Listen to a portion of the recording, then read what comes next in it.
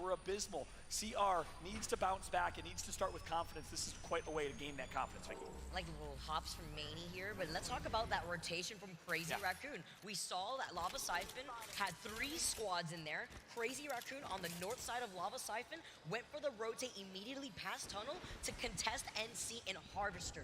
So now with more action happening over here in Geyser, it looks like we are not slowing down off the rip. Yeah, that's right. Look, we said no contest. It's going to be a slow start. Yeah, a slow, very start, but early game here, a lot of early contests on rotations. Crazy Raccoon with a quick rotate to Harvester takes out NorCal, and here we are now. It's IG rotating just north of Overlook with an opportunity to take a 3v3 against Leave No Witnesses. Taking their time here. They got the 2 blue Evos, purple Evo for Noises. And this is that slow pace here while this squad is going to be able to loot up Geyser. This is a good option here. I'm not too sure if there's a beacon in the Geyser area. I have to look at the overhead map to determine that, but we got another fight now happening. Exiting through that choke point of Fragment East. Passion backing away. We talked a little bit about this team where they needed to do the all or nothing basically yesterday after they had a very rough start to day number 1 where they ended up in last. Yeah, that's right. And speaking of which, I think we'd be remiss to call out Passion was one of 2 teams. Oh, actually, going to hold that thought here. Looks like they're going to be under some fire coming from just north. Passion drops in Skyhook. So the only team that could realistically be behind them, either IBG dropping Climatizer or KCP also dropping Skyhook and splitting that loot on a similar rotation. So expect one of those 2 teams to potentially try and sandwich Passion here. Opting to go for the rotate after 0-0 got beamed here. I like this option to wrap around this rock, seeing that the circle, again, is going to be pulling towards the south. If they do pass through Landslide, you could expect another team to already be there because there is a beacon in Landslide, so you could expect the teams leaving Countdown, maybe even leaving Skyhook to try to contest that shortly. That's right. Level 1. Taking a look here and checking in on Flora. Love the whip around from our observers, taking a look at all of our storylines, all of our teams and different sides of the map, see how they're rotating exactly. Flora did drop in Thermal Station, as y'all are well aware, they're contesting Alliance, and Alliance finally admitted, look, they really and truly impacted our ability to perform in some of those early group stages, finally changed their drop spot, ended up going tree and found a lot more success on World's Edge in doing so. Alliance doesn't have to worry about Flora, and now Flora doesn't have to worry about Alliance, but again, hold that thought, because this is the same Passion squad we've been watching. They're going to be gatekept from Dreamfire, our prediction to go big today. So Dreamfire being this team that is actually already at Landslide. I was expecting this. Again, there is a beacon at Landslide, so you could expect a lot of teams to either control this space, and since it's not too far away from the edge of where the circle is going to be pulling, this is a good opportunity for edge squads to also hold that so that way they can gatekeep other teams. Dreamfire being one of those edge squads, so aggressive yesterday, barely missed the opportunity to make it to winner's bracket. 21st place in group stages. Pulverix got 20th by 1 point, and they couldn't have different play styles. Pulverix doesn't shoot their guns until late game. They early rotate, and they are so content with a very passive style playing for placement points. Meanwhile, Dreamfire likes to play edge, likes to play aggressive. They have Roy on their team, one of the most mechanically gifted players in the APAC regions. You don't wonder why. Speaking of Dreamfire, you have to also talk about, we'd be remiss to not mention, playing with 2 substitutes, essentially, right? This is the same roster from Champs. The normal Dreamfire roster is Roy and 2 Chinese players. This is a full Taiwanese squad with Bolin. That adjustment is so difficult, but another fight actually happening over here in Big Mod. I'm not surprised to see this already at this point because Game Ward and FC usually land side by side, which means Game Ward getting Big Mod and FC getting Lava City, and IG do have the high ground, but Noises takes a lot of damage. That's right. Game Ward, the rookie French squad with a veteran side combo. Oh my gosh, JMW on controller going to beam initially. Breaks ice, but Aimbot, the new player of the season, says I got a controller of my own. YOLO also an 18, 19-year-old rookie on mouse and keyboard, one of the up-and-coming mouse and keyboard players. The team of 2, the duo, alongside Sidecop now find themselves in a 3v2. In this situation though, just having the duo, let's go into an IG listening to see what their next move is after losing out on their teammate. Nice! I got a heal. Come inside it, Jay. Around with me. Around with me, Jay. Stairs. Beam. Low, Jay. Let's go. Low, Jay. Let's go. I'm an armor swap. Heal. New team? No? No, I think you're fine. Over there. What a play from JMW and Noises, the British duo, in front of their home crowd. They perform in a 2v3.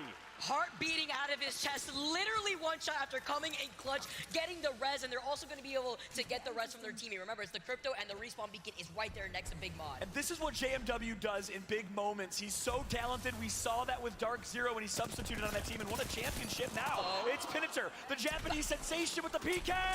Oh my goodness, what a start to Saturday. Vex needed to come alive, and Florida's the one putting it in, putting the nail in the coffin for Vex Gaming. This squad to go down in 18th, leaving 17 squads left. The crowd going wild out here for Florida. The Phoenix gonna get popped up by Mia. I hate to say it. You always want to talk and hype up teams, but you also have to make some tough predictions sometimes. Yeah. My bold prediction of the day is Vex does not qualify, which is obviously a big one. A team that has a lot of fans and is so much fun to watch throughout Pro League, but they have just been off this weekend. And I know Unlucky, dealing with, I believe, an eye infection, did not sleep really well yesterday. He's such an important staple of this team. If he's not at his best, I don't know if this Vex team's going to be able to bring it together. So that's kind of my bold prediction. I hope I'm wrong, but we'll see how Vex will perform. They're so talented, so much fun to watch. Hard edge fighting team. I'd love to see them in our elimination bracket finals, but they're going to fall early here in game number 1. Man, talented teams like Vex, even KCP as we're looking at them right now, hold this choke point. So many talented teams here, and we still have to say bye to 10 of them at the end of this elimination round 1. And take a look here. You heard it in the interview with Nasky yesterday where he said we typically play hard edge. They always have, but Panthers has brought a new playstyle to our team, and they're running Bangalore. They're playing a hard edge team comp, and right now it's going to be IBG. The Aussie boys, #1 team in APAC South, so incredibly strong. Banayi alongside Strafing, pushing wide through. Player K, they are beating. This is what they're so incredibly good at. These fights, these pound-for-pound 3v3s, they hardly lose. Oh my goodness, IBG, weapon stocks are up, and Passion gets eliminated. Can we talk about the weapon loadouts that we just saw? And immediately, with the scan, after having the Beast of the Hunt, they catch the third party trying to come in on their 6. That's right, 5-round burst Prowler going to connect here, but it's going to be FC Destroy coming right in with the third party, breaking a first shield. They got the shield swaps. Can they get the reset? No, Strafing is down to none. Hammer Drill falls incredibly low, Strafing trying to get away, but Player K is also really low, losing out on all their shields. FC Destroy have the health advantage right now, and they get the knock. Japanese trio, one's gonna go down, but they have complete advantage. They're playing their angles, they're playing wide. So well played right now from Yuka and Hammer Drill, the duo from Champs. Umachan Lavetti, brand new to this team. They played with Razy and Champs, who of course is now on Northception. Taking a look back to KCP. They find themselves also in a fight just north at the choke with Dreamfire. Are you kidding me, Vicky? There's so much action happening from each choke point, from each side of the circle. FC don't have to worry about a third party. They're good here on Fragment East. Taking a look at this fight happening on the other side, we could actually expect FC to potentially third party this, because this is in the middle of their rotation, and right now, KCP are in the middle of this fight, distracted. That's right, KCP needs to take this quick for that exact reason, because FC is going to fly in just a moment. Panders, so talented, so underrated, is one of the best controller players in NA. Let's jump into a listen-in with him and KCP. Waiting for scan. Play on the skate, take height. Let's go. Take height. Take height with me, take height with me. One. I'm in. Swing left, shit. Oh, you, 2v2. Dead. Let's go. Nice. Tom. We are good. I have golden armor. I'm gonna switch. Let's go, baby. I got you back. They'll take my gold. Find another gold. Yeah, I got it. We're fine, boys.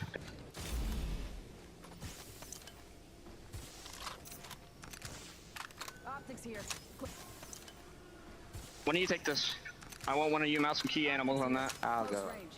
Highlights your enemies. Talk about foreshadowing. Panders goes huge. Did he miss a bullet? That was insane. Takes out the wingman, hits 3 in a row. You already know Watson and Zeratricker are watching from home, proud of their boy. He don't miss. Remember, Nasky said they were in the kitchen cooking, and Panders is out here helping be the main chef out here too. The head chef, as they're gonna also be able to rotate without a third party to worry about here too. Time out. Nasky's the head chef, Panders is the sous chef. Get it right. Nasky told us, though, 2 days ago that he was going to let Panders take IGL to experiment. That's insane. So that's also super important to know as we see GO in a fight now, too. So much action happening on each side. Yeah, maybe a change in rank here, but you're right. I mean, they're playing edge, and that's Panders' forte with one of the best edge teams in the world. In Furia, Dogma, Justa, Young Yi, former Reject Squad, ALGS champions in APAC North in 2021. Against Floor, oh my God, look at the tracking Yudu with the Ava 8. Gonna miss a couple shots here. He's gonna want those back. He got the RNG off of the R301 when it came to the tracking, but the EVA 8 is not gonna be the same. GO get eliminated, and here comes the third party. Yudu falling low and can't get away in time. Oh, it's gonna be Onic. The Boogie Boarders squad from down under, picked up by Onyx recently. Raki in his debut. Let's see what he can do. One member down right now already, and they're gonna get the kill on Florida. Full elim, Yudu is out. Onyx is gonna capitalize. So well played. Fussy, his expertise showing on this squad. Gonna restabilize. They have the information of the Seer ult. Get in some space and get some extra loot while they're out of here too. Lava Siphon does have a beacon on the very top of that middle building, which isn't contested at the moment, but is being overlooked by two other squads. Kick, Flora, the last member of Flora left alive, just trying their best to play by the edge, not get spotted by the other teams that are taking their time to rotate. That's right. Take a look here. Game 1 of World's Edge. You can do it just like Game 1 of World's Edge in our final group stage yesterday with the epic Imperial Hal versus Yuki 1v1, where Yuki came out on top. Such a great moment, such a great learning moment for myself, and a great overall moment for Apex Legends. But the zone will not pull far north here. It's going to go further down, deep into Lava Siphon. So these teams leave no witnesses. FC Destroy and Horizon will have to make a rotation. The big question is, how is KCP going to play the rotate? It would be a bad decision in my eyes to try and add themselves to the fray and the mix of what we see here. And you know, to dive deeper into that analysis, we talk about what we saw from FCD after they took that fight in Fragment East. Instead of opting to go for the third party against KCP, they prioritized their rotation on the right choke point instead of going to that choke point that KCP was holding. And thanks to that, now FCD have a building in this next circle, while KCP are going to be in a troublesome situation trying to get to that choke point that's already being held by two other teams. That's right. It's going to be a tough rotate for KCP, but they're going to continue playing hard edge with Bangalore. And of course, Pander's on Bangalore. It's a good situation. Graceful going to take out Crook. Oxygen Hill goes down as well. Invictus Gaming proving the UK is on top for now over USA as the only American team competing in this lobby, down to 1. Actually insane right now. We can see the side-by-side of where this circle is going to be pulling, because this is going to be a bloodbath soon for the teams that are inside this building, because the circle is pulling to their south. So they're going to be funneled outside this building with the Seer ult being activated. FCD are looking to fully send it. They know that they have the health advantage with their shields. That's right. 3v3 fight, you knew this was going to come eventually. Leave no witnesses versus FCD, who's been so aggressive in this lobby. I think advantage slightly in FCD's favor based on shields and resources. Blue shields in the hands of Leave No Witnesses. A team of 2 Argentinians, 1 Chilean, the only Argentinian squad in this competition. Flora also get eliminated by Onyx coming out here too. 11 squads left in this lobby. And if you take a look at where the circle is going to be pulling, it's 3 squads rather, that have already predicted where the circle is going to be pulling, that they have their own space. It's going to be IG, Singularity, and Godfire out here. This fight remains a 3v3 for now, but will Horizon decide to come to the party and join in? Or will they just try and take a freer rotate across the bridge, which is safe at the far south side of the bridge that they're in? I think the latter is more likely. A Singularity, Crazy Raccoons, Godfire, and IG are the best positioned in this lobby right now. But here we go. Here comes the fight. Misses some of those Prowler shots real quick. The Black Hole coming down here. FCD on top of the high ground, but getting pinged by the Thermite. Umichan goes up on the gravity lift. The alley-oop, one shot onto Panic, and he finishes off, gets that knock, but they go for the trade. Hammer Drill is gonna go and try to see if they can get the res onto him, but they finish off the last player of Leave No Witness. Now Yuka popping off before the third party moves in. But wait, a Seer micro drone is gonna come through with the Seer Q. It's Phoenix and Horizon trying to decide, do we wanna take this? It's risky. Can we just gatekeep instead? And that's the decision that's made. The Horizon gravity lift comes down, and they'll use that for the rotate. But Genji, the only controller player on this team, frying. Gets the crack, but the finish off right now. Leave No Witness being able to get that finish on the knock at the very least after they already got out of the lobby currently. But Horizon Union, I like the call to hold the high ground here on the bridge. They want to prioritize playing the edge of the circle. See you later, Yuka. See you later, FC Destroy. It's Genji with the missile storm to close things out. And just like that, FC Destroy, Japanese squad eliminated. I'd love to jump into a listen-in, though, with Horizon to see how they play this next rotate, because look how far the zone's pulling. They're under duress. Let's jump into a listen-in with Horizon. Do we want to go fence or He sees my gen, I don't have it anymore. Is the other side of the fence good? I don't know. Genji, maybe you can check it, like fly over here. And go. I don't see anyone right now. We might have to go there. it looks good. Alright, I'm going for it.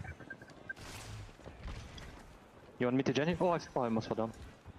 I think there might be a team in here, mate. No, it's clear, it's clear. There's a lot of loot there. There's loot here. You wanna go? Is there light over here? Oh my god. I need to get shotgun, so I have a longbow still. I'll take the car. Watch over me, I need to loot this box. Yeah. Down roof. Do you want to watch him with a... 30-30. Yeah, I'm gonna. I swapped. I'm on. There's shots in the building. We could third party this if they fight. Yes, we can. We can take the low ground here. It's free. Wait, where? It's not. No. Fence. Wait, fence behind me. There's a guy. Two guys in the Alright, fences. we have to gatekeep them. Don't go over the fence too much, Genji. Like, play your side, okay? I'm playing on the building right now. They're inside right now. Yeah. We have to walk it in on this side. I think if we can even play like the outside here on the balcony and play in the second floor, that will be fine. Yeah. There's a team on high ground though. You guys have a lot of cells? I have 5. Okay, I have Hey. 2. Hey. Behind this guys, they're gonna angle on the fences now. Yeah, they're on it. I'm buying inside. Can we not just go in the building? We don't Yeah, but we have to walk it in still later. take this if you can. Shield setting up. They might fight us, no? Yes, they will. I'm gonna have to shield them. We have to might just get the KP here, okay? I'm trying to look if they push. I don't see them pushing. They're still behind the fence. Yeah, he's on top. Yeah, just don't take damage from these guys. Alright, we need to shoot that left side. We need to just go here and then go on the fence after, okay? Yeah, I'm following you. Watch this right side first. They're still there. They're crossing now. Yeah, shoot them away. Walk forward on me. Walk forward on me. I'm stuck on the box. Shoot the right side. Keep shooting the right side. The bank or I'm not. shooting it. Nice. One more. I don't see. Forward. The next fence. Follow me. following. I have to Stick bat, to me. Stick to me. I'm one. I'm gonna steer it. Okay. Get I'm dead. messed I'm up. dead. I think I'm dead. I'm not dead. Alright, go. Cross. We have to go to the car.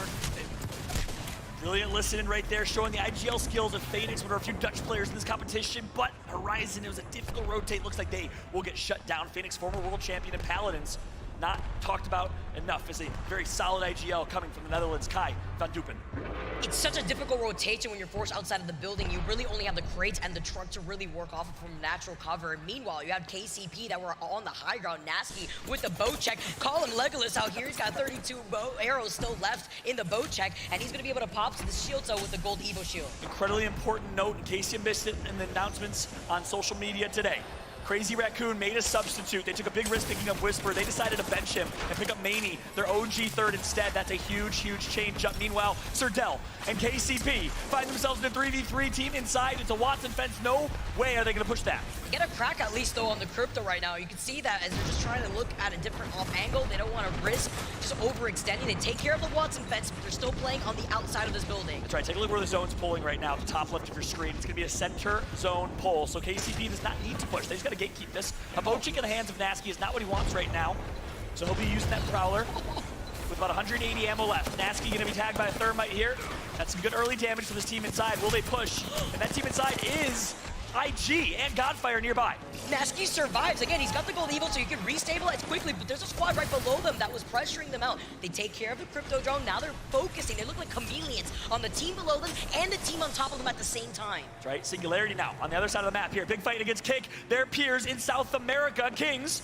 Van, aka Van Glorioso, the new player on this squad. Gonna get the res, gonna stick it. Panders goes down. That's big. Dell and Nasky, the team of 2. The former greats from Nasky straight via Dell, all down to Nasky. Last alive for this team. IG is going to profit. They're going to farm some KP for now, and Nasky will be taken out. KCP get taken out. 4 squads left out here. Kick, Singularity, IG, and Godfire all alive, and Godfire and IG are sharing the same building. Vamos, Brazil!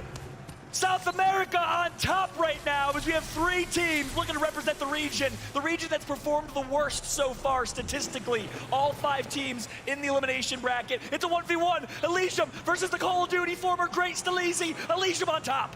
Elysium takes care of him. He said he had to respect him for a reason, but he's the only one alive right now for Singularity, but at least he has some time to work with, hiding inside of the truck. The EMP coming in to actually put in some extra pressure as Godfire trying to fully send it. And here we go. Godfire, team of 2. One worst, the new player on this squad replacing Sleep. What can you do? IG gonna absolutely dominate this lobby. They find the solo. They now have a 3v2 for the bread. It's a Valkyrie out of desperation, and that will be it. Goodbye. Good night. Invictus Gaming here with an opportunity to close this out. What comes up must come down eventually, and they get the knock, and they get the finish, and they get the win. IG come out on top for game number 1. Invictus Gaming in front of their home crowd here in the UK in game number 1, and the celebration comes through, reminiscent of former championship caliber JFW at the Sweden playoffs with Dark Zero. This time, he's playing with his boys. He's playing with his longtime teammate Graceful and his recent longtime teammate Noises. What a start. Beautiful pop-off there, too. You could see the emotion in their faces. You could see the pop-off, and they had a big game there, too. They got a lot of KP after they rotated outside of that building in Lava Side. Wow. What a start for IG. And guess what, Vicky? It all started with the 2 versus 3 that they had to clutch up. JMW and Noises, longtime teammates. Graceful goes down early. They managed to win that early fight, and they ride that momentum like a wave straight to a victory here. What a start for Invictus Gaming. Lots to talk about those. Let's go ahead and throw back to Spider Tiff, Rain Day, and Genome at the desk.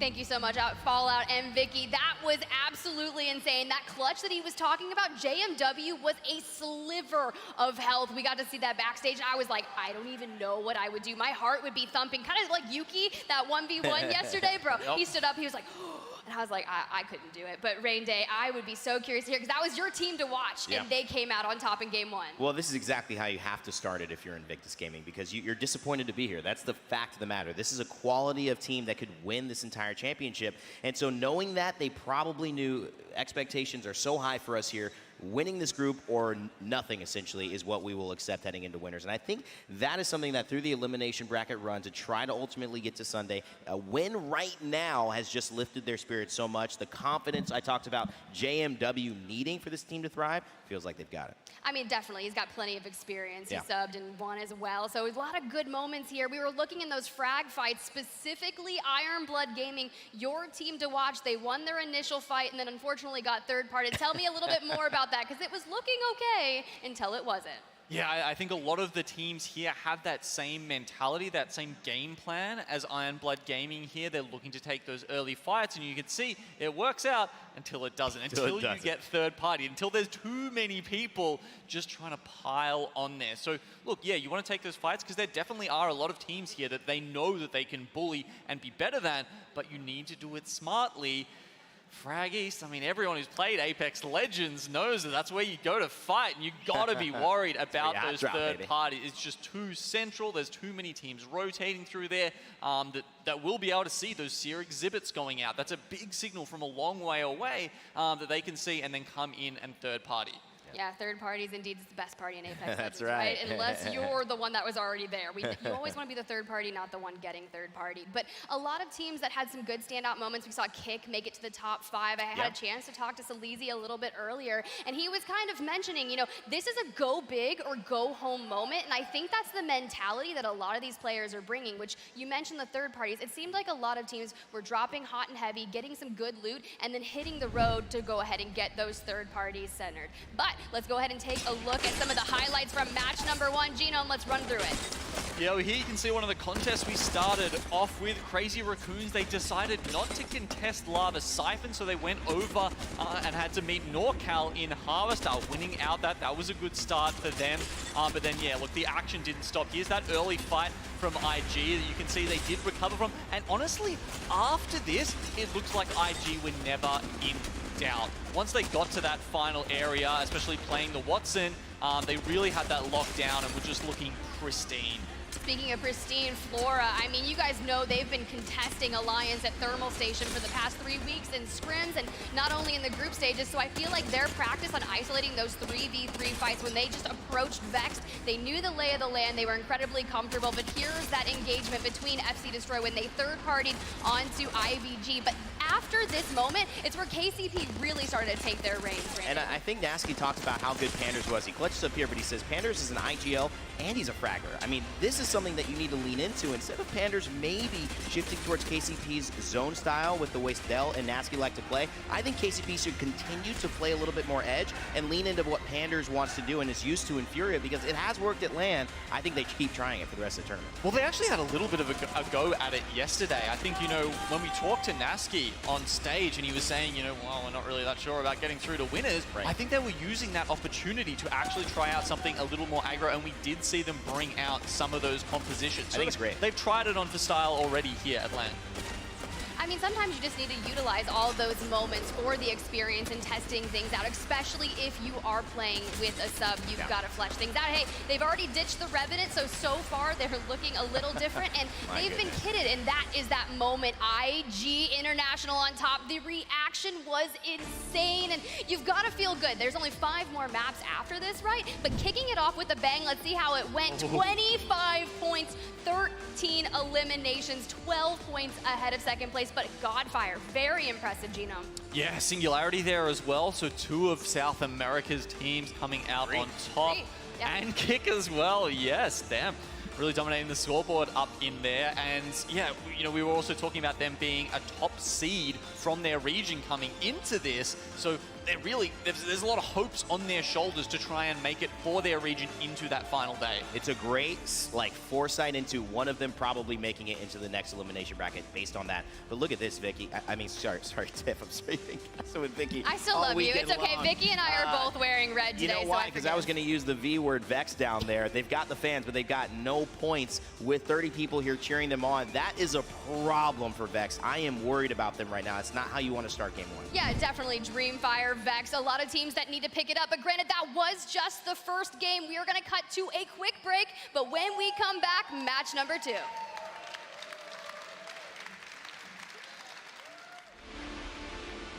Herman Miller Gaming is the official chair partner of the Apex Legends Global Series.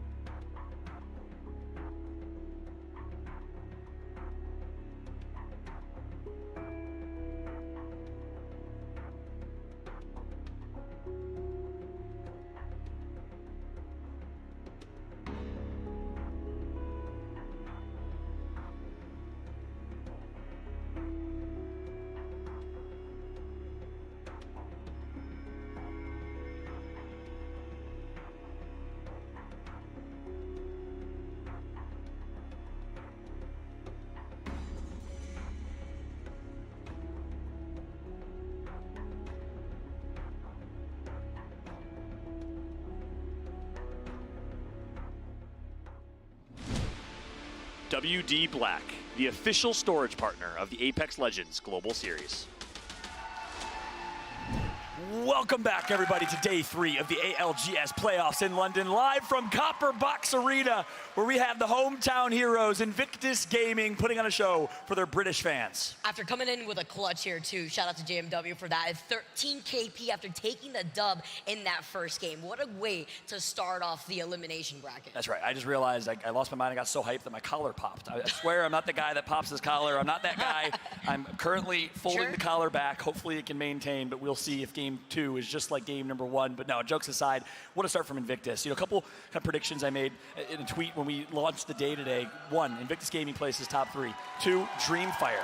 As you see on screen right now with this man, Roy, who's become a quick fan favorite to win and dominate. You agreed with that prediction, but they didn't start great. Guess who did? It was South America, and I mentioned it. I'll say it again.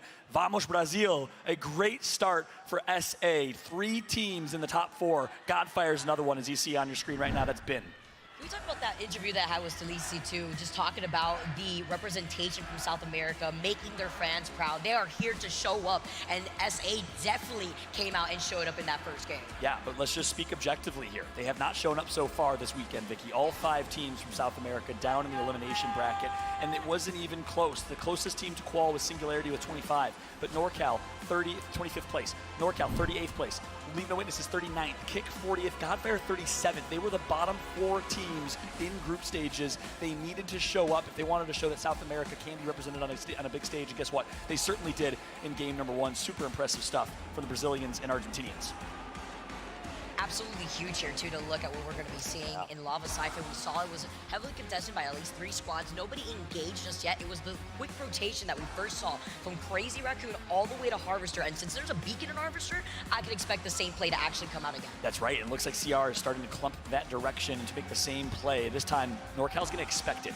And chatting with Frogs and chatting with Cafe and some of the others in South America, this team, NorCal, has big egos. They do not want to lose fights. Frog said, I don't care if they're Dark Zero. I don't care if they're the reigning champs. We're going to drop Harvester and contest them. They did with success. They kind of bullied Dark Zero a little bit. There was a bit of a 50-50 in the trade there. But with that said, expect NC now to not easily bend over with this fight against and fall with this fight against a CR squad that's going to most likely make that similar rotation, or potentially different rotation here since the zone's pulling a little bit more northeast. We'll see if that fight happens again as we jump on board with Graceful from IG. I mean, you talk about egos sometimes when it comes to some of these players. It can be a little shaky when you play on the stage at LAN. It's a different environment. You're playing in front of the crowd. You want to make everybody at home super happy, but sometimes you got to be an egoist to get that confidence and get the KP that you need, and continuously rolling like we saw with IG in game 1 after coming in clutch. They were able to take it home, and now we're just going to see what their next move is. They already got the beacon. They already know where that circle is going to be pulling, so they can take their time when it comes to some of these rotations like we're seeing now with Crazy Raccoon. They are already going to immediately rotate to Harvester. A very similar health pool that we're seeing between NorCal and Crazy Raccoon. Double blue Evo shields on both sides and the white Evo shield from one of their members. You see that JMW toupee? You know, he had the forehead of the camera looking like Nick Burks here. Try hard mode. Meanwhile, we got the 90s boy band haircut from my man Parka, liking the style. CR, of course, the entire APAC North region always bringing a lot of style and swag. And, you know, fun hand motions. Yesterday, was it them that were doing the beatboxing? I don't know if you saw Oh, it. yeah. Beatboxing, you know. They were jamming. They were jamming. And talk about Maney. Biggest storyline coming out of the APAC North region for this matchup. It's Maney subbing in for Whisper. They took a big risk in picking up Whisper. It was very controversial. How could you drop Maney? He's been a staple for this squad. He's been so talented. Well, didn't work out for them. They made a change. They're one of the few teams that actively leverage the substitute mechanism here in ALGS, and it's really awesome to see. That's actually huge. A nice little note there, too, because we don't really see that very often, especially maybe it could be something that we could see in the future as compositions develop between different maps that we see coming into competitive. NorCal learned their lesson, though, from game number 1, and I like this option. They immediately went for the rotate. They got shot at earlier on when Crazy Raccoon took to the high ground. Instead of staying there to fight, they immediately just stuck to their guns. They went for the rotate. They're on the high ground, and now they're taking the skyward dive. They see a fight happening right before their eyes in Geyser. I'm wondering which two squads are getting involved there, because this is a very congested spot. You see them even taking shots by a charge rifle to their back, but Singularity is probably there. We saw IG in the middle of trying to rotate, so they're probably also involved in this fight. Yeah, a lot of teams predicting potential Geyser finish, and what's interesting about Geyser as a POI, there's a lot of different geography and different areas to play. IG, speaking of which, knows that. They buried themselves in one of the most strongest buildings, kind of a stronghold, if you will. But NC, NorCal Esports from South America, the only team to still rock a Watson and Newcastle comp. They do it almost to a fault, and I say that because quite literally their coach did not want them to run this comp for a long time. They said teams know how to defend against Newcastle now. For those that don't know, you can melee a Newcastle wall twice, and you won't get the stun animation, and you will destroy the wall. I don't know if it's a bug or a feature, but it's a really, really big way to easily eliminate Newcastle's most powerful ability, his ultimate. You just melee it twice, or if not, a team will just focus their wall, and Newcastle's immediately rendered kind of useless. So that's why a lot of teams have not run Newcastle in this competition. You saw 100 Thieves be the first ones to do it way back in Champs, because no one really knew everything about Newcastle. He was a newer legend. But nowadays, that's certainly changed. A lot of teams running Newcastle in Pro League, and you don't see it anymore. Love the adaptation here. We tune into another fight coming in. It's Dreamfire getting the first knock on Hammer Drill. Now playing off of a 3v2 after Rory falls incredibly low, but he's going to have enough time to pop the shield back and get back involved inside this fight. Yeah, we're going to see another matchup here. FC Destroy, IBG, Iron Blood Gaming, the Aussies playing against Dreamfire as well. It's a 3-team affair. So this is essentially nostalgia from what we saw last game. Here comes an opportunity. Wide left swing from Tao.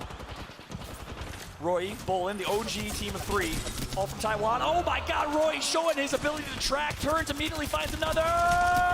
Roy! Bolin's gonna finish. Dreamfire is looking good. Let's jump into a quick listening with Dreamfire after cleaning up this squad and see what their next move is gonna be. Let's get you a do-over, huh? 在头上，要放开跟我说。好，你开换甲，甲是好的。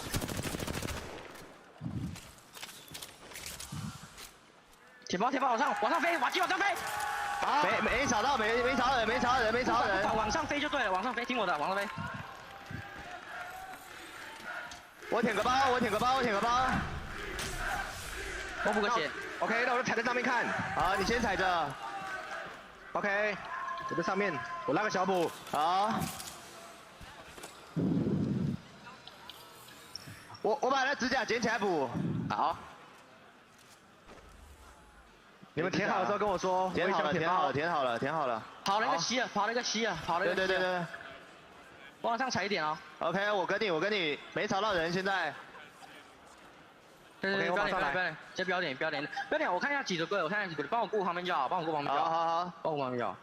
这边有人，这边一个，几个，吃鸡了吗？就一个，我跟你，好，我也往前了，我 Q 了这个方向，教你上，开起，锁烂，我可以填包吗？可以，好，我去了。有大电吗？我缺大电。六个，我只有两个，丢两个出来。他这里有猪，你们有需要吗？我9配件都是满的，很多可以拿。我要配件，你给我换位置。拿一个好，那我去找阿白，你去拿手雷，去拿手雷，波林去拿手雷。我2颗了，有空位。And there you have it. FC Destroy not going to get the same fortune they had in Game 1 where they're able to pick up a few KP. They're eliminated from Dreamfire. Again, I'll keep saying if you're just tuning in, Dreamfire were Vicky and I's prediction to win today's competition. Started slow in Game 1, but guess who's nearby? The Kansas City Pioneers. And they're going to try and 3-2-1 a player.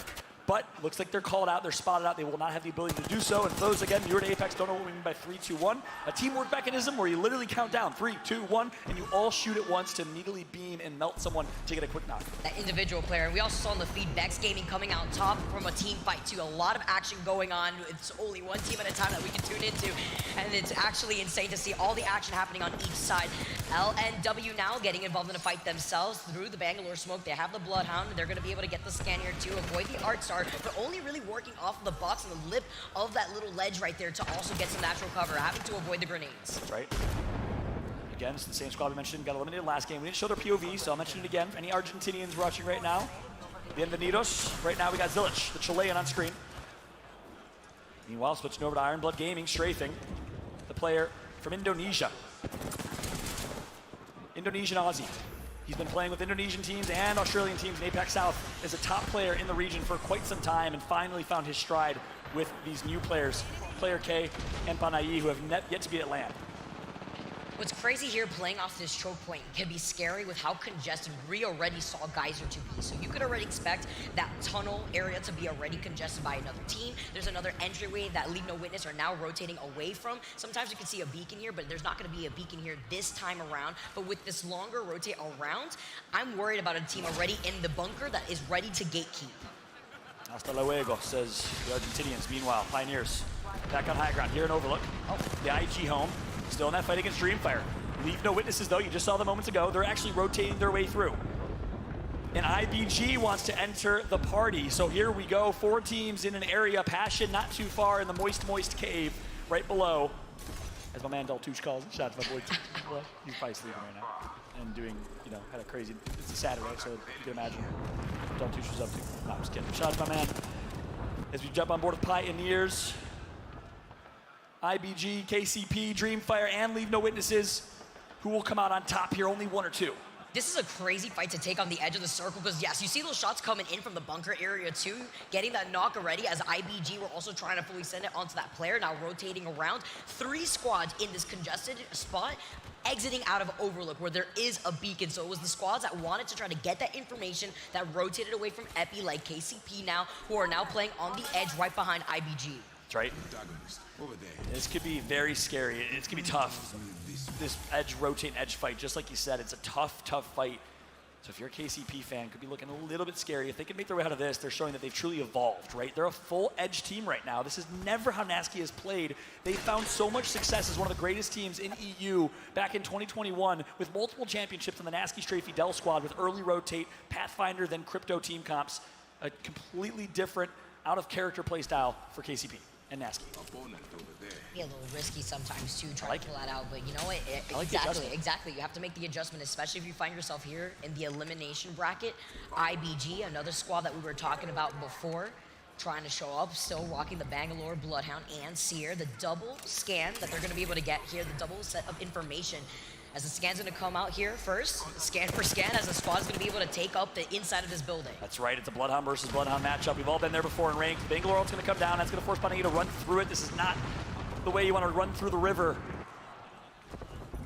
against the flow as opposed to with it, but he's just fine. Able to do so on time, get back inside, avoid any damage, avoid the stun, and they'll reset here. But the ultimate's gonna be popped upon AE, so expect them to make a play now.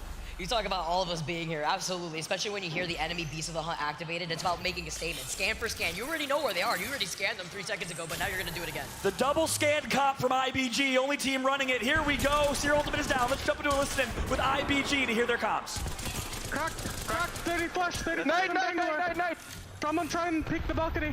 They only use They got one died. Nice. I think we're gonna triple pick the stairs here. Ready? Yeah. 1, 2, 3, go. What? He's one shot against us. I can reload. I feel. I killed him. Heal. One more heal. He's one. There's a third party coming behind us. I bang ulted. You have to run forward. Just run. Just run, quiet. Just run. I got the kills. You just gotta run.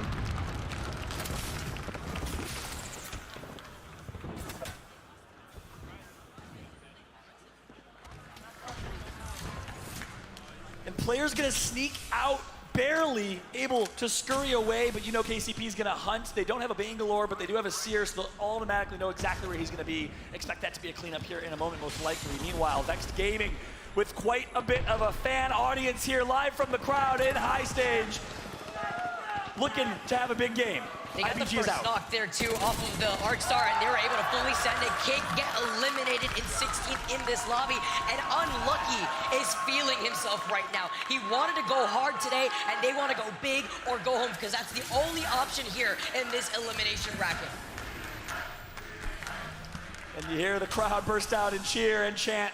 Meanwhile, Tyler FPS, the sole Brit on this team, playing in front of a hometown crowd.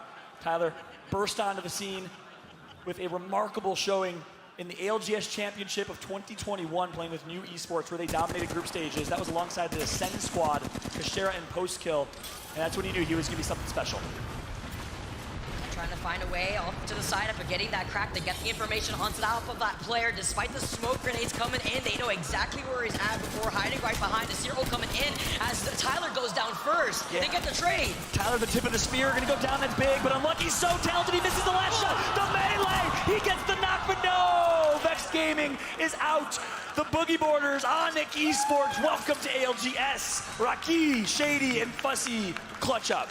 Coming in is gonna get the double res on top of that. I like the little flank route that he was able to take to get right behind Vex as they're gonna exit back to the lobby here to Horizon Union, though, going very, very low before finding a little landing spot after that Skyward dive. That's right, Dreamfire gonna find an elimination on Urban. Roy, new kill leader. This is the Dreamfire steamrolling train that we know of. Once they can get going, they're so talented, but Crazy Raccoon finds himself in a fight, and Tafe's gonna finally clean up his kill on Fussy. Onyx gonna be eliminated to Godfire, so the South Americans come in, and third party. Both teams caught in that choke are gonna be taken out. It's Vexed and Onyx both out. But take a look at the map at the top left of your screen. Invictus Gaming, so well positioned, so well rotated. Again, they're playing so well with these early rotate calls from the IGLs in Noises and Graceful. I'm getting a little bit of PTSD because IG has been in this situation before. We've called this situation before from IG, where they know where the circle is going to be pulling and they play on the outside of the building area by the door, where we sometimes see the circle pulling towards the bins, where Singularity has already predicted, where they've already posted up, and they have the natural cover of the rock and a little bit of the trucks and crates that they could play off of. That's exactly right, Vicky. IG, this is out of the strat book for them. They love these guys or finishes because they drop just north and overlook. They can rotate very fast, and then they can use their defensive comp and play it to their advantage. Crypto, Watson, good luck pushing us. We're gonna get all the intel. We're gonna use our EMP scans to try and take some fights if you do try and push us. Very, very well done here from Invictus Gaming. This is just straight out of the strat book, like I said. Going for the two. Singularity, you're right, Singularity as well. Again, we saw that map. Singularity is the team all the way there where the mark is on your map right now at the top left. So again, same two teams from last game that early rotated. I'm so impressed right now. Singularity is a very hard rotate team as well. We'll get that map soon. First, we got to tune into this fight that we're seeing with KCP. Pander's going to be able to pick that gold helmet up real quick, try to get that Rolling Thunder out fast, as well as those smoke grenades out on the board. With some of that information, though, with the Seer attack, you could see with the heartbeat sensor that they are picking up that team that's right across from them. But this is the difficult situation that I mentioned earlier on when the circle was closing in. Being in this tunnel, you could only imagine, you could expect to get at least gate capped by 1 to 2 squads that have already been inside of here for a while. Yeah, that's right. KCP, Dreamfire, and the last 2 members of Passion. Here comes the push. Stepping on the gas pedal is Nasky and the newfound edge fighting team. And guess what? They're going to third party. And Nasky's going to start things off with a shield break, and another shield break's going to come through. Seer and Bangalore down to no shields. Nasky So with close. the Prowler in hand. He's so close indeed, but Dreamfire is going to be eliminated here, and there's only 2 members of Passion, so KCP is going to do it. They're going to be the last team that makes it from all these North Edge teams. Look at the way that Nasky's playing. Hold forward, even getting a little bit of a Charlie Horse with those Watson fences, but it's fine. He still holds forward. They take care of Passion, but now they're in the line of sight of 2 other teams. Beautiful smoke grenade coming in from Panders to block out that view on their right side so that way they can rotate to the left. Yeah, Nasky playing so aggressive with that Prowler. You think he's on controller. He made a switch mid-tournament, just like they switched their playstyle, but no. One of the best mouse and keyboard players in IGLs. Meanwhile, GHS and Oxygen. Oxygen needs to perform here. Bad start to game 1 and bad start yesterday. Main's gonna go down. Crazy Raccoon down to 1. Parker gets a shield pad off, but for now he's the last alive for CR. Oxygen gonna farm GHS, and then they can turn and they can get the kills on Crazy Raccoon if they had their head in a swivel. They can't fully push that too because you see that Team Singularity, like we mentioned before, have the high ground, but they don't have that last player in their line of sight right now. Yeah, they got the Seer, but it's about finding the squad that's right in front of them. It looks like they're going to try to get the Straggler. And I love this push from Elysium, the best controller player in South America with the RE45! Oh my god, Elysium, you are a monster! Hits for 130, he's not done yet! Volt only has 40 bullets left, but he's going to use them to his advantage and hope for some ammo here in just a moment. And Singularity leave their god spot to clean up, but now they can go right back. Coming to the RE45 microwave, burning down the rest of these players as NC are actually trying to engage on IG. But how are they going to do this with the composition that IG's running? That's right, so once again, 3 South American teams alive. This time, NorCal Esports enters the fun. They're going to get stunned, but he's okay to do that. Drops the Newcastle shield. This is why Newcastle can be great in these moments, but you got to get through IG. Singularity's just going to watch. Are you kidding me? We're getting a repetition, basically, of what we saw in the last game. Because IG get taken down. NC force their way in, and here comes the third party from Godfire. 3 squads left. Godfire versus Team Singularity. And now it's a 2v3 against their rivals. Godfire, Singularity, South America once again. Artin, Besk, the best support player in South America is Besk. And it showed. He was anchoring, and now he's frying. Elysium's gonna do it. Singularity! Again, a top 3 finish.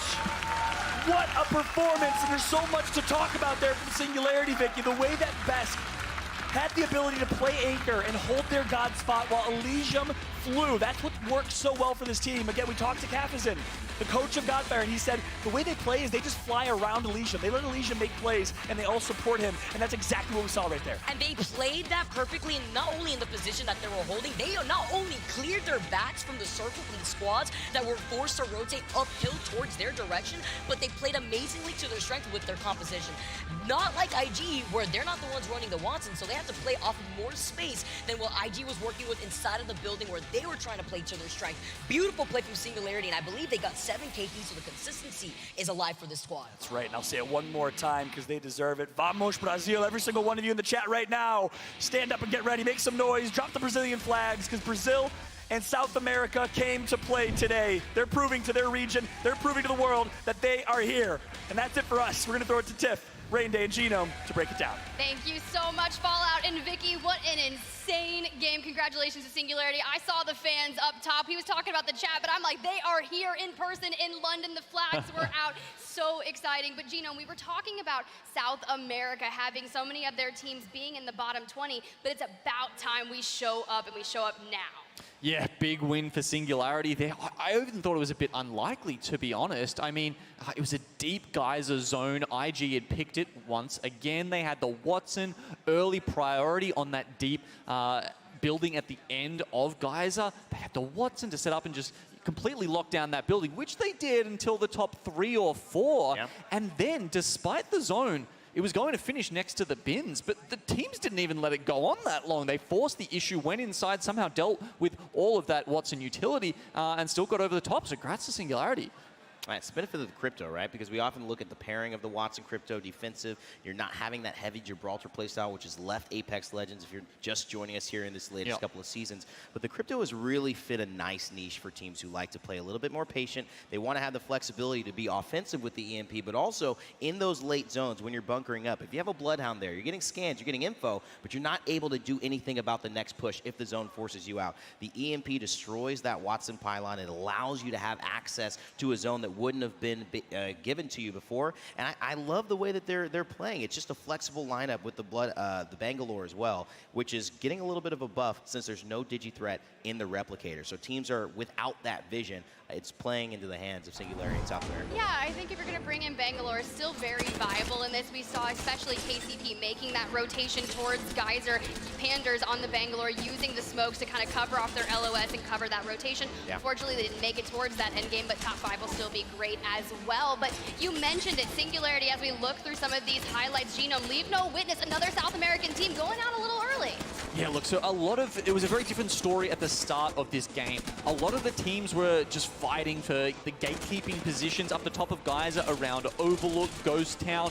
We saw IBG here make a really ill-considered push. I mean, they were going up the stairs, they took their time with it, and you can take these fights, but you can't wait that long because that's when you're just signaling to everyone else, and you saw KCP and those other teams come in to clean them up. 3 points, sure, they got the squad wipe, right? But 3 points a game isn't enough to keep going. If they can get 2 or 3 of those each game, that should be enough to get them through into that top 10, but they need to do better than what they've done so far. Yeah, I completely agree. That's going back to where IG International starting off with a 25-point win in match number 1. You have to get a momentum-boosting game to get you through these series, and you need at least 7.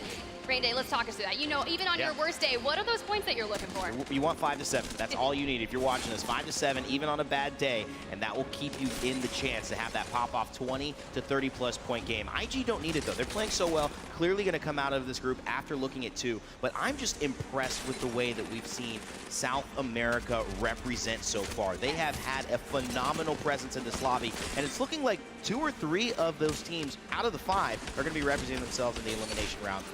Bracket 2, if this keeps up. Well, I think we've just got so many aggressive teams in this lobby that the few who are playing those more conservative comps, NorCal Esports, you saw there with the Newcastle as well, and then of course IG, who have had a phenomenal start to this series, they're just being able to walk into God spot every zone, and they're basically just being rewarded with a slew of placement points, also picking up a couple of those KP, whereas there just seems to be quite a few teams just fighting over those KP at the start of the games, and there's so many of them that there's only scraps left.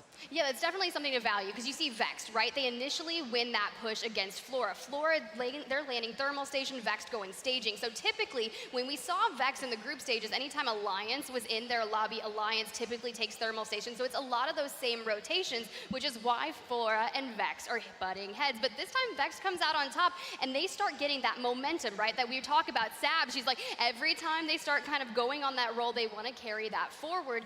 And then you can always make a mistake. Not knowing when to disengage from a bad fight is something of critical value. Rain Day, talk to me about that. Well, you can actually see it in the chat. I'm going to expose some of our players here. Onyx Esports said, this was a brain-dead push. You have a Valkyrie. What are you doing trying to fight us in that entrance to Geyser? And I think that that is a legitimate question. Vexed know that they're an aggressive team, and sometimes that hurts you. We have an identity. We play our identity. We get aggressive. We fight. Not every fight is a good fight, and that's what they're finding out. Listen, they still won over Flora. They have 7 points. That is better than having a 0. So for me, I'm still worried, but it's a much better outlook heading into Game 3. Yeah, so let's go ahead and look at that final circle. I know Singularity came out on top at match number 2, but I want to run it back. And Genome, talk me through that final circle. All right, let's have a look at this one for match 2. So as we said, it was a deep zone here in Geyser, and we were going to get those teams pushed out of here eventually, but as you see, NorCal actually really pressing the issue here. They finally clear out the Watson fences. They use that mobile shield to start going in, and despite losing one initially, IG just get pressed up against them and the other team and struggle. Godfire, though, ready to take advantage of that. They were sitting on the outside and able to come in and clean up, but then, of course, Singularity off the back of it with the EMP lock everyone in place. And that was the big difference, right? Not only the timing of that, but the EMP to open things up, playing the crypto. It was 2 third parties that essentially held it, but I was impressed with NorCal pushing with the Newcastle. We don't see that often. It was a nice little thing that got that started. Yeah, because the South American teams, they were waiting outside. They were expecting it to go a little longer, but then they're like, well, all right, if you guys are going to start the fight now, I'll come and take it. No worries. Like, all right.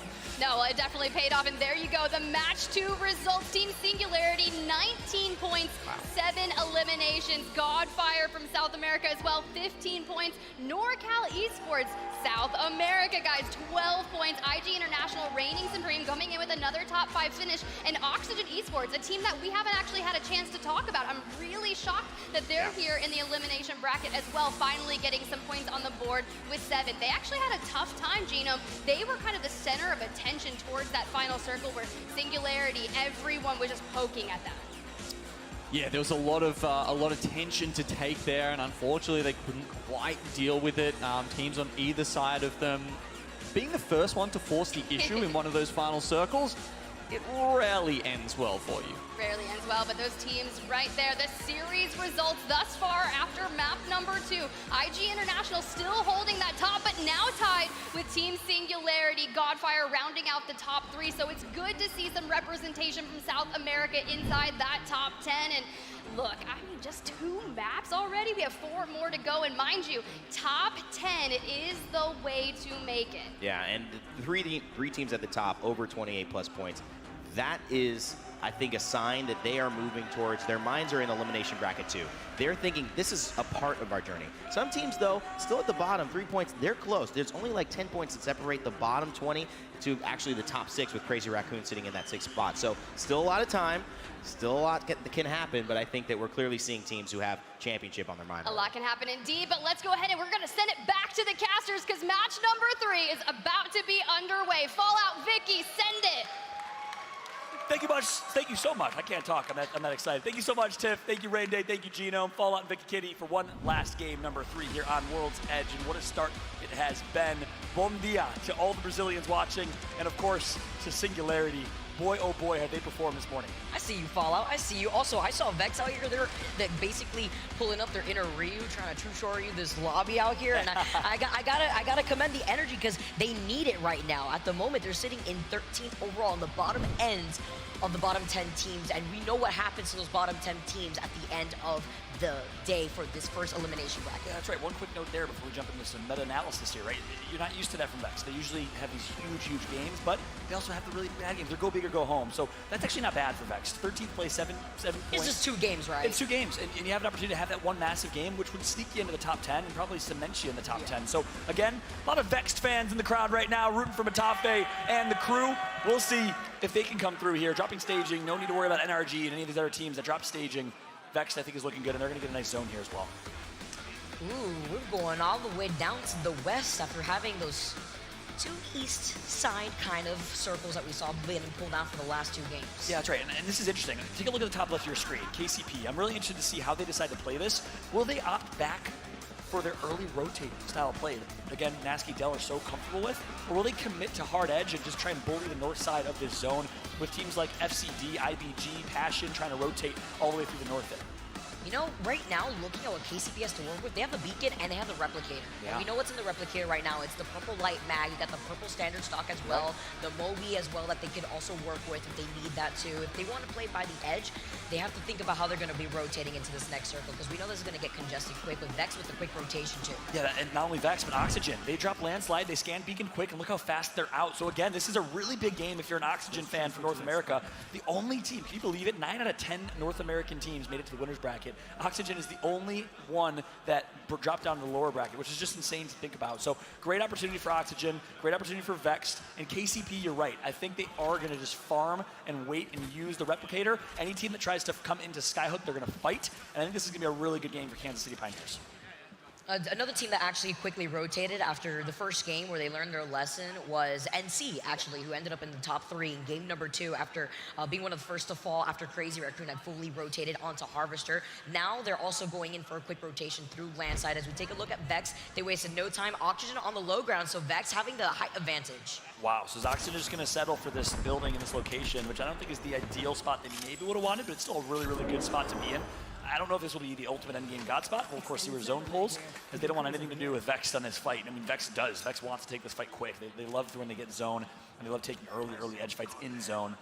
Vex is just going to sit on high ground here, and things will slow down. And I want to take a moment to say, take a look at the R301 in the inventory of Unlucky. Expect a lot of R301 car R9. usage, R99. Reason being, well, the Replicator currently has a purple standard stock and a purple extended light mag in it, which means you're going to see a lot of beamage coming from all these teams. Especially from the teams that like to hog that replicator out here too. Some teams that take their time to rotate, that utilize the replicator to boost up their Evo shields too.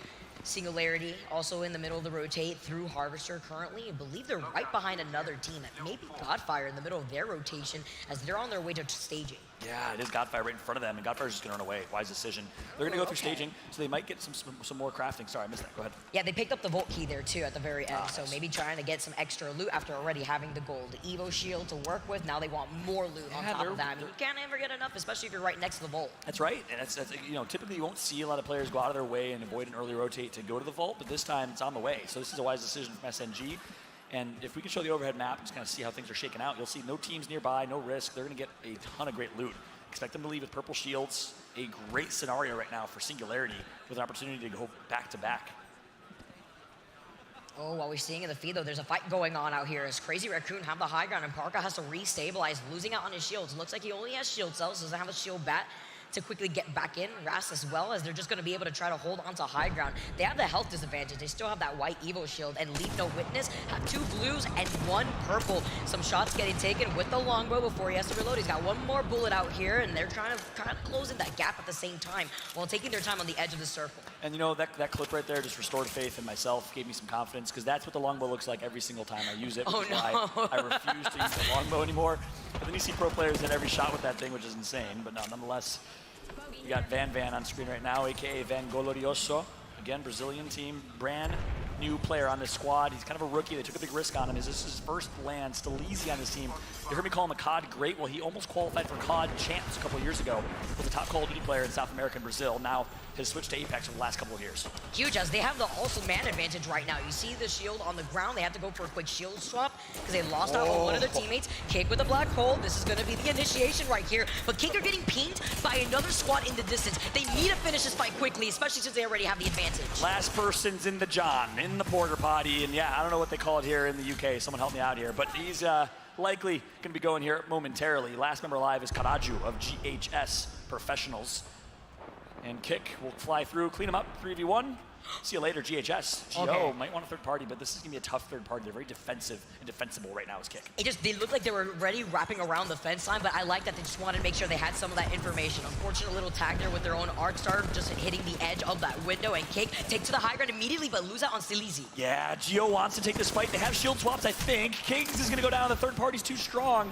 They played it like it was a 3v3, but they have to recognize there's so many teams that early rotated. If you try and take high ground, you're going to get melted. I'm surprised, too, because Gio saw the other team on the other side. It's fourth party out here because it's Flora who get Kings down. So it's Flora also in the vicinity to try to go in. Yeah, that's right. A lot of APAC teams right now.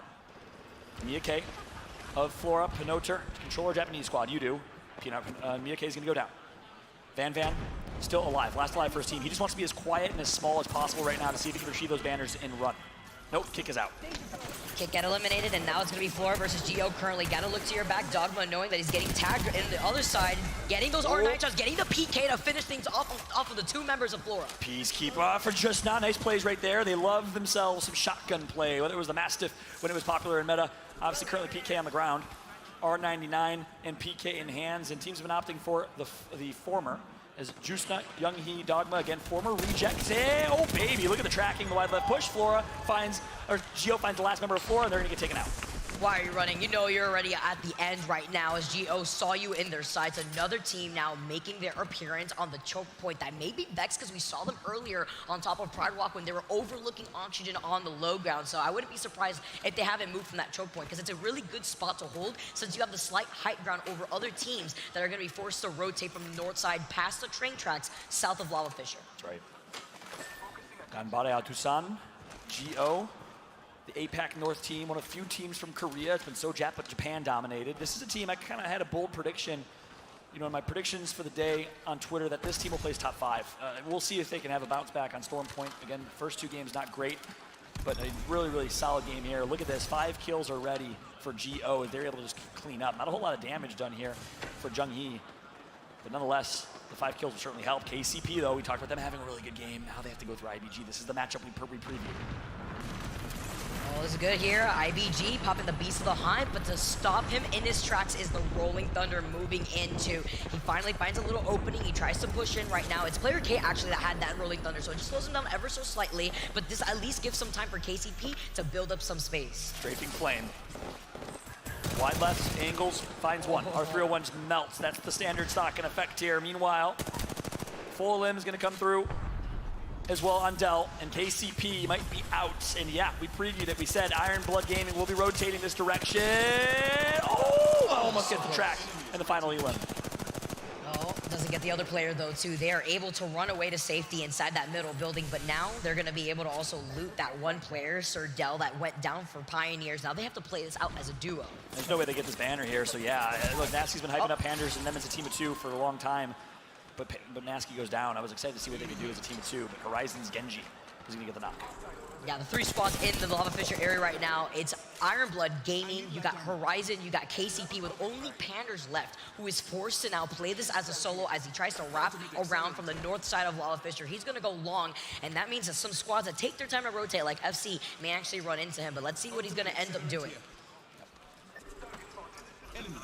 Former Chicken Sandwiches team that rose to greatness as the unexpected best team coming out of the APAC South. Very competitive region, by the way, but keep in mind, I think them and Dreamfire are the 2 teams that did not make it to the winners bracket coming out of APAC South, if I remember correctly. Onyx out here too. Oh, Onyx as well. Yeah, Onyx as well. Yep. So IBG, Onyx, and Dreamfire, but they were 21st and 22nd place, Dreamfire and Onyx at least, so close. APAC South, one of the most competitive regions that needs to get more recognition, is exactly that. Interested to see how Panay, the Greek-Australian rookie to the scene, plays this as Bloodhound.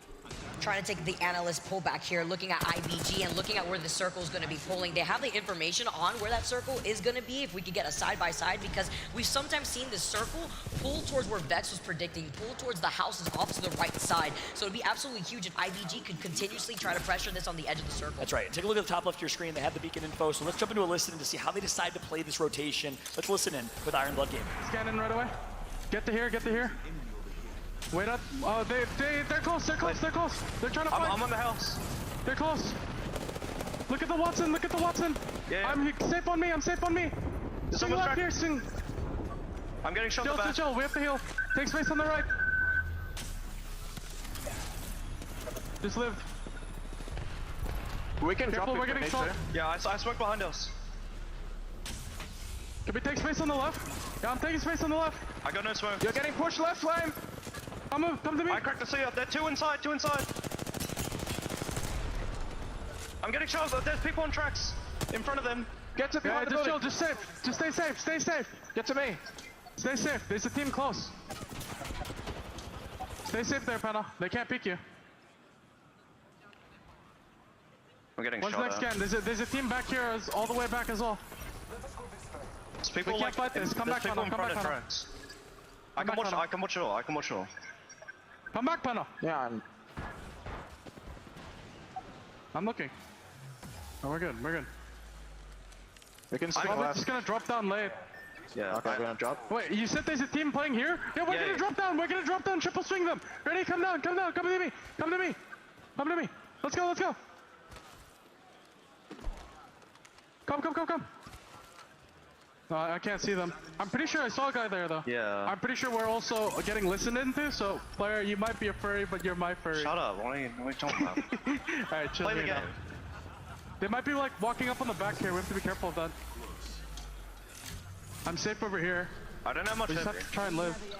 They're peeking now. I can scan. Hard safe on me. Just gotta look at Yeah. Good smoke. He's just spamming us. Well, yeah, Valk is on the left. Yeah. Alright, careful if they swing out all the way here. I'm grabbing this medkit. I have 100 heavy for double heavy. Should we keep swinging left? Should we go further up or not? No. cheeky strafing Flame, recognizing that they're on the listen in, and of course, I think he called his teammate a furry. Is that what it said? I heard him say be careful. I don't know if that's just because maybe they get a little overly excited out here. And then I think Bonnie was like, shut up and play the game. I'm in danger. But Horizon Union have now taken the high ground, and I was talking to Fallout a little bit while doing this, listening. Currently, IBG, they don't have a legend that allows them to go up back into the high ground. They don't have a Horizon, they don't have a Valkyrie right now. They're running less mobility on that team with their composition, so now they're forced to stay on the low ground and give up this space for free to Horizon Union, the team that they knew that was already inside this building. Yeah. So Horizon Union have a lot of space to work with on the high ground. And you know, Vicken had a little debate, right? Should they have dropped to low ground and given up their high ground? What's the alternative? They stay on the bridge, they don't have any cover, they have to push Horizon. And Vicky thought maybe they should push Horizon instead. But now we know what we know. Horizon's team comp, Watson and so defensive, that would have been a very difficult push with IG and FC nearby. So interesting stuff here, but look, IG's gonna enter the fight, and IG's gonna have to take the high ground above. And actually, yeah, they could have played the trailer exactly where IG went. I think you're right, Vicky. But at the same time, though, then that would have been the third-party green light for Horizon to then get involved in that fight. And then FC, who like to play the edge, who like to take their time to rotate, could then fourth party. So that's going to be super chaotic on the north side of that circle. And looking at where the circle is going to be taking us, look at Vex, look at their positioning, and they have the beacon. Now we jump into the fight that we were predicting right now before, as IG are playing at a little bit of a health disadvantage, maybe expecting the EMP coming in from noises. Watson versus Watson. I don't know if IG has the intel that the team right below them, that I'm sure they're aware of from sound cues, does not have an ability to get up there. No Horizon on their team comp. So, with that said, we have a Watson v Watson fight. Oh, baby, the Crypto EMP. This is where Crypto's so good alongside Watson. Here come the nades. No pylon available. It's destroyed, and they're all stuck in a corner. Here comes Noises. Wide right swing. They're going to break shield.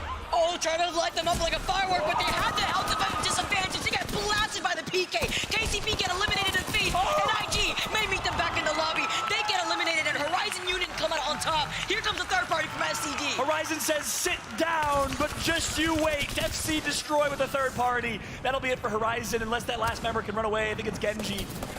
Just to survive in Rat. Wow, what a turn of events, and you know Horizon's gonna be pissed about that game. They just got absolutely griefed by IG, but IG had no other choice. Fallout, this played out exactly how we were predicting it right there too, on the very high end. But Vex in this fight, let's hold that thought. They were on the high ground, but they lose out on the member. Playing this as a duo, it's a 2v2 with the team playing on the low ground. And I love how Vex is playing this in a 2v2. They're gonna drop the Seer ult, but they're playing on their high, and they're just using that high ground advantage. All they have to do is take their time, right? Ultimately, another team's gonna help them. They can just poke and go back and heal. Poke and go back and heal. There's no ability for Game War to push them. Oh, finding a little angle, playing off the knockdown shield. I like this little cheeky shot. Unlucky falling low. He needs some surprise fire. Game falling low too. They get taken out. Things come out on top. Third party moving in as the EMP is unleashed. Unlucky, the 18-year-old Austrian making a play here. He says, I'm gonna drop low ground and be the one to be the playmaker with Matafe supporting from above. So well played. This is the unlucky effect. One of the top controller players in EU, and this shows why. What a play from the kid. Oh, Oxygen have to drop down right now. Onyx as well, getting that knock. Vex losing out on 2. Everybody's getting involved in this fight. This means that Vex is forced off of the position that they've been holding since the very beginning. They gave up the beacon, but they're still alive. They're playing off the side of where the circle's gonna be pulling, and it's exactly pulling where we were expecting. The geyser area where the buildings were, where Vex saw it was gonna be pulling when they were holding that choke point from the beginning. That's right. The question is, can Vex return back to full? FC destroy in 13. Nice smoke. I think that's on IBG and Banai right below them. NC alive, Singularity alive, Oxygen alive right now. Pick your poison, pick your favorite team.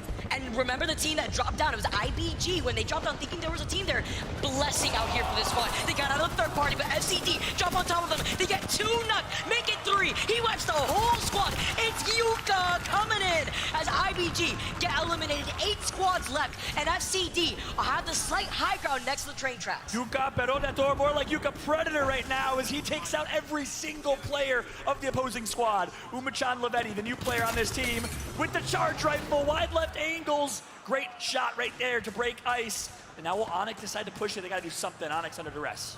They're getting shot off to the side by a 30-30. It's Singularity that have the low ground right next to the geyser. Talking about that position though, they have the natural cover of the rock to hide behind, but that could put them pinched with the squad right behind them. Yeah, Singularity's in a bad spot right now, down in the canyon. They're gonna get focused here by basically every team in the lobby. They're at center of map, every single person. It's almost like a gladiator in a stage, except every single spectator has a chance to join the fun. It's the arena here, the Coliseum. in Rome, live from World's Edge, as G.O. has high ground in a great position. NC and Vex in the trade spots here and share some locations. We talk about Vex still playing this out as a duel, playing on the low ground, hiding behind G.O. as they're taking some shots, cracking some shields with this 30-30. Love the fault that we're seeing as well in the feed. Umi-chan getting a knock with the R301. We see more lighting up the feed currently. He gets the knock here too. 30-30 just finishing things off. Yeah, and it was just a matter of time for Passion and Onyx, just given their positioning, not in a good spot. Here comes Jung-hee, nice knock from afar, 18 damage on Unlucky. This might end the night for Vex. Yes, it does. Vex is out. G.O. might be next. Justa goes down. Jung-hee on high ground. Oh my god, beaming right now with the flat line. Take the 30-30 out, connects for more damage. Jung-hee right here with the 30-30 popping off, running double heavy, and he's got the gold extended heavy mag on the flat line. So the quick 1-2 swap, and he's got the red Evo to restabilize. Let's see if he can get this res right underneath. Drops the missile swarm for some cover to buy him some time for the res. And he'll stick it. G.O. back to full force here. Juice gonna heal back up quick. Singularity does not want to enter that fight. NC, such a defensive team comp, likely does not want to push this fight, but they're gonna have to make a decision here soon. Meanwhile, FC, Fascination Color Destroy, inching in. Shady is the last and final rat for Onyx. Look at these Seer ults, all the information in this tiny circle. Actually insane, as Dreamfire Bolin is going to be able to finish off that player over to the side of the crates. I think they may have used that Bangalore ult just for that rat, to get the stun and get the easy kill point and get them additional placement points. I don't hate it, but you want to save that Bangalore ultimate for late game most of the time. Elysium trying to make a play right now. What's Singularity up to? A team of 2. You don't want to see them. Yeah, he must have been getting focused. Yeah, he was getting focused from the window and from NC, so he had to do something. So Singularity's playing low ground as a team of 2. They want to be as small and as quiet as possible right now. That's kind of their win condition. Gold shields will help. Just not playing in the middle of the smoke, being able to pick up the loot, gets the red Evo here too. They get the spawn, the respawn with the Moby here too, with the beacon that is right there. Actually huge for this team because nobody's gonna want to push out of the buildings. We got Dogma back in the game as he drops out. NC actually push out of the building. They try to get involved, and then you know that Dreamfire may either hold their position or they're forced to fight the swarm behind them. Singularity eliminated. Pick your loot box, Dogma. They got all the choices here. Frogs and NC. Nice PK shot. Gets the knock. Misses the second. Frogs in a 1v. Controller player. Melee's gonna come through in Visar, the new IGL for this team, who was unproven. A lot of people gave him criticism as a lower mid-tier IGL. He proved them wrong in this last split. He performed so well joining this team and taking over the IGL role because Frogs and Azazel, they've always been just a duo that can frag. And look at the last 3 remaining squads that we have right now. It's FC Destroy, Dreamfire, and NorCal Esports. NC with another top 3 finish right now, as Dreamfire are also holding down the inside of the building. They have to watch out because FCD could come in from behind them, but they have the rooftop. They're trying to take advantage of the opportunity to maybe move in as NC falls incredibly low on the outside. APAC North, APAC South, South America are your final 3 teams. No NA and no EU. As we got Hammer Drill and FC Destroy with the win condition right now on high ground. Gonna melt below. Good damage from Hammer Drill. He's gonna drill right into him. My favorite weapon is the Prowler, burning down the damage, melting down the competition as FCD are gonna hold on to the high ground. Yuka using the wingman like a shotgun. Hammer Drill with the Prowler from above. The 5-round burst is gonna connect. They'll maintain this high ground and play it nice and slow, maintaining that win condition. And there you go, the headshot with the wingman, I believe is what that was. Oh, shooting at his ankles, biting at them. FCD have such a great position with the other squads playing right underneath them, but they have to give up the high ground eventually. And no Bangalore ultimate here because they used it previously. Another Bangalore ult's gonna drop though. DF right below. Look how crazy this is with the Gen, with the Newcastle too. Oh, we got the alley-oop on the gravity lift in. Dreamfire moving in, cleaning up 2 of SCD. Can it be NorCal from the low ground who somehow wins this game? Azazel, last alive. Roy in a 1v1, I think. It's a 1v1 for the Brad. NorCal's out. Oh, FCD, Dreamfire right now. Roy trying to find a pop-up opportunity. He does have a knockdown shield for extra cover. Oh my goodness! FC Destroy plays the knockdown shield perfectly and wins the 1v1 against Roy. You will rarely see Roy lose those 1v1s, but no knockdown shield to use, or did he have one and ignore it? He was playing off the back end too. It was unfortunate because you saw that in that 1v1, yeah, he didn't play off of the natural cover of a knockdown shield, unlike the opposition right there, so he didn't have the advantage. Huge there for FCD to come in clutch. I mean, great games for both of them, well played for both as well. FCD with the win, but right behind them is Dreamfire. Ultimately, though, Roy plays with confidence, kind of like Imperial how the way he played that 1v against Alliance. We had a similar situation, but we're getting blessed right now with these late game 1v1s. And similar to Hal, Roy just pushed with confidence, and that's ultimately, I think, what got Hal taken out by Yuki. He played his knockdown shield so well and was able to reset the fight. And the same thing happened right here from FC Destroy. Nicely played with the knockdown shield. And talking about the situation with FCD, this is the last game that we're going to see on World's Edge, and FCD needed that confidence. They were sitting in 18th overall before that game here, so now this is going to be able to skyrocket them in the overall leaderboards. Yeah, that's right. Look, this is the elimination bracket. It's go big or go home. I am sad that this is our last game to cast because it's been such good action. We hope you're enjoying the action at home, and of course everyone here in Copper Box Arena. That's going to be it for Vicky and I for now. Let's go ahead and throw it back to Tiff, Rain Day, and Genome at the desk. Thank you so much, John and Vicky, and what a well-needed win for FC Destroy. I have been waiting for that moment to happen, but a lot of these endgame intense 1v1s, and I thought Roy from Dreamfire had it. He got the shield swap, Genome, and let me know. I mean, that moment was so reminiscent of when Dreamfire won the year 2 ALGS championship. Oh, sorry, the Split 1 championship in APAC South, right? He gets the shield swap. He goes for it. It was almost like the fight he had with Reignite back then. But as they were talking about this time, he just didn't quite have the cover. The EVA 8 didn't quite do it for him. So very, very close. I mean, Dreamfire, they had Godspot right from the start here. This is a great POV. This is what Umi-chan Love had to see when he was winning that against Roy. He gets that shield swap as well, but the beautiful thing is the Horizon gravity lift to buy time to get the shield battery and then patiently waiting to get out of the line of sight while NorCal and Dreamfire were going at it themselves. Yeah, it's definitely been very, very, very consistent. But how did it all end up? Let's take a look at our results from match number 3. FC Destroy putting up a 23-point game, which very consistent. Once you get into those double digits, anything north of 20 is like, that was magnificent. And I think Vicky said they were in 18th coming into this match, so that is absolutely well needed, Gino. Oh, Gambare Otsu-san, though, 12 kills for them. Yeah. I mean, that's a very hefty total.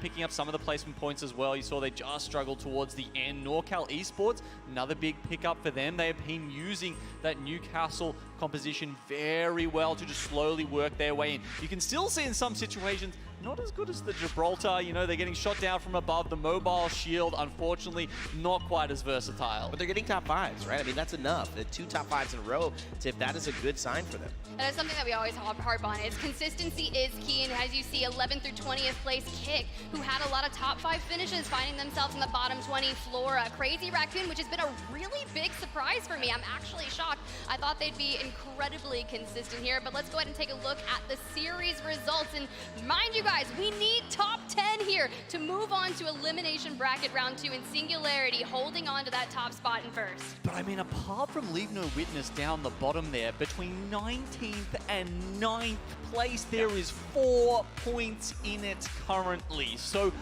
the smallest thing, a single team fight could be splitting whether some of these teams make it through to the end of today. I mean, basically, you just need one pop-off game. If you get a win here, you're pretty much significantly just getting your spots in that top 10, and that's exactly what we're looking for. But hey, guys, while our players on the main stage are going to be taking a quick halftime break, we're going to turn to a team that you're going to see featured later on in the winner's bracket. We managed to catch up with a fan favorite from Ascend. It's going to be Kashera, and let me just tell you guys, I really need to go grab a tissue because this is all about his journey, and it gets pretty emotional.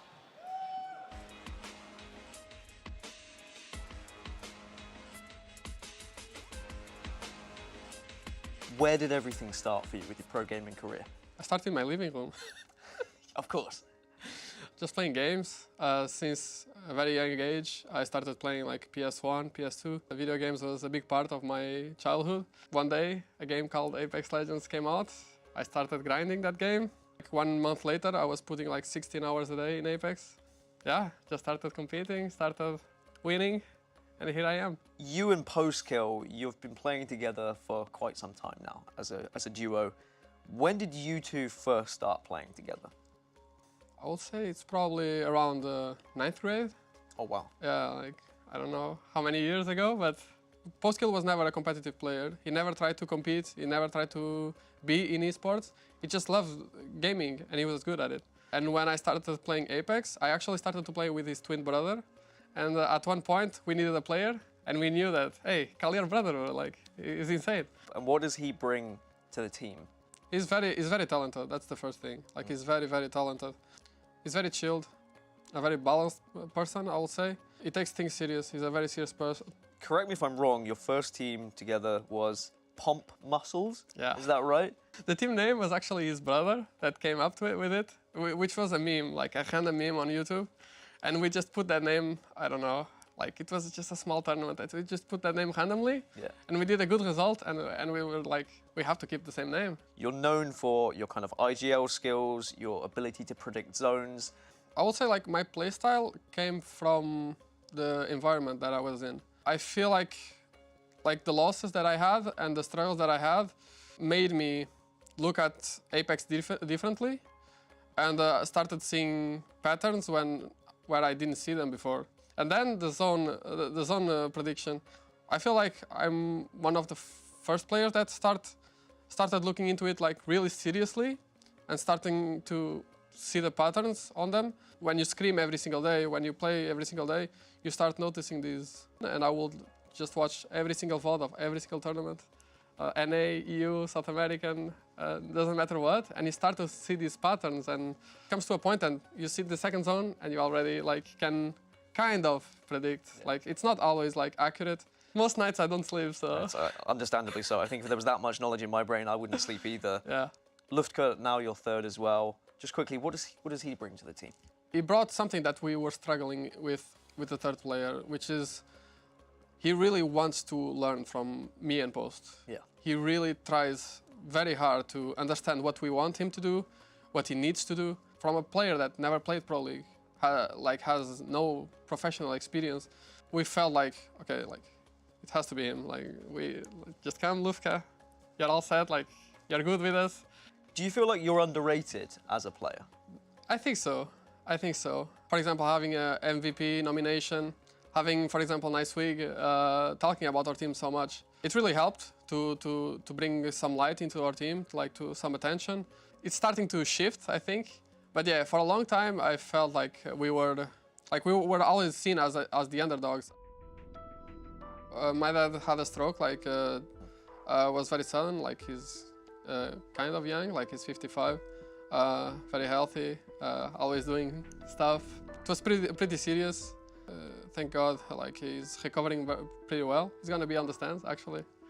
One of the things, like from the recovery, he was always saying that he wanted to come. He has been my biggest fan, my biggest supporter in esports. He sees all my streams. Well, you know when I said this interview was going to be straightforward? Yeah. We actually have a bit of a surprise for you. It's a message from your dad. From my dad? Yeah. There you go. You just hit play there.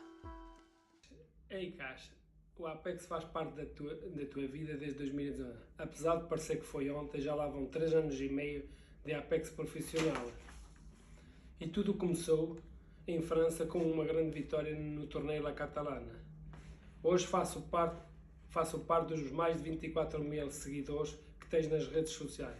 Já tivemos resultados menos bons, mas também já tivemos muitas oportunidades de festejar contigo.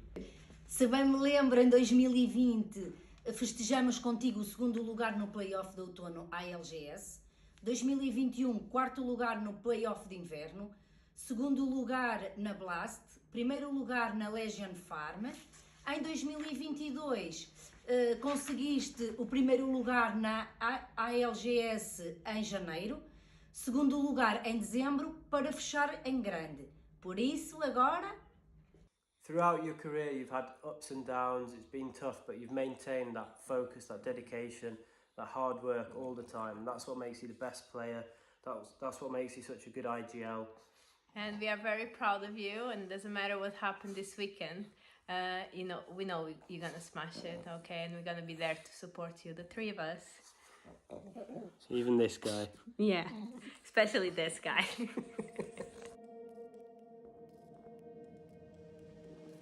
Is it nice to know you've got all that support from your family as well?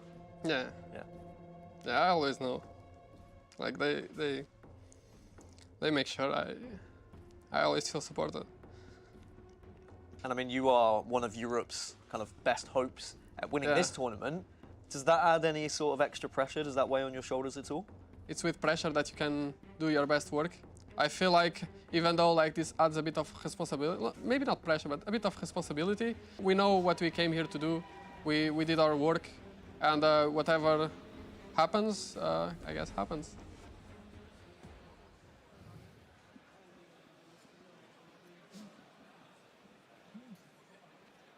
Wow, can we just talk about an emotional video? These players, they dedicate their lives to this game. Kashera, I have so much time. I just watch. I was almost. I'm sorry. I like almost lost it, Rain Day. I can't. Like, the dad, the family, the dog.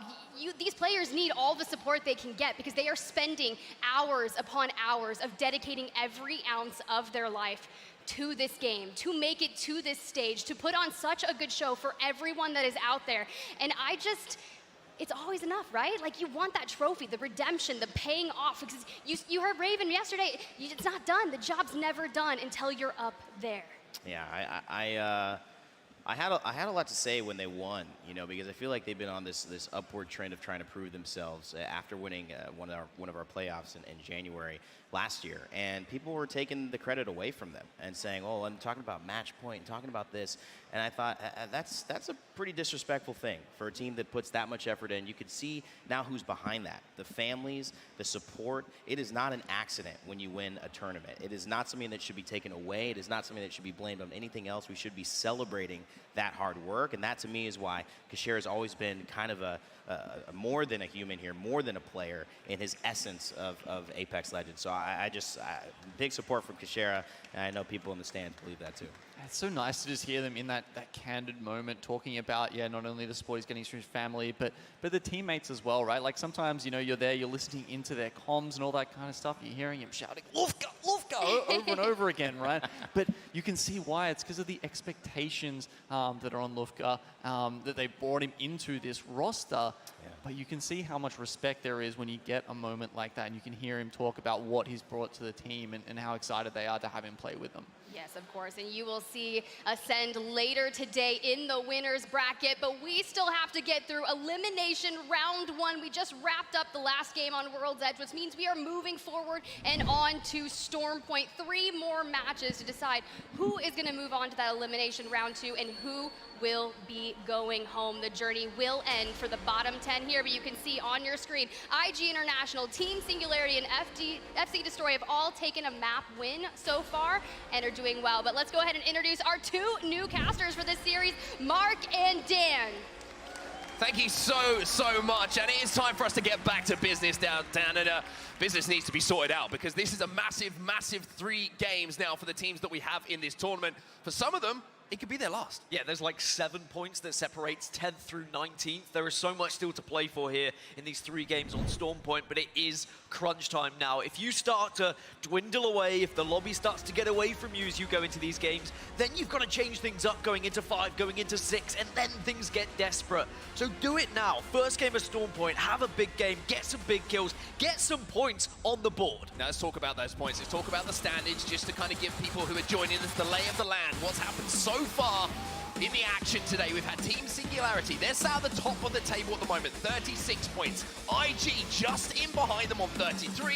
FC Destroy joint on points with Godfire with 31. There's a little bit of a gap after that, Dan. Those teams, they're going to be feeling more confident. But as you say, the unpredictability factor comes in with teams chasing points as we get into those final few games. Yeah, they were our 3 winners as well, quite rightly picking up all those points. And then it's Pioneers right now who are the benchmark team. They're in 10th place. That's who everyone is chasing. They're on 13 points, but there is very close runners. Vexed on 12, Kick on 12, Oxygen on 11.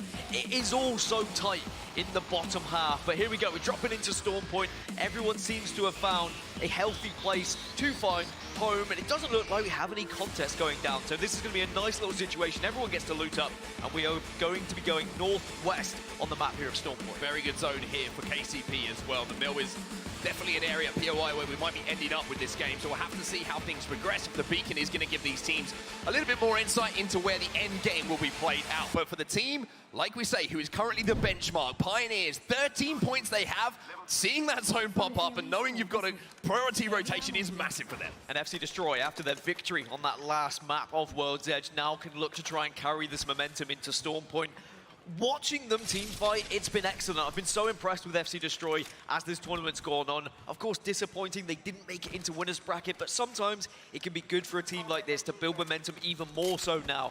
Be at the top of the leaderboards, get some good kills, get more experience team fighting on LAN once again, and then maybe they could make it to those grand finals and just take it that one step further than they did in Champs. Something I want to highlight as well is the team who's in 11th place at the moment, just outside of that cutoff. That's Vexed Gaming. It's only 1 point they're behind, but we have seen a little bit of life start to come through them in the last couple of games. A couple of big team fights being won, a couple of clutches. I think it's just about picking the right fights at the right time and doing what they do best, which is when they see an isolated 3v3, being aggressive in it, trying to take advantage, but also, like we saw yesterday with some of the best teams in the world, it's the ability to disengage when things don't seem to be quite in your advantage. Yeah, I think sometimes they've been a little bit reluctant to step away from a fight, but sometimes you're forced into that situation because as soon as you leave a location, some other teams are going to take that off you because when you're so tight-knit, when there's so many teams left in a lobby, as soon as you move from a POI, someone is very much going to be jumping in your grave, as now all teams are starting to make their way over towards that northwest area that we were talking about. Several teams had really good beacon information, by the way. Vexed, they can rotate late. We spoke about them. They're at Launchpad. They've got beacon information. They can make sure they are well looted and then look to try and catch the stragglers that are also rotating late as well. Interesting to see here. A couple of teams already stacked up here around Cascade Falls, and IG is going to be one of those teams. In the vicinity, a couple of other teams who are hard zone teams, so this might give us a little bit more information. But for IG, who had a really good start of the day, they've already picked up that one win. Now they're going to have to pick up one of their teammates because Noises has gone down. IG had an incredible attempt in a push in the previous game, but they were punished very quickly. Can Oxygen do the same thing here? This is a heavy fight for a big position in what could be a final zone area to try and pick up kills, but IG now maybe are going to defend from several teams here. Multiple teams in the area. Shows the priority that these teams think this position has towards that endgame. GFR are going to have to back out from this, and smartly so as well. Oxygen just down to one. You can see Crook on his own, DF on the other side of this fight, IG inside of this building. Quite simply, there's not enough room, and it's going to be Oxygen who are actually eliminated from the lobby first. Wise of GFR, by the way, just to get out of dodge. I think they walked in, they knocked on the door and said, okay, there's too many at the end. We will retreat, we'll find somewhere else to have it.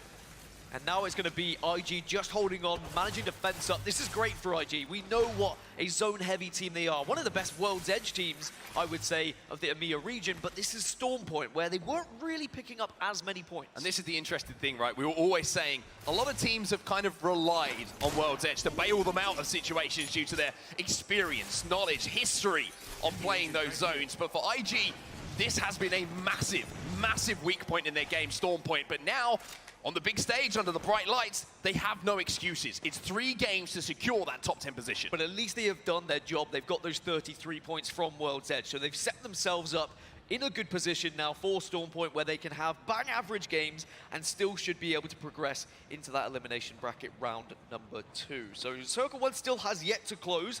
Most teams by now have figured out we're going around Cascade Falls kind of area. We still could pull a little bit more north, so there might be some teams that will perhaps try and go for something a little bit differently, mainly because Cascade Falls is so heavily occupied, or at least the area west of Cascade Falls is what we're talking about.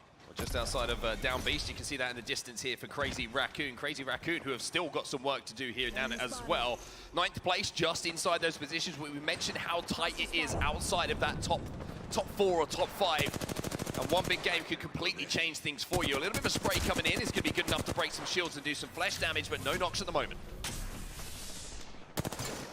Teams very reluctant to push each other. You can see that the nerves is starting to kick in as we've moved over to Storm Point. I do like that we get the change. You know, sometimes we start on World's Edge, sometimes we start on Storm Point. And it does seem when you have those more solidified base games over on World's Edge, then you go into Storm Point, it calms people down. We don't see maybe the craziness unfold. We saw a little bit of that in the first games of World's Edge. But now here on Storm Point, people are all rotating, people are all trying to play zone, kick, lose a member, as GHS and Crazy Raccoon work together. Interesting rotation actually going down, and It started around fish farms, they're inside of the zone. It's Vex who are kind of foreshadowing a team, and I think it's Geo who they're going to be shadowing in towards the zone. So Geo have to be very aware that Vex are going to be at their back, but it's not going to be the first time that we've seen Vex potentially being forced to fight into zone. This is one thing that I've always highlighted as a worry, because when you're fighting against some lesser teams, shall we say, lesser talented fighting teams in Pro League, and then you get to the main stage, you can't misstep if you're fighting from zone, because those health meds, they're going to be dissipating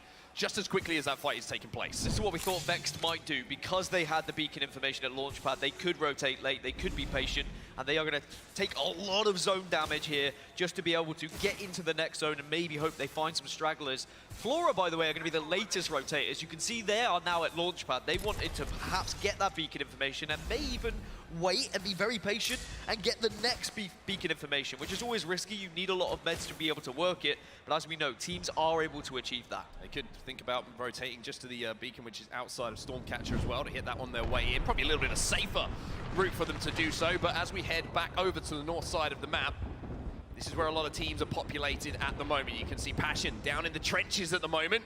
Urban and 0-0 trying to survive. GHS overlooking them though, and I think they realize that they may have done some damage, and they're looking to convert it to KP. Well, GHS, they're one of the only teams that actually has any KP at the moment, as the zone now will pull, and it is going to go further northwest. So the teams that were hovering west of Cascade Falls, they're still okay for now, but might start thinking about heading a little bit further north and maybe relocating where they had originally set up. But sometimes it's difficult, because if you try and commit too far northwest, you will just run into teams that were able to get there quicker than you. Slow pace of this game. Interesting thing to highlight as well. You mentioned the nerves. You mentioned the lack of games left. And I think that is starting to play on the mentality of some of these players and teams as well, because he's 0-0. Unfortunately, the name kind of mirroring how his situation is at the moment when it comes to health and it comes to meds and shields. Looks like they could be maybe the next team to be eliminated here if he can't pull off something a little bit magical. GHS Professional still inside of the zone, still at the very northern tip of it, but looking at light ammo here, it's not looking, shall we say, in the surpluses. And it is an important fight for GHS here, because you can see that beacon on the top of the building. If they can get access to that, if they can manage to force the teams away so they can get a free hit on the beacon, it is going to be so valuable for their next position, for their next location. But it's Ironblood Gaming who kind of want the beacon as well, and they just know there is potential for KP here, and we could see a straight 3v3. Looks like they're going to send that drone out not just for information, but to get that beacon. Got to be careful of those prowlers, of course. Maybe a little bit of extra loot to pick up on the way, but you certainly don't want them harassing your game and causing you any extra damage that you don't want to take. And we can see that beacon information now on our screens as well. Ironblood Gaming have that, and it looks like they're in a pretty good position for this endgame, Dan. Yeah, an amazing position. And the area we were talking about earlier, where IG were, west of Cascade Falls, they will have to move. And the problem with where they were is there is a big old mountain they have to get around. It's going to be either on the northern side or the southern side. So look where IG are now. They will either have to go past that replicator, south through a choke, or they have to go north through a choke. So it's going to be a chokehold either way there. Well, there might be a fight about to break out as well. You can see on our screens, we've got Flora trying to get involved in one as well. You've also got Invictus Gaming and Vex about to run into each other. As we hop over to the bunny slope, that wasn't a pun that was intended. It's going to be Flora who trying to force their way forward. Zone is closing behind them in 10 seconds, so they've got to make this fight quick. They've got to make it clean. And even if they do make it quick, you've got Leave No Witness there in the area as well. So Gamewood, they will take some shots. They're on the back end of this at the moment, but they are defending well. Use that door for good cover, and that player's going to be caught out of position. He gets absolutely melted. Aimbot living up to his name here, picking up a couple of downs, but Aimbot's actually going to go down.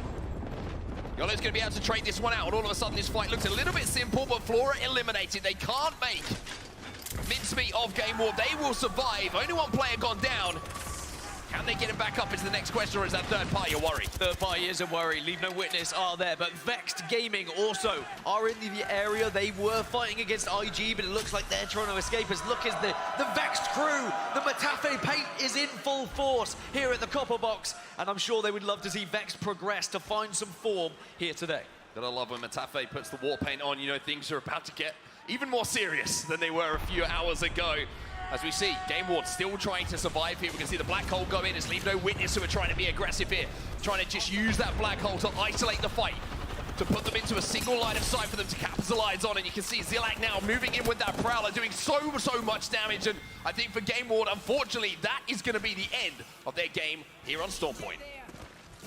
Should be okay to maybe one of them get away, but both of them, Invictus and Gamewood, they're both trying to escape at the moment, but both Vexed and Leave No Witness are hunting them down because these are our 4 edge teams. Everyone else has rotated to the zone, whereas these guys, they're scrapping for KP. They know it's going to be a difficult endgame. They know they're going to have to force their way into that final circle. So instead, they're just trying to survive or get kills.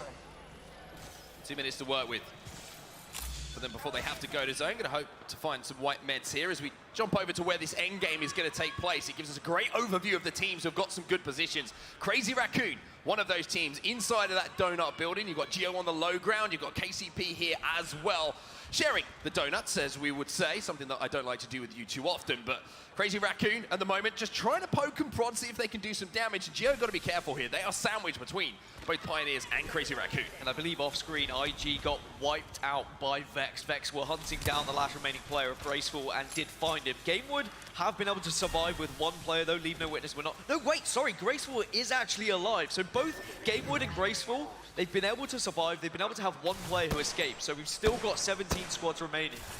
As crazy as that sounds, with the lobby as tight as it is and the game's running out, surviving, couple of placement points, maybe a little third-party opportunity for a solo player could be bigger than ever as this lobby does progress. But Gambari Otason, you can see them on our screens right now. This is the team who was the meat in the sandwich we were talking about a few moments ago. But as far as the zone is concerned, pretty safe. Don't have to do too much, but not having to do too much is one thing, but a little surprise attack is going to be the other.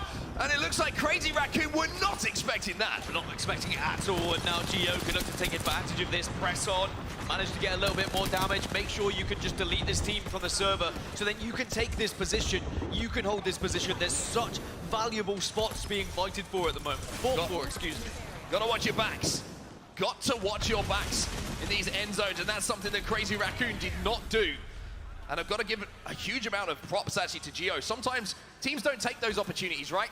They're like, oh, we're kind of safe here, we can play for the end game. But not only is that KP, like you say, that's a better position to play from. That space created now that they can control. And the situation they were in before, where they were the sandwich with 2 teams either side, they've dealt with that now. Now they have a lot more room to play with. We've got a lot of teams that have lost members here, and maybe we might see some more. KCP and Singularity very close to one another.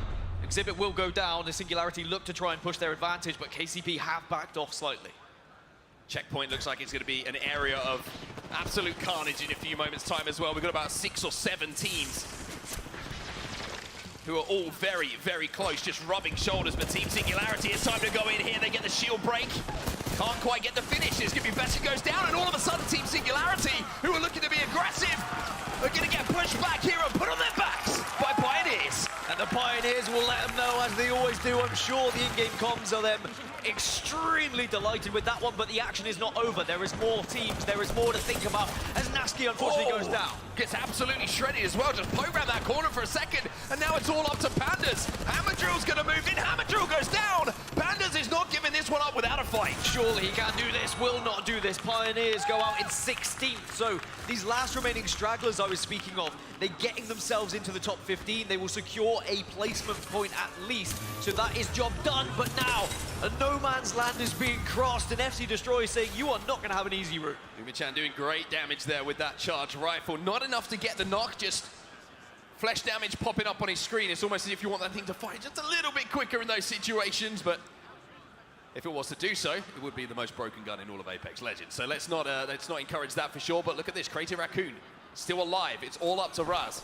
As Parker, his respawn has gone. Manny as well. He's going to be on his back. And the banner is going to be available. There's a little shield swap, but for Crazy Raccoon, we know how talented this man is. One of the best in the world when it comes to mechanical skill, but surviving in these situations, a tough ask for anyone. So we can see where the circle's going on your screen in the top left there. And I will say there is one team dead center of it, and it's NorCal Esports. And we know that NorCal are running Newcastle, so this could be perfect for them to set up in the center, the heart of this zone, and just keep everyone away. But Geo are going to be getting involved, and we see it is going to be on the other side. You've got a Newcastle there, but FC Destroy eliminated. Geo survived yet again. but can they get the res without any third parties? Looks like they should be okay. Yeah, looks like they've cleared this side of the map, so a big win for Geo there. But let's move over to watch a little bit of Vex, because they are having a little scuffle now on the outside of this zone once more. Matafe having to heal, as is the rest of the team. Now, in these situations with the zone at your back, this is where Vex can prosper, because they have no opportunity to go back. They have the opportunity to go forward, though. They can't get the shield break, but we do have a listening ready, so let's jump into the comms. Their teams are fighting now. Their teams are fighting now. I'm getting close. Look at myself. I might stun him. Hey, shot my back from the hill behind us. Okay. Can we go back? Come back. I can't right now. I'm popping a bar. Building. Bang again. You good, Tyler? Yeah, I'm coming. They're walking out right now. One's on your door. Yeah. One horizon, one chasing you. Nice, I'm dead. 100 on him. Nice. On me. I'm ready to I cracked him. He's chasing you. This is next to you. Oh, come on, like. Yeah, we didn't have a single nade for the door. So we jump back into the game, out of the comms, Vex eliminated. They managed to get a couple of knocks, but the zone at their back was a problem. They couldn't disengage like we talked about. Maybe just left it a few seconds too long, but look at Geo right now. The Mastiff is no longer in the care package. That's a long time ago. But I tell you what, it still chunks away at some flesh. A lot to do here for Dogma, though. Really, the whole team relying on his shoulders, but it looks like it's going to be too much. You can dip, dive, and dodge all you like. GSH will take him down. And now, suddenly, 6 squads remaining. Still, a couple of teams that are dead center of this circle, both Kick and NC. They are my 2 favorites to win this game right now. It's a real standoff as well on the other side of the zone, but the push is going to come in.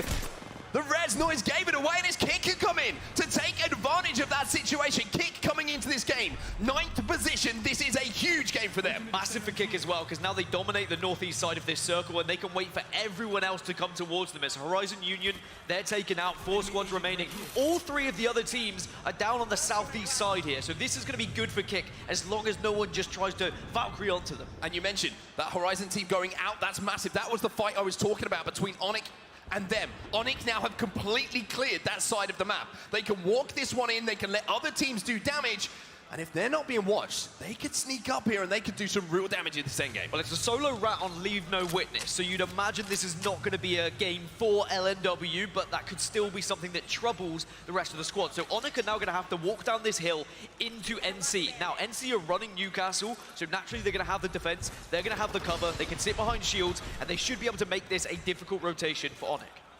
With only 4 squads remaining, there's some space here for them to play, but they've got work to do. A listening is ready now with Onyx. Let's see how he plays out.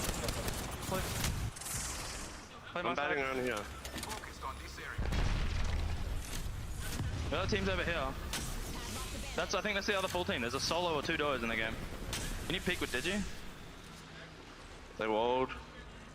Yeah, they're sitting behind that queue right now. What's uncracked in the... I can zero and we can just fight them. Might need to. Yeah, you can, honestly. Yeah. Can we break that fence? Nade. 3. They're gonna another nade. Another nade batting.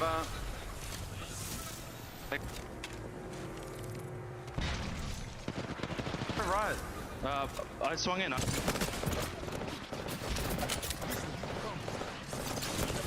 They're getting swung. They're all one. They're like all one. Over here. I'm crushing. Yeah. I'm bang holding, so we have to above. Lady on the... Keep coming. My bang hold, I'm literally a bullet. I'm batting. On my back, solo. Kill him. Flash. Nice. I'm batting the bat. Well, Onyx make their rotation and Leave No Witness.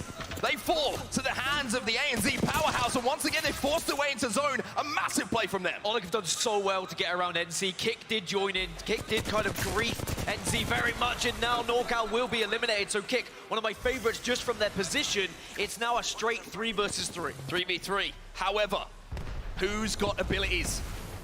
And you can see that Onyx are taking damage at the moment, not without exchanging it though, but Kings is going to swing here. Big spray coming in for 203, and now it all falls on his shoulders. Can he finish this one off? It's a 1v1 towards this endgame. Shady's got better shields, but barely any help to play with. Both are going to back up. There should be shield swaps available. We are in for an intense finish here. He has smoke, he has Digi. You could argue he has the advantage, but of course Valkyrie can get the height as well.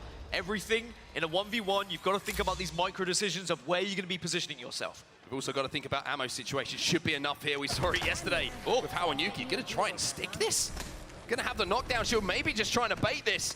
Now he's going to jump up, and the Prowler starting to sing here. Can he connect in his final moment? No! Kick so clutch. And Omik, you saw just the hands on the head, knowing possibly that's a situation you think he can win. But when it's all said and done, Kick take the stage, and they're going to take the win. Kick fire themselves up into 4th position in the standings. A massive win. They were dominating the center of that zone. Their main threat was NorCal for so long, and they stayed apart. But as soon as they saw NorCal threatened, even remotely, they said, okay, this is our opportunity. We have to get involved. And in that 3v3, it could have very easily gone wrong, but they clutched up. Went to 1v1 to decide where the marbles went in that game. Number 4, Storm Point, certainly not disappointing, but it will be Kick with the win as we send it back down to the desk. Oh my gosh, what an insane endgame. And I feel like I keep saying that after every match, but can you imagine? It looked like it was going the other way when the Prowler just started firing, but it was Kick that was able to take it home. Rain Day, I know you're feeling some type of way about that. The hype from South America, Staleezy, Kings, Van, doing it and representing a region which has been underrepresented. You gotta love it, but also the passion, the ability to jump up on that ledge, take 130 damage, and then still win that 1v1, that was immaculate. Yeah, trying to bait it out, went for the res, but you can see he didn't really want to stick that. That was just to try and draw Shady in, and then he got the drop when he saw him picking it up there. But unfortunately, the Prowler in that situation, a little hard to get the one clip on. You know, you've only got that one clip. I think he, the attachments on the gun maybe weren't as good, so maybe didn't have as many bullets to just finish him off, because you saw it was probably, I don't know, 150, maybe 175 damage or something in there, just that tiny bit left, and didn't get the clutch. Wow. Man, that's a clutch factor for Kick, at least. You know, they took the benefit indeed, and they were one of those teams that needed to go the distance. I told y'all, I spoke to Staleezy earlier, and they're like, we have to go big, and go big they did. That has got to feel good. Getting a match win here is so mission critical to getting yourself into that elimination round 2 later this afternoon, but that is just wild. And I'm thinking of like everything that we witnessed in that game, Genome. So many solid fights, different 3v3s, all of the action. Was there anything that really stood out in that match to you in particular? I mean, the trenches always make for a very interesting game. It's really hard to navigate. I mean, you saw, I'm trying to think, who was that ratting towards the end? Maybe Crazy Raccoon, I think it was at one point. Oh yeah, and there's just nowhere to hide, right? Like, you've just got long, unbroken sight lines, and it's very hard for those teams to really find anywhere. I mean, also the way that Kick played the start of that end game, where they actually managed to take out the 3rd team, and usually, right, that's where the other team would pull in. You just get cleaned up, and you're like, oh, well, 2nd place, but they did it so cleanly that they could take it on and beat Onic in the end.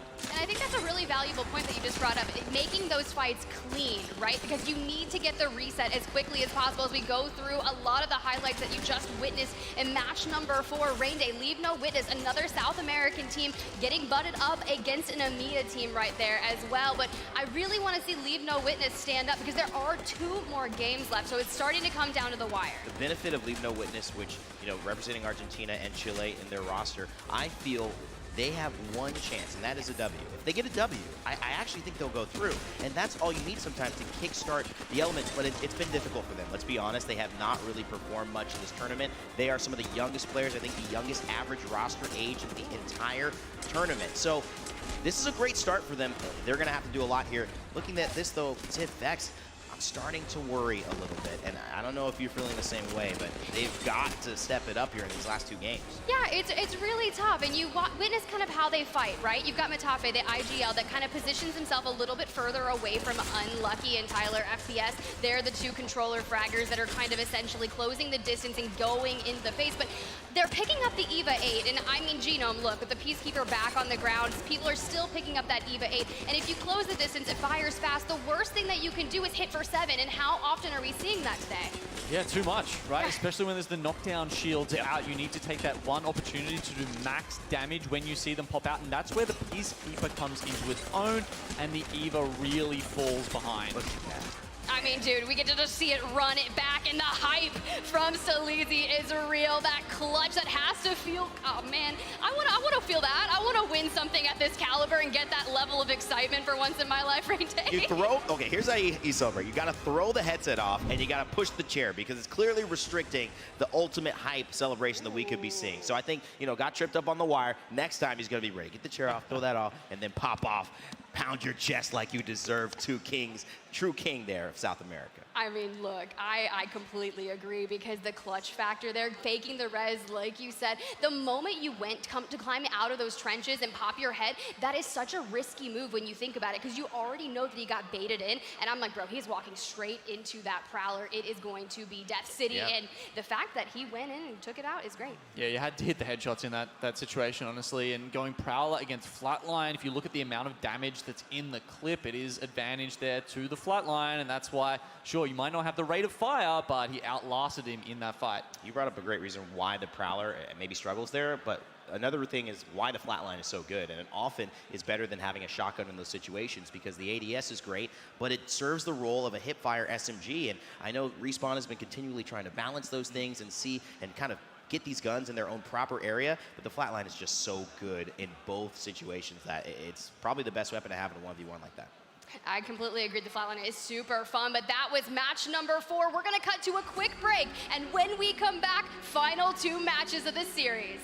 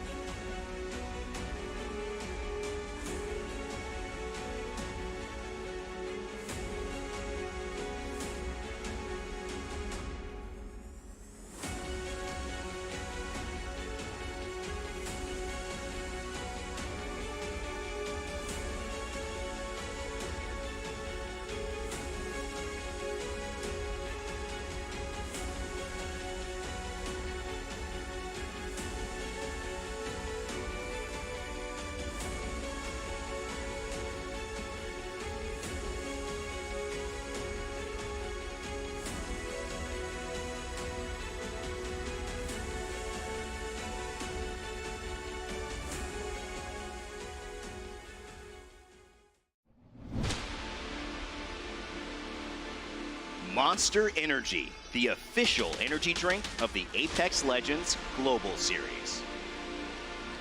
Welcome back, everybody, to the ALGS Split 1 playoffs. So let me tell you, it seems like London's starting to wake up a little bit now.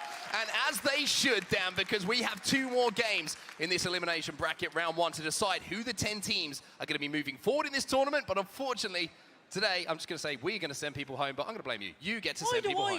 Okay, yeah, I'll be the bad guy. That seems how it works. But honestly, 10 teams going home, it is going to be sad news, but it means we are going to start to get bigger and better lobbies. Teams that are playing at their very best at the top level, and suddenly these lobbies are going to get even more terrifying for those that are involved. And still very hard to split, kind of 10th down. Anyone can still break into that top 10. They really can. It is still so, so close. And I tell you what, we've developed a few fan favorites in the crowd, I'm sure. And on this main stage, there is one. There it is. Dude, I've got the biggest smile on my face right now, as everyone in the arena has here at the Copper Box. But let's talk about that previous game, right? Kick Esports, a huge, huge clutch to come out with all of those points. And that has changed things up immensely. They jump up those leaderboards as we take a little look at Match 4's results. Yeah, so the results come in. It was 10 kills for Kick in the end, a 22-point game. You'd imagine that should be enough to get them into elimination bracket round 2, right? But who knows? Crazy things have happened. Onic gets second place, not many kills, but they had an amazing rotation to avoid NorCal. And then NorCal, who were playing so defensively, Central Zone, they only picked up the 1 kill. I think they'll be disappointed with it, but at the same time, 8 points is good. It still projects you up that leaderboard. And you can see there's a couple of teams, even down the bottom of this placement ranking, who picked up some good points through KP.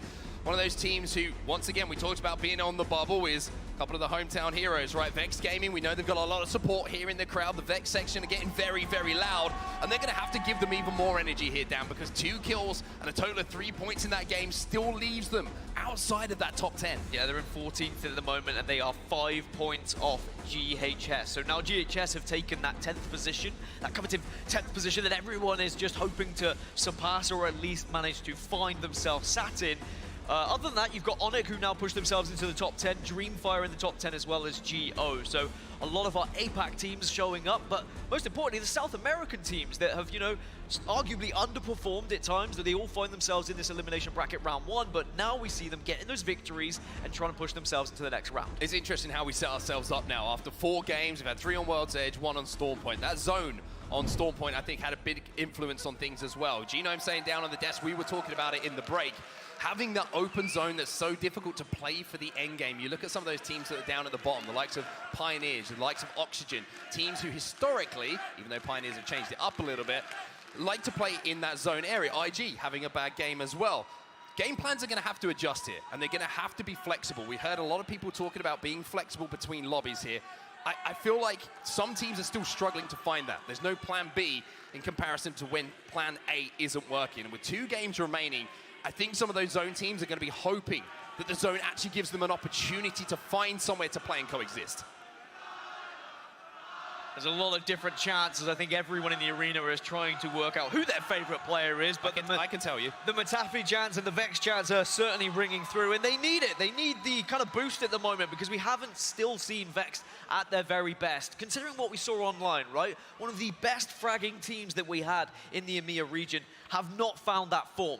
But you feel like if they do gain that momentum, right? If they do find that burst, then maybe they could find that form once more. There's one thing about Vex. I don't know we're spending a lot of time talking about them right now, but it's because if you haven't been watching the EMEA Pro League, you haven't been watching Split 1, maybe you're from a different region, time zone's not in your favor, Vex known for an out-of-nowhere bomb game. And I'm talking like 25 points plus. We saw Tyler absolutely destroying a lobby on his own at one point. And even though there's only 2 games left, it means there's an opportunity, 2 more opportunities, for them to find one of those magical games. But with games running out, online very difficult to land, and difficult in comparison to LAN, the pressure is there. That's something you don't have to kind of think about sometimes, especially when your tournament might be over. And Rainday said it perfectly on the desk. If you win a game, likelihood is you're going through. That points total you gain, the 12 from winning, plus the kills you inevitably will find, will send you up that leaderboard so fast that you can already start thinking about the next round. All right then, London, let's start making a little bit of noise in the room, because Game 5 is live, and it's time for us to get into the action. A massive game in the context of this tournament, Dan. This is the penultimate game of the entire tournament for 10 of our teams. And this is where you can still play your game, right? When you go into Game 6 and you suddenly are far behind, you have to change things up. You have to take more risks. You have to maybe change a little bit of a style in terms of composition or legend selection. Game 5, though, it's still enough to just focus on yourselves. You can still get the job done. The leaderboard is close enough that you don't have to change anything too drastically. I love how we have completely different opinions, because if you were on my team, you would be saying to me, get off of, Bangalore, Horizon, Octane. let's just calm down a little bit. Let's think about this. And I'm going, we got to kill everyone, Dan. We got to kill everyone. I'm panicking. You've locked in Revenant, and I'm like, what? Now I have to play Octane. It's just going to be a Rectane combo. Well, let's see what happens in this game number 5. The players in the teams are starting to get out of the dropship. They're starting to find their POIs. I'm so interested to see where this zone goes as well, Dan. Are we going to be going down south? Are we going to be northwest? Wherever we're going to be, I want to know if it's an open zone or if we're going to have a little bit of traffic. Yeah, because there are just such difficult zones when it comes to Stormpoint. Like we saw the antenna zone yesterday and how it's so difficult to predict. Trenches brings up its own anxieties for certain players because you can't cross anywhere. But then you have more traditional zones like Barometer, for example, where lots of teams will rotate there very quickly, but then you can get stuck in the water a little bit, or stuck in the mud, as we used to play at school, and I'm sure a lot of people in the crowd did as well. Big circle here. We are going to be heading south. It is probably going to be southeast, though, and honestly, it could be another antenna zone. Yeah, you have to wonder, is it going to be an antenna zone? Are we going to go down to Gale Station, though? We have seen that zone that finishes just outside of the building south. of Gale Station. We're going to have to see as that progresses. Beacon information vital as always here, Dan. And just looking across, we've got one at Checkpoint. That's a good place to be landing. You've got one at Northpad. And if you're Vexed, you're going to have Beacon information as well. Now, Vex, interesting to talk about as well. You see Passion, they're very, very happy. They've got Beacon information at Antennae. But Vex, not only having the Beacon, they have the map to their back on this zone. They don't have to worry too much about teams rotating behind them. They can just look forward, and as long as they're aware there isn't a late rotator behind them, they can play their game. But are we going to see the Vex that wants to push and get aggressive, or are we going to see the Vex that wants to play zone and maybe try and progress in this tournament? Because it's going to be very hard if the zone's coming towards you to then go out and find kills. But we have seen teams do it. Now, quick kick, our previous winners, they found themselves in the zone very early on. They were able to rotate and dominate the northeast side of the circle. They'll be looking to try and do a similar thing here, but this is going to be a far longer rotation for them. They're coming all the way up from the wall, so they're going to have to force themselves through the entirety of the map, rotating through teams like Dreamfire, like GFR, IG could even be in the way. Fly going to be taken down, a little bit of extra loot here for NorCal, but I tell you what, you don't want to stand still in this kind of lobby, because Leave No Witness are going to say peekaboo. Team Singularity eliminated. Leave No Witness now pushing in to try and eliminate a team of their own, but smokes are down. Renatrick is put it down, and it's going to be NC on the other side. Again, NorCal, Leave No Witness are taking a fight against each other. I was going to say, you could say it's going to be a slower lobby. Yeah, that's not the case. Renatricky now last alive for Leave No Witness. He's got a wingman and a prowler to work with, but NorCal Esports, this is the benefit of having Newcastle. Everybody back on their feet. Leave No Witness are going to have to try and retreat, have to try and run away, have to try and reassess. One player still remains, but it looks like it's going to be a dire, dire game for LNW once more, and they have so much to do. They were down in the bottom half of the leaderboard. They were able to get into the Final Four last game, but only as a solo rat, so weren't picking up huge points because they didn't have much kills. But for Renatricky, it's about assessing the situation. Do I wait? Do I try and get my team back up? Or do we just have to try and get a couple of placement points here again? Well, things are starting to get very, very busy around Gale Station at the moment. Let me tell you, a lot of teams starting to stack up, and one team who's just rotating on the southern side of things at the moment, over at Fish Farms, is going to be Gambare Otasan. They look like it's a little bit quiet for them over here. A lot of teams in front of them that they're going to have to be aware of, but with that beacon information, you can see they're very deep in zone here, not just for zone number 1, Dan, but also for zone 2. And it is crazy throughout kind of the regular season. We saw a lot of Newcastles, but here's Vexed, here's the aggression we were talking about, and it's IG on the other side of it. Exhibit's going to go down.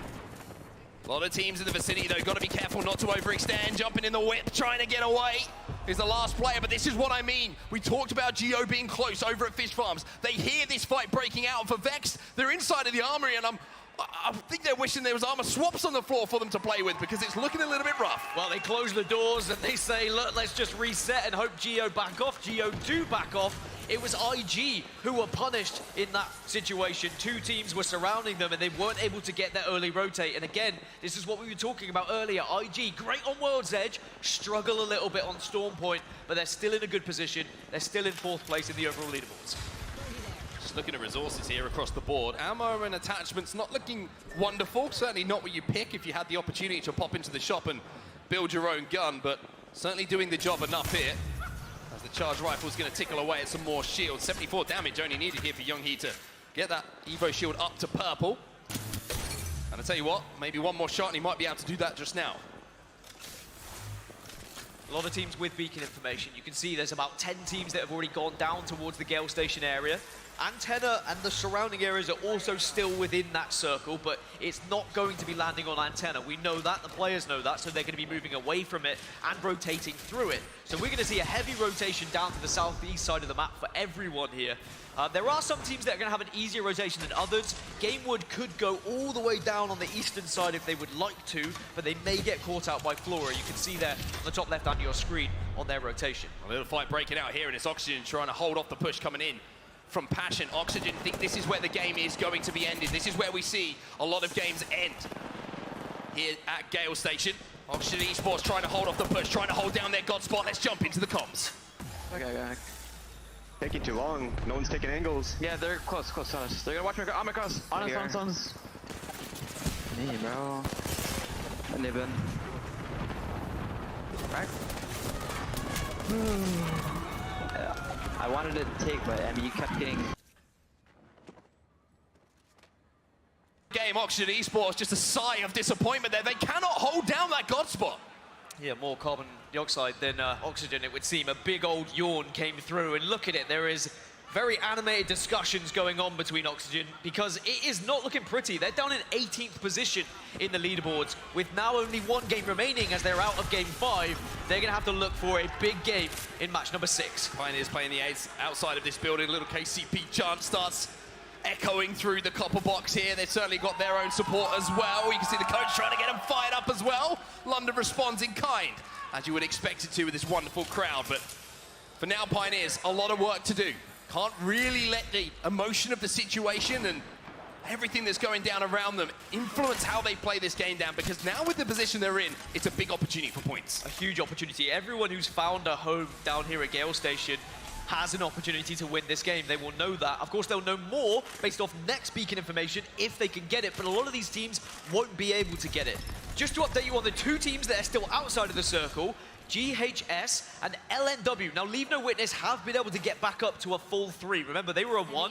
It looked like it was all down. It was all over. They were going to be looking at match number 6. But if you're a fan of Leave No Witness, they are back. Wow! We've got some famous people watching in the crowd as well. Don't spill the coffee! Get the nerves out early, Rambo. We'll have those hands not be so shaky a little bit later when we see you on the main stage. But Pioneers, Panda's looking a little bit shaky now, taking some shots. Has to pop that barrier, and all of a sudden KCP now have to try and do what Oxygen couldn't and hold off this push. Got to hold on FC Destroy, and we know what FC Destroy and how good they can be with some of their aggressive pushes, but going into a Watson team, never really that fun. You have to have a plan of action. Who's going to be taking out the fences? Do you have to worry about the gen? And where is the damage going to be focused? Also got to be very wary if there's a cheeky Pandas poking around the corner, because he's going to one-clip you if you show a little bit too much to him. But FC Destroy, you can see, they will be safe as this zone closes, but this is not a war you want to play for the long game. Yeah, I think FC Destroy may just back off away from this one. They'll get a back off, but they're baiting out the exhibit as well from KCP. That means that Seer ultimate is not going to be available for the fight. And it's good. They were assessing it. They were thinking about that plan of action, the 3 steps I was talking about, right? Gen, fences. They got rid of the gen, but then realized the fences were in too much of a difficult position to actually push, baited out the ultimate, and now they've been rewarded with a building of their own. They can be patient now. When they're inside of the egg building, they will be cool, they will be calm, and they will be collected. One team is also going to be feeling pretty good is Vex. Vex bang center of this zone. I'm pretty sure they're going to be playing the high ground as well, and watching all of the teams try and scarper into little corners under them. Big KP game potential as we move on to watch some crazy Raccoon. Now, Raz gets an opener here on Horizon. Height advantage, can you get the finish and get the KP? Not quite. Yes, okay, your teammate's there, but you've got to now not put yourself in a position where you're vulnerable from all these teams who have eyes on you from other vantage points. And Crazy Raccoon recognized that, will just slow things down a little bit, because actually, even though they're not in the next circle, they could pick up a little bit of KP if there were teams to rotate late. But we know no one really is going to be coming from their west side. You've got to be aware as well of people who are going to try and hit that out of bounds and slide down on you at the last second, and you can see they're pinging it frantically there. The nervousness, the panic that can ensue when you see a team, you hear that Valkyrie ultimate, you're thinking, where are they? Are we covering all angles that can be available for us to have a problem here? Parker's looking to push though. He knows they've done enough damage to maybe pick up some KP here, and here you go, Crazy Raccoon. It's good to just get this in early. Don't allow other teams to rotate behind you and then make your rotation even more difficult.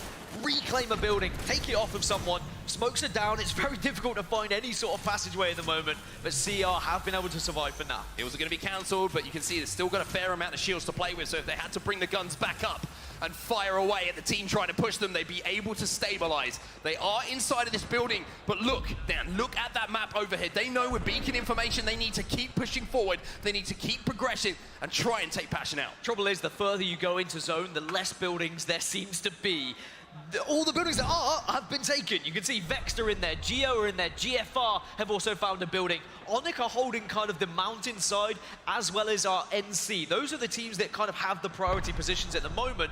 Everyone else still has to get in. So the kill feed is very much going to go off as this next ring closes. We can see here, GFR losing a couple of players here, and it looks like Crazy Raccoon have also lost Parker. So it's going to be Urban from Passion here, doing a great job of holding off of this push, and they know how valuable this building is, Dan. So valuable for now.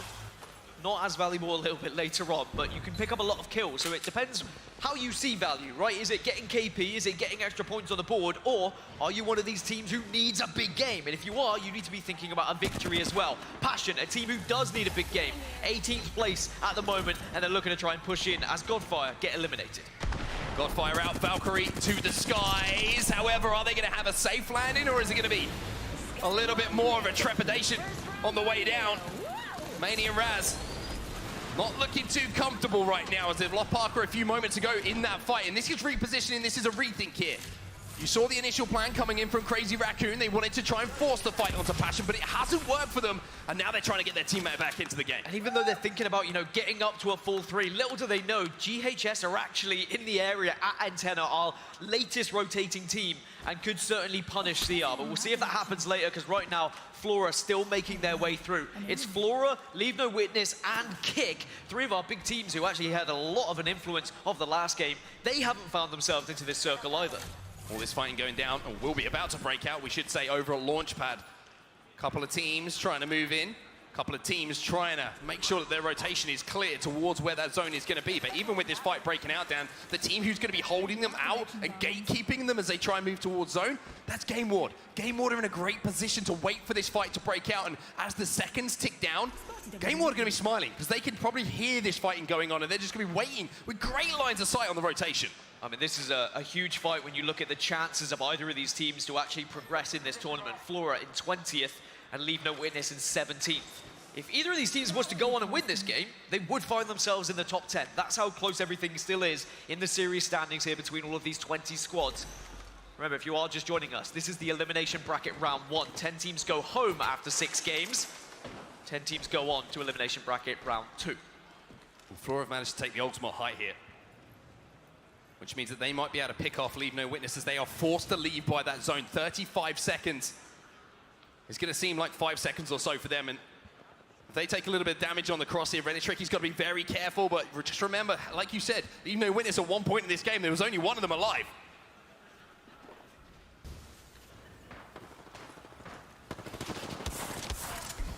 Crazy Raccoon, they've been thinking about this push for a long old time. Had to go back, had to get another member back, but now this is when they decide, okay, look, circle's closing in 8 seconds, we have to make a move, and we think most teams should have moved away by now, and they are right, but unfortunately, this building is still not quite enough. You have to go one further. They got Parker back in the game, and Parker's probably thinking Passion. You've got a target on your back. I want a little bit of revenge here. He's managed to get some weapons, he's managed to get some armor, and here come Crazy Raccoon for round number 2 now, and it looks like they're going to be just as aggressive as they were before, but the Watson fences again going to slow things down for them. Watson fences in such an annoying position, they can't even get an angle to take them out, so instead they take the roof. Smoke, though, is down. This is not an easy push whatsoever, and there are going to be other teams that can hear all of this commotion, so Crazy Raccoon need to make a decision. Which doorway are you going in, boys? But the Watson fences are stopping everything here, and you can see they just don't have that decision made. Now they try and force it, but they've already taken too much damage. It all falls onto Raz, and Crazy Raccoon cannot win round number 2. Passion hold on again, but KCP are in the building right next to them. So Passion, they need to reset, they need to make sure they stay alive. Gamewood eliminated, Leave No Witness also eliminated. Teams dropping like fries as we now go into the next circle. I meant flies, not fries. I'm hungry. Well, one thing to point out about that battle, that was the battle that kind of started off over at Launchpad. That's been solved now as we now jump in to see what Kick are going to do. Kick, the winners of our previous game, making a late northern rotation and doing some good damage. Flora, you're done. You're dusted. Out of this lobby. Passion also eliminated. All of a sudden, the lobby has been cut in half. I will say, all the meanwhile, Vexed are still looking pretty. I asked, are we going to get the aggressive Vexed? Are we going to get a zone-heavy Vexed? And Vexed have played zone, have found themselves in one of the best positions. When we see the map, you will see it, but for now, it's about Norcal. It's this Newcastle. It's so good to be able to hold off teams, but also pick people up if one of you go down, as Pioneers eventually get wiped. GHS Professional, they are out of the lobby as well. We are down to just 8 squads now. And with 1 game remaining in the elimination bracket round 1, after this one on Storm Point is done and dusted, these 8 teams in this lobby will know better than anyone how big this 8 squads could be. And as we look at the map, there are only 2 teams in this next circle, which is pretty terrifying for everyone else who has to think about their moving in now, because 6 squads are all going to have to go at the same time. They're all going to be checking different angles, but look at where Vex are. This is perfect for them. The only building in that circle as the jump comes through. Oh! Add them up, even with my bad math stat, I can add that up. 100 plus 100 is 200, and Kick absolutely wiped the floor with Dreamfire. Kick send themselves to the top of this leaderboard. They are trying to dominate their way into elimination bracket round 2. Game number 5 is going well for them. Game number 4 was even better. Can they go back to back to really give them that momentum? There's still a lot to do from the position they find themselves in right now. They've got to go south, and they've got to get past 2 teams. Very tough rotation for them to make, though. You can see they do have a Valkyrie, which they might think about trying to overtake the team in front of them. That's going to be Onyx inside of that zone. However, if they try and fight uphill, you feel like damage coming in from that charge rifle is going to be so important for them just to back some players down. But NorCal Esports, they're backing players down left, right, and center at the moment as they force their way into zone. NC and FC are both pushing themselves in, but Vex are in that building. They have been there for so long as well, just holding it down, shooting out the windows, doing as much damage as they can. And Vex, they can just wait. They can sit pretty. They can be patient. They're in a solid position right now as they wait for where that next circle is going to be. Exhibit's going to go down as well. That means they're going to get information on who is close. But Vex, inside of this armory, we saw them almost die a few moments ago. And we've always said, what's the secret for Vex to have success? It's knowing when to disengage as well as engage. They did it so well in those early moments. And this is the result. They're bang center in zone, and now they can push. Now they can be aggressive. And now they can command this area. Have you timed it right? Are there any other teams in the area as now Matafi tries to fire with a Mastiff? Needs help, but this is happening again. They can just back off. They can take the cover, and the circle's pulling back towards them. Haven't broken shields either. 2 of them still able to push out, able to control the space. NorCal Esports eliminated from the lobby. We are down to our final 3, London. You've got Geo, you've got Vex, and you've got Onyx. Vex are still outside of the top 10. This is still a game they have to win. They only have 2 kills, so it is not a huge points total for them yet. But remember, there's only 3 teams, and Vex are in a fantastic spot. Vex in a fantastic spot, and the opportunity to make the hometown crowd just make a little bit more noise. And to do that, we're going to see this game through. If Vex can win it, we're going to hear all of the comms. Can we maybe try to take the base? Go up? No, we should play from here. We should play from here. We just sandwich them next zone. Wait, oh my god. This armor is 32 per red on this box here. I'm dropping an armor. Just you can play roof probably. I am going roof. We can play tap get here. Yeah, so they're pushing. They're pushing. We should walk up left a little bit. I'm playing slow. Yeah. 0. Yeah, we should walk up, but wait for knobs. Wait for knobs. Yeah. I'm still wrapping far left. I'm wrapping far left. I'm gonna see ult in a second. Wait, not knock this. Doesn't matter. Yeah, no. I'm still far left. One of them is flash, knock. Yeah, play slow. Just control just control everything. Watch out, you might want to go armor here. Yeah, just don't let him go right. Just don't let him go right. They're on the back fence there. I'm gonna go to this rock. Yeah, we should go back. No, I think we play slow. Yeah, I'm in front of me. Yeah, in front of me. I'm trying to from them. I have one guy that's gonna swing from the right. So much damage. Scanning it. I do cast rising. They stopped it all. I got good arc on it. They're pushing the other guy. I'm pushing on. Go for kills. All in. Let's fucking go. Let's fucking.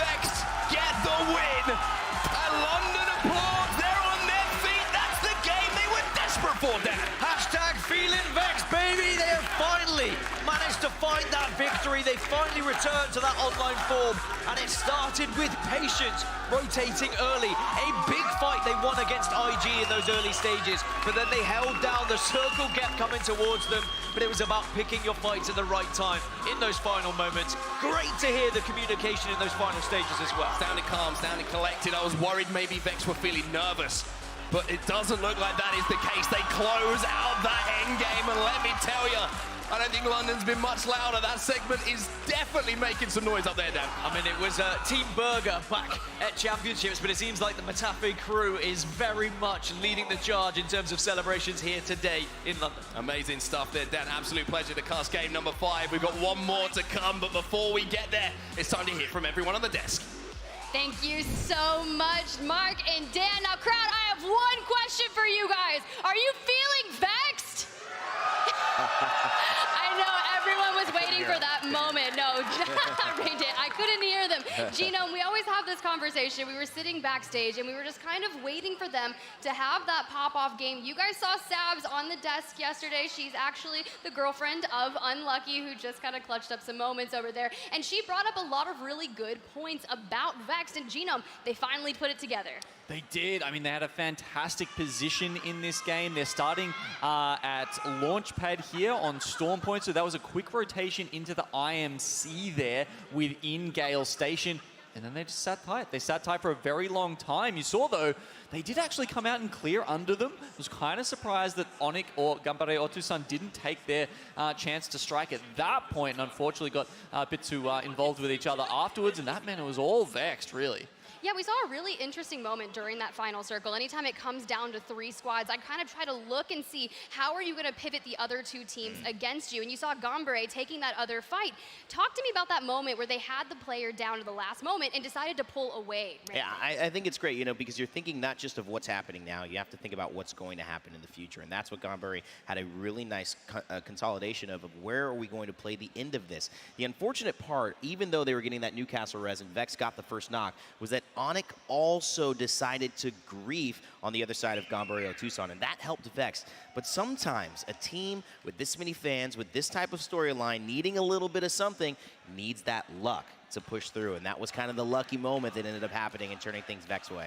That's definitely the way to do it, and Onic performed incredibly well indeed, and finishing out top 3 is what you need, because consistency is key here. Let's go ahead and look through some of the highlights from that game. This is going to be from start to finish. Leave no witness on your screen. Man, I just really love watching these Storm Point games, Genome. Yeah, there was a lot of action up the north side to start this one, wasn't there? We were talking about how Newcastle is performing in these lobbies. Yeah. You know, we saw the res coming out there early, being able to utilize that, not have your teammates get down too quickly. And it seems to be effective in this lobby, but you know, there's a reason they're in the elimination bracket right now, and that's because when we go up against these top teams, they seem to be a little bit more decisive, be able to put a little bit more pressure on you, and that res doesn't come in as handy. They just seem to be able to deal with Newcastle a little bit better, and I think that's why it hasn't been thriving so much in this LAN environment. I like actually Newcastle a lot. I think this is a character that can have success at the highest of levels. We've seen teams do it, even at Chance with 100 Thieves. But really looking at the way NorCal Esports are playing, despite it not working to get them here, I think it's been working so well for their placement style. A team that's in that top 20 in the winners we'll see soon, Pulverex, they have the exact same style. They just need to get top 5, and it can work to get you into finals. The thing is, can NorCal somehow turn on the heat to get kills in those last moments? We have not seen that yet, and the groups will only get harder. Yeah, look, I think space is a big deal in how you control that though, Rain, and that's a big difference between some of the teams playing the Watson compositions and the Newcastle compositions, because they're trying to achieve the same thing, but they do it in a very different way, and Watson's a little bit more flexible in how much space she can take with you with those perimeter fences, as well as the great utility, of course, of the interception pylon. Yeah, especially in those end-game scenarios, controlling that space is great, but your match 5 result on the screen, Vexed Gaming, 18 total points, but what's really important here is Onic and Ganbare are rounding out that top 3, but there's no shortage of points right there. 15, 14, and then even NorCal, 13 total points. Yeah, the story here is the comeback of Vex, the dream run that they're hoping to make it into winners with the support they have today. It's also the great performances from some of our APAC North teams like Ganbare, Otusan, and of course, it's also looking at the journey of the South American teams, Kick, and you've got NorCal Esports trying to make it into this ultimate winners bracket, which would be, again, an emotional thing for them. And we'll see if that can continue with only a couple games left. Of course, KCP looking really strong there. Had a lot of eliminations, as well as Passion with 6 kills for 7 total points in 11. But a lot of these teams that are going to be here on the second page need to step it up. And there's only one more game to do so. So it's a little interesting that IG International down there in 19th. Granted, it is just one game, but this is coming down to the wire. So let's look at the series results, because I want to take a look not only at the people in the lead, but the bubble teams. But NorCal Esports right now at the very top, 43 points, Kick with 42. It is entirely so close when you look at 1st through 5th, Genome. Yeah, it's really close up the top. You know, those teams probably feeling solid about going through. We really need to keep our eyes on, say, 6th, 7th downwards towards maybe 14th. I feel like if you're Horizon Union at below, it's looking quite grim right now. But everyone else there in the high 20s, low 30s, I think they've all got a chance here to make it through. You know what they need? One big game. Pioneers still not qualifying. They're going home if it stays like this. Oh, man, this is going to be really They need tough. something. Let me just tell you, they are going to need something, but you know what they're going to need? A really solid Game 6. So let's go ahead and send it up to Mark and Dan. Take us through it. Woo! Let's get into this one, the last game of Elimination Bracket, round 1, Dan Gaskin. And let me tell you, this is a time to join us if you haven't been here. Where have you been? But some of these teams, it's probably the last time they're going to have to play some Apex Legends on this stage. It will be the last time they have to play some Apex Legends on this stage. Talk to me about that bubble, that cutoff down. What teams are in danger and what teams are looking down? I mean, despite a good Game 5 from some of these teams to give themselves the chance, they are still in that lower half. You've got Pioneers, right? We heard them. Are they going to get cooking? Is the kitchen finally going to get set alight? At the moment, they're outside of that top 10, but they are very close indeed. And I will say, one thing that maybe we just didn't quite pick up on those game results from the last time is big eliminations coming in from Pioneers. Even though they weren't there, I think they picked up 10 points in total from that last game. They are sat in 11th now. Even though they're leaving it late, even though they are so close to disappointment, there is a chance here for Pioneers in this final game to force their way into that top 10. They're only 4 points behind, and then 1 point behind Pioneers. The team that dominated APAC South is Iron Blood Gaming. Remember, they came in as the #1 seed, and we were thinking, okay, well, are they going to be out of the shadow of Dark Zero? Is this now going to be their opportunity? Well, they need to break through. They need to make sure they have a good game. It doesn't have to be an amazing game by all rights, but it needs to be good enough just to overtake the likes of Dreamfire and Godfire. Let's keep an eye on some of the teams who are just inside of it as well. You've got the likes of Vex after that win, who are holding down one of those spots. Godfire and Dreamfire, 9th and 10th. Will they be able to hold on here, London, or will they be going home? We're sending 10 teams home, and Mark's told me it's my fault, so they're all going to be sending letters later on, but right now, we need to make sure we send 10 teams through. Few of them have already made it. Let's be honest, mathematically, there are teams that guaranteed themselves through. They can play spoiler. They can ruin the day of a lot of these teams that are down in the lower half of this leaderboard. It's all going to be down to where this circle goes, who's going to rotate through who can gatekeep who. I can't wait for match number 6 to get underway. Well, here we go then, London. It's time for us to get into the action. The question that was always at the forefront of our mind as we see this map jump up is, where are we going? Where is that end game going to be? Where is that circle going to pull? And I'm sure that every single team who is sat on that bubble thinking about maybe staying here and playing some more Apex Legends or having to take the trip home is hoping it pulls towards them. Genuinely, your tournament life could depend on where this circle goes, and we're going up north, maybe slightly west. It could end up in Cascade Falls as well, right where Dreamfire are. Remember, Dreamfire are that bubble team. They're in 10th position. Now, Tau can go get Beacon. There are teams in the vicinity that could also fight for that Beacon.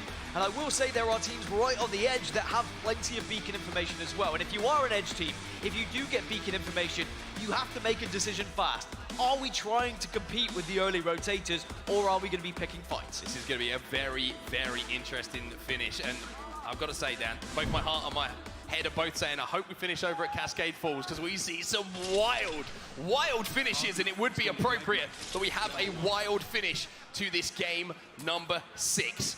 Let's see what Vex Gaming are doing, though. You can see they're going to be looting up, as you would expect, but what a time to perform. I mentioned it was almost as if I could see into the future. I was a clairvoyant, Dan. I was like, Vex need a big game. Wouldn't surprise me if it was now. All of a sudden, Vex have that game, but they are still not safe. It is so tight between that kind of 6th position and downwards. Yeah, they're only 7 points clear of Pioneers in 11th. Like, it's very possible they could still drop out if they were to have a dreadful game. If they were to finish in 20th position, it would allow other teams to kind of pick them apart and maybe overtake them in the leaderboards. But if they can just have an okay game, we should see them progress. That victory is massive for them. I think this circle is probably going to be heading a little further north than some teams may expect if they are just very much focusing, honing in on Cascade Falls. Kick, who land up on wall, may stay up. at the north side, over towards Wall, and we know on Storm Point, when you are trying to traverse the map, there's a lot of mountains to climb. You have to constantly go up, and if you're on the northern side, it's difficult. This could be one that pulls just down towards the choke as well, between checkpoint and the wall as well. DF are in a great position in that building, which has the beacon, but that is the building of death, as we know on Storm Point. So many teams rotate into each other. They kind of cross paths, and you can see it exactly on your screen right now. There's not a lot of room to play with, and a lot of teams try and take that position. It's very difficult to hold down. There's a lot of different windows. You have the ramps that go up, the stairways, and it's kind of prone to nades. And if you haven't got an interception pylon on your Watson to really deal with them, you can have some problems. But this is the spot I was talking about. Pioneers being able to hold down this choke. If they can move up just a little bit more and maybe influence this fight, hold down this position, and they could be in for a very, very strong game here. But it's a tough place to hold. Loads of places you can be rotated from. Well, it's Dreamfire on the other side. This is 10th versus 11th, staring at each other with heartbeat sensors right now. And I will say that KCP have to be careful because they're the ones who don't have the building to retreat to. They've only got a few rocks to hide behind, but it looks like Dreamfire, of course, are not going to send it. We talked about nervy moments in match number 4, Mark. It's going to be even worse here in match number 6. Teams are going to be more tentative. They are going to be more reluctant to push. Instead, they're going to be passive. They're going to wait. They're going to hope circles come to them. They're going to hope kills come to them. But sometimes you have to take some risks.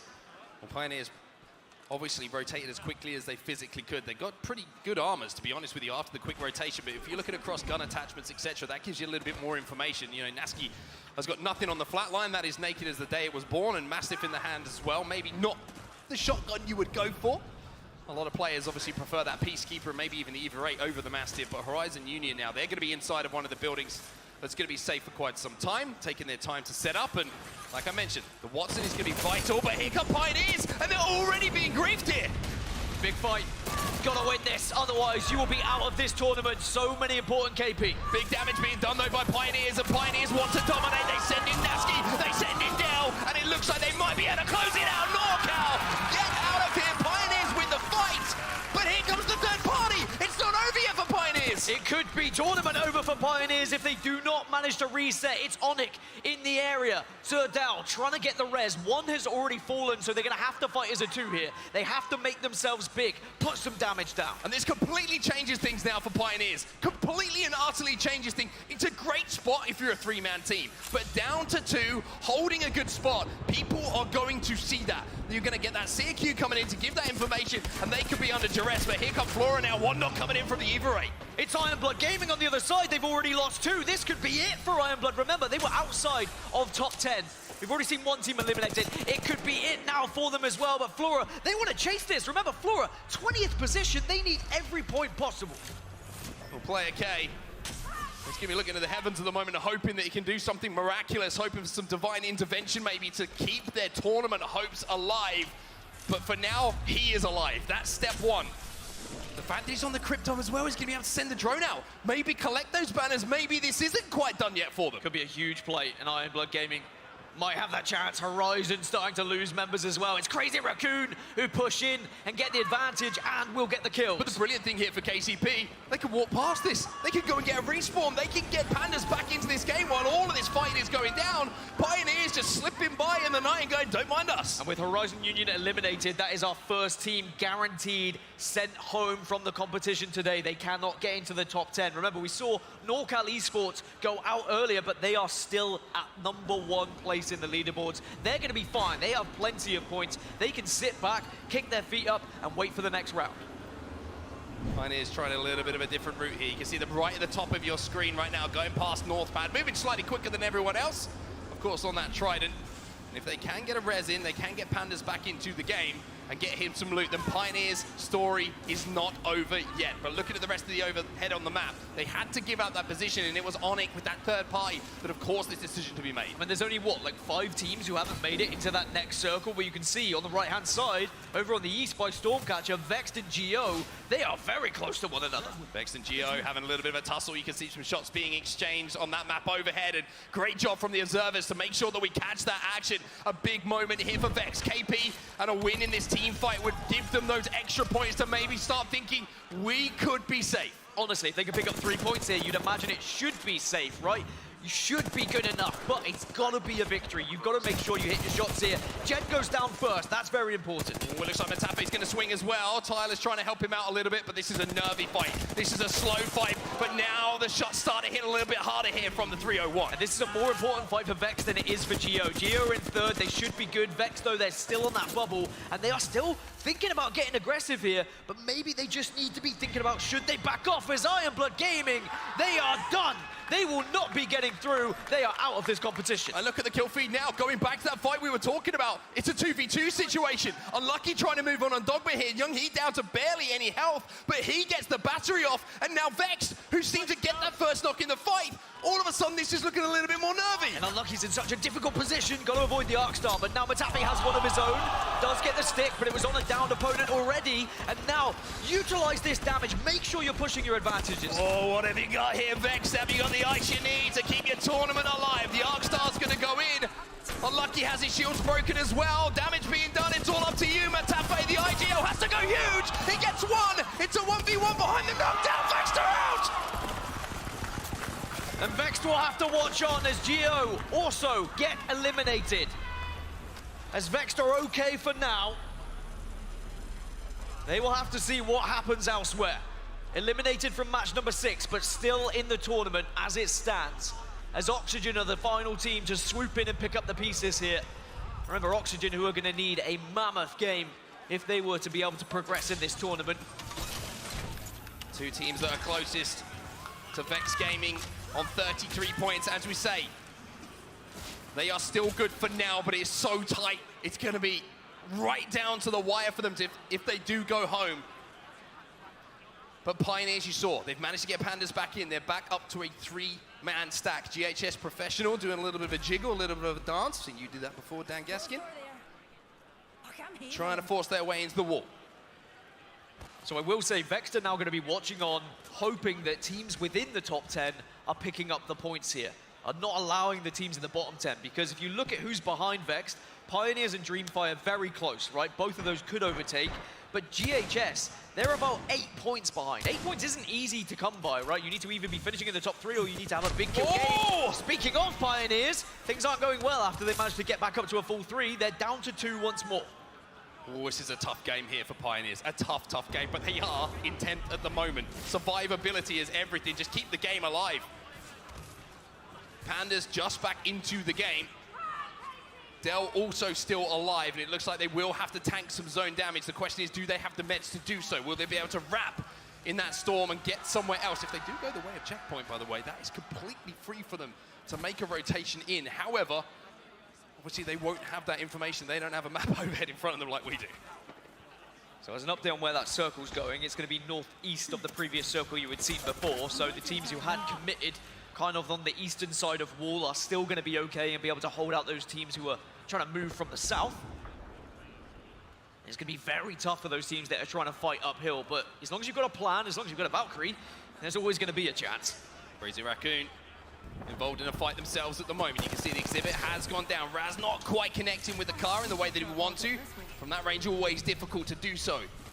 Parker going to back up for now. Takes that gravitational lift up just to get the angles that are required to keep his teammates alive. A little bit better spray coming in from him with the flatline, but not enough again to do the damage they need to instigate this fight.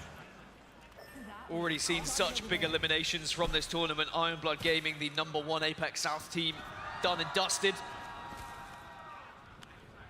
Can Crazy Raccoon keep their dreams alive? It's a long way. Even though they're in 14th, there is a lot of points between them and 10th right now. It would have to be, you know, kind of victory. Is KCP, well, once more. Aski says, I'm not done yet. They are back into the fray, and it is back to the drawing board for the Pioneers. Where do they go, though? I mean, they have to tank so much ring damage here. Well, they can craft. That's a good thing. Get some med kits. They can at least take the time and survive. I don't know. It's almost become like a laughing joke, right, about the elimination bracket, KCP. They find, but this is like, you're making it too hard at this point. Like, you're really playing this on legendary mode. Crazy Raccoon is still having this battle, which has been going on for quite a long time now, and they've got to try and force their way into zone eventually. In 1 minute 20, They're going to have the ring to their backs. Just leave no witness and kick. They're going at it. They're going at it, and look at this, GHS. Those knocks are great. Now we're going to push, but I think one player just completely ran past one of the players from Kick. Singularity out, leave no witness out as well. Peacekeeper starting to hit some nice notes as well. As GHS Professional try and push in to clean up this damage, but disengage smartly as well after picking up some KP. Leave no witness, they went out, which means they're out of the competition. FC Destroy go out as well, as Crazy Raccoon elsewhere are getting kills. GHS also involved in that fight, need to stay alive. And remember, Crazy Raccoon, they have to get kills here, and KCP want to take advantage. They have to take advantage, because one player is down at the moment, and now down with the flatline, he gets another one as well. Dell, what are you doing to him, buddy? Crazy Raccoon eliminated, done, out of the tournament, but KCP, they fight on, they get more kills, they overtake Vexed Gaming, which puts Vexed in the firing line. Vexed are now in 10th. They'll be hoping that Dreamfire gets eliminated. In the game, Kick go down, but Kick will be fine. They have enough points. We'll still be seeing them in the next round. Poor Pioneers, it's been the definition of an uphill battle for them in this game, but they are here, and they are fighting right until the very end of the game. Now, let's talking about ends, let's talk about the northern end of the map. That's where GHS Professional still find themselves inside of the wall, looking pretty kitted up as well. Yeah, GHS, they're another big threat, right? It's Dreamfire, it's GHS. There are two biggest focuses to really try and ruin Vexed Day, to ruin the Vexed fans' day, as Vexed have to watch on. Interesting thing about to happen here, I was about to say, Pioneers are going to wait for that zone to close in, then hit that Valkyrie. Onyx are going to hear this as well. And Onyx are the team who are kind of gatekeeping them. Now take yourselves back to the start of the game. Who was the team that caused Pioneers problems when they hit that rotate? It was Onyx. Now Pioneers, if they can overtake them, might have another chance of revenge. Pioneers look more comfortable. They fake it out. They fake out the Valkyrie ult. They're trying to make Onyx give up that space. The question is, have Onyx bit? No, they have not bitten. And now we go back to the fight we saw at the start of this game. Yeah, this is going to be so difficult now for KCP to try and get a reset, because Onyx have a lot of utility, a lot of abilities to use, and the zone is coming behind them. So now you've got to choose your moment. You're going to have to get aggressive here, KCP. Dell's got a lot of responsibility. Pandas is going to go down, and you can see KCP trying to do what they can, but Dell's got it all to do here. He's still got some shields left. He's going to find one. He almost found two. Can he clean this up? Pioneers out, and they will have to watch on and hope they can hold on. Pioneers are in a good spot, though. They're in 9th. Onyx, #1 now in the leaderboards, but it looks like they're going to get third-partied. Elsewhere, Passion were eliminated, but it's Dreamfire.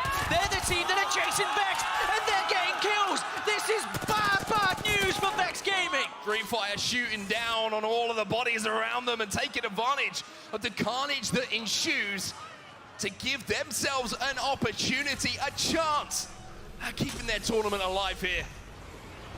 I mean, imagine being sat watching, spectating the game right now, knowing your game is over, just hoping that someone else lets themselves down. Well, I mean, Dreamfire and Vex, they're tied at the moment, 33-33. It would come down to a tiebreaker. So Dreamfire, they just need one more point to eliminate Vex Gaming from this competition. And that puts more weight on this fight that's about to go down right now. Dreamfire versus Oxygen. If you're a fan of Vex, you want Dreamfire to fall, and Oxygen winning the fight here. Oxygen are winning the fight, they're taking them all down. 8 squads remaining. Dreamfire, though, they're still a 2, and we've seen Dreamfire do disgusting things as a 2. Roy, who's had the heart of so many fans in this audience, looks to try and maybe spoil for a lot of the other fans in this audience. Here come Onyx. Here come Onyx. They've heard this fight. There's the Bloodhound scan as well. Oxygen are out of here. Oxygen don't want any of this. They don't want to be third-partied. And now DF have to worry maybe about a wrap coming in behind them. Onyx trying to use that mobile respawn beacon to get the player back into the game. Roy is dodging and diving and dipping and ducking and surviving. Just about survives, but Zone's about to come in. This is a massive moment for Dreamfire, a massive moment for this tournament as a whole. Remember, Vex still on the bubble, but Dreamfire, if they secured one of those kills, they will surpass Vex. And with 7 squads left, we might see Vex eliminated.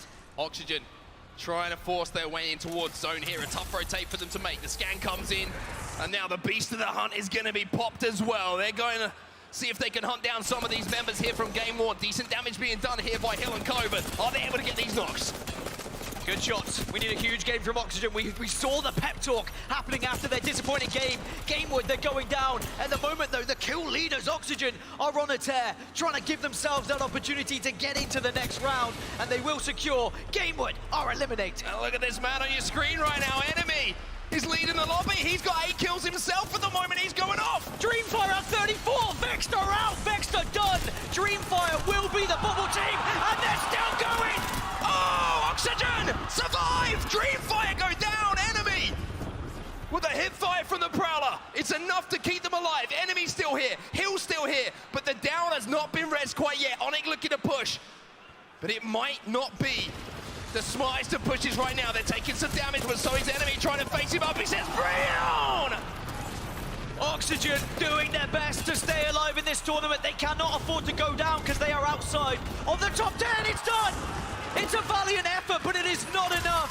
Oxygen out of this tournament. Now we look at Pioneers, now we look at Dreamfire. They're the 2 teams who are on the bubble. Also, let's think about another team who's still alive here. That's IG International. IG International have made themselves safe with this performance as well. So one of the hometown teams, they're going to be continuing their tournament. GHS Professional, though, we've seen them at the northern side of the wall for so long now, just waiting for the carnage to unfold in front of them. But now they're going to have to make a little bit of a move. But with so few teams alive here, Dan, everyone is going to have a place to play. This is going down to the wire. So Pioneers should be good. They're in 9th, they're on 35. Dreamfire, they're in 10th on 34. So it's GHS. They are 4 points behind Dreamfire. They will be the team to try and last qualify into this next round. It is going to be tough for them, but they are going to give it their best effort. As you mentioned, IG, they're good. They've done enough to secure it. It's all about GHS here. GHS, all about them. One thing I will highlight here, teams who are inside of the wall, early rotate teams, you can see with the amount of teams that have been fighting outside the zone, haven't been able to level up those Evo shields. It's blues, it's purples, great.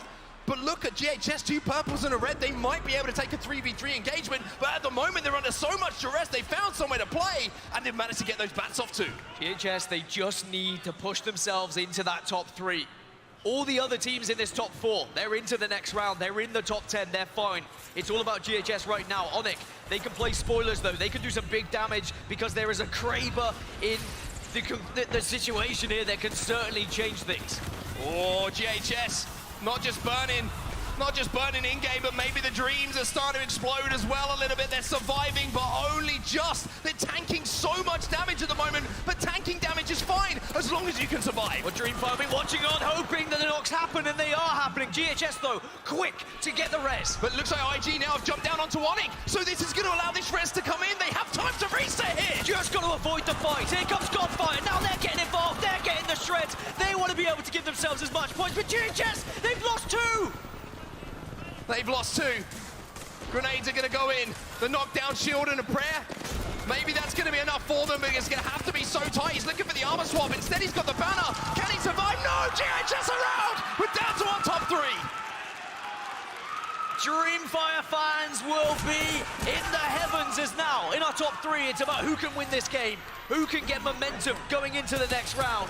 IG, they've lost 1. Need to fight as a 2 here. Onyx Esports eliminated. I think it's a 3 versus 2. It could be a 3 versus 2, and they can get this res off. That'll be absolutely huge. It's going to be a 3v3 situation. Godfire don't take the advantage there of the fight breaking out. They hold the ground. They want to let the zone do the work for them, force IG in, but that's just allowing Noises to reset here. But did you see the weaponry, by the way? There was a completely naked alternator in play at this stage. Maybe not the best weapons to work with, but you've got the calls and you're back up to a full 3.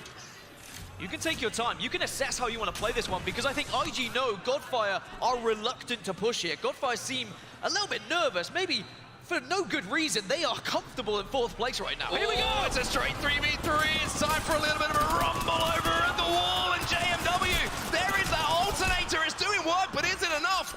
It's all up to Graceful now in a 1v2. It's going to be a tough job for him to make it work, and Godfire will win it.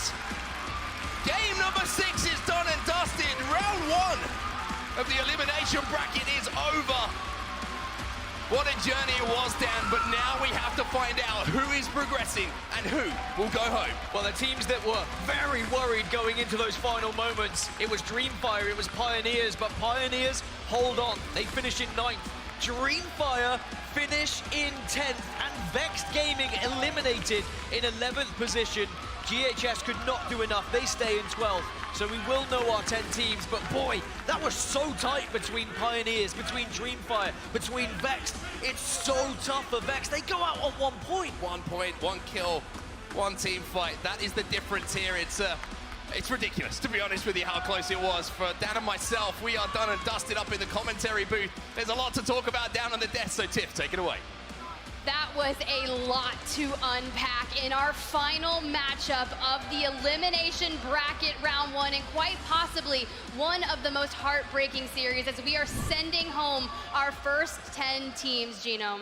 Yeah, we're going to start to have those moments now, aren't we? You could say, I mean, look, honestly, I was there cheering for Dreamfire to make it through, and sure they did. Godfire helping us out a little bit there to take out GHS Professional, who kind of came out of nowhere in this lower bracket, especially in that last game, playing their spot very well until the end, just missing out. But so many good teams. Vexed not making it through. Crazy Raccoon, we just saw them put on one of the most popular Apex tournaments of all time, and there's going to be a lot of fans who are really sad to see them bow out. Well, especially Oxygen Esports fans, right? Like, they were your kill leaders, they were doing amazing, but let's look at those series results. The top 10 teams that you see on the left of your screen will move on to elimination bracket round 2 later today. Onyx Esports on top for Apex South, 54 points. Godfire from South America, 52 points, and then IG International, Rain Day, 47 points. I mean, they played great today, and it was a battle at the bottom too between Vex,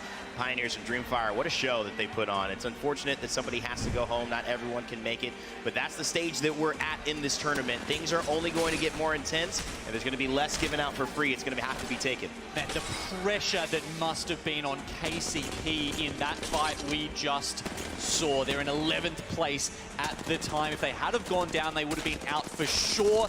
And just get back in, they had to go out and res themselves twice over at Northpad to get back into this game, and they fought Onyx to start with, and then Onyx again, who knocked them out on the way to their top of this elimination bracket round. It's really tough. Then you see Vex going down right there, but like real kicker here, and I know I brought it up a little bit earlier, Oxygen Esports been rather lackluster throughout group stages, coming into this game in 20th place, and Crook and Enemy alongside the IGL Hill completely start decimating this lobby. And if you remember in Split 1 Pro League, they were a primarily zone-heavy team, breaking out Hill on the Watson, and they just went full aggressive status, and we were just kind of sitting there hoping, would it be enough? And Rain Day, It wasn't, and you know, I hate to say it, I mean, kind of letting the realism of what it means to hoist this trophy here on Sunday, it's not always going to go your way. And I was impressed with teams like Dreamfire. I was impressed with KCP.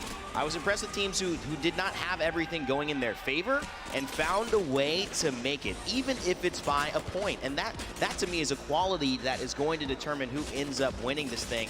But there's a lot of intricacies to these fights, and I also have to say a bigger picture story is South America.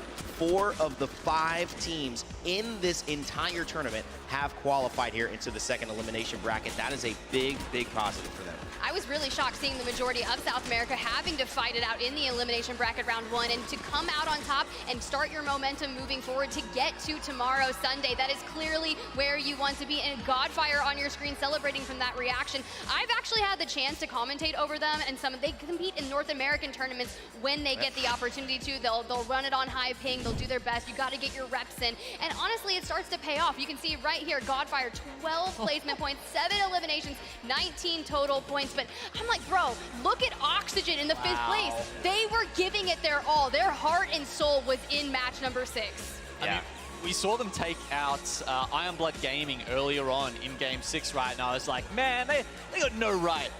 They're well down the leaderboards. Like, why are you deciding other people's fate? But then they come back and get a complete bag, chasing down every single point. Almost actually got them there with a 15 KP they picked up in here in match 6 here. Unfortunately, just a little too slow out of the blocks. Yeah.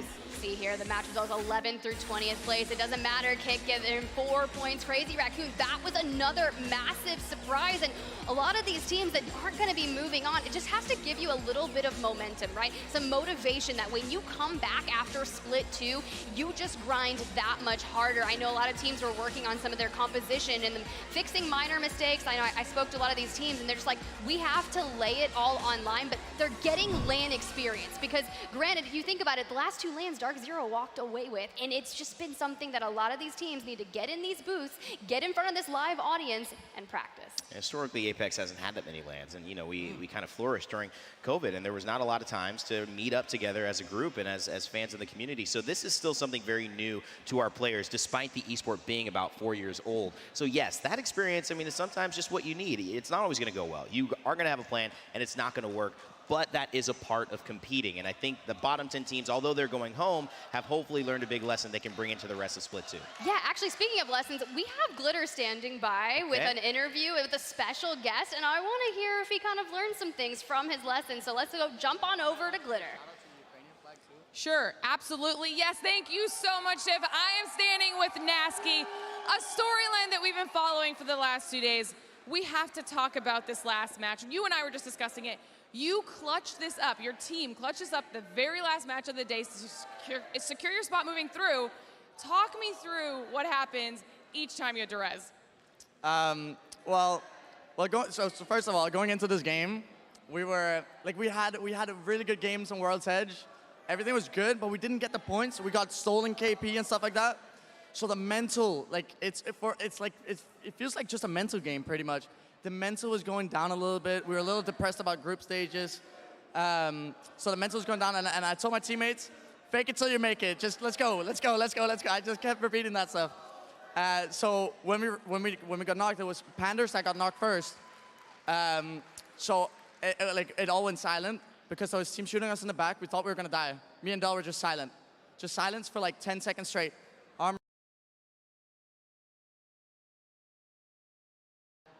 Okay, and then we got the banner, saw somebody choke, we couldn't go that way. Then all of a sudden, okay, go north side, fuck it. Cars aligned, we run past the team, we shoot one, we get a knock and a kill, and then we run past them because another 3P, and then we get the car and drive. I don't know, it was hectic to say the least. It was fun though. Okay, you had kind of alluded to this being a place where you thrived when you spoke with John yesterday. Clearly, those words rang true, made it through, one more step to go. I know you said your mental was a little off, but now that you've made it through, how are you feeling? Well, I feel weird celebrating a night, but hey, we made it. So in Stockholm and Raleigh, we went through loser brackets. We farmed. We aren't really farming here, but we farmed in Raleigh and Stockholm, and I think this was gonna boost our mental. Loser bracket 2, I think we're cooking. It's a slow roast. It's a slow roast, baby. I love to hear it. Entertaining as always. Obviously, so much support from the fans. Do you have anybody here supporting you today? And let us know what all this support means to you. Well, first of all, I want to shout out to the fans supporting. I wasn't sure how many fans would they have here, but y'all are so vocal. I love you all. Thank you so much. And secondly, I got my dad and grandpa here. I don't see them right now, but they're here with jerseys on saying Nasky Dad and Nasky Grandpa. I absolutely love that. Okay, so then obviously all of the love to Nasky Dad and Nasky Grandpa. Congratulations one more time. Thank you so much for chatting with us. We're going to send it back on over to you at the desk to talk about it. Wow, what a good interview. Thank you so much, Glitter, and congratulations once again, Nasky. That slow roast paying off, and I can't wait to see how you fare in Elimination Round 2. Maybe that roast will be ready by then, you know? Some special ingredients coming up for the second losers round. I don't know. Yeah, look, they've. Let me just say though, the next elimination bracket is going to be a whole different beast. Yeah. I mean, you know, we've got the winners bracket coming up, right? And you've got to remember, you're getting 10 of those teams to play against, and they're going to be very different to the 10 teams that he just sent home.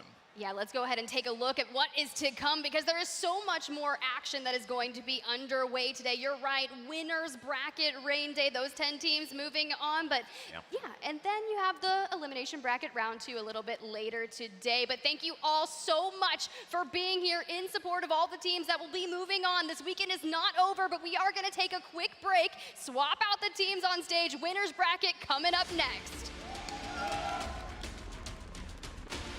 All around the world to unite here on this stage behind us, and I couldn't be more excited. Invictus Gaming here with an opportunity to close this out. IG come out on top for game number 1. Elysium's gonna do it. Singularity! Here comes Noises! Oh my goodness! FC Destroy plays the knockdown shield perfectly. Here we go, we're dropping into Storm Point. No!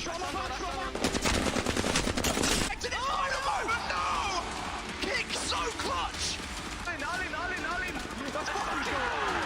Hashtag feeling vexed, baby! Tappe, the IGL has to go here, the knockdown Vexter out! And Godfire will win it! Game number 6 is done and dusted.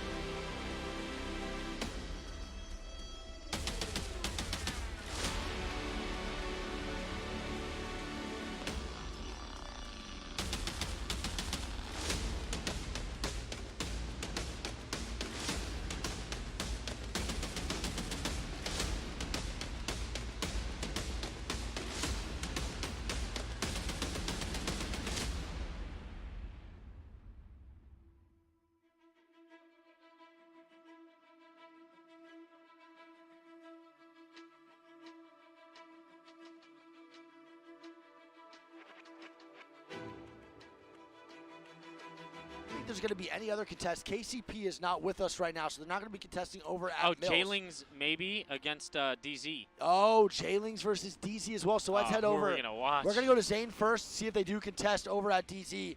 I don't know. Greek, do you see anyone else flying in? I don't see anyone right now. No. Oh, DZ's not doing it. DZ is not going to stick to the contest. So let's go to 100 Thieves, bro, and watch the contest over at Command Center. I'm actually surprised DC isn't doing it. No, I'm surprised too. I mean, kind of, but they're not doing amazing throughout the tournament anyway, so they kind of have to pick it up here for the last 6 games. Chat, don't forget, man, this is Group C, A versus D. This is the last 6 games today. Thank y'all for being here, man. This is the official B stream. I love y'all. Let's get it locked and loaded. We're going to have IBG versus 100 Thieves off spawn. And oh boy, I actually do not like this contest to watch. I think it's a pretty boring one. Once that team, one of them gets height, it's kind of boring. You just sit on the zip lines, just let it. Well, they don't go up for height. It's just straight fight inside. Yeah, but sometimes they go up high if they don't get good guns. So if one of the teams do get bad loot, they just immediately leave. Like 100 of these already wants to bounce. Yeah, 100T did not get the greatest of loot there. No. They got beat to the inside. Triple white armors. And they're just going to go up. And this contest is kind of cringe. It's just how it goes, though, man. You're not going to contest and fight down below if you have bad guns. You're going to take your time. You're going to go up top and just kind of let everything settle a little bit and find more guns for yourself and loot. Yeah, I think you have to hit done there to update. I already did it like 4 times. Okay. You're good. So, no contest really happening. We'll keep up with that just to make sure. Yeah, I don't think anything's really going to go down. We have L&W still in this group, too. Let's see the zone here. And looks like the zone's actually going to be towards the bottom side near Cascade Balls. Yeah, I think it's going to end right in that like little river where Pricey's flying over. Yeah. I think it'll be in that area. And we have Pulverex with a good rotate out of Jurassic, so they're going to have a pretty good spot here going into the zone. X set as well. They have Crafter, and they have a beacon over at top waterfall, so they're going to know exactly where this zone's going very early. And that rotation's going to be super, super simple for them, man. Yeah. Looking at just like the rotations, I don't really see anything that could potentially happen in terms of a fight. No, I don't think so either. Slobby seems pretty tame in the early rounds. I could maybe see like a potential like CR versus J-Lings maybe on rotation. Yeah, there's potential. I mean, CR is extremely aggressive. We know how they work. And it looks like they're trying to go over there to fight him. Yeah, I think it's actually going to be a CR versus J-Lings fight. That's a great call, Greek. I think this is one of the most even fights. We have just mouse and keyboard animals, and we have the demons on controller, the 3 controller players, bro. And they're walking forward, but they're trying to find them. They hear the car. They're going to see it. I don't think they're going to be able to get knocks or anything on this. Triple purple. Yeah, triple purple for CR. They are kidded beyond belief. But so is Jay Lings, bro. They got double purple and a blue. It's great armor as well. I mean, it's just, for me, it's the confidence, right? Yeah. You know, they bullied off DZ, right? You just spilled some on the mic. They bully off DZ, right? They loot Mill now. No hesitation. They wanted to just run over and fight down immediately. Yeah, I kind of like that, though. I think it's a good play. I think the aggression is what's making them so good. I'm totally not against it. DZ gonna Valko with the year. Oh boy, Jen. They're landing Bean, by the way. Yeah, they're gonna be landing the Bean side. I think it's a good play. Landing Bean is pretty safe. You just gotta watch out for how the Cenote team plays it. It's gonna be ESA, so it's really predictable on what they're gonna do. One thing to say is that DZ did not have a beacon there. Yeah. So they're guessing this off zone 1, which is why they flew to wall. Because I could see you potentially like guessing wall for this zone. Oh, for sure. But when they see the zone pull, I wonder what the comms are going to be in that call. I mean, every time you overextend or you over-rotate, you always get so sad. So it's pretty tough. We're going to have LNW now pushing up to 100 Thieves. And 100 Thieves is not really kitted enough for this fight, man. They cannot take this. And watch out for this third. They're going to actually drop down, and they're going to back out. And don't forget, they don't have a beacon either. So 100 Thieves has no idea where this zone's going.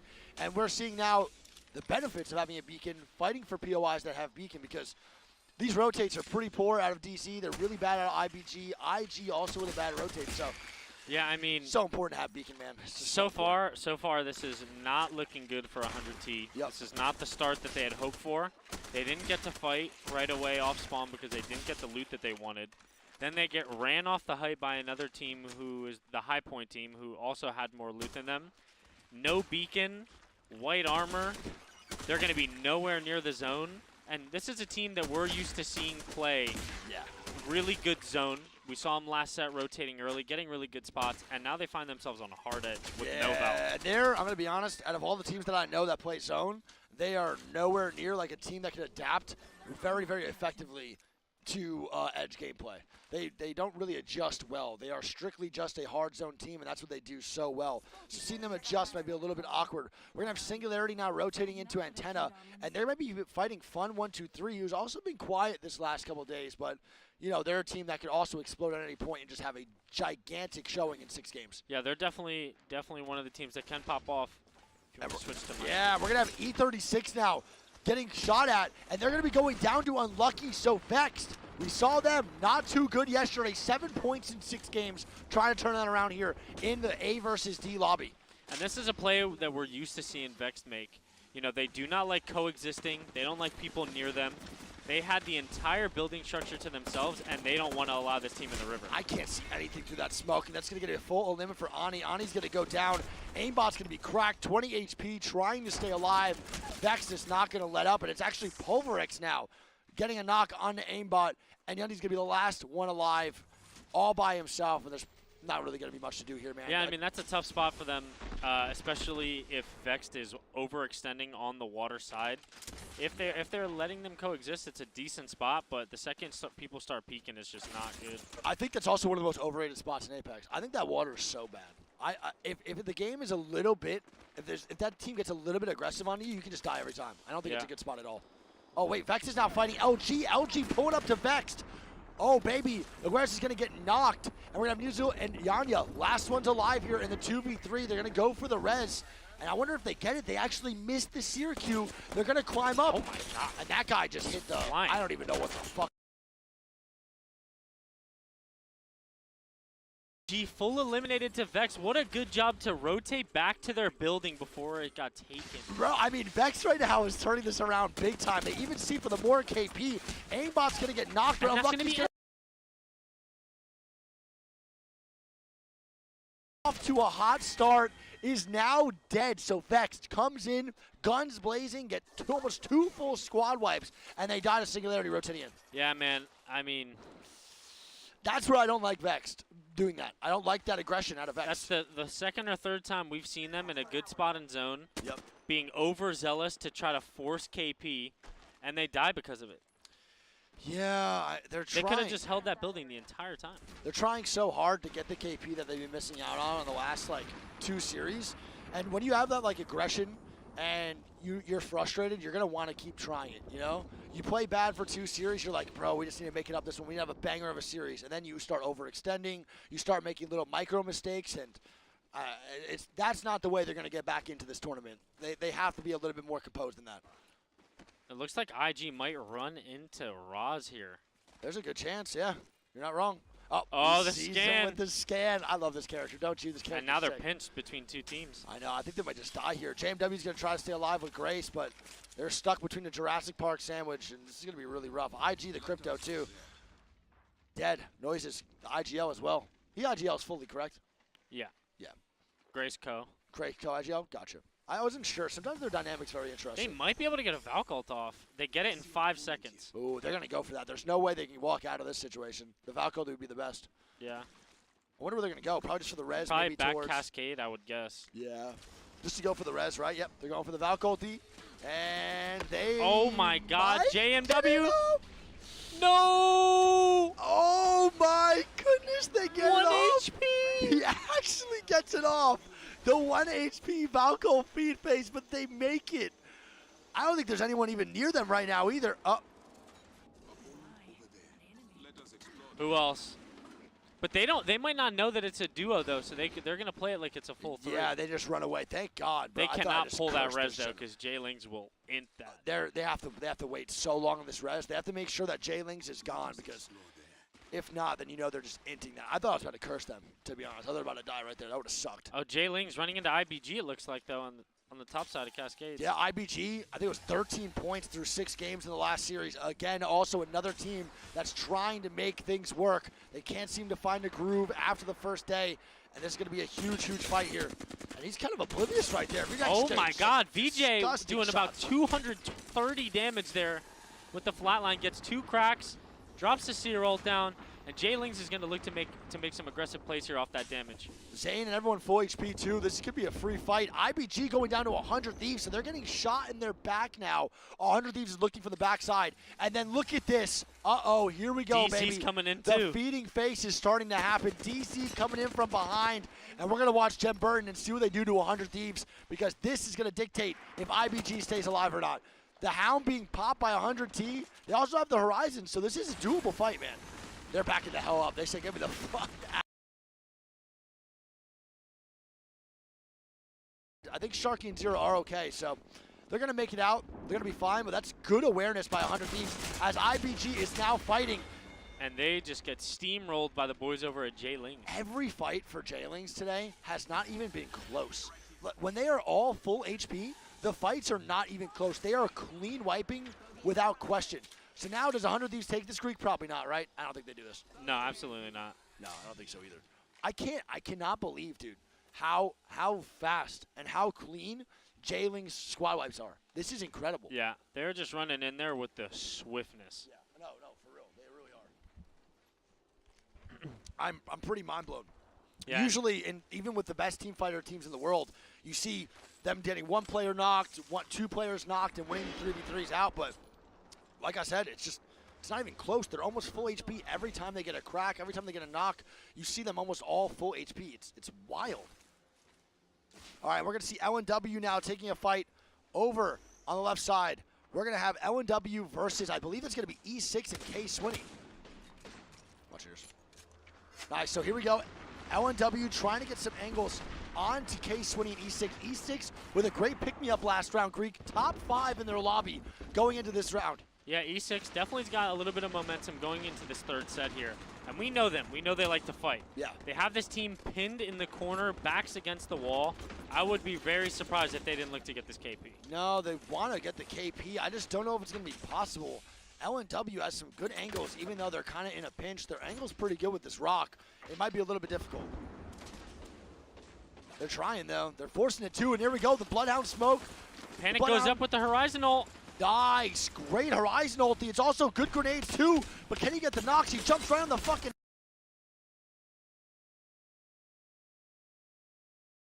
And I think this is going to be an E6 wipe on to leave no witness, but Amphi's getting third-partied, and it's going to be E6 going down. Amphi is dead. K-Swinny is probably going to get this Phoenix off, but Slayers is dead now too. And it's going to be up to K-Swinny with Game Ward coming in for the third party, man. Yep. Bro, we're seeing tons of third parties right now. There's a lot of fighting going on. There is tons of fighting, and speaking of fighting, we're going to tune on over to Jay Lings. They're now taking another fight in Cascades. All right, so they're going to be going against DZ here. This is a pretty head-to-head fight. Yeah, this is going to be a very important one, too. Depending on who goes to the end of the lobby, an X-Set in the top right, knocking out Godfire. They're going to be one man up. Let's see if Jay Lings versus DZ. This is going to be a powerhouse fight, man. This is going to be fun to watch. Yeah, man, this is going to be an all-or-nothing swing right here. Nice. Good swing by Nags. This is what the Valk should be doing, dropping down, going back up after getting the damage. Yeah, DZ doing a good job of holding their ground here. I think it's important to note that they're just holding the bottom floor rather than playing the staircase because they are very aware of that roof angle. I mean, this bottom side is really hard to hold, too. I usually... And there goes the swing. That's a great swing by DZ, but they don't know where he is. And oh my God. Sharky looked like he went to the right one, both went to the left. Yeah, that looked like a miscomm from DZ, and now Jay Lings is probably going to capitalize on this. Yeah, I think they're gonna. They get one knock. It's a 1v2. It's still winnable right now. He doesn't put the knockdown up, and Dark Zero goes down. And dude, Jay Lings, what is going on? Powerhouse players, the three rollers. Is it meta, Greek? Yeah, I mean, if you got an IGL capable of it, it definitely could be meta. We have seen teams in the past that were really good on triple roller. And I mean, hey, for picking up IGLing 2 months ago, VJ, I think, is doing an amazing job. Isn't he young too, I believe? I'm not really sure. I think they're all like in their early 20s. Oh, okay, gotcha. X-Set now going down to 100 Thieves here too. They're taking a fight, and Game Ward looks like they're gonna pop in for the third party. Scurry is fully eliminated. X-Set is probably gonna die here through the Game Ward third party. Last one up on 100 Thieves is gonna be Anmu, and he goes down. That's a great spray by Sykes, but it does not matter. Fun is gonna be in a 1v3, and Game Ward, actually a 1v2, and Game Ward eliminates X-Set and 100 Thieves for the third party, Greek. E36 eliminated as well in the kill feed. And once again, Jay Lings looking like they want some more KP. They Why do. not at this point? Yeah, I mean, they're winning every fight. Moist is in a shit sandwich.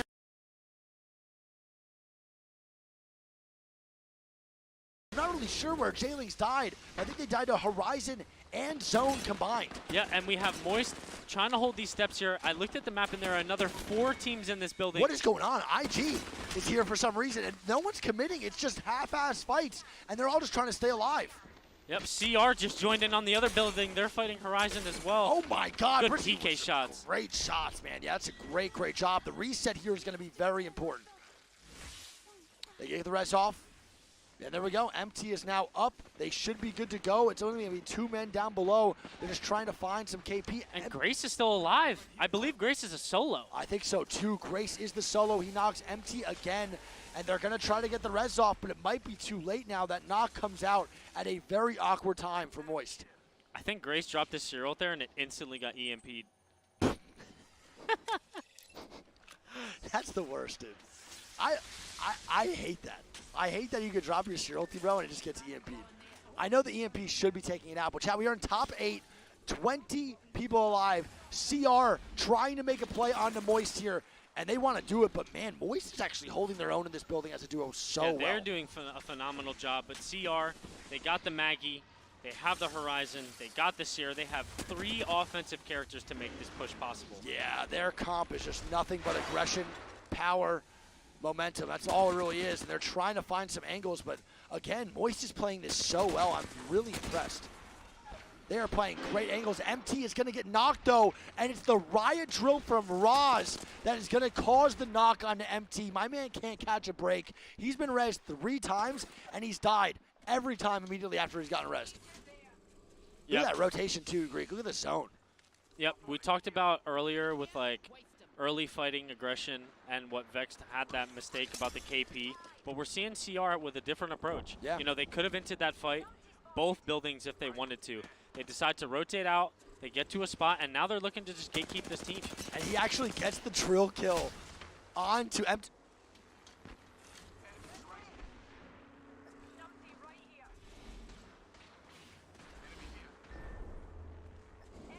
How did he not die to zone there?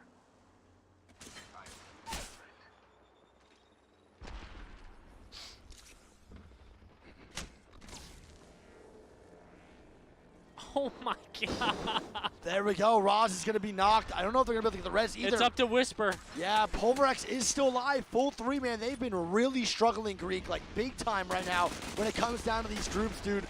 But we're going to have Cody getting knocked as well. ESA is still alive. They're a sleeper team, man. Yeah, and we're up to a top 5 scenario here. Yep. Pulverex getting the ultimate height, which I believe is the best spot in zone at the moment.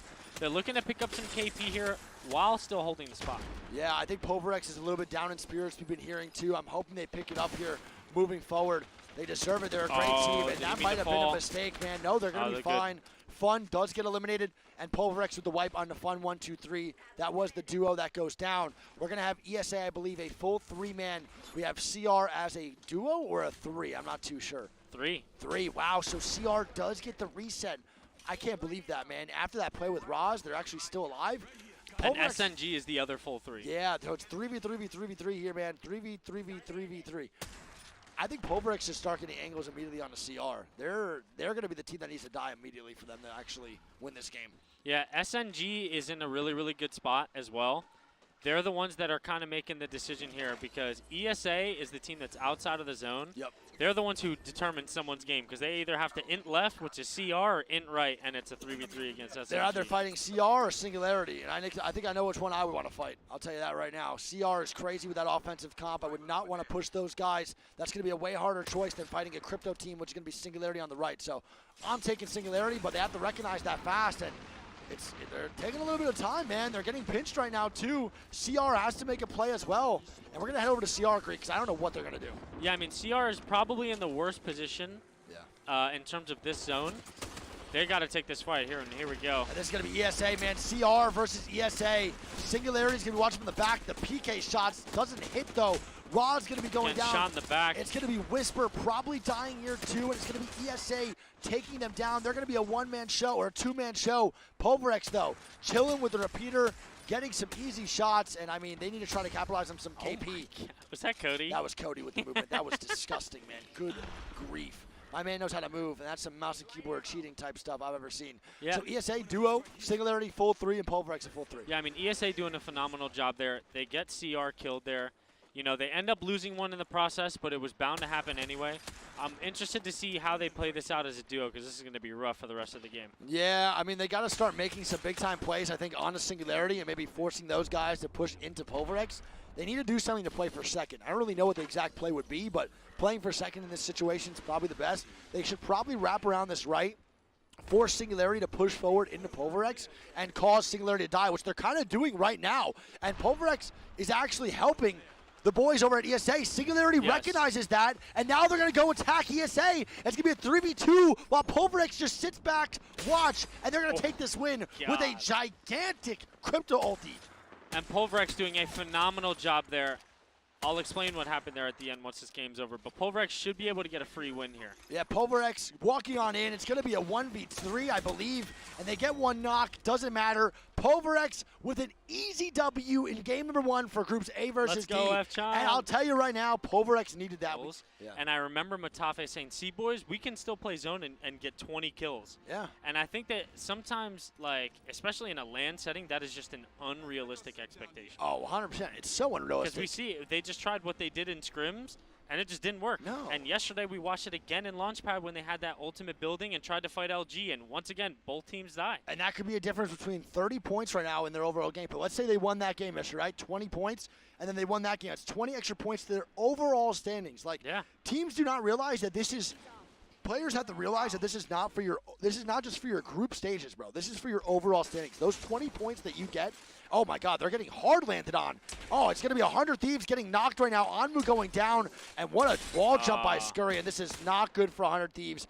I think they're going to be dying here. It's not looking good at all. Vaxlon's going to be dead, and 100 Thieves is going to see one bullet left in the chamber again. One bullet left, and they eliminate 100 Thieves, and again, man, this is why I hate contesting. This is why I hate fighting off spawn. Who knows what loot 100 Thieves got? But this guy lands on a PK alternator, big dog. I'm going to be honest. I think the difference in that fight, we noticed it when they flew in. IBG hit a crazy bounce. They landed a couple seconds before 100 T. That's like the play, I think. When you're landing against somebody, trying to find an out-of-bounds spot that makes your flight stop, and you just slam down to the ground, even though you get that impact stun, it's always worth it. Yeah, I mean, I've contested here before, and a lot of times people do that, but it's usually the side of, like, the Cyclone. But the bounce that they hit, I don't think I've ever seen That was a pretty crazy bounce, bro. That was actually wild. I don't think I've ever seen someone do that specific one, because they landed so much faster. That's just getting reps, baby. Just understanding the way the map works. I would never do that. All right, we see the zone here, too. Ooh, nice, good zone for Pulverex again. They're kind of getting gifted some zones here.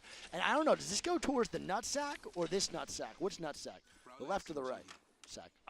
If I had to guess, I think it pulls a little bit up towards the island. Okay. That's my guess. So towards like the little woodland area right there? Yeah, that's fair. I definitely think so too. I think it might pull up a little bit more. It could pull all the way back, but I don't think it pulls up. Yeah, okay, fair. I don't think it goes guess. here. I don't think it goes here. I think this zone doesn't even happen anymore, really. It used to happen all the time, but I haven't seen it in such a long time in ALGS. Yeah, it's been a while. But I think it's going to pull towards the island, like you said, for sure. Yeah, I guess we'll have to see. Yeah, I mean, I don't mind this zone. I think barometer zones are pretty fun. I enjoy them a lot. One thing about barometer, though, chat, in these zones is that, again, it's very similar to thermal. It's in more of a center point of the map, but it's like thermal. First come, first serve. There's not many spots to play inside of barometer or outside of it either. So when you get there, man, you're securing and locking down that spot, damn well knowing that someone might inch you. And we see DZ now trying to get the nutsack up top, and they're getting shot at from there already. Pulverex already took their spot that they wanted, and they're going to go towards the woodland area that you were saying. Yeah, I'm going to be honest. I think this is the worst place on the map to be in early. Yeah. This is not playable early.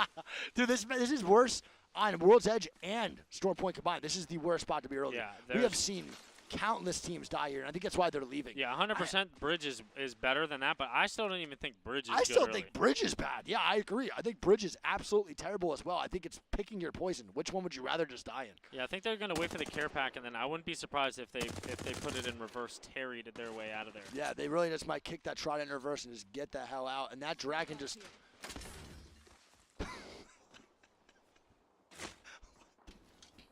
that poor fuck.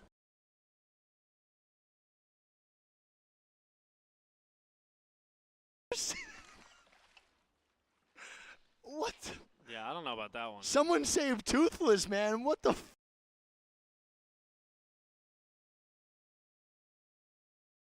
And just fades away. That thing just slammed to the ground. Oh my god. Oh, bro. good lord. All right, we're going to have CR. Trying to... Dude. I don't know about that one. That was not okay. We're going to have CR rotating in. Where's TSM? I don't know, bro. I think they switched to Fortnite. I have no idea. All right, Fun is going to take a building inside barometer. CR is going to start to walk in. We have LNW over near wall. GW rotating in 2. No real fights breaking out. No real 3v3s, but we're going to see. DZ still posted. Oh, XSET's looking to hit the Ratsky on IG right now. Where are they at? Cascades. Oh, nice. Let's see if XSET can get the rat spots on IG. They start the shots moving forward. IG is in a pretty split position. 1 up top, 2 in the building, but Fun just got... He just ate that Sentinel heady. Yeah, like me at a buffet, just taking that shit down.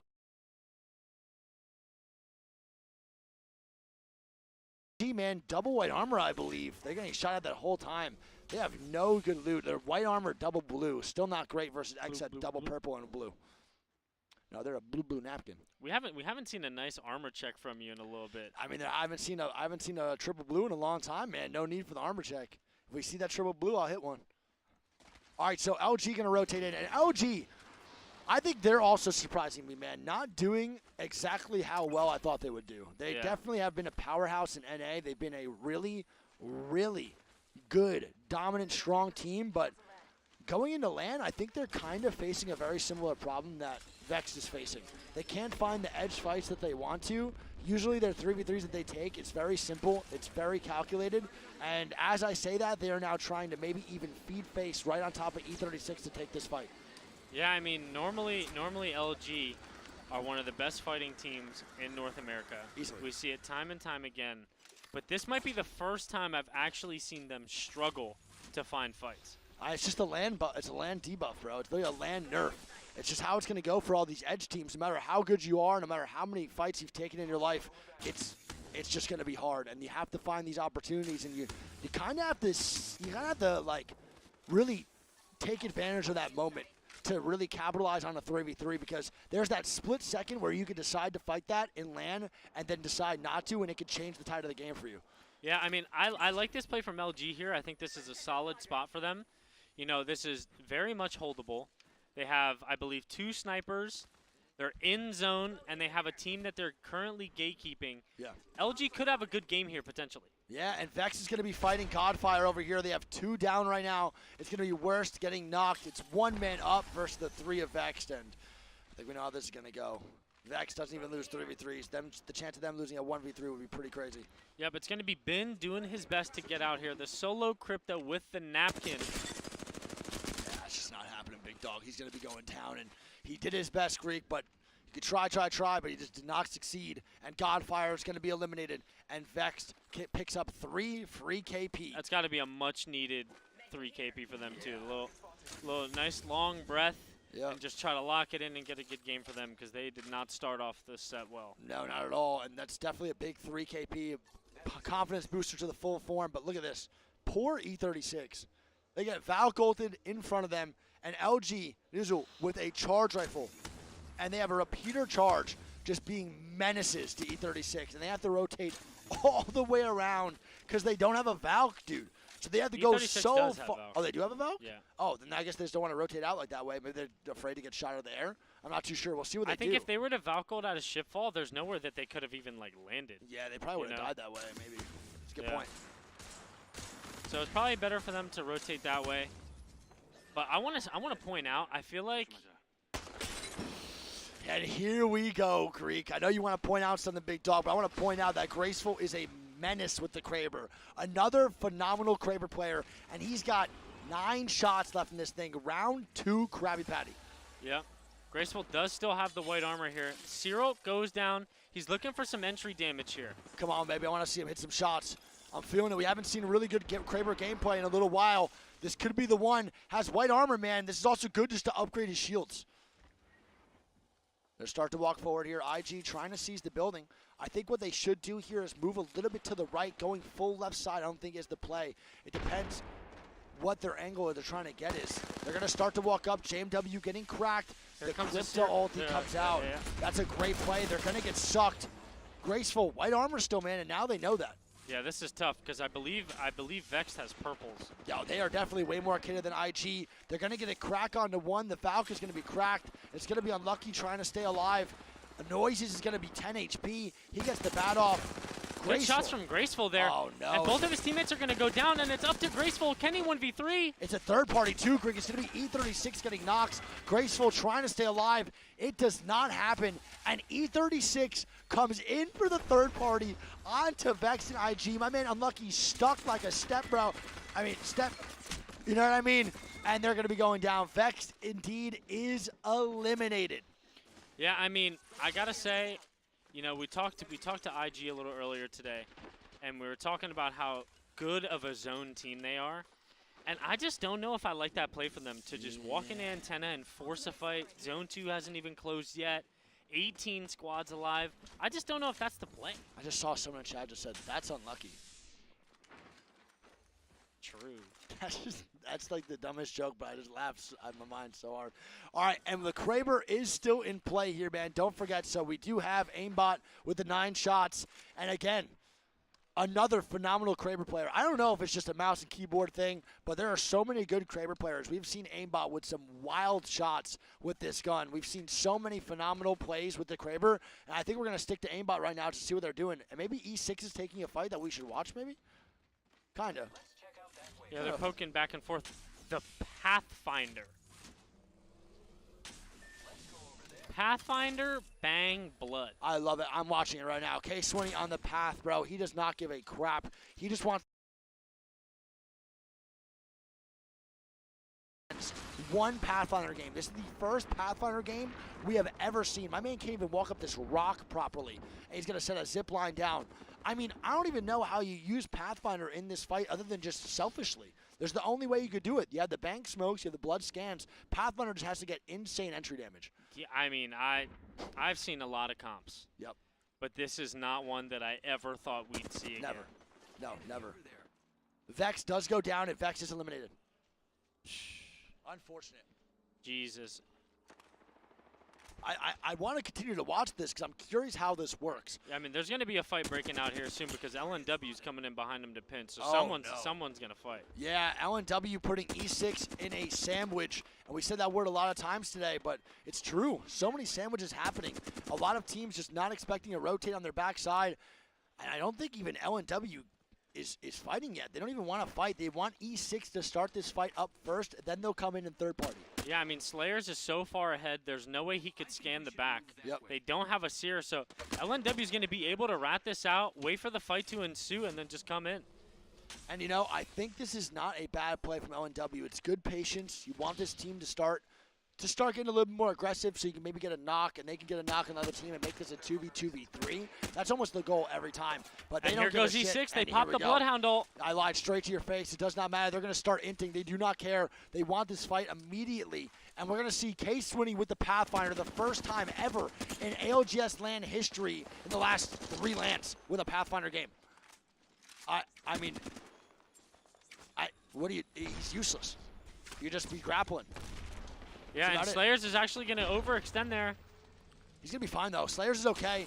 He does get the reset, get a chill just for a little bit. LNW is still lurking behind. They're waiting patiently for this fight. This might be the longest close-range fight I think I've ever seen in my life. And I think it's just because Case winning and then don't have an engage. It's just Bloodhound and Bang. But that guy's going to overextend. It's going to be the Seer. Maybe getting full killed here. Case winning playing patient right now with this grapple. Not doing anything too wild. And CR is going to get a knock onto Faye. Faye's going to be dead.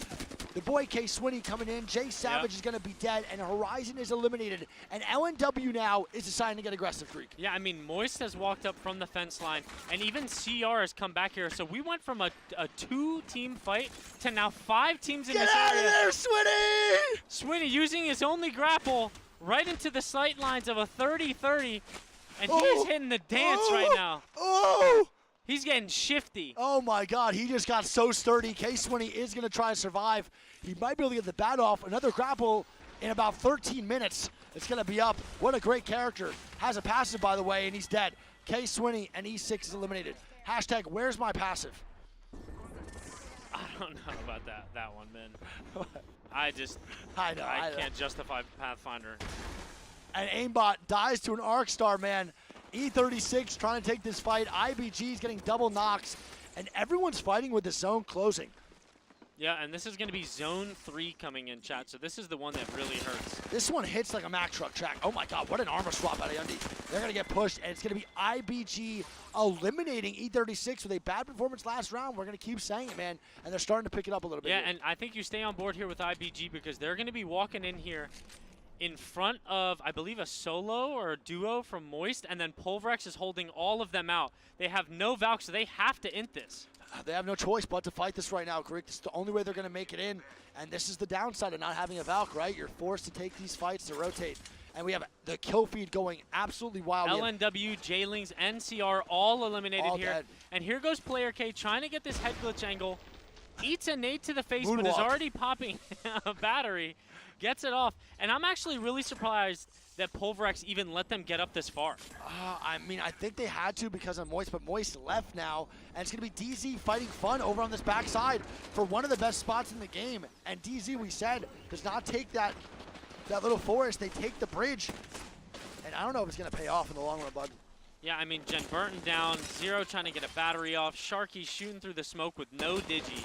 I don't even know how he sees that. It's a Seer ulti down, big dog. Is it like bug? Because we couldn't see him. I could not really see it, no, but the Seer ulti is down. He had some shots, and we're going to have the smokes coming out from Sharky. He just needs to try to stay alive. I don't see it really happening. I don't even think he has meds. Oh my God, he's somehow still alive. I have no idea. Never mind. No, he's not.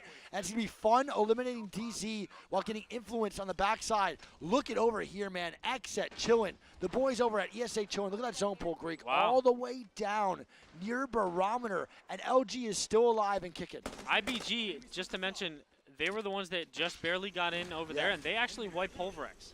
Yeah, so Pulverex does go down. IBG takes that fight. They kill Pulverex. And now Pulverex loses one of the best spots in the game to rotate into. And they're going to go down, and it's going to be IBG and Fun on this backside now. The only 2 teams have to rotate in. Yeah, Moist hit a crazy Valkyl there, and, Yep. and they are alive. You have Xset there right there with them, and you have ESA, which I would consider probably Godspot alongside SNG. I mean, again, I don't really like where Fun and them are at, but I just don't like this rotation. Like, I think the hold is good. I think the push could be good, but with only 7 squads to 21, I actually think the rotation gets harder. MT and Moist are now staring at them from up top. They are going to get players actually looking at them because they're not preoccupied and they have nothing else to do. And the Valkyl comes out, baby. Yeah, I mean, I would predict here. It could be bad, and Fun's going to get killed out of the air. It's going to be Karambe going down, and now they have to walk it, and that was worst case scenario for Fun, Greek. And it was worst their Valk case. that got taken out. They're not going to be able to get the res. Is he whipping the foreign? Oh my god, the Beamer Benzer Bentley. The drive-by is coming through. Can he stay alive? Obley doing his best to stay alive here, only popping cells because he has no bats. Oh boy, and the other team's gonna walk on in. Oh man. And I don't think Fun had fun there, man. They're gonna be not dead. very fun of a That rotate, was that's not for very sure. fun, for sure. And we're gonna have Exit down below, still chilling underneath. We have Moist up top, ESA across in the house, and we have the boys IBG and LG now fighting. I want to tune over to LG. Again, like I said, trying to find these fights. They have 2 KP right now, and they're trying to work this way into zone. This is a hard zone to walk into, man. No cover, only water. They're taking a vacation over in the fucking...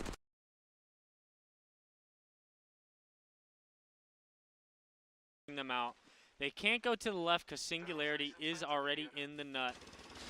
This might be a Valkyl tangle, if I'm being honest. But I don't know if they can because they're right in front of the tunnel. They might have to double smoke the sides of the rock and hit a Valkyl. Yeah.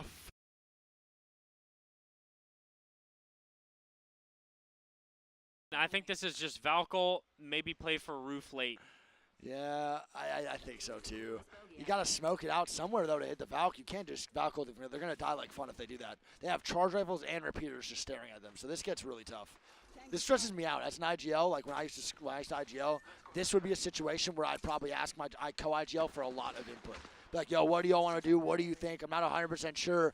Where can we go? Is the play the Valkyl here? Do you want to smoke? Where do we smoke? Like comms like that, I think are important in this situation. You only got 12 seconds to really decide, and one little thing is going to be the game changer. Yeah, I mean, a decision that you make right here, specifically to this one, almost everything kind of seems like a bad idea with like low chance of working. Yeah. This is just one of those where you hit the button and you pray that you make it because they might get canceled. Oh, they maybe get it off. They don't get canceled, but I think they're going to have a lot of people looking at them. Yanya almost getting cracked. They're going to make it out for right now. It's going to be Moist and Exet going down, or fighting right now, and it's going to be Moist 2-man down, while LG is going to land on top of bridge and take the fight underneath. And who is that? I actually don't know. I believe Singularity. It's going to be Singularity, so they're still alive too with a great first game. Here we go. Guerrero's moving in. He's going to go down here. It's going to be up to Yanya. He's the only one full HP. He needs to go big on these shots. Good shots from with some Yanya. Great job. Oh, no. The Bangle! The Bangle killed him, dude. No. The Bangle, the kills as Nocturnal and Exet are looking to fight ESA. They are taking every fight possible, Greek. Every single one. They are bringing it to the other team. Yeah. Nocturnal actually throws his Bangle there, gets his kill on the bridge as they're swinging left. And just like that, Exet has taken the ultimate height here. Yeah, so we have IBG full team. The only one's going to be alive is going to be an ESA Rat. It's going to be IBG, Exet, and Singularity all full. And they have a free Watson gen on the roof. Free Watson gen. They have the bank smokes. They have the Seer as well. I don't think they have Seer ulti, though. They don't. No Seer ulti for Fun going down later in the game. And it's going to be Luda the Rat on ESA. Yep, IBG is going to be on the low ground underneath them. And then on the far side bridge, you have Singularity. I kind of like where Singularity's at. They're kind of across from the action. All they really have to do is just walk in, let Exet and IBG fight, and I think this should be good, man. I think they can just walk up or climb up the little wall later and be okay. Yeah, I mean, Exet has complete dominance right now, but I believe the way that the zone is pulling out, it's going to make them have to fight IBG. Yeah. Unless they swing out on the Rat, which Singularity already just did. Mm-hmm. So we have Esports Arena eliminated, man. GG's. If you had to guess, who do you think's winning this one? I would probably say that XSET's going to win this. I think Singularity's probably going to get second. It just depends what IBG does. I think Singularity is going to get the dub here. Yeah. I think that XSET is going to have to jump off the roof first into IBG. Yeah. Let's see. They're going to jump off here, man. I think this is a solid play call. They don't really have anything else to do. The smokes by Nocturnal are going to have to be really big, though, man. In order to make this work, the smokes are going to be the most important part. Playing angles, playing LOSs. With bad bank smokes, they lose this 10 out of 10 times. And here we go. Double digi, though, man. The RE and the Prowler. Let's see. Oh, baby. Sykes gonna try to stay alive. Good movement to avoid pretty much all the bullshit. That was a great job. And they actually take the low ground left here. This might be the right call, but Singularity is gonna be bullying them along with IBG, and they're gonna be going down. Singularity now looking down on the last team. And Singularity with a monster game. Hey, Singularity with the win, and we hear Pokey's going crazy on the right now. My man is feeling it.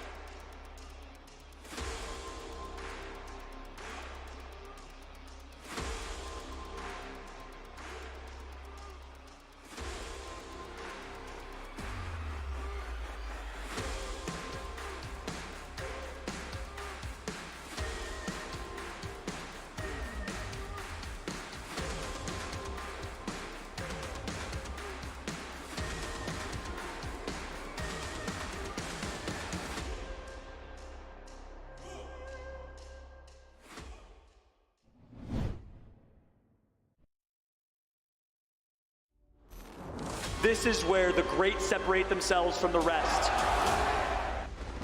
This has been building up. This has been the moment they've all been looking forward to. And so it begins. We have our Apex champions. This is amazing for boys. Look at us. This puts so much on the line for a lot of these squads that need to perform. On the fast. It is go big or go home. Watch it crack. I'm done. This is absolute carnage. Oh! They need that type of performance. I cannot believe what they have just done. Are you kidding me? Oh my God. Now, did we get another goal? Oh! Everybody has been waiting for this moment. This is what I was built for.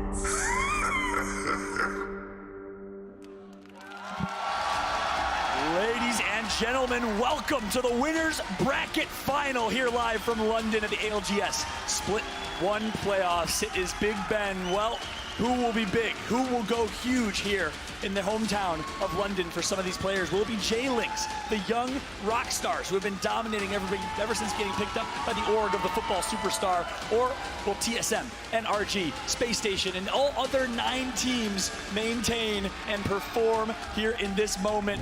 We also have Alliance and other hometown European squads. So many storylines, so much to talk about. I'm Fallout and excited to chat just alongside Glitter Explosion and Rain Day. We're back on a desk together again. First time since Poland. I think the 3 of us have been on a desk. It feels great. That's Glitter. crazy.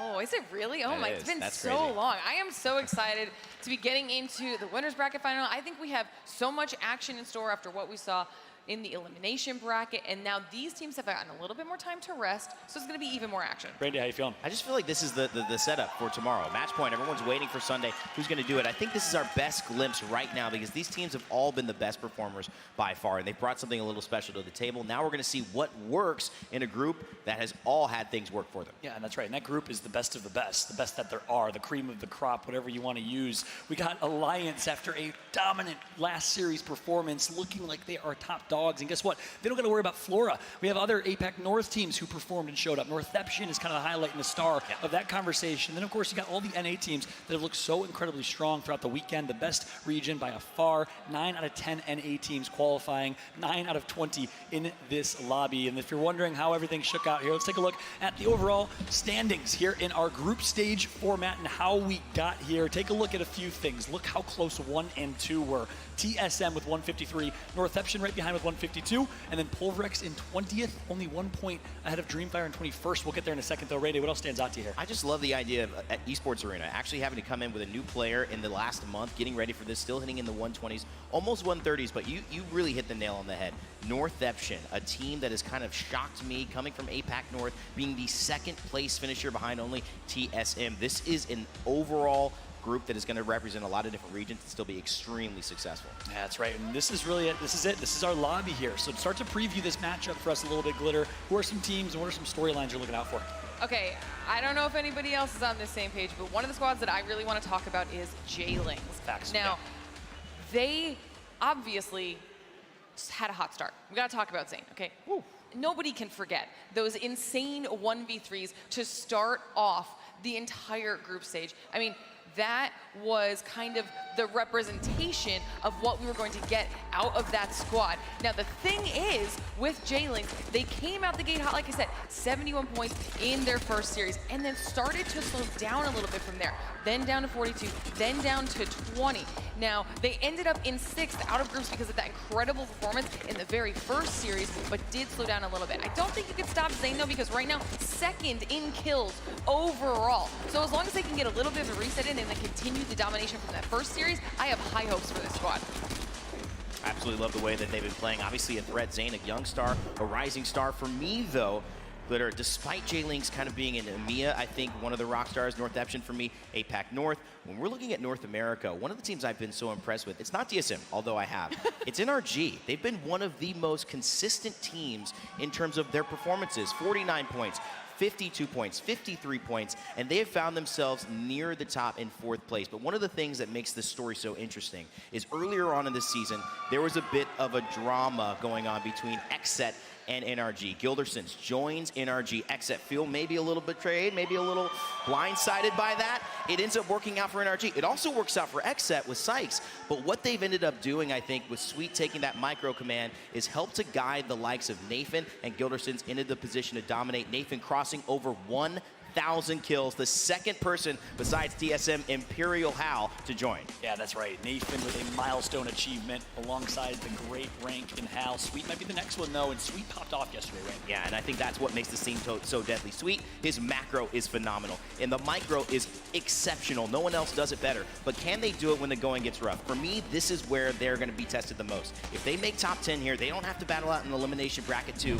They're looking like a team that might find their redemption arc here. That's right, and then right there on the left side of your screen is the young god Gildersons, coming from North Carolina, was just a high schooler when he joined Team Liquid and dominated with that team, rose to the ranks as one of the best in North America, and got swooped up right by NRG, replacing Rocker, the former third on that squad. He, of course, has a massive shoe to fill overall, but guess what? The kid has ice in his veins. His first ever LAN, wasn't nervous even for a second. He doesn't get nervous. He's built different, so I like that call out in NRG, but for me, look, at the end of the day, NRG, fantastic. Jayling's hometown crowd. For me, though, it's Alliance. Let's be honest here. You thought I was going to say something different, didn't you? Alliance looked so good yesterday. It's almost like a storybook that we wrote. I interviewed Hockey, we talked to him, had a conversation. He said, look, I'm not losing any confidence at all, Fall.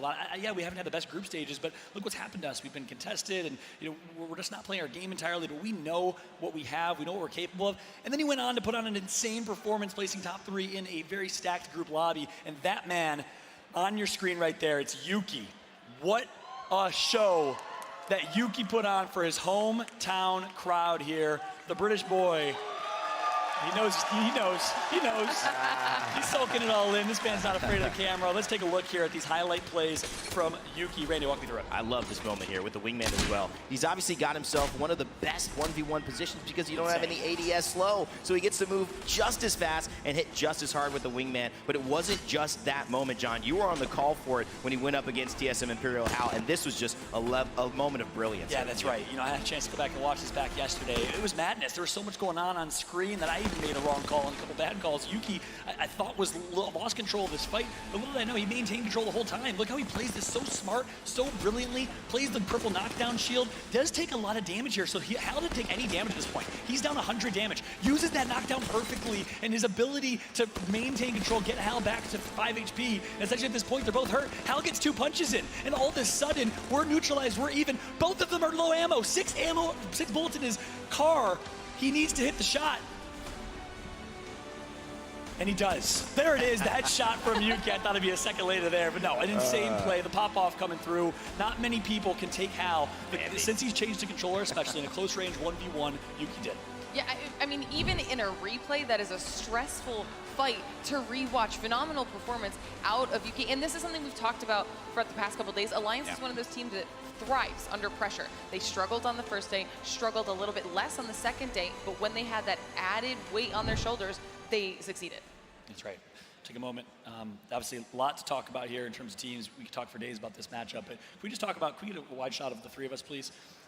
Yes, Rain Day and I are intentionally wearing matching leather jackets. Had to happen. You know, it had to happen. Hope it's okay. Thank you. Again, we're not those guys. No, we never are. We're not. Never that guy. But we are. We are. The history. There's a history lesson here. 3 years ago, ALGS champs year 1. We accidentally wore matching floral shirts. Someone in chat, whoever you are, if you're watching, I love you, said, looks like Rain Day and Fall should be in a buddy cop movie. And every year we do this. We have matching outfits ever since. And Glitter, you're matching too. I coordinated. You have John's color and my color in your vest. So that it felt like it flowed on the desk. Is this the best looking desk you guys have ever seen in terms of matching outfits? I got the big schnoz. They're beautiful people. But no, jokes aside here, it's a pleasure to be alongside you both. And really a long time coming. My favorite desk I've ever hosted was in Poland with the 2 of you and Jamerson at the time, and it was just an amazing experience. And here we are again with an opportunity to talk about so much with these 20 teams here, but we only talked about maybe 5-6 teams. Who else are you looking out for? I think we have to go to TSM. We have to go back to that because you mentioned Poland, and they hoisted that trophy. They had that incredible match point journey. That kicked off kind of the dynasty of TSM, and what this means in this tournament is that everyone knows the redemption arc, like many teams, is upon them. It's been too many times where they've had the most fans in the stadium, the most fans online, and they haven't gotten back to first place. I know that the pressure is do it all or nothing matters, and I think that's kind of one of the things we have to keep an eye on. Plus, they are performing. They're the top of the group here. Sure. And then on the flip side of that, obviously Dark Zero. Okay, Yeah. we talked about this before. The 2 teams to only have gotten the title before this event. They are somewhere in the middle of the pack right now, but the back-to-back champs at the same time. So we need to be keeping our eyes on them for that resurgence in their performance because it's bound to happen. And those 2 teams are the only 2 teams in the history of Apex to win a LAN championship. Only 2 teams get to join the coveted ranks. Will be the 2 of them. And I love what you said, and I love that he followed up. TSM cemented their dynasty with that win in Poland, back-to-back LAN championships, and then won 3 more after that, major competitions.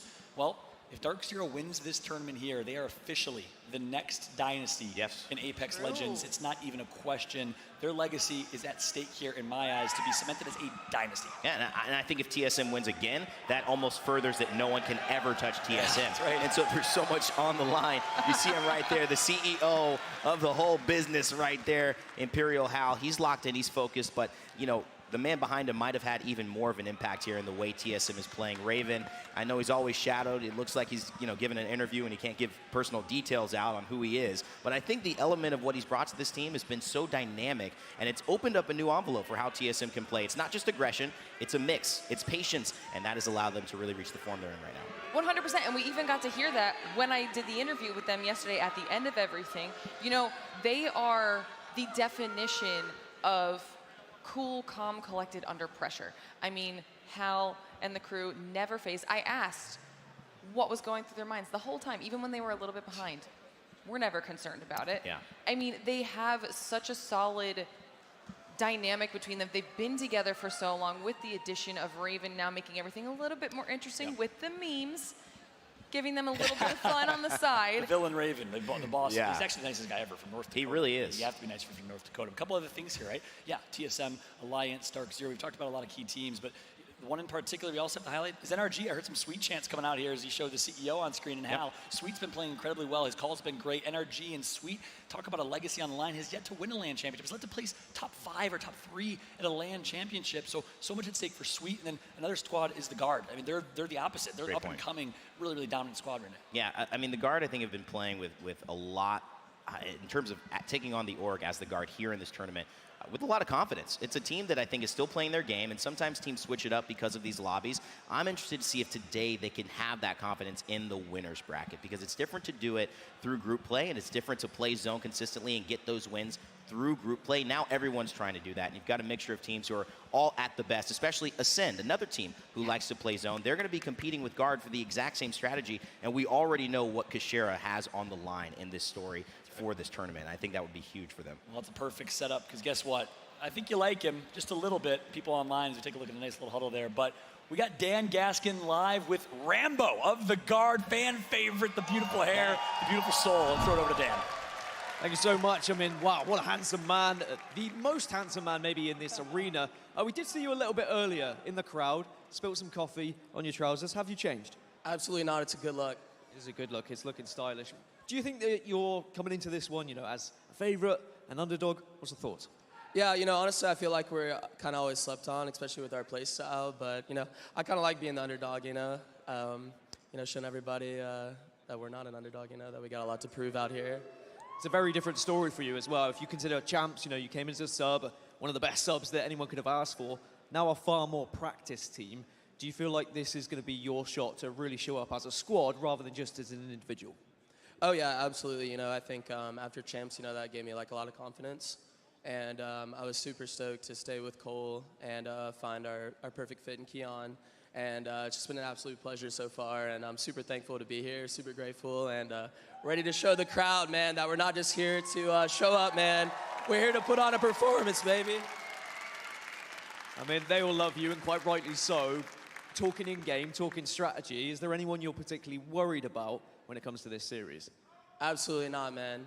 I feel like my controller's locked in, and I'm ready to fry. Ready to fry. Thank you so much for chatting. Best of luck, guys. Back to the desk.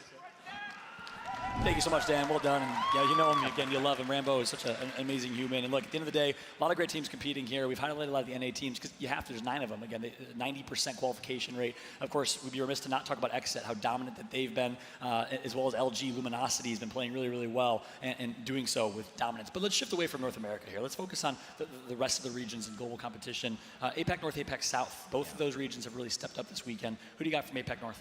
I mean, I know that we touched on them a little bit before, and they're obviously at the top of the leaderboard, but no one can get Northampton out of their mouths right now. They have just been such a dominant force within all of their groups. Any of the matchups that they've been put up against, they've been consistently good against. I mean, they have Razy, I believe, in 5th right now for kills. When it comes to that squad, they have just been so solid, and that's kind of crazy when you consider their road to get here, because they had qualified through that preseason qualifier and then ended up in such a solid top spot, 2nd place out of the region. Love it. For me, from an APAC South perspective, Exo Clan. We have not talked about them nearly enough throughout the weekend, and they have performed so well. The Killer Pose, as we remember it, man, flexing on screen from ALGS Champs in Sweden.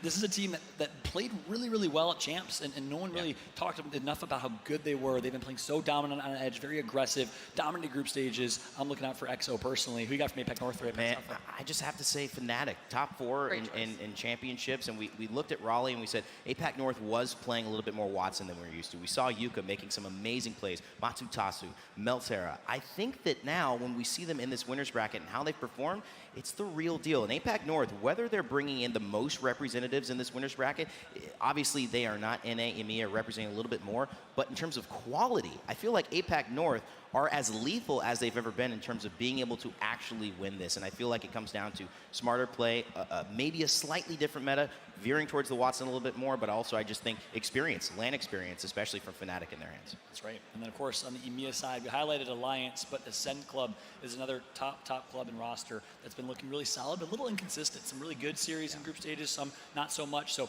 I'm really interested to see how Ascend does. Representing Portugal, and Sherry, you saw the interview with Dan earlier. If you didn't, go rewatch it. He got emotional. Of course, his father, his mother in the audience. Such a family-oriented team and family, and I'm looking out for Ascend Club as well. It's going to be really, really interesting to see how they will continue to perform here. EMEA, APAC North, APAC South, and of course North America. One region we have not talked about is South America. And interestingly enough, no South American teams qualifying the winners bracket. They popped off in the elimination bracket, though. And at the end of the day, we'll see if they will continue their run. I want to also kind of clarify a little bit, make sure if those that didn't hear at home, teams are also competing for a regional points distribution, and it's really minimal, I think, as it currently stands, based on NA still dominating. I think NA would gain only 1 additional invited slot, and I think EMEA and APAC or South America would lose 1 as it currently stands. So it's a really small shift, but based on your performance in your region, you might have an opportunity to change and get a more invited slot. Sorry, I lost my train of thought there. Get some more invited slots for the next LAN, but your thoughts on kind of that system right now? Yeah, I mean, I think it's great, and obviously as we calibrate, because we haven't had as many chances over our 3 years to have these LAN experiences for these teams and have them show up, we're going to see really where does it need? Do we need more South American spots? Do we need some more APAC North spots because of the representation? More EMEA spots? This is something that is constantly going to be changing, and I think, at least for this year, it's very smart, since this is the first full year of LANs we'll be able to do from all the split playoffs. Yeah, that's right. First time we've had a chance to have that in effect here. A lot of people have talked about maybe some regions deserve more, some regions deserve less. APAC South has been performing, so you have a chance to earn those slightly additional slots in this competition today, which is great. Obviously, we're filling some time here. Apologies, y'all, for some slight delays, but good news. We put a lot of work into some content pieces for y'all to enjoy some of these down times. Rain Day, you had a chance to do one that I've been probably looking forward to the most. I'm not going to lie. The Kashera interview was great. Break it down and throw it to us real quick. Well, you know, it's always fun to sit down with an IGL, but I would say it's more fun to sit down with 2. I had a chance to talk a little bit with Hal and Sweet, and we thought we'd change up a little bit of the style of how we like to interview them. I might have been not giving them as much as I usually will, and they might have been returning it just back. We had some fun times on Thursday getting ready for the tournament, so I introduce you my interview with Hal and Sweet. Hal and Sweet. Is it hard to pretend to be friends? Yeah. Excruciating. Yeah. What's the hardest part? Talking to him, looking at his hair. You are both IGLs. I think so, yeah. Maybe more so me than him, but yeah. That's fair. Delusion. Who's better? The one who didn't switch to controller. Sweet, you once created a detailed side-by-side comparison of you and Hal. Wait, I remember this. Yeah, I made this. This is so long ago. I made this a while ago. Yeah. You know, there's 4, 5 metrics, IGL, close and long-range mechanics, team morale. Well, this has epicness. definitely changed for sure. You know, IGL-wise, neck and neck, mechanics neck and neck, but team morale, Hal was coming in at a 1.6. You know, Hal before his therapist was pretty bad. However, even back then, epicness, 10 each. Out of 10, how would you rate Sweet's haircut? Hey, listen. I need a number only. Okay. I'll give it an 8. Wow. An 8 for not caring. That's why. Yeah. That's fair. Yeah. Have you guys practiced today? Nope. No, we have not. We don't practice, especially in RG. Has anybody ever told you you two look exactly alike? No, sometimes. What is the best thing about Hal? Passion. Passion. Willing to switch inputs to remain relevant. That's the best thing. What is the best thing about Sweet?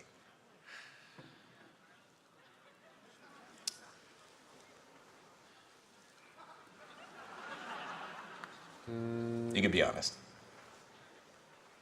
There's nothing. Yeah. Would you let me IGL both of you? No. What's the best quality? I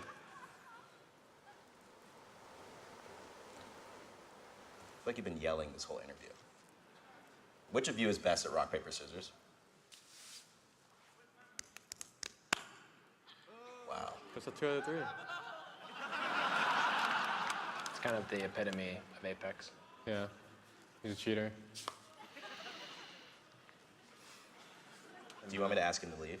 Yeah. How would you rate Hal's haircut? I like it better when he's fully shaven. Wow. Okay. This is a very important kind of discussion we've had today. So I want to give you some final thoughts. Thank you. Hal? Final thoughts? Final thoughts? Give each other a high five. No. It's part of the show. So? It's big, it's a clip. You like, touch knees or something?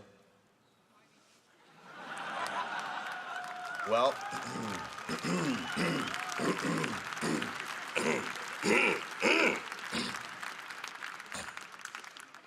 all right, well, we've covered some important ground today, and I think we should do this again very, very soon. What do you guys think? Huh? No. All right.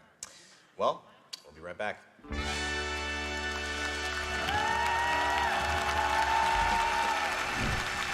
Wow, I mean, that was truly an award-winning piece of journalism right there, Evan.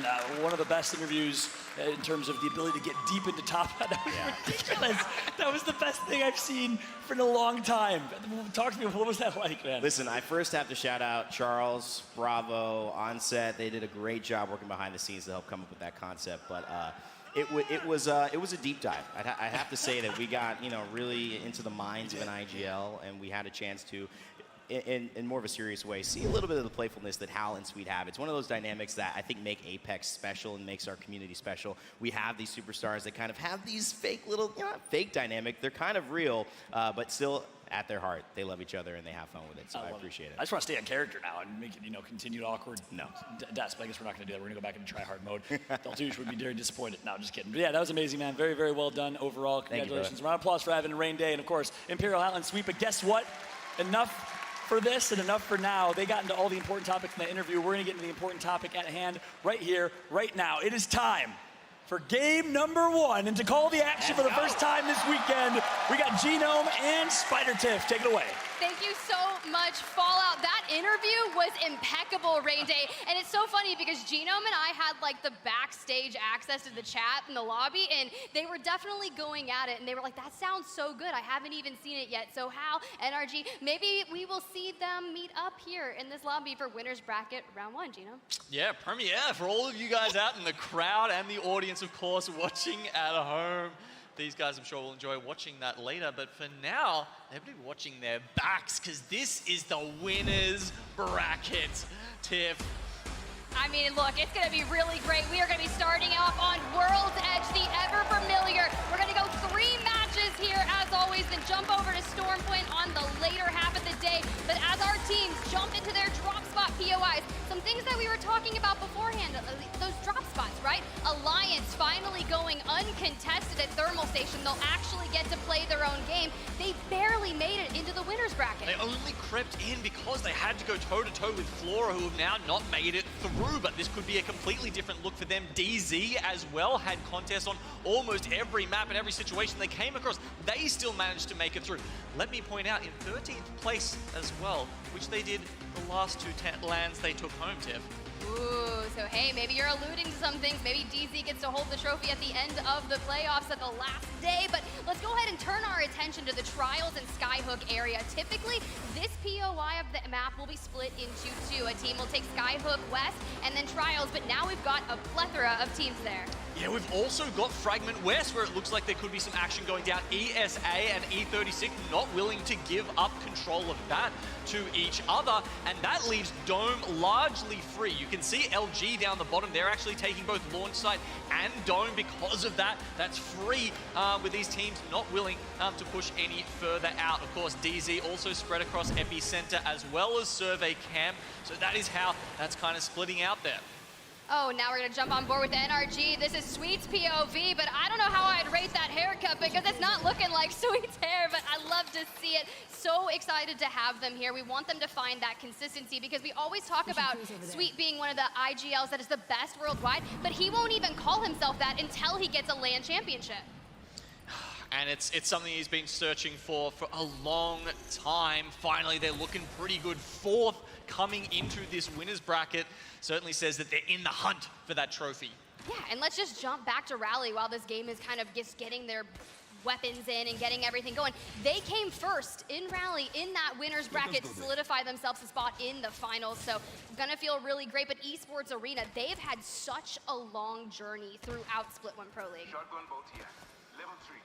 Coming into this with a roster change as well. Of course, they played with Capra throughout the Pro League split, but having to replace him here is always tough, but they are one of the teams who has made that change work for them. Hey, that's what you gotta do. Jumping on board with Enerforce 36, our first action of winners bracket. Looks like they've already got a knock, so they are gonna close the distance and capitalize on this opportunity, and that's gonna be in the knock on the guard. Keon, that's really tough because I feel like Keon and RKN, they'll play a little more side by side and they'll utilize Rambo to kind of go off and do a little more solo shenanigans. Yeah, look, this might have caught the guard off guard because they're rotating through this choke, but E36, as we said, Fragment West was contested. They were the ones down in construction starting off, so perhaps it could have been an earlier than usual rotation because of that, and that's why the guard unfortunately take a hit to start with. It is really tough because they are one of the most quick rotating teams in this lobby, along with Ascend as well. But I saw a really cool statistic on Twitter from Enerforce 36. They are one of the longest standing trios as a team. They've been playing together since, I believe, 2021, and it's absolutely crazy. Yeah, that's such a long time. I mean, Apex isn't that old of a game, right? Is it Apex's birthday today, by the way? It is Apex's birthday. Shout out to 4 years of Apex Legends. Yeah. I cannot wait for the upcoming season to drop and all the fun things that are going to be on the horizon for Apex. But speaking of that, North Epshing coming into winners bracket 2nd place in group stages.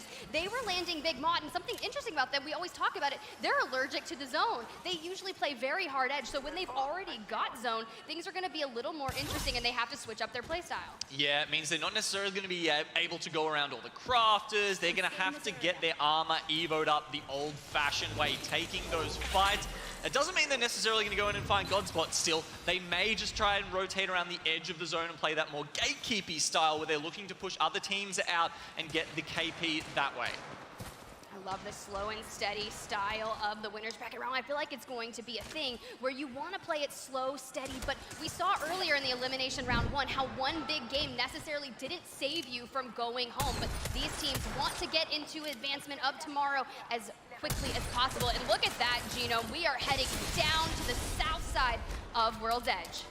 Yeah, it looks like this circle could be pulling all the way down to the dome there. Certainly you can see the teams that have made those early rotations seem to be in that sort of mindset. Everyone is kind of below the vault tunnel there. That is where all the space is being taken up. You can see Moist, they're over in Lava City.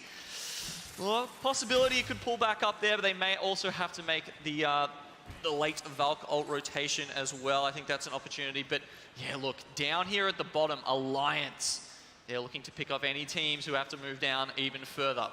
Yeah, it's not really too big of a rotation for them. Coming out of Thermal, they had the beacon available to them, and as they rotate in, I mean, you already see TSM, Luminosity inside there. They didn't have a large rotation coming from launch side, and Luminosity coming to this. They had some really nice moments in the group stages, and I just want to see them be able to carry that consistency forward. So Luminosity, they are still sticking with that Caustic here. We got to remember, these are the guys playing some very interesting compositions. Caustic Seer along with the Valk. It's very good on World's Edge. We've seen it win championships before, and sure, it has fallen out of favor a little bit, but we always said it was a good composition when you were the only one playing it. There's no other Caustics around in this lobby to be able to freely run through your gas at any point. Ooh, and this is a team that I'm super excited about. If you were in the crowd and you saw Zayn have those immense pop-off moments, those 1-3 actions against Passion, but Jaylings, they were doing fantastic, and Nags on your screen, they're kitted out, 2 purples and a blue. They've got their eyes wanting to find that team in Big Mod, but they've got to play it patient. The fact that no team has gone out just yet is killing me. That's what we kind of expect, right? We saw so much chaos in the elimination bracket because a lot of the teams that like to cause that chaos are down there at the moment. The teams who like to play it a little bit safer, a little bit slower, they have been the ones who have been consistently putting points on the board, and that's how they've found their way into the winner's bracket. So no surprise that that is the way this first game is playing out. But all that means is action's going to be even thicker and faster when it does finally come through in the next couple of circles. See 103's on your screen, Scurry on the Loba. That's going to come in so clutch when all this action starts unfolding. You can drop that black market, start looting those death boxes around you, but playing it very safe. Like Vaxlon popped off with the PK yesterday, had a lot of really solid moments, and especially on World's Edge, so I cannot wait to see what they bring to the table here. And we also have Space Station in the lobby. They had a really great article come about them recently. It's their last dance. Frex themselves said, we've won and lost together. It's emotional, but it's still not over. So they're still alive and well, trying to make it through this stage. Okay, now here is a throwback. We've got E6 on the Caustic, and while you were talking about that, Tiff, I was just having a look around. We actually have 3 Caustic teams in the lobby. This one is the most throwback, right? This is the tried and true Gibraltar and Caustic. You can see the guard who are just trying to get back into it, unfortunately have just run into E6 in the zone. They thought, hey, maybe we'll be safe over here, being able to get a res nice and early. Second circle won't be too tough on us. But unfortunately, they have not found their moments, or rough start to the guard. The Rambo did get away, by the way. He's down in Thermal Station, but don't know if he's been able to get those banners. Look, I have full faith in Rambo. We saw him in action in the champs, right? Those moments where he was clutching. He's going to be on that Valk, and I'm just excited. We just gotta let him fly, right?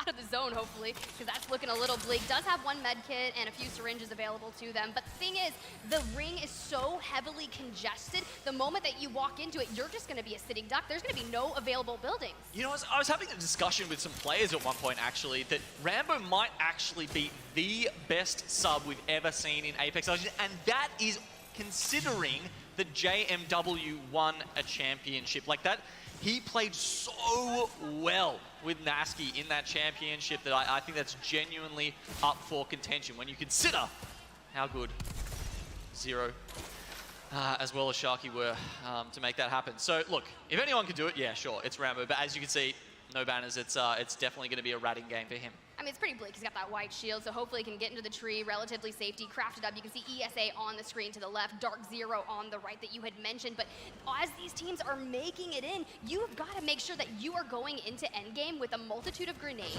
a lot of ammo, because the fact is none of these teams have actually been able to really fight aside from E6 and a couple of teams picking apart the guard. And if you're already a rat with 20 teams to, like, up, that is not the ideal situation. It's a tough spot to play from there. You can see Dark Zero, they were a late entrance into this composition, playing with the Bangalore and the Seer towards the end of the season. Typically, historically, they were known as a zone team, someone who could read those perfectly and make their way in, someone who had immaculate rotations and amazing calls. Zero, I always put him up there as the best IGL in the world. But sometimes you got to change things up, and as we saw, not a lot of respect was being given to Dark Zero with some of their drop spots, so they've had to move away from that style sometimes, and certainly on World's Edge here, it's a little bit more of a flexible composition for them. Ooh, back on board with NRG. I just want to give a shout out to Nathan really quick right there on the Watson. Just recently passed 1,000 kills in ALGS. Can you imagine? That is insane. I think the only other person to do that is Hal thus far on TSM. Let's scope this quadrant out here. Extremely big numbers from those guys. I mean, look, Hal is also up there in the leaderboard at the moment. He's sitting in third for overall kills for the tournament at 36. And of course, TSM on top of the leaderboard as well as being on top of the overall team kill leaderboard with 87 as a squad.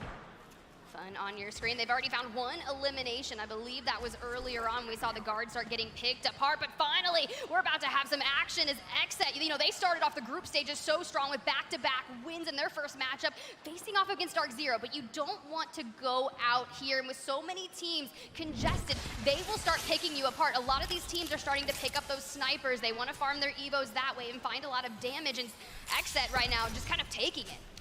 Time is running out and room is running out for these teams here. The space is about to be severely restricted, and we are still at 20 squads in the third zone. That hasn't happened yet this entire land, but that just means the next one is going to be a doozy.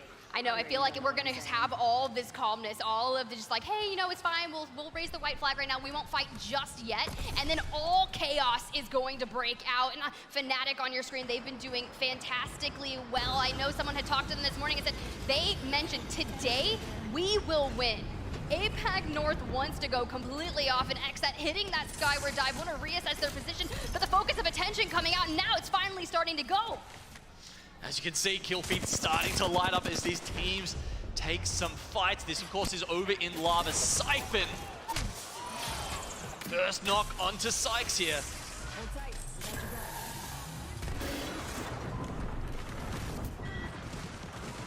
All right, you can see Sykes going down. We do have the gold knockdown to go ahead and get that res off, but unfortunately may not be able to get it through. ESA looking to get into the action because this is going to be the best way to do it. A third-party Luda coming in with a swing, going to throw all the entry damage, but doesn't want to fully commit just yet. Nocturnal trying to get away with their life. And hey, welcome back to the main stage, Nocturnal. It's good to have you and fun. Not able to get res, and this is going to be a very hard reset. If you are out in the open, going for that res is just going to put you in the LOS. Cody, the sub, coming in for LAN on ESA. So there's a lot of action here happening around Lava Siphon, but not only do these teams need to win these fights, Tiff, but they're going to have to make a rotation in less than 5 seconds.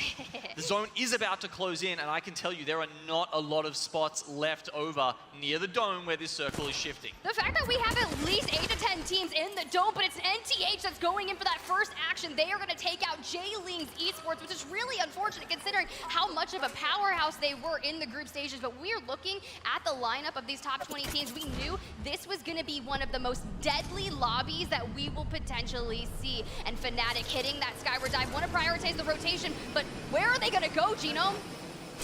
We're about to see there is actually a lot of a bit of space in Lava City here. These buildings can accommodate several teams. It will still be in within the next ring, so it's okay for the moment. North Epsion are looking at them. XSET has been eliminated in the meantime.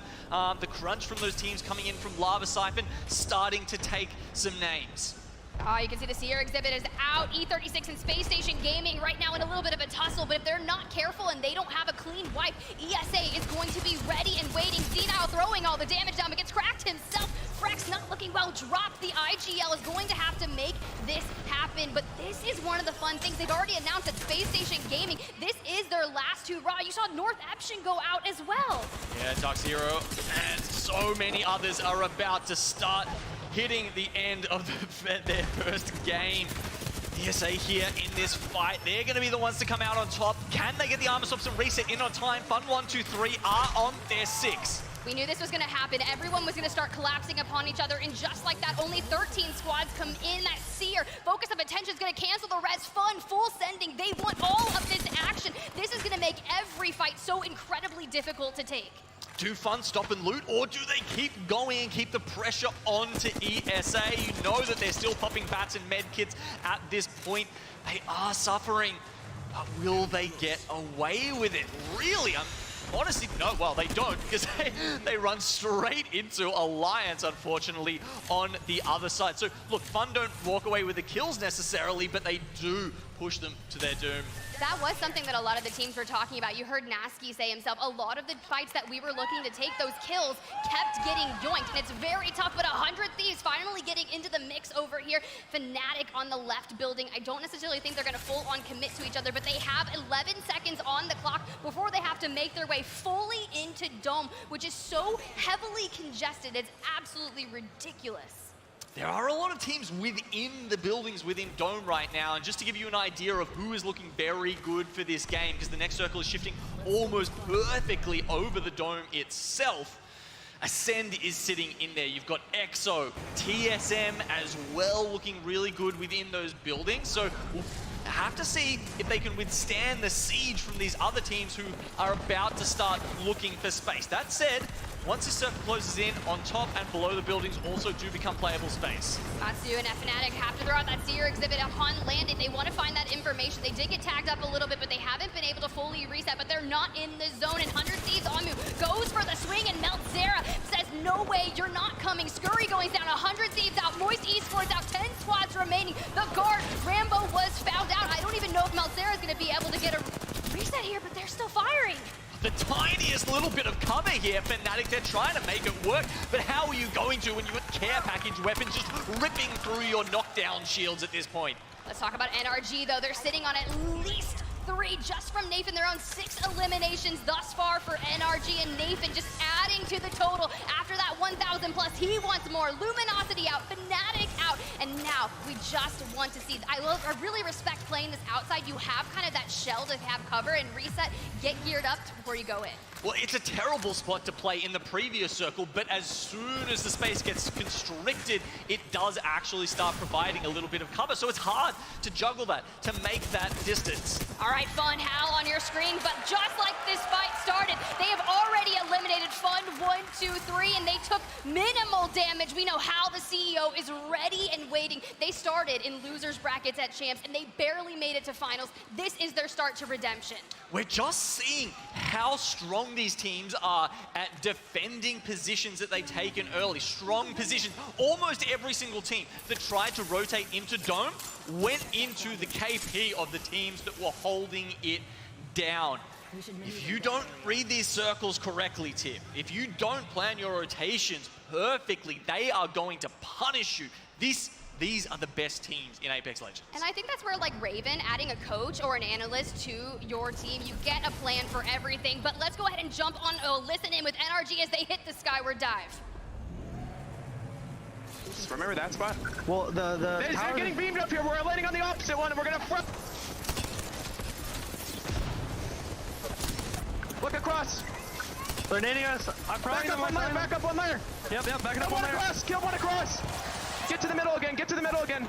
I'm dead. I have knock. Just shoot across. They're dead across. No, they're not all dead. They're not all dead yet. I flew across. They're not up here. Just chill. Gil can res me in a set. Oh, well, I came over to bat. It's fine. We're safer on this side right now. Just come back with I died from behind. All right, you're fine, Guild on me. You're fine on me. They're not playing that roof. No, Guild, you should come back. You need to come back to, or you can maybe. He doesn't have bracelet. He should play to res. He should try to res. They're missing their up downs. Break these drones, Guild, and just play slow and heal. Well, we're top 5 right now. He's gonna fly on me. Play my knock. Guild, you are pissed. I'm trying to right now. And if they fly up when you're resing me, you're immediately going off. They're missing their nades. Probably do it now. There you are. You have gold knock too. Stay with me. Let's go. Reset this mid. Guild going in with that res on the gold knockdown. He just peppered the drone and was having such a difficult time, but they are able to get Sweet back up. So now back up to a team of 2. Alliance was the other team that was across from them. For them to pressure them off in that situation was honestly incredible. I mean, the Rampage, the DPS it can put out there really came to the fore, where they were just able to get them off the other silos so quickly. And now that they've done that, the zone gets even closer, and it's hard for the teams down below to start getting angles onto NRG. The other teams did such a good job of killing all the other teams rotating in that it actually kind of made it viable for NRG to take this Valcolt in. Yeah, Pulverex is the team down below them. You saw F-Chan with a 30-30 just trying to be an absolute nuisance too. But TSM, they're in a little bit of trouble. Verhal's down, very low, and Reps without a shield. Now Hal forced to bat as well, but let's check it. He only has 27 rounds of light ammo. We saw what happens when he runs out just yesterday. And Nathan from above just trying to really third party that's a TSM. They have fallen. 4 squads left. We saw a similar circle to this yesterday. EXO has been waiting in the wings this whole time. There's the perfect view of it. Pulverex trying to use that interception pylon here to just block any incoming ordnance, but EXO is going to have to make their way out of this building at some point. You can see both teams using their utility. Smoke canisters go down, focus of attention coming out from the Seer as well, and just trying to make sure that both of these teams are going to be able to pop out at the right time. You want to make those smokes, you need to leave them available so that you have some sort of cover. Otherwise, you can look, NRG are just going to destroy you as you walk out of those buildings. They are maintaining that high ground, but unfortunately, they are going to get pushed. But meanwhile, they were able to fully reset to a team of 3, and now they are looking straight into the line of sight of Ascend, who has been posted up, waiting to make this happen. Ascend, you heard the interview earlier. Kashera, very good at calling out those final zones, but now they have to push, or they are going to take ring damage, and into the circle they go. Ascend fully sends upon NRG. This is complete chaos here. Pulverex, they actually pushed out onto the middle bridge and no one's really looking at them. I'm liking their position in this final ring here. And Pulverex, the team who played as a duo in champs in Rally, come out and take the first win of the winner's bracket. so poetic for them to finally be showing up here. It felt like they got denied at the last land to show their true strength, but they will not let that happen again. They did everything that they needed to do. They were whittling down the health of the teams all around them, nestled just outside the building of EXO Clan. They had the fences showing their presence and just bided their time. You were talking about EXO, they're like, they know how to play this zone, but the fact that Pulverex just outplayed them a little bit, I'm respectable. Yeah, it was a fantastic end zone there from Pulverex. NRG, we really loved how they Valcored into that final circle and made it work. Didn't quite get the win, but they will have chalked up a significant amount of points. Well, hey, that's the way to start off the day, especially in winner's bracket, and we want to make it to tomorrow, and I'm curious how you feel down on the desk, Fallout. I need to hear those thoughts. Well, look, yeah, you can hear my thoughts. You guys hear me talk all the time. It's, you know, at this point been too much. How about Monsoon, everybody, on the desk for the very first time? Oh. It is an honor to be joined alongside one of the most brilliant analytical minds in Apex Legends, Monsoon, of course, alongside Glitter Explosion and Rain Day, the best in the business here on the desk. And yeah, what a game number one right there. Glitter, Rain Day, I want to hear your thoughts. First things first, give us a quick intro for those that don't know who you are, Monsoon. Oh yeah, my name is Monsoon. I compete for Team Complexity.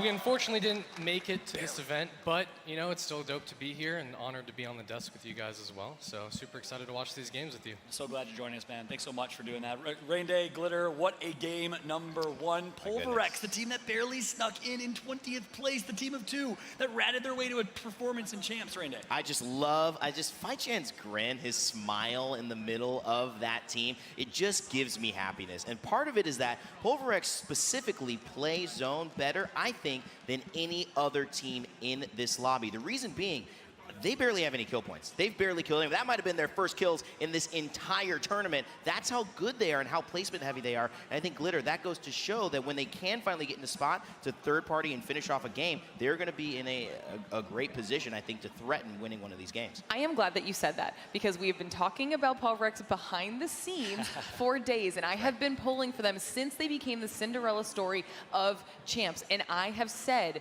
on the shuttles home at night many a time that they are capable of some very, very solid aggression, that they have so much talent on that team. They need to stop being comfortable with their trio and start pushing it a little bit, because when they do, look what happens. Monsoon agrees. If Monsoon agrees, then you know I'm right. Absolutely. I mean, they're extremely mechanical players. The way that they converted that end game was massive, especially with sharing the building with EXO. So, I mean, they're starting off strong, and this is momentum, and momentum is extremely important in this game. So we're going to see how they carry it, that's for sure. I love it. And let's break that down a little bit. Let's get a little deeper. And by the way, Glitter, I called you Glitter Stradamus, a.k.a. Nostradamus, yesterday. You keep calling things this weekend. She's been hyping up Pulverex. We saw F-Chan in the lobby yesterday, did the F-Chan with the flex, on our way to the gym. Yes, we went to the gym with, after a 12-hour day. But Monsoon, more importantly, you started to talk about the late game there. And Pulverex was sharing a building with EXO. It didn't seem like they necessarily had win condition. I mean, Energy on top and Ascend alone with a Watson, very passive comp. How did they come out on top? Yeah, I mean, Ascend was looking the best there. Energy able to stabilize on top silos and top 4 after wiping TSM on the side of the building was extremely crucial. They recognized that they had to drop down and hold Ascend in the doorway, but Ascend ended up sweeping out and fighting them immediately. And of course, EXO can go both ways, but because their health pool was about 300, they decided to try and just fight them on the right Energy, unfortunately. But Pulverex was able to take the space on the bridge, reset with full HP while the 3 teams fought, and they were able to clean it up pretty well on the side. So that's massive for them, that's for sure. Love it. And one last question, then I want to break down the kind of greater macro with these two as well. We were kind of fake or mock casting Monsoon, and we were talking about how Energy should take the building where Ascend is, because that's where the less crowded building is. Do you think Energy should have maybe dropped on the right side instead of the left side there? Well, I think it's hard to tell at the end of the day. It really depends on what the teams do. I think that their initial play of dropping to hold Ascend in the doorway is pretty smart, knowing that EXO and PBX have to fight there. But like I said, unfortunately, they decided to converge both on Energy. And yeah, I don't think there's really much they can do except clean wipe that team and instantly turn around and fight EXO on 300 health. Yep.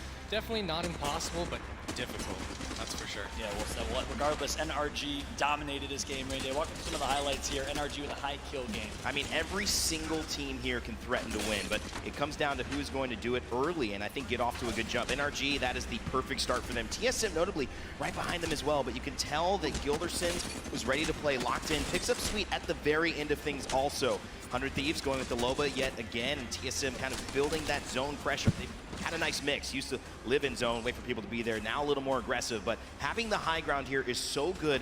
Another Loba team almost getting it done. It just ended up being, I think, in terms of NRG's position, not the best one, coming out trying to face Ascent, who ended up pushing them behind the boxes in that final zone. Yeah, and you can see it right here. It was all about timing, right? Energy just happened to be the first one down there, dead center, and so many teams tried to take that opportunity to get those points. And like we heard, Genome and Tiff saying, Pulverex just managed to kind of stay away from all that action completely unnoticed and waited for the opportunity to clean up the win. I mean, talk about a way to start off the winner's bracket. Yeah, and I think they need that specifically, and I think NRG, a team that has momentum like Monsoon, you were saying earlier, can do a lot with it. Yeah. Absolutely, confidence, man.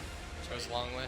Yeah, take a look at the standings here. Pulverex on top, 17-point game, only 5 kills. Obviously, you're used to seeing that in the higher range for some of our first-place teams, but that's Pulverex's playstyle. Same with Ascend, early rotate. Meanwhile, opposite playstyle, well, NRG with 16, that'll put them in 3rd place. But yeah, Pulverex, Ascend, very early rotate and passive playstyle. Have you noticed that throughout the competition? Oh yeah, of course. Ever since champs, they've been a dominant team on their rotations, which has been really impressive to see, especially in a diverse lobby with all the regions and stuff on LAN. And it seems to be working out pretty well, so I'm excited to see how it further develops.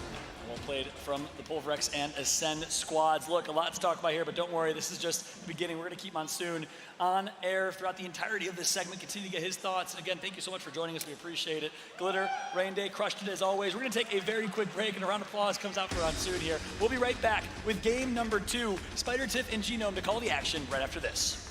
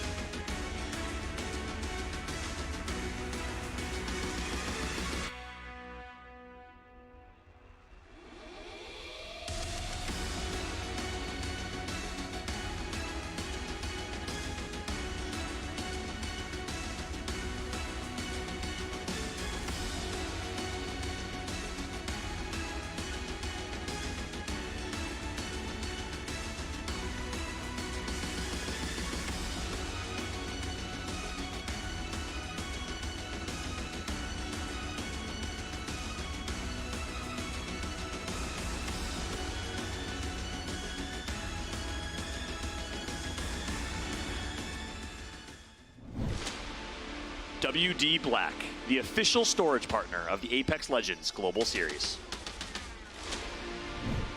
Welcome back, everyone. It is match number 2 about to be underway. Pulverex taking that win in map number 1. But I cannot believe it. So many teams trying to make a run for it. I mean, we didn't even really get to talk about Ascend. They came out of map number 1 with 14 points, and it was so good to kind of hear that zone being broken down by Monsoon from Complexity. Guys, barely missed qualification here for playoffs, so I'm glad to see him on the desk and get some love. Yeah, plenty of great insights from him there. And yeah, looking at that last zone, I think that just says this is going to be a very different ball game, Tiff. I mean, not even just the final zone, the fact that it took us forever to see our first team go out, they are just changing up their gameplay styles, because obviously, I mean, we had been watching scrims for at least 3 weeks leading up into this moment, and it was just chaotic as teams were looking to claim their drop stop POIs. But we get to land, and of course, things are different because there is so much at stake here, and our team's looking to run it down. Overlook is going to be that hot spot, which you know, Jay Lings, that's their favorite spot, and this time they need to go out a little better because they didn't really fare so well in match number 1. It was a little bit tougher from them. They're certainly a team that we were not expecting this much for. At least I certainly wasn't. I think Fallout actually gave them a good shout out earlier on in the tournament. But it's a different ballgame, as we said. So, you know, can Jaylings also perform at that level in that manner when everything changes so much like we're seeing here in the winners bracket, and no doubt, Tiff, that we will also see tomorrow in match point format. Yeah, it was really interesting. I mean, I talked to the coach of Jaylings. They were talking about how those boys didn't really have any practice leading up to this. I believe Zane said it himself, but Zane, very new to competitive here, so getting this experience, getting signed to an org, like all of that, you are moving in the right directions. And so far, with all those 3 teams deciding to still go up to the Skyhook Trials area, you can also look down to Fragment, ESA, E36, and Moist. They are still coexisting, just trying to find their favorite weapons before they int into each other. Imagine being very new to competitive and being second on the kill leaderboard. All right, Zane. Okay, Mr. Prodigy, doing pretty well there. Newly signed. I'm sure he's going to be very happy about that. This, of course, is our Game 1 winners, Pulverex. Little sneaky move out to the side there, netted them that victory. I mean, it was kind of that, but it was also kind of NRG, right? Because the 2 teams coming out of the buildings, they couldn't really dictate anything. But NRG, where they put their focus, that essentially who dictated who won that endgame. Well, yeah, I mean, they come off the high ground, they jump into the center. Ascend, of course, is going to come out of that building and fully send onto NRG because that's the first team in their line of sight. But Pulverex already on 2 blue shields, 1 white, or Napkin, as Wig would say. Shout out to Nice Wig and Greek, who have been absolutely slaying that B stream. One of my favorite watch parties to watch during literally any tournament. Oh, look, my internet in Australia is not good enough to watch 8 streams at once, so I have to watch Wig's stream to prep in the scrims. No, that is exactly what is up. They are already going to take that early rotation over here through Lava Siphon, which did have a beacon, so we can start to pull. The interesting thing about this circle is it is not going to be a southern zone, one of the favored ones. So all those teams that were on that mid to northern side of World's Edge are going to find favored. And NRG, you know, they already have 16 points, just 1 point shy of getting to the top of the leaderboard this early on, making their way through frag. You love to see a little bit of fairness, a little bit of, you know, we'll give you one, we'll give you guys one as well. If all the zones pull south, it becomes a little bit tough for some of those teams, especially when we're seeing the hard rotates that come in. I guess something else that we should point out, right? North Eption. Okay, a team that is looking for those edge fights.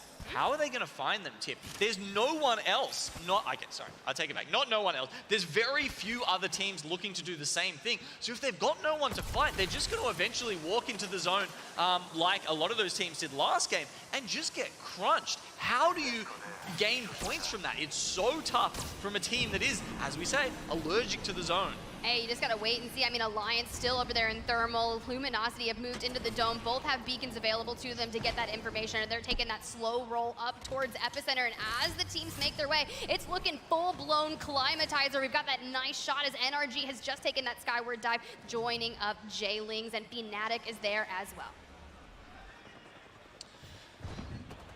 It looks like this could be going up towards Climatizer. Certainly that's where the teams are congregating. E36 has taken an early L here. Their crypto player has gone down. The black hole's out already.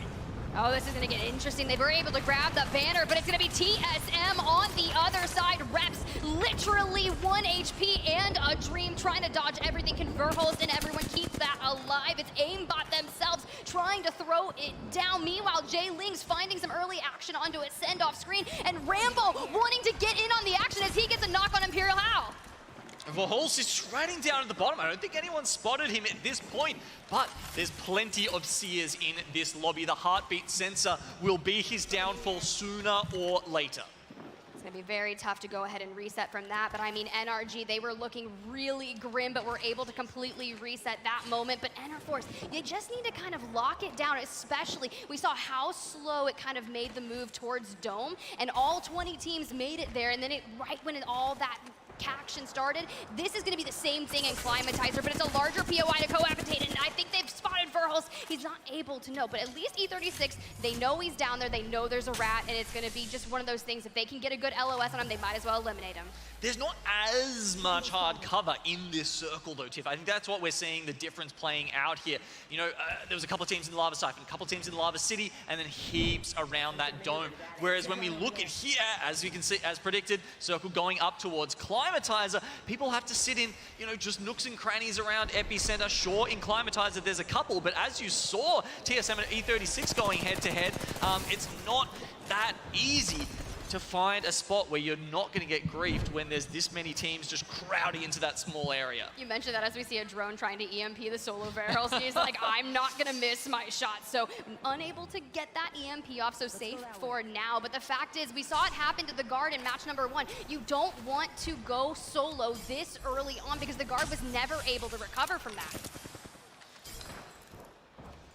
One of the couple of Loba teams playing in this lobby. Scurry will pick that one up, and that's helped them to get double gold armors to start off with. Certainly nice when you have to ration your meds. Exo Clan, they're looking for a fight. We were wondering, who is North Epsilon going to find out here in the wilderness? It's going to be Exo Clan. I'm telling you, that's not an easy fight. Oh, I mean, look, NTH has made their way over. You're right, to Overlook, and now Exo. They were looking so incredibly dominant, especially with Killapose. 38 kills from the group stages, and if you're gonna go up against a kill leader, you've gotta bring the heat, and NTH, they have that Tida on the Seer, just waiting to connect with the Arcstar, but he's gonna save that ring at their back, but they just need to get to high ground. Yeah, it's only the first ring, so it won't be taking too much damage. Razy does use the VTOL jets to get some height here, but you can see Ziki doing the same on the other side. Both of them, there's one fight up top, one fight down the bottom here as their teammates go into it. Tida will be the first to fall alongside Dexter, and now it's a 2v2. 2v2, Satuki trying to throw it down, but Killapose is gonna go down as well. Now Ziki trying to get in the 1v1 situation, still has a little bit of shield, but it's gonna be one of those knockdown plays. The car SMG is absolutely connecting. Eva 8 trying to hit there. They do. NTH has fallen. Ziki, what a clutch. Now going in for a clean reset, and really nice that they're so far out of the ring because they should be uncontested and no third parties. They should be, but LG is on the hunt. Here they go. They've come in from even deeper in the zone, and they've heard this. There is a little bit of time, though. Are they getting those shield swaps? Are they popping the medis? They need to be, because you can see Yanya is coming into Scout. Look, if anyone's coming into Scout and it's Yanya, I am running. We have seen Yanya clutch up so many killer moments throughout Pro League Split 1, and you've got him on your screen, El Presidente himself, and running a charge rifle Prowler. A lot of people have been electing to run that charge rifle, and some people in the chat before the game were like, the charge rifle takes no skill, and I'm like, you know what? It's a perfect weapon when you use it in your hand, right? But not when people are using it against you. Totally unacceptable. Yeah, look, we appreciate a bit of hit scan. Certainly I do. Calculating bullet drops really hard, Tiff. It's just hard sometimes, okay? Sometimes you want them to just take that out of the equation, chuck your 4x10 digital threat scope on there and just, you know, click some red heads. But Exo Clan, they don't actually get pushed in the end. LG, they've gone down to Ghost Town, and it's all up to Exo over here, so they can freely craft around Overlook if they want. Yeah, look, a little bit of action to get us going in the early game here. Just slightly different to that first game and the tempo that we saw in that one. Definitely, and it could be because a lot of these teams from the south side are going to have to make their way all the way north to Climatizer. We can get a good look at Epicenter, E36 at the top, Alliance making their way onto that next zone as well. But if you just stay on the very hard edge, which you can see Alliance is definitely doing, the issue is the majority of these teams have already prioritized their rotation, and there's not a lot of teams on edge to even fight. Not a huge amount. We've got ESA down the bottom, Alliance lurking in survey camp. Hard to say if they've even got the information overly on the crypto here. They should have it. I try to think, and when I look at these maps, right, and I'm thinking, where is Ascend? Because Ascend, Kashera, has the best knowledge of the zones, but meanwhile, Alliance on that hard edge. Mandy on your screen on the horizon. Let's jump into a listen and see kind of what their intentions are for their next rotation. They got charge rifle too. 57 blue. Yeah, just keep having awareness. Someone closing. I'm gonna go in this. Where? Yeah. I'm going a little bit closer. I am. If we spread out too much, we might get. The Valk is scared now. Trust, the Valk is scared. Yeah, keep fucking bullying. Engageable. Keep looking north and west here, boys. I am. Nice.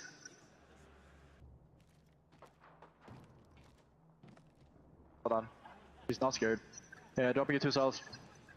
Yeah, can't carry Haggis.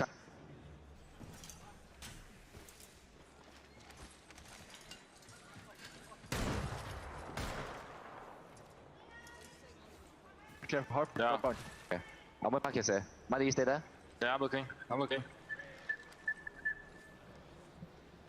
It's really nice that Hackis is really trying to secure their 6. They want to make sure that no teams are coming from their back, but unfortunately not a lot of action. But it's kind of interesting when they're poking and prodding, trying to find the information on the surrounding teams. They're like, this is engageable, right? You are thinking about every fight and taking those approaches with intention. Yeah, it's about one circle too early, I guess, because we've got a bunch of teams within that ring who have just lost access, or they will be essentially as the next ring starts to close. Alliance, ESA, EXO, and LG are going to be starting to worry about Pulverex, Fun123, as well as Moist, who are holding those inner circle positions and will have the drop on them as they pull in. Well, this is really interesting. You see XSET on the left side of that screen playing that fence line all spread out individually. Typically in Pro League, and we have Climatizer zones, this is the positioning that they will take. I've seen them play this at least 2 to 3 times, and they'll make their way in. But that was when they had Newcastle on their team composition, and they don't have that right now. No, it's the Bang Seer right now for XSET. A couple of other teams, you know, opting for the low bar. I guess XSET prefer that on Storm Point, right? But Luminosity with with that gas hammer here. Love to see the heirlooms come out, especially those ones who haven't had, you know, as much love in a while. But yeah, it's just fantastic to see the different variations in comps that have come through towards LAN. I feel like during Pro League, people tend to be a little bit more homogenous with that. They'll follow the leader a little bit more. But when it comes to LAN, you know, it's kind of do or die. All right, Alliance missile swarms going out the black hole from Mandy, and they're going to be able to get an opportunity to grab one member of Fun down. So now looking for another 2, but it's going to be Fnatic that grabs it down onto Sangjun. So now only 1 member that is going to be around, and Alliance able to grab their building back, still continuing on to that edge. Yeah, so they don't need to continue pushing here, really. They've managed to find ground within the next zone. That's good enough for now. You can see XSET also slowly going in there. Element 6, plenty of teams locked up in Climatizer at the moment. I will let you know though, Element 6, they're over on the western side, northern side of Climatizer, but the circle will be pulling the other way. It will never go to the river of lava in the middle of Climatizer. It's always going to go one way or the other. This time it shifts down. Yeah, let's go ahead and talk about this, right? E6 was the ones rev-taining people in Storm Point at one point through group stages. I believe Wig was doing polls on his stream, and K Swinney was running the legend compositions based upon what chat was voting on. So that makes me so excited. Now, granted, they're not going to be doing that here in the winner's bracket because there's a lot on the line here, but the fact that you're seeing a Caustic Gibby in the lobby, we haven't seen this, you know, since how long ago? This was that old meta where we had the Gibby bubble fighting and then moved on to the hyper-aggressive meta we see now. Charge Sentinel shots running through. Of course, this weapon was buffed recently, right? Not actually giving it to Slayers or even swapping the gold armor across, because if you were doing that, it would be costing you 0 meds. One of the most, it kind of feels broken at the moment, to be honest. Ripping out those Charge Sentinel shots, it almost feels like a Kraber. Oh, I like this. Xset able to grab a building inside that next zone, and look at where we are pulling to. And Nags last alive for Jaylings. We've seen Zane clutch in these kind of moments, but Nags is going to need to pull it together. They are fighting Exo. Killipo is going to try to finish off Zane, and VJ, their IGL. We need to get him back up on his feet. No cancellation, please. It felt like Jaylings did. Oh my god, that was close. That was milliseconds away from canceling that res from BJ there by a second. Look, it feels like Jaylings were a team who were doing fantastic. Sorry. I was gonna say, look at all those sevens. That's not what you want to see. And Nags getting ate up by a thermite. Now, we just gotta get inside, try to hold it up. You are able to grab your teammate's banner, but there's another team from the outside and some stray shots are coming in. This could be the end from Jaylings, and they're currently sitting in 12th place. They need to get some momentum going forward, because if you guys remember, we're here. We need to make sure that these teams get and solidify themselves inside the top 10. Yeah, just to remind everybody of the stakes, the top 10 out of this winners bracket match will go on to Sunday. Nags, come on, you gotta make it, and you do! Exo Clan, they are eliminated. You keep the dream alive, so not only can Zane clutch, guys, Nags is a fragger in his own right. Solid clutch there. We are seeing some rotations come in now. Dark Zero parachuting in on the caustic barrel, but do see Yanyu go down.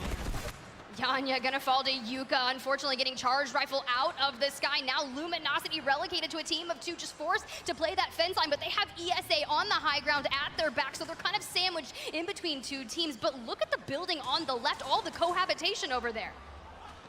PBX down there, we've got ESA just trying to hide behind the pillar here. I can tell you lurking in the background, you can see some Watson fences up the back of your screen there. That's Moist. They have picked the right side of the circle here, and they will be dictating the fate of some of these other teams. I mean, ESA is just getting... This is the most gnarly thing I have witnessed in my entire life. Just some rogue wingman shots trying to prevent what is happening. Luda down on the ground, forced to play the knockdown shields and try to get a clean reset, but the ring's gonna be at their back, and Cody and Funny are going to be on the run, but this is not gonna be good. Hitting the grab lift, you gotta get out of the storm. Doesn't do it fast enough. ESA go down to zone. KP will still go over, but 16 squads are still left alive. And as you can see, so many of them just crowded into the building over to the right of the screen here. Oh, it's the defensive bombardment. Haven't seen one of those for a while. And MT, he almost goes down to it. The medkit comes out in time. And now that that ultimate is gone, it's one of the longest cooldowns in the game, Tiff. So it's been used, now Moist can chill. Yeah, as I said, it's coming out from K-Swinney, who really needed to get that kind of distraction over and out so they could stick that res, get back up to a 3-man. You don't want to lose any members of your team here, and now in Xset, they are going to do a great job of holding this team out of the ring. Fun on your screen, trying to hold their back, but let's jump into a listen-in with them. They got to get in that next zone, but they need to move. It's good on me. It's good on me also. It's good on me. If you want to make it across, it's good on me. Okay, I mean, they got swinging out. I got it back. I'm using my way back. Let's go into this. You're getting rocketed. We have to look at this. We have to look at this. Okay. I have 1 cell. Is there any bats? I only have 1 bat. Just take it. I'm 1 cell. That's it. We have to kill this team. We have to kill this team. Yep. We're not moving yet. 20 rockets on them. Any ulti cells? Any ulti cells? No. Okay. Northeast might move. They have a gen there. They have a gen there. This guy's swinging all around. I'm smoking you. Getting rocketed again.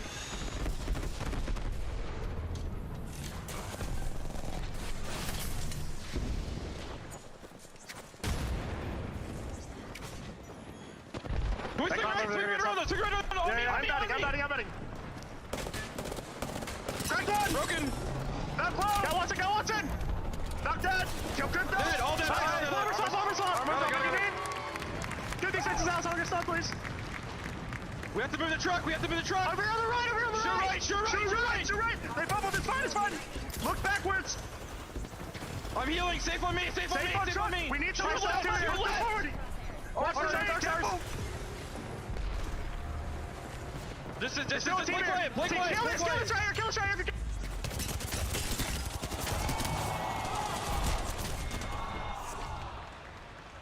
Unfortunately, Xset gonna go out on that next push, but Alliance, 100 Thieves, the guard, operating the RV in the center, completely fenced up thanks to Keon. Now we're gonna look at the NRG right now on the left side of your screen, being fully pushed by Fnatic. Meltzera absolutely frying with the Prowler, has the Digi sight, so can see through the smoke and goes inside, it starts lighting him up.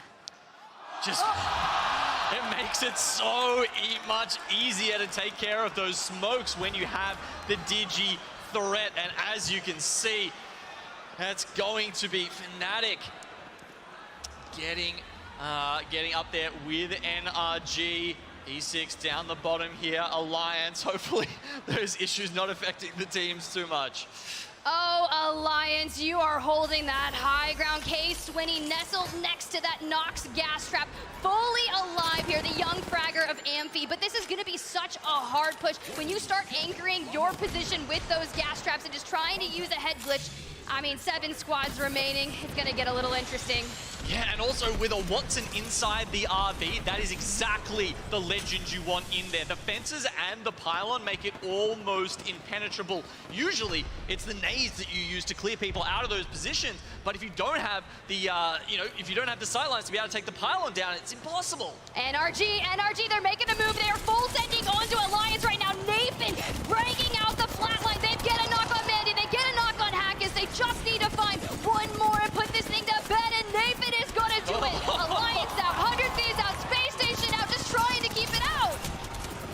Slayers are not going to be able to do it there for E6, and NRG stabilized. There's about 10 health between them.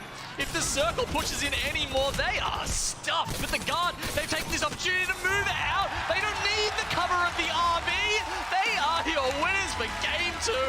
Rambo, Keon, and RKN showing up. They said they didn't want to just come in here. They wanted to put on a performance, and Rambo just had to give us that hair toss. I wish I could do that. Look, I want to channel my Ember Rambo, but that is everything they needed to do here today. The crowd loves it. And honestly, I think most of Apex Legends loves that man. What a competitor, what a showman. And every time he shows up here in person at LAN, he's got something to prove. And he just does it time and time again. What a phenomenal competitor. Look, I mean, dude, he is just eating up that camera from Florida. His mom supports him so heavily. The fact is, he was like, I want to pursue video games. And his mom was like, yeah, send it, do it. And we've been talking about all the support that people have been getting, and it's been really nice to see. But Fallout, Glitter, Rain Day, hey, Monsoon, I'd love to hear from you.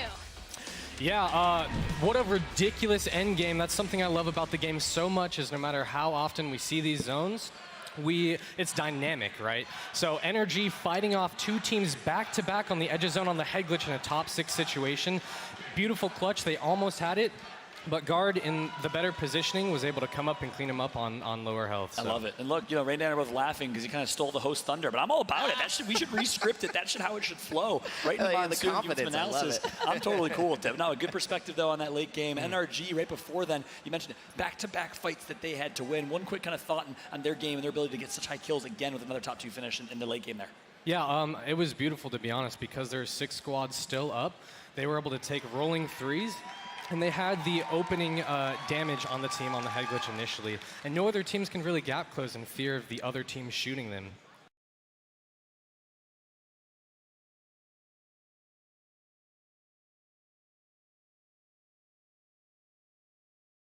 So the team that under the pressure, unfortunately, and NRG securing the top 2. So it was really good. Yep, impressive. But in the end, It was the guard, and we got a couple guard fans in the crowd here cheering for Rambo and the boys. Of course, Rambo, the Florida man himself, the whole family here, his brother's best friend, his mom, all in the audience, and of course watching their son and their friend, their brother, compete for the very first time. Congratulations to the guard for a massive, massive win. What do you think that does for their confidence, Glitter? I mean, they are someone, if you're going all the way back to this most recent split, they were so consistent in the entire beginning half of it.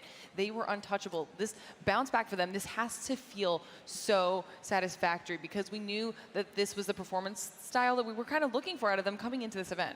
Yeah, that's spot on. And look, Randy, I snubbed him for my top 10 predictions. Let me tell you, Arcan was pissed, wouldn't even talk to me, is jokingly pissed. But after he visited us in Atlanta, he would do that. After our Atlanta experience, he did visit us. He took the time to come that night. But no, the reality is they don't do it in the shiniest way. Obviously, Rambo does, but they do it with early game rotates. It's hard to do it when you have a team like the Guard. Obviously, it's not flashy, and that's the thing that makes them so successful. They've won 2 match days in North America leading up to this, and that made them basically on par with TSM, who ended up taking it overall with, I think, 3 match days that they ended up winning.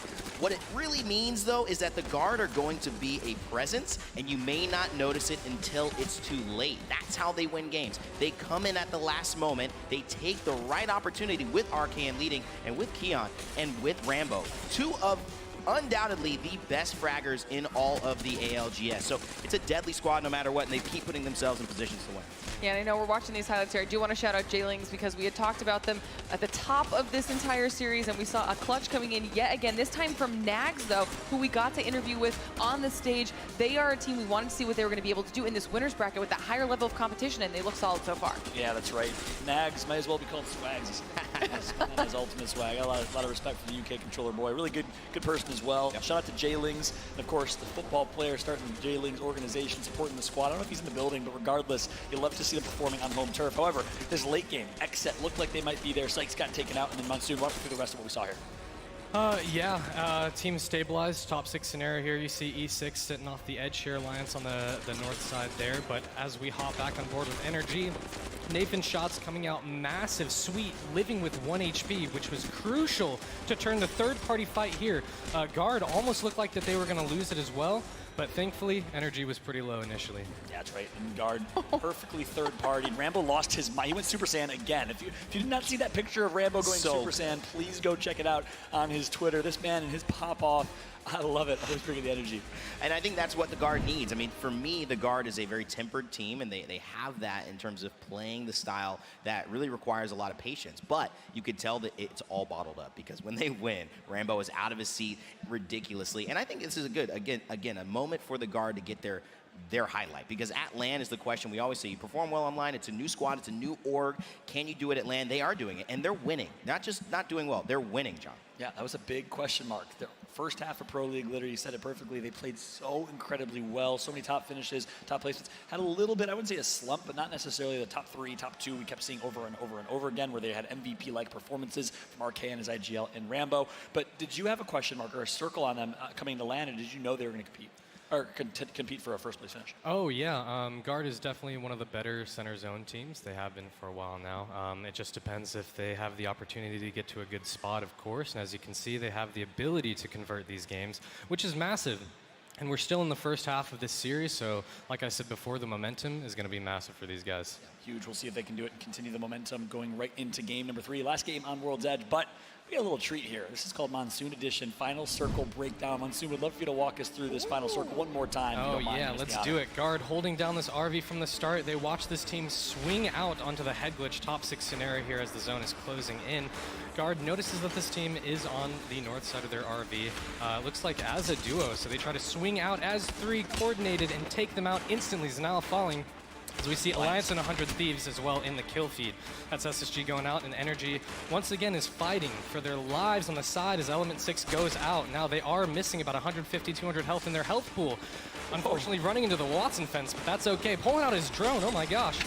But as you can see, Keon goes down, but it's just not enough for Energy to take the win. Guard picks it up. Rambo with the Eva and the alternator looking very clean. And that's a Guard stat line right there. 7 kills, first place. Consistency is key for them and their play style. NRG, though, Evan, with 22 2. And this is what is scary. NRG, yes, they're not winning right now, but they're getting 13 kills, 10 kills, 11 kills. This is what is making them so deadly. And it's very much like the teams that performed well at LAN last time. Fury is not here now. One of the representatives, Panders, is, but that's how they got second place. They were destroying teams before they got to Final Circle, and that makes it a lot easier whether you win or not, because you've already got the points to basically put yourself in first. Yeah, and we talked about that a lot too, because it completely changed up the way the rest of the lobby had to react to their hyper-aggressive playstyle. If NRG can especially get these points up here early, it also sets themselves up a little bit better on the second half of the day. Obviously, World Jets being a stronger map for them, getting those points in, and the chaos of Stormpoint possibly changing things, this is comfort zone. Yeah, that's right, and I love seeing that because the Watson fence almost gave NRG a chance, and yeah, I love he pulled out his drone commentary coming through as well for the quick reduction of that of a stun. But nonetheless, let's take a look at the series results here.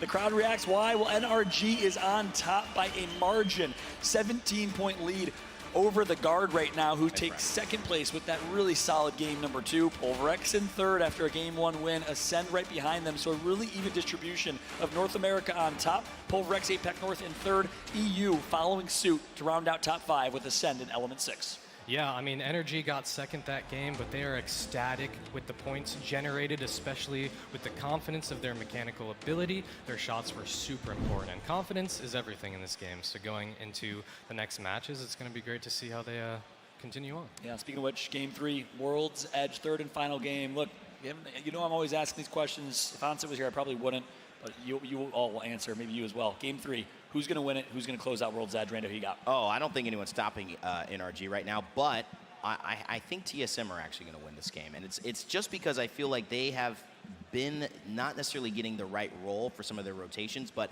they're still getting 9 points. And for me, that's a sign of a team doing things pretty well, but not necessarily getting to that end game yet and having the moments really work out for them. So I'm going to go for TSM, but I wouldn't be surprised if it was NRG. I don't know if this is necessarily a prediction or more just like a hopeful prediction, but when we were looking at that leaderboard, North Eption, one of our top squads coming into this series, dead last with 2 points. That is not where they want to be. That's not where they want to be leading into Stormpoint. So I'm hoping that North Eption can actually bounce back and at least get themselves on some more solid footing. Monsoon, who you got? Oh, I got to stay with XSET. You know, I think they're ramping up. Third game of World's Edge. They are really good at World's Edge. Otherwise, the guard possibly as well. They're playing super well. So anybody. One person clapping for the guard. One person like that comment. Right there. Yeah, that's a good. XSET, I actually like that point you made. As you see, a lot of XSET love. Nocturnal's back, by the way. Can we get a round of applause for Nocturnal? We're going to give him some love, obviously. He's gone through the last couple of days. But one last thought on that. XSET, you said they're a good World's Edge team. I thought there's obviously historically been a great Stormpoint team as well. What do you think they're better on, World's Edge or Stormpoint? Oh, they've definitely swapped up their comps on World's Edge a lot more than Stormpoint. Obviously, their Stormpoint drop is geared around instant rotations. Fast loot with Loba and rotations. Yep, exactly. But, you know, they are just really good at recognizing their win conditions and how to play in. Which is great. So Stormpoint is definitely strong for them as well. But, I mean, like I said, Game 3, ramping it up for the Wedge. You know, they were kind of popping off there. It's unfortunate they rotate in, but I believe them. I believe in them for sure. All right, so we got TSM, XSET, and you're hoping North Eption can turn things around. Glitter, we'll see if they can. They need a big game number 3. You saw Dark Zero, another team that needs a good game here in Game 3 going into Stormpoint. That's going to be it for us on the desk for now, though, because guess what? Game 3 is here, our third and final game on World's Edge. And to call the action once again, I'm going to throw it back to Genome and SpiderTiff in Godspot. Look, I couldn't be more excited to talk about a lot of things. And as we gear up for match number 3, we saw a little bit of Hotsick right there enjoying that chair. There's been a lot of talk on the timeline of chairs recently, but I want to mention some things to you. Herman Miller Gaming is the official chair of the Apex Legends Global Series. Look at that close-up. They are being used at today's event, so check out the new colorways on the Embodied Gaming Online. New colors have been a white base with Galaxy and an amethyst upholstery, Genome. They are super cozy, so it's good to see that Hodzic found a nice comfy chair. I mean, did you see that man reclining? He looked pretty comfy to me. I wouldn't mind one of those right now. But standing up, I don't know, it just makes you more hype when you're casting. It's that's where we want to be. That's where the players want to be right now, sitting pretty in the winner's bracket. But we're about to start separating the best of the best, Tiff, because at the end of this series, we'll be sending 10 of these teams straight to Sunday. They go straight into that match point final. And not only that, but the top 10 teams get in there with some seeding points as well. So when they're trying to make their way to that 50-point match for the threshold there, they actually get a little bit of a head start. So if you come first, you get 10 points towards that. It is a big deal. I think that's a really good point to talk about, right? NRG at Champs in Rally, they finished off winners bracket in first place. So no stranger to that, coming into match number 3 with 38 points already, and the guard in second. It's just going to be really interesting because when you start getting that momentum building, you just have to rein a little bit of that consistency and just add points to it to keep your top spot. Yeah, if you're wondering what happens to the bottom 10 of this series after that, they will, of course, be going to elimination in the number 2 spot. So they'll be taking on the winners of what we saw this morning. That first series, the 10 from that, will join the bottom 10 from this series right now. And they will, of course, be duking it out for the chance to play on Sunday. But that trophy. Ooh, look at Alliance over there getting that hot zone and a beacon at Thermal Station. NRG making their way over to staging. And it's so interesting because I read an article prior to this and they were talking about TSM and the contention that has gone on throughout at Lava Siphon. No one is going to be challenging. They own this POI. They have made it their own. They have a beacon available for them as well. Yeah, and they were talking about how if anyone wants to land in Lava Siphon, they can. You're just going to be free 3 KP for TSM to start off every game with. They will hunt you down mercilessly because they want that all to themselves. Hey, that's exactly what it is. Look at Kashera, just kind of going for a little bit of information over there right by Moist, and Jay-Z still over there at Overlook, but the circle is going to pull more towards the center, right? We've seen a dome ending, we've seen a climatizer ending, and now we are going to be looking towards maybe Harvester or Siphon. Yeah, we'll have to wait and see. Get that beacon scan in here to get a little bit of extra info, because this one being central there, definitely a couple of different places it could pull. Once again, not seeing anything off the rip. You can see Sweet down there in lower fissure, went there for the scan first. Just going to hit that balloon just before SSG pulls in and can do anything gnarly over there. And you certainly wouldn't want that with NRG sitting at the top, pretty, with 38 points at the moment. I mean, speaking of gnarly, we've got to check in with the guards, see how they're doing. They're on the outskirts of the Harvester. They got some pings out because we know there's a team over there. And this is really interesting. Rambo already on blue, RKN and Keon on 2 white shields. So relatively, we know that, you heard it from Monsoon down on the desk earlier, one of the quickest rotating teams as well. And they just want to find themselves into a good position. Okay, so having a look at this circle, it's actually going towards Harvester or staging. They're the 2 possibilities here. So you can see the team starting over towards there. Lava Siphon have a very quick rotate, and TSM are in there already. They're going up against EXO Quick Smart. It's going to be really interesting. Imperial Hal throwing down a lot of damage early on, wanting to force EXO out of the rotation, but you saw that is where the guard is actually pushing into Harvester. So if EXO runs out, they might run straight into the guard. Moist also pulling up soon, so TSM either need to make this fight happen or sit tight, because as soon as the other teams realize where this circle is heading, they're going to have a little too much company, and it might just get a little too hot and heavy in here. All right, they're going to, I think, just play it safe for now. Not that they're playing a particularly safe composition, I would say. You know, having Hal over on that horizon has just afforded them so much flexibility in terms of how they take fights and being able to dominate their opponents. That's kind of interesting, right? I feel like a lot of the IGLs themselves will play like a character that allows them to survey the land, get that information. But Hal, he used to be a Wraith main back in the day, right? So he needs a little bit of movement. Plus, he's fragging out. We know 36 eliminations alone, top 3 throughout the group stages on kills. So he needs that momentum. But Dark Zero, we can see them hitting the tower and beginning their rotation, because it's kind of interesting, right? Your back-to-back land champions only have 2 points right now, Genome. And talking, just as we're talking about it, Zero, not usually someone to be picking up the crypto there. He's actually changed up, and they've changed their composition.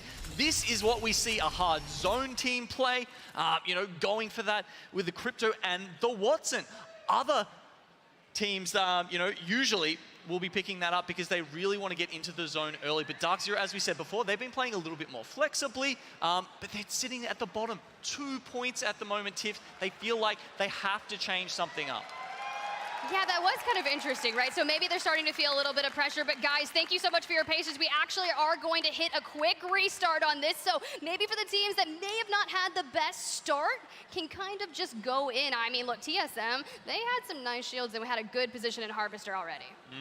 And yeah, it's always fun to think about where's that circle going, and you look, where's it going to go in the next game. Can dictate things very differently, especially when you're seeing teams just go for it, hammer and tongs, trying to find that god spot. And as we just saw there with Dark Zero, teams are going even further down that side of the spectrum there to try and find, you know, information, beacon scans, anything that they can get to give them an advantage and help their rotations towards that final spot.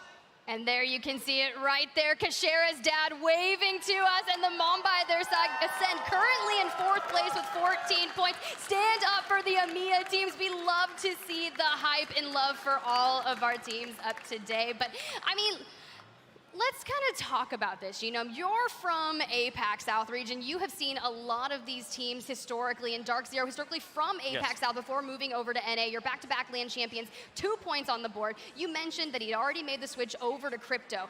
How do you think that they're feeling? Because we were talking a lot about the mental game and the pressures of performing on LAN. They were looking like they were locked in, right? But why do you think they did that? I think it's because Zero, that's a type of play that they've traditionally liked to go for. Due to things that are out of their control, they have actually tried and experimented with some other ideas, some other compositions, but they haven't been working out that well, right? You've got to remember, they scraped in. It was only that 2nd place that really saved them at the end of the Pro League there, when you consider that they just scraped in to get here at LAN. Well, you know who's not just scraping in? Let me just tell you, XSET had a massive star performance there in group stages, and we had a chance to check in with Nocturnal. He's made it back to the stage here next to his teammates. Let's go ahead and watch his highlights from the previous day. He was absolutely frying.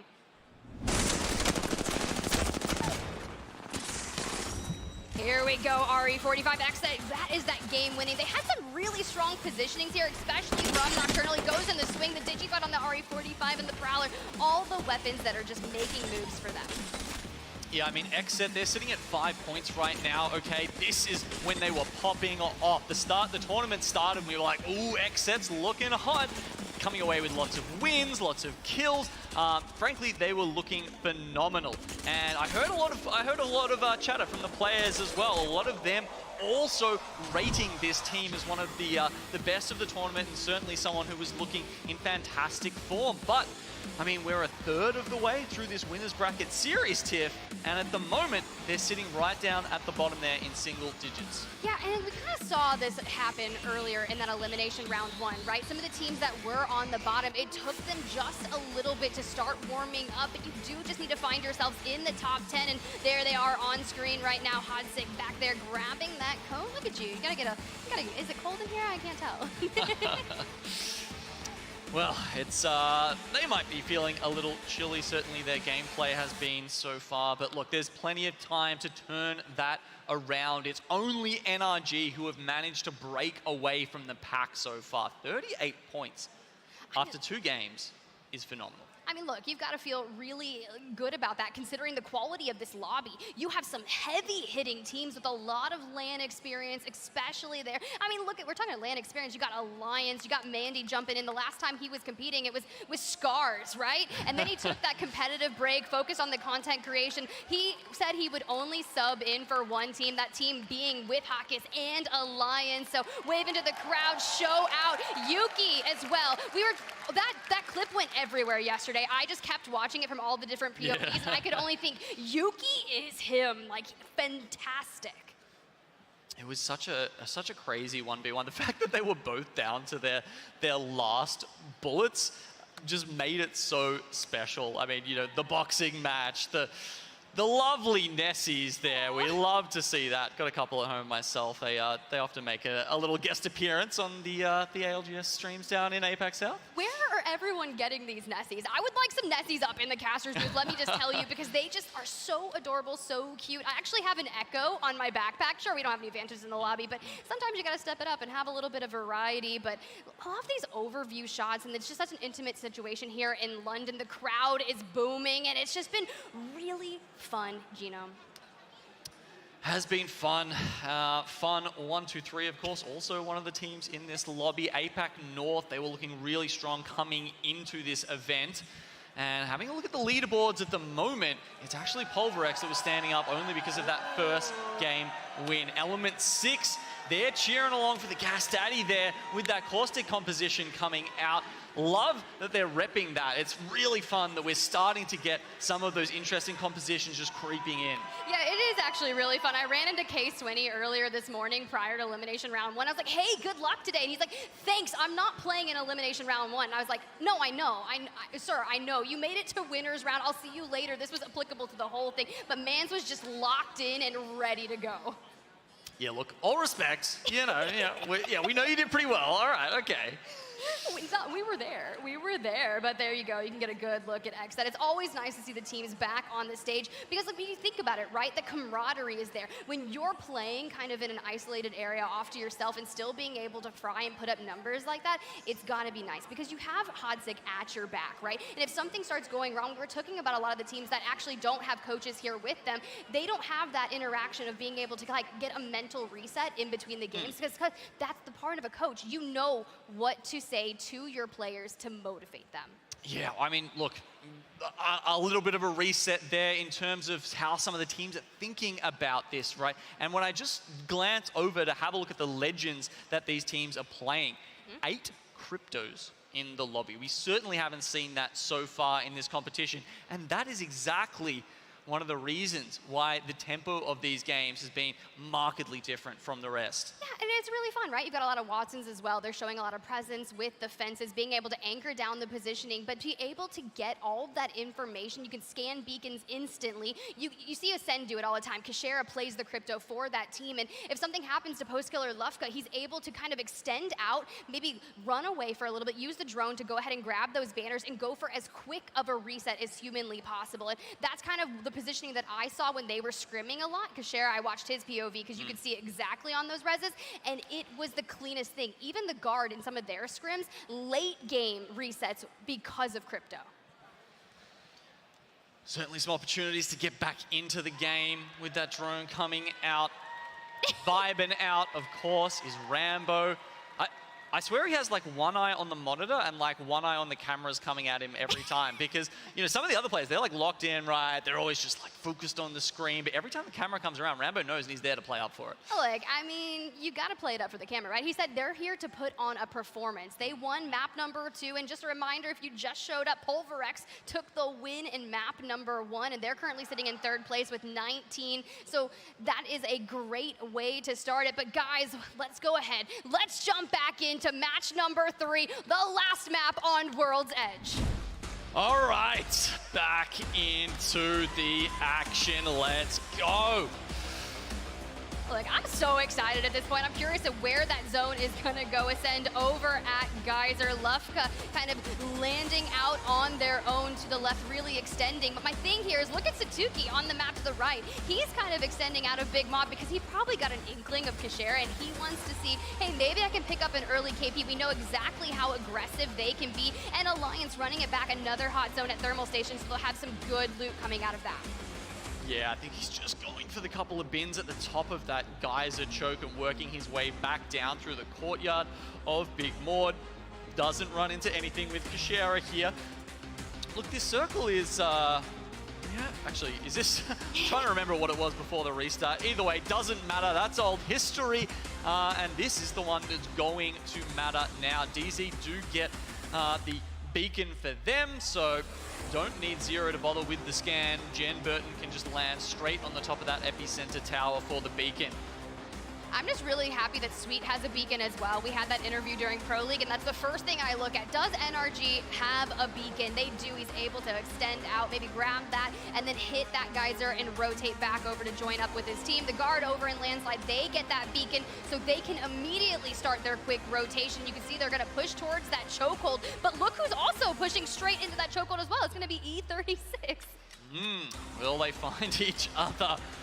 The guard, obviously, that has struggled in their rotations on the first game. We'd hate to see that happen to them again when they're such a force when they get to the end game, as we saw in game 2. NRG, though, I have to say, they've kind of dictated both of the early games. We talked about it after game 1, Tiff, but it was them really starting that push down towards Alliance at Climatizer that really forced the cascade of all of that action there. And, you know, that was when Guard was able to get the third party in the last game. So NRG kind of the dictators, kind of the, you know, the trendsetters in this lobby.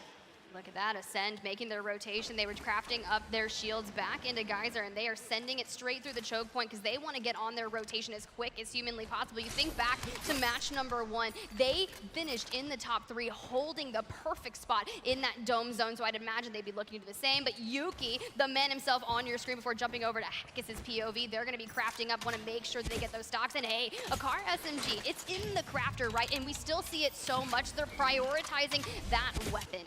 I love using it. Yeah, I mean, you've got your, you know, level 3 extended light mag in the crafter at the moment. That means if you've got the car, you can just marry that up straight away. You also saw that he had the Digi threat. And I wonder, you know, would he have crafted the car if he didn't have the Digi threat to go with it, or would he have just stuck with the R99, whatever else he could find? We do have some action starting up around Harvester. Last time, TSM were looking at Exo. This time, they've run into Pulverex in the same location.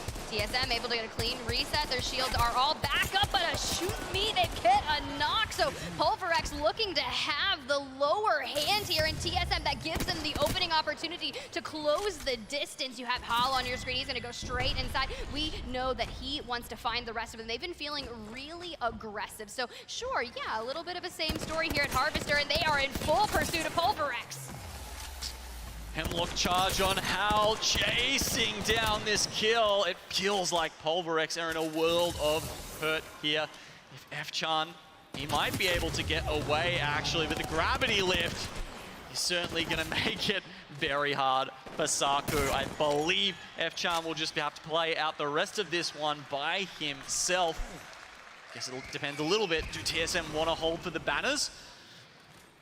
I would totally in this scenario. Like, why not at this point? You're on the edge of zone. You can keep an eye out of where you want to go. I'm like, yes, do everything that you can to gather as many KP as you have. And that's exactly what TSM needs to do. I mean, they found themselves coming into this match 10th place with 11 points. And that is not safe. They need a big, massive game, something like the likes that we saw out of NRG already today. Exactly, NRG averaging almost 20 points a game is really unthinkable when you think of the level of this lobby. So TSM down a little bit further. Alliance were the only ones really southern of them in the map a second ago. LG, and you can see North Eption now have moved past. Alliance, I'm not sure if they did land in a formation to grab that beacon at the bottom of Thermal Station. Most likely, so they'll just keep going around towards the western side of the zone. But with where this circle is pulling here, it's not going to go to Skyhook. Around Fragment West, well, maybe, but I think there's definitely some money on where Sweden NRG is sitting there down around the outside of Countdown, and maybe that caravan that sits outside the little tunnel there. Exed at the top of Skyhook right now, just kind of poking and prodding, trying to farm those Evo shields with the longbow is going to be fun. They need to do this, right? They're just on the outskirts of the ring, but there's real no rush here. But there are a multitude of teams that are going to be directly in front of them, and utilizing this high ground, you can kind of get a lay of the land, find some information, and maybe try to use up some of the other team's resources. So there will be some fighting going on in Skyhook, but it probably won't amount to all that much. It's only going to be safe for this, maybe the next ring. Meanwhile, a lot of those crypto teams that we talked about are going to have information long into this game. The beacon that sits at the train station above Fragment, that is there, that is present this game, and that means all of those cryptos are going to be able to ping that again and again to inform their rotations. All right, right, Alliance making their way in towards that next zone. They've been typically playing a very strict edge play style, and it's worked out pretty well for them thus far. They found themselves inside the top 10, currently seating in 8th place, but relatively safe. They're sitting on triple blue. They kind of have some weapons that are nice. Mandy does have the black hole available to them should they get into an engagement. We're just going to lay of the land. TSM on the left, rotating towards the tunnel, and a lot of teams, this is going to be good, right? They should be able to relatively get through this safely as the congested of the teammates were kind of on that northern choke point. Meanwhile, TSM in the south, maybe running into EXO once again, actually. They're posted up near Landslide at the moment. And oof, this is going to be a fun circle, actually. It's pulling over the middle of those mountains that separate Fragment West and Landslide. So teams are going to be able to opt to play from either side from the start. You can see EXO. Okay, finally, the pings go out behind them. Good, they do have the information that TSM are pulling up. And, well, they were actually for a second, but now reconsidering. That's going to be a really tough position to be in. And I mean, you've got the guard still. You saw him in the shot kind of set up presence just on the outskirts of Landslide. And the guard land in Landslide, and they are a heavy hitting zone team. So the fact is that they haven't even rotated out. Sure, Zicky going to get tagged up and punished from kind of overextending and taking a peek, but so far so good. You can see the meds in the backpacks here for EXO, though, are not great, Tiff. There's not a lot to work with. They're smoking out that crafter right now just to try and get a little bit more. Killerpos takes the delivery there. Oh, but look at this genome. It's going to be ESA and TSM getting into a little bit of a skirmish. Cody already down. Luda kind of low. Phony has to throw out the exhibit to get some information. Focus of attention throwing down as well, but not able to hit a bat. Phony kind of stuck between a rock and a hard place. I'm not surprised how he didn't go down. It's going to be Luda that needs to clutch it up for ESA. Prowler in hand, and he's just playing the zip line, trying to avoid or get a good shot onto TSM. He's able to get a shield crack, but unfortunately, he's getting punished as well, and a nearby team Fnatic is charge rifling into them.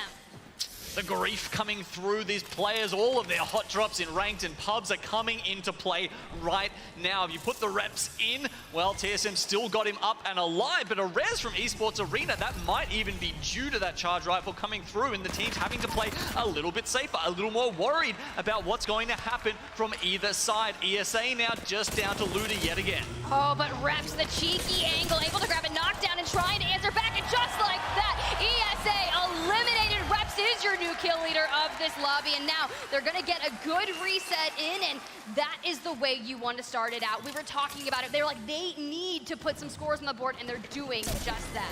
Yeah, the crowd loves that. Juggling the aggro very well there with TSM to be able to finish that fight off. Meanwhile, it wasn't one of these teams actually that had the charge rifle out. They now have to worry about their own back door because Jailings are right next door to Ascend over here in Fragment West. Look, anytime you try to run to another building in Fragment, you've got to keep your eyes up because there are teams that are always going to be on the roofs, and North Eption, who have not been able to get anything rolling here in the winner's bracket thus far, are forced back out into the ring, forced to use that smoke for a little bit of cover, and NRG and Alliance are going to meet up once again. I mean, it's almost their comfort zone, though, Tiff. Being in the ring is kind of like, that's North Eption's home, but it doesn't make it any easier when it's roasting your meds. You need to make sure you can come out of that and get the loot off the team that you defeat. Otherwise, it could be another early exit for the APAC North team.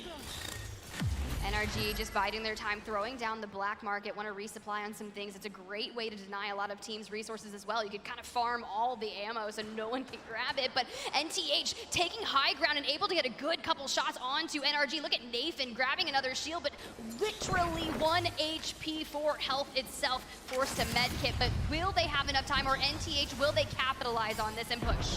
Yeah, look, throwing grenades next to the pylon's probably not going to help you, but it will help any incoming ones as North Eption are just biding their time here. They just spot someone out. I think that might be Mandy, potentially. Someone over from Alliance sitting down the bottom there. Action on so many sides of this. The ring actually pulling down, not to Landslide, but on top of it a little bit. Look, I was really excited to see what Luminosity can do, and it looks like they're going to meet up with Exo Clan inside of Landslide, both relatively healthy. Seer Exhibit going out. Dexter does have the Rolling Thunder available to them should they need it to elude, and Zicky, Thermites want to find if they can get some opening damage, but nothing committed to just yet. Man, I have never seen EXO Clan this locked in. Usually these guys are just joking around, they're having a good time, but finally they make it to land here, and they are not going to let this opportunity slip away. LG, no one to be trifled with, but EXO are making the most of this fight. Look, he was trying to go for the res, but unfortunately not going to be able to do it. Kill a pose. We know he was a kill leader in the group stages, and he is an absolute disgusting player. Yanya gonna fall as well. That means they need to find one last member of LG, and then EXO will have eliminated them, and they are just playing this so well. Jaguares, the newest addition to the Luminosity team. We were talking about how everything has been working so well for them, but you can see Zicky taking to that high ground, just trying to make sure they find him, and they do. Luminosity falling down. Okay, well, there's still some action to happen over here at Countdown. You can see NRG finally taking an early L in one of these games, and fun 1, 2, 3 here. They're right on top of Alliance. Are they going to drop down and get them? Well, they do get to reset just for now. North Eption, who were recently in the area, they're going to be the ones to fall first. And Alliance have just been soaking up all of this damage from the low ground. Somehow they've made it through. Do they even have the third up? Look, here's the deal about Alliance, right? Typically what we saw in group stages, they were constantly contesting thermal station. They weren't even able to actually play their games, and now that they're able to do it, we can see just what they bring to the table. We already knew they were a good team, but talk about a team that wants to perform incredibly well at LAN, looking for a championship of their own. It is going to be Alliance and Fun, able to kind of get a good reset there, but look at the action that's going down over here. We have literally Element 6 taking on Enerforce 36, but they are relatively healthy. You've got the Gibby, you've got the Caustic, they can anchor it out. You've got the dome already out, but it's going to expire, and now they need to turn their attention, but they need to finish this off quickly because XSET is lying in wait, and E36 is just going to decide we want to disengage from this situation, know when something's going to be a bad fight. Yeah, plenty of rocks around here that E36 can play on the edge of the zone. They make the first move. This is really good for them when XSET and E6 are coming in from behind. They really need to hold them out with the ring closing now. 15 seconds, they can start looking for those gatekeeping kills. Do see the Rolling Thunder available for Nocturnal. This would be a great time to use it, honestly. Not much to keep those bombs from falling down up above. This is going to be really great for them. EMP going out, a little bit of action in the elimination feed, and 16 squads remaining. A nice nade to throw some damage down, and they still have that Rolling Thunder available to them. Fun kind of hanging out on the south side of this rock, and just you can see that the pings are coming out on that heartbeat passive. Okay, they'll start pushing in now with a little bit of damage. They may actually go for the left side, thinking that there's some easier kills over there. Well, let's jump into a quick listen in with XSET and hear how they're going to approach this. Yep. He's fresh. We need to chase this. We need to chase and kill him. High ground's looking at us. Careful. Safe on me. Safe on me. No, safe on me. I got a bat. I got a bat. Yep. You're good. Get the watch. Okay. Got the bat off. Kill this guy. Kill this guy. Kill this guy. We have to res him. Kill him. Okay, so I'm backing up. Backing up, Brendan. Backing up. I'm batting. I'm batting. Yep. Just see here. Just see here. I have knock. I have white knock. White knock. I'm blocking this missile for Block the missile. Block the missile. Yep. I'm scanning. Resing. I have no smoke for you. They're coming. He's coming. I can't help you. Can't help you. Yeah, you're good. Can we go west, Brendan? Yeah. I need to grab a gun out of this box. Okay. I can't help you at all. Yeah, you're good. How many people is it? 2. It's 2. It's the E6 or E36. E36? Yes, the E36. He has white armor. White armor. You need to kill them. Yo, let's go. Let's go. Kill them. Yep.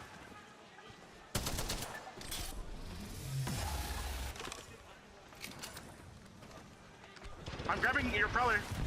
I'm grabbing Sykes' prowler. They're underneath me. I need to reload. Yep. I'm going east side in. Okay. Low ground 1. Yep. I think it's 3. It's 3. It's 2. I think it's 2. Okay. Okay. Climbing up. One armor on him. No sights. No sights.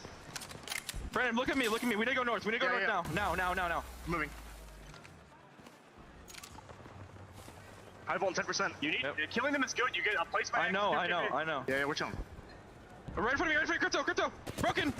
1 dead. Nice. Run. Focus on. We can play underneath sniper tower. Team in front of us, right here. We need to kill this kid. Let them go. Yep. Play your rocks in front of you. I think you're right. Be careful behind us.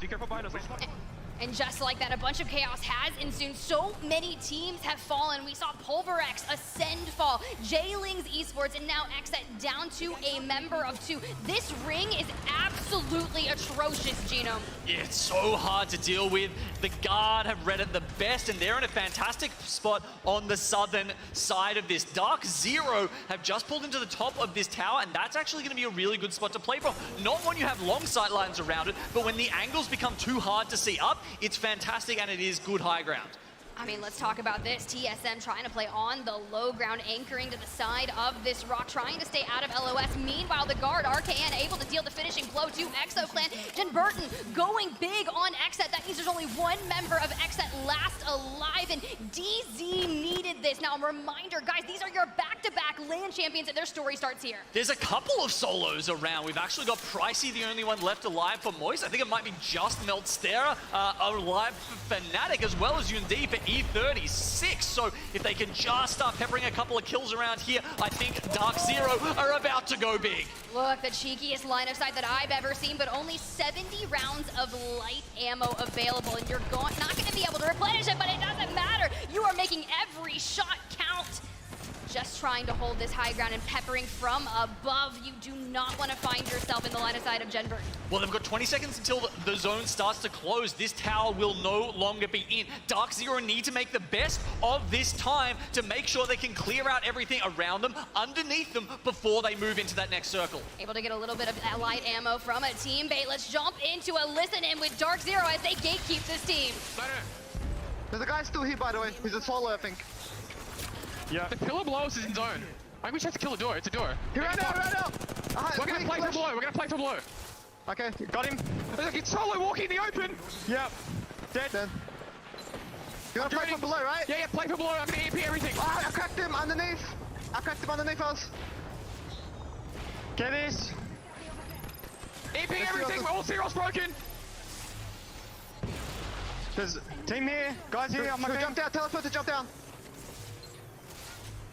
Wait, I need to get this as a duo though. Arcing this, there's a guy there. 2. It's a duo. Nading. I'm nading it again. Can we jump down the middle? Yeah. I'm jumping right down. I got him. Killed them. I'm coming. Let's go forwards. Forwards, come now. Oh, it's a, you come. On the right. Up here safe, trust me. Yeah, I'm coming. I'm here. Okay, on the right, running in the open! Watson! Make sure look careful. Yeah, I got the Watson. I know. Ult. I'm selling. I'm zero. It's one guy. That's it. I need light. I need light. Cells. I dropped cells. We're gonna kill left. That's it. There's a guy still there. Yeah, I know. 60. Can I swing him a little bit? I'm in drone. I can just tap him. Do we even ult yourself for me? No.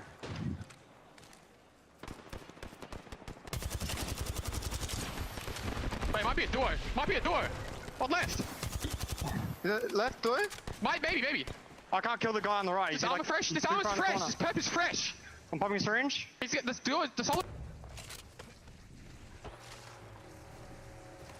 That's him. Okay, just get the solo kill and then we're chilling. I'm moving the arms up to your ledge. They're less in zone than us. They're gonna have to walk in the open. Yep. I dropped you 20 gen. Gonna move soon. He keep me. I'm genning him. Yeah. Move. I can't gen. I got it. Solo has to move now. I don't want to waste my light on. I'm gonna use Prowler. You see it moving? Cracked him. One shot. Nice. That's everything. See. 70. 2 behind the crate! 2 behind, quick crate! 2... One's here, yeah? It's a full squad! Yeah, one's on the left! Crypto! Alright, 50 crypto! I'm gonna push 60 on the Watson! The crypto went back, 50 flash! I got nades! Where are they? I put an arc on the crypto! He's run! They're all in this corner, all in the corner! Yeah, big nade! Cracked on the right! Valk! Watch your Valk! Watson's one! Go! He's on main.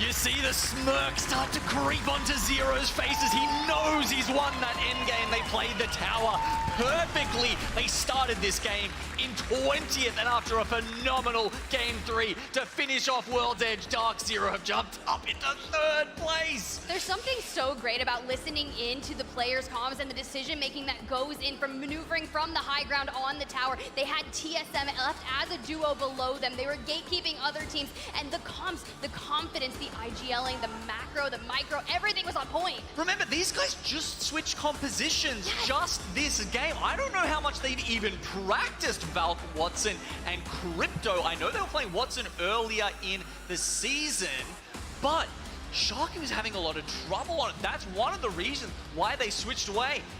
Sharky just got, I don't know how many kills, like 6, 8, something, 7 kills in that game alone. Imagine changing to a composition that you haven't broken out in a while, and then you get right back on top. But man, what a valiant victory. Fallout Monsoon, Glitter Rain Day, let's send it to you. Woo! Dark Zero, we question their ability to make it to the finals, but every single time you question this team, they find a way to pull through. Massive game for them. Break it down for me, Mon. Yeah, they were in the post and top 6 situation. They had to drop down because the zone wasn't favoring them. But they cleared out their immediate low ground, and all the teams underneath that were trying to stabilize ended up getting shot. They used that time to gap close to the rock, which was super important for their conversion into the end game. There we saw SSG get taken out a little bit early. It was super important for Dark Zero to finish that squad so that they can, focus on the 3v3 at hand with Guard, who had the upper hand. They had the head glitch, they had the defilade, which was amazing for them. But Dark Zero being incredibly smart players, they saw their opportunity, specifically Zero, to take that right-hand side and pressure Guard. Of course, Guard had all that space. They kind of gave that up, which is unfortunate for them, and that's where Dark Zero had the tempo. Yep. And then from there, they threw nades. Gen came down a little bit too late, but they broke it, and they were down 200 health. And Dark Zero ended up cleaning it up. Brilliant. Absolutely amazing stuff coming through from DZ. Look, we're a long ways away from Australia, but any Dark Zero fans out there looking for the back-to-back to Backland Championship, we got one in particular. He literally flew here from Australia, 16 years old. Big shout out to Riley. Massive Jen Burton fan here live in the audience. Flew a long, long way. I just got to take a moment to highlight that. Massive Dark Zero fan here live in the room. But yeah, big game right there for DZ, that's for sure. Yeah, and we had talked about it a little bit leading up to it. Dark Zero starting in 20th position heading into this. That is insane. Now finishing in 3rd place after 3 games. It just takes one. And when you prove that you can do it in this lobby, it's extremely important to their confidence. But for me, Dark Zero is a little bit of a family story too. You've got Zero's father here in the building. You also have Jen Burton's father here in the building, and his mother. So there is a community here of APAC South, and I guess now North America, representing for this squad. So you should never count them out, John. That's right. We got Mama Rambo, Mama Sharky, we got Mama Verholst, we got Auntie Sharky watching at home. Big shout out to all the family members supporting their family here in this one. And wow, that's a good way to support the opportunity to place top 10 and punch your ticket to the match point finals, a 25-point game, Glitter. Yeah, I mean, this has got to feel fantastic for Dark Zero. The aggression we were hoping for out of those back-to-back champs. I mean, 13 kills, phenomenal. But I got to give you a little bit credit here. Are you looking at TSM, Rain? I am. Look at that. 7 kills. And essentially 3rd place. Yeah, it's great. And you said they were going to come back. They needed it. A little bit of momentum going for them now, heading into the next map, and then moving on down the list. Even ExoClan, who was being a little bit quiet, still getting 5 kills on the board. Bigger question too, though, before you pick back up, John, is that North Epsia. We did see, want to ask, are they going to pick it up now with 4 points? This is the team who qualified as 2nd in terms of total points coming into this. What's going on? Yeah, that's big. I mean, they need a massive storm point here. APAC North in general, I'm curious to see where they stand in the overall results. Let's take a look at our top 20. NRG on top, the Guard in 2nd. Dark Zero skyrockets all the way up. to third place, a top 3 North American team. Lobby right now, but Pulverex right behind. Look how evenly distributed these teams are, all the way down to 14th place. Fun 1, 2, 3, the Koreans, former AD Raccoon. Yeah, Dark Zero pulling out a 25-point game. Wow. Absolutely insane. We got to see the ticker on their placement as they were progressing into the game. That is massive, especially to be able to end the World's Edge of this series in such a strong formation. It was amazing to see, to be honest. They deserved it. They worked hard for that, playing from the post. And obviously the top 4, top 5, top 6, looking really close. So it's anybody's game. We got 3 games left. That's right. I mean, the biggest surprise on that list, though, I think it's 2 things in particular. Obviously, you see some of the APAC North teams not necessarily perform where you'd like to see them, but then XSET in 16th or 15th place. That's a team with such high expectations coming in. They're so good on Storm Point. Can they clutch up when it matters most? We will find out, but guess what? We'll find out after a little break, but don't you worry. Not just a standard break with the timer on top. We had a chance to catch up with the man, the myth, the legend who has risen to the top of fandom here in Apex Legends. It's Rambo after his dominant ALGS championship performance with GMT. We had a chance to catch up with him. Let's take a look.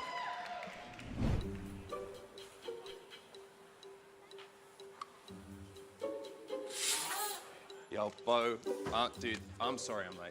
Dude. I'm really sorry. I'm really sorry I'm late. I'll forgive you this time, bro. I was bidding on a really nice jumper on an online auction. Guess who won? Username? Guess what it was? What? Nice Wigs Anime Collection. Can you believe that? What? Crazy, right? So we are doing an interview today, I would imagine, with the cameras. Is that what they're here for? Yes. You are a controller player.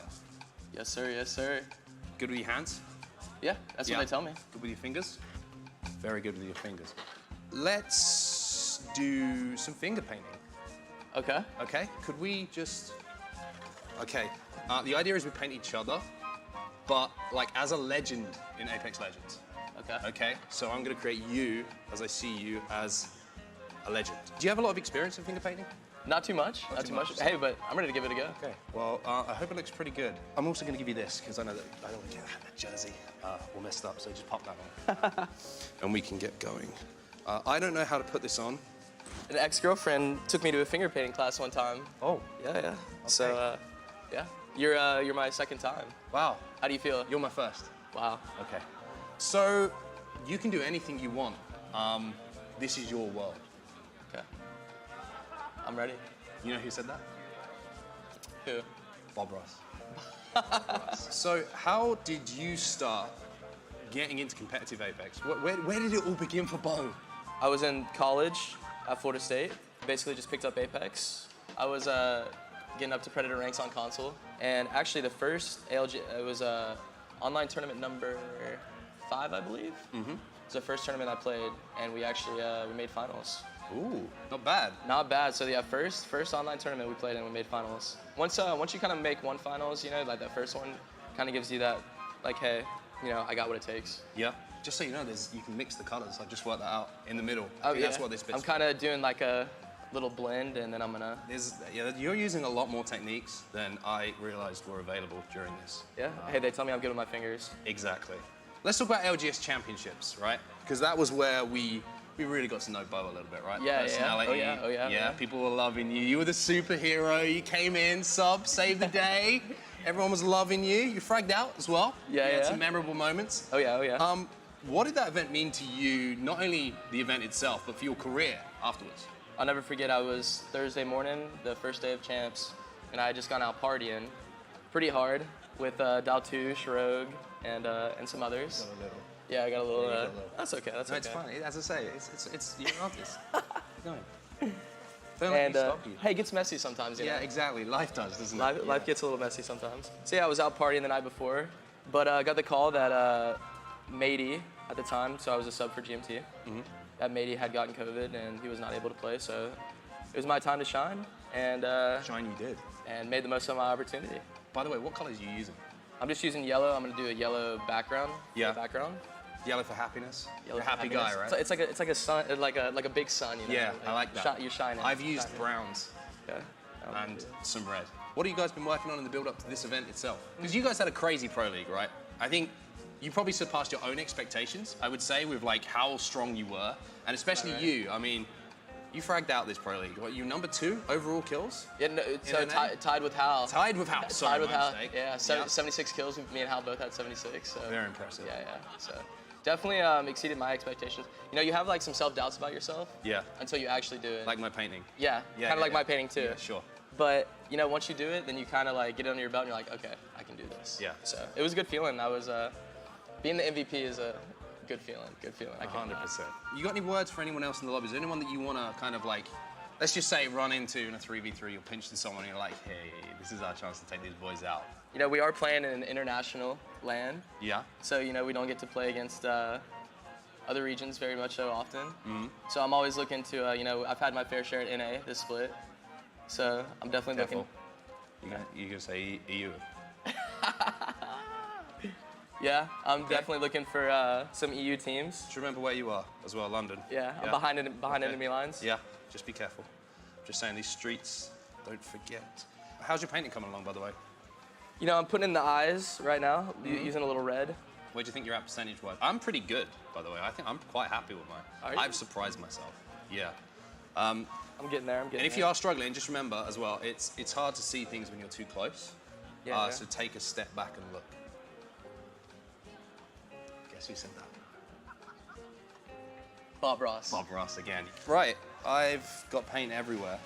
Do you know what? I'm going to sign it. I'm signing it. Because this is a workout. How do I spell onset? Oh my God. It's kind of looking like a child was let loose in a lab. I'm almost You're almost done. Okay. I'm going to say the tension is now killing me. Do you want to reveal yours first, or do you want me to go first? Okay, so I was supposed to kind of do you, right, as a legend? Yeah. Okay, so I gave you a full set of hair. Wow, my guy. Because I'm like that. Because I'm like that. I'm like that. You know. And then I kind of just went with what I was feeling. Come on, 10. Are you ready? Yeah, I'm ready.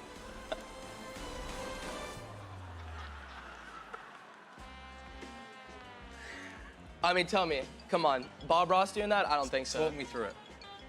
Yeah, so I originally went with the yellow, right? And I don't like the yellow. So I kind of made it into the background. Yeah.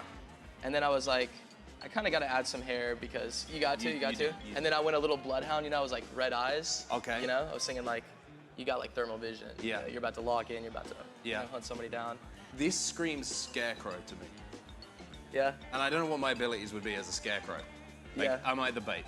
Is that what you're saying? Like, I go out, make some noise, everyone gets attracted to me, and then you just come in and fry? Yeah, it's like I'm throwing the dogs out. Yeah. And you're bringing the bait back. There it is. Yeah. There it is. Exactly. Okay, I'll show you mine. So I gave you hair as well. Did you? Yeah, I gave you hair. What? Wow. Look at this. So my idea behind this is that like, you have like a kind of like a Goku-like power. You know what I mean? Like so a Super your Saiyan, ultimate- like a yeah, Super Saiyan Saiyan kind of thing going on. Your ultimate, you'd like go, Yeah. I don't know what you do. Exactly that. Yeah. See? Great thinking. The hair goes out. Yeah. And then you get a surfboard. Perfect. That's for with the rotations. waves? That's for rotations. Yeah. Quick rotation. Exactly. What do you think? Out of 10? Dude, 11 out of 10. 11 out of 10. 11 out of 10. Let's 11 go. out of 10. Okay. I feel like this was fun. Yeah. I almost feel like it was necessary in some ways as well. I found out a lot about myself. Yeah. I'm glad we've got into the inside of what makes Rambo Rambo, right? Yeah. Oh yeah. Best of luck with this event, my friend. Appreciate I it. hope you guys frag out. Yes, sir. And, Yes, sir. Best of luck. Thank you, sir. Thank you, sir. Do this again soon. Yeah, absolutely. Anytime. No idea what to say after that, but it was a lot of fun. And thank you so much to Rambo for being a good sport. You've been shaking your head at me for quite some time now, about 7 minutes. Just the same amount as that piece of content. Is this what happens when I let you off your leash, when I make sure you're in a different room and then suddenly it goes wild, whatever. Keep your eyes on me. Anyway, we are almost ready to get this next game underway, and of course, it means we head over to a new map, don't we, Mark? We do indeed. Now we need to kind of refocus a little bit here. We had a lot of fun, but now it's time for the serious business to get back underway. And like you say, Storm Point is where we are going. And by the end of these 3 games, Dan, we will find out what teams are making that jump to the grand finals. 10 teams in the grand finals. 10 teams go down into the elimination bracket, where of course they'll face off against those who won in elimination round 1 earlier. But 3 games can be quite a long time. And we can see how much one game can change everything. I mean, look at Dark Zero. Going into games 1 and 2, they were struggling a little bit, then suddenly wham bam, thank you ma'am.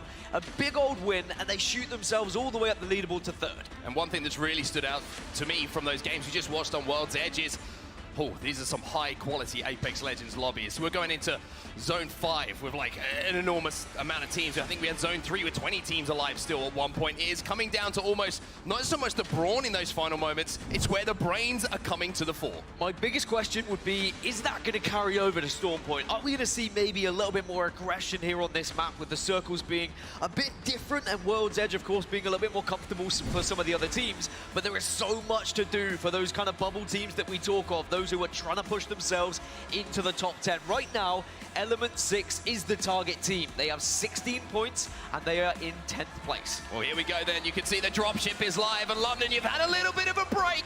I know the energy is still there, so let's pick it up a little bit in here as we see that beautiful map overhead. Storm Point.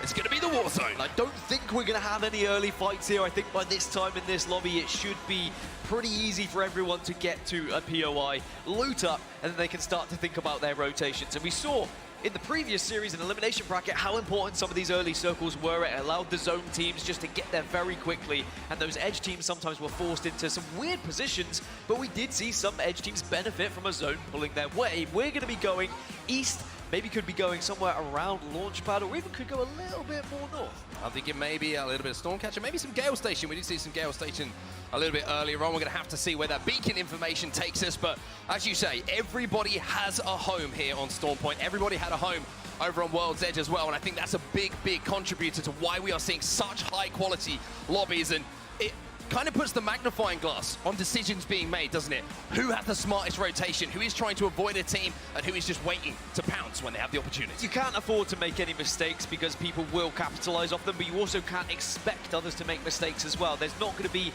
as many opportunities presented to you to get an escape route on your rotation, to have easy access to a building. There's always going to be someone, somewhere, one step ahead of you. So you almost have to try and stay one step ahead of the entire lobby, which, of course, we know is entirely impossible. Well, Dark Zero, the winners of our final game on World's Edge, and some great calls coming in as well in that end game to make sure that they pinched perfectly onto the guard and made it such a difficult situation for them to fight out of. And I said it's been a long road and a tough road so far in Split 1. Moving over to North America, we all know the story. Dark Zero only just made it here, but now they're on the biggest stage down. I said it before, this is where these three gentlemen come to life. Yeah, I said as long as they get to the grand finals, that they are going to be one of the favorites. Naturally, back-to-back LAN winners, and they just seem to have what it takes when it gets to match point.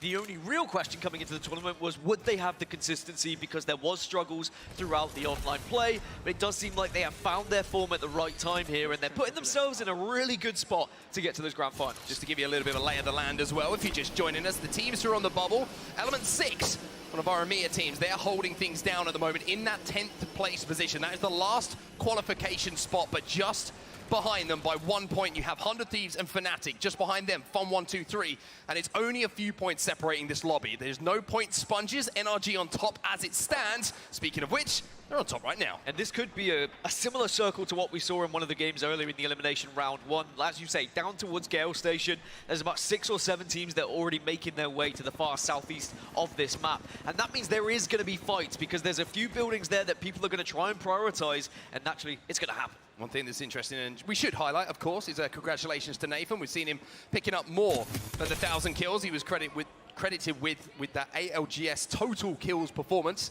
So he crossed that 1,000, kills mark yesterday, joining Imperial How as the only 2 players to have done it so far. So Nathan continuing to be one of the most prolific fraggers that we have in all of Apex Legends. But as we start to kind of see a little bit of an overlook at the map, you can see a lot of concentration down at Gale Station. Like we were saying at the start of this game, a lot of teams are betting this is where we'll end our game. And you were speaking of NRG, I mean, they're one of the only few teams that can probably feel comfortable coming into Storm Point with the amount of points they were able to accumulate in World's Edge. I'd say them alongside Guard should be safe. Everyone else, it's a little bit touch and go. Things could get a little bit dicey if you have 3 bad performances here on Storm Point. 20 squads still remaining. Nobody has gone down as yet. Moist Esports trying to take complete and utter control of this building, and it looks like it is going to be a Gale Station zone. You can see in your top left on the map overhead that Moist also have that beacon information as well. So they're pretty solid, and speaking of solid, it's always a good bet. If you're watching the Guard, this is where they think the end is going to be. And Guard have really impressed me so far in this winners bracket.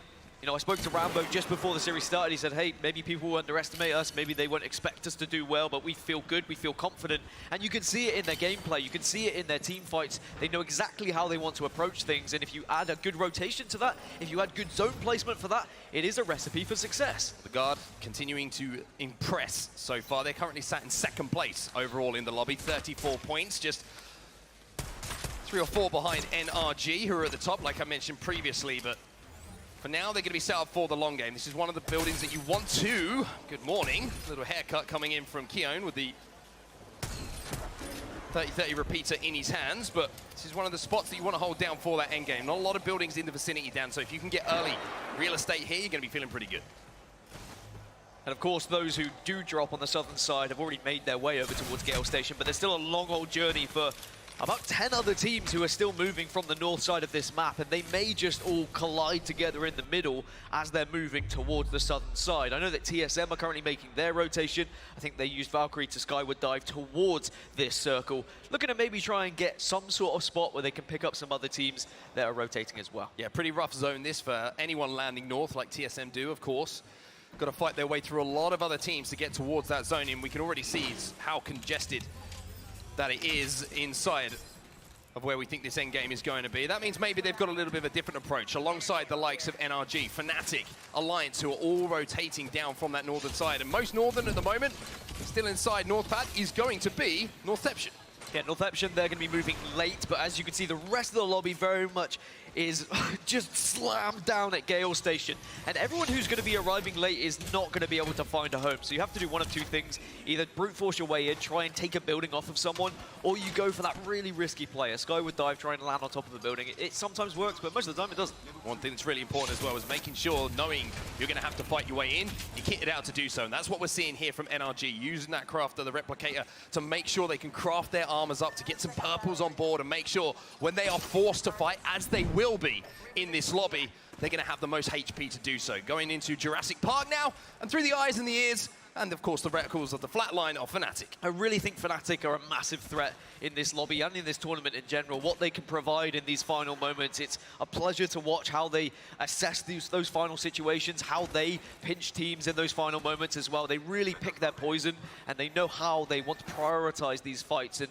certainly an enjoyable team to watch if they get to the late game, but that's always the question. Can you get to the late game when there is this many teams on set? 20 teams still alive, and they are all trying to force their way into Gale Station. It's Dark Zero at the moment, who just trying to clear their backs, making sure no one is rotating behind them. But as we saw just momentarily on that map overhead and that fly-through we saw, it's Jailings who are making a little bit of a creep towards them. And with the zone closing, Dark Zero are going to have to make sure that they don't get caught off guard. But there's one thing that you can guarantee is that Zero will be telling both Sharky and Jim Burton exactly what to do, leading this team and making the calls that need to be made.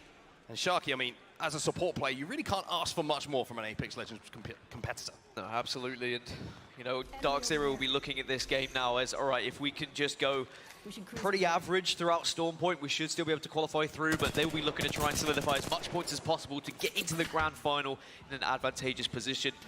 I think there'll be a lot of teams a bit nervous, though, going into these final 3 on Storm Point, because I'd say about half our lobby are typically World's Edge teams, and what I mean by that is in regular season, they perform far better on World's Edge. A lot of our Storm Point teams found themselves in the elimination bracket, just as it happens, and they will then be looking at elimination round 2 as a chance to pick some of these teams off. Well, two teams that are starting to rub shoulders a little bit is Exo Clan and 100 Thieves. 100 Thieves, who barely mentioned, it feels like, so far here at the Split 1 playoffs. Been a little bit quiet, but got the job done, and that's kind of something that's been synonymous with them throughout their careers. 100 Thieves, though, they're going to find themselves down to 2 players. The Scurry gets chopped down there. And the other 2 players are just trying to desperately kind of scarper away towards Fish Farms now, but Ziki with some good shots from distance. We'll manage just to get that elimination. 100 Thieves are going to be down to 2. You speak of Exoclan, you say they're quiet. In World's Edge, very loud, very proud, but Storm Point has not been good for them at all. But they can change that today. They're in 4th place at the moment, so again, one of these teams that just has to perform okay, and they should be able to just scrape through as long as no one does anything crazy. But Jailings, they're on fire.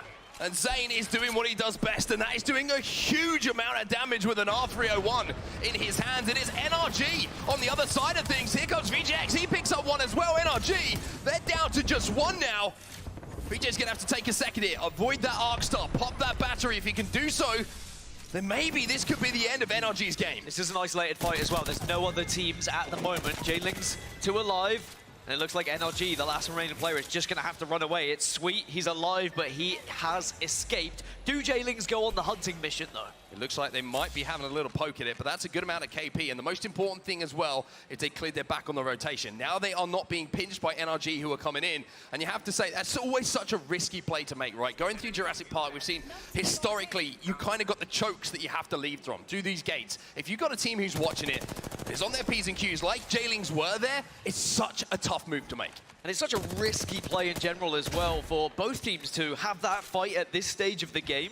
But maybe they've assessed it and said, okay, we know it's Gale Station. We can pretty much assume that 75% of the lobby have already made it by now. This should be a fight that we could take. And the amount of damage J-Lings were able to output, of course they were going to push up onto NRG there. Remember, NRG are leading at the moment going into these 3 games on Storm Point, so that's a huge win for J-Lings. Also, Sweet's still alive. Let's take ourselves back at what Pioneers had to do, right, in that elimination bracket to stay alive. Even though a couple of players get eliminated, if you can survive, if you can maybe grab some banners, or it doesn't look like Sweet was able to do that, of course, then you can make a comeback in the game. I mean, we saw it from the Guard on World's Edge. 2 reses coming in for Rambo on that game that they managed to take home. So we'll take our attention back down just outside of Fish Farms, where we see 100 Thieves, who have been under quite a lot of pressure so far in this game. We saw ExoClan getting that first knock, and you can already see the shields being broken, and it's Luminosity, not just on the hunt, but it's the Beast of the Hunt as well. Yeah, this circle is forcing teams together, and Luminosity looking to try and take advantage of that, and already they get the knock. It looks like 100 Thieves are on the receiving end of it yet again. Remember, they were a 2, and they have been eliminated. 100 Thieves' first team to fall.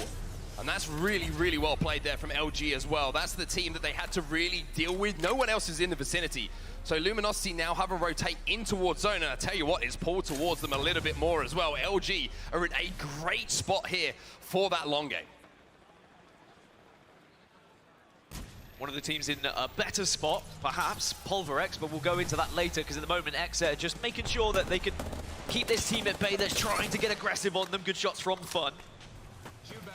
And it is going to be a circle that is predominantly the mountain, so it means that a lot of these buildings you see down towards the southeast area of the map are not going to be playable when it comes to that final circle. Really big moments here. This is not just Exet that are in the vicinity of this fight. It's Alliance as well, who came in and had a little prod and a little poke, but also Northeption. They were in the area, but fascinating to see here, both teams on either side of Exet disengaging completely right now. And that just says everything about this lobby and how nervy everyone is. No one wants to take that risk. No one wants to try and take that percentage chance of maybe you getting the kills, because if you initiate the fight, you invite the potential third party. And I believe that Exet now are going to rotate all the way around east, maybe try and drop somewhere near Fish Farms to then move in towards the circle. It's not going to be a fun rotation, though, because there are several teams who can look at them when they are making the move. Very, very tough plays and decisions to be made here for Exet, but Nocturnal back on the stage, of course. He's going to be able to command the troops on what their next move is going to be, but wrapping through zone is plan A. Alliance probably thinking, where have Exet gone? Because I don't think they caught them actually making that rotation. But good news for everyone, to be fair. Alliance now, they can move down. Northeption were completely out of that fight. They did not want any of it, but here is that wrap through gas. The question is, are ExoClan ready for this? Exo, they maybe were going to get surprised by it. Wingman shots come down, and that is going to be at least the opening for Exet, but there is a reply here. Oh, but look at these shots coming in through the smoke. Nocturnal! Welcome back to the main stage.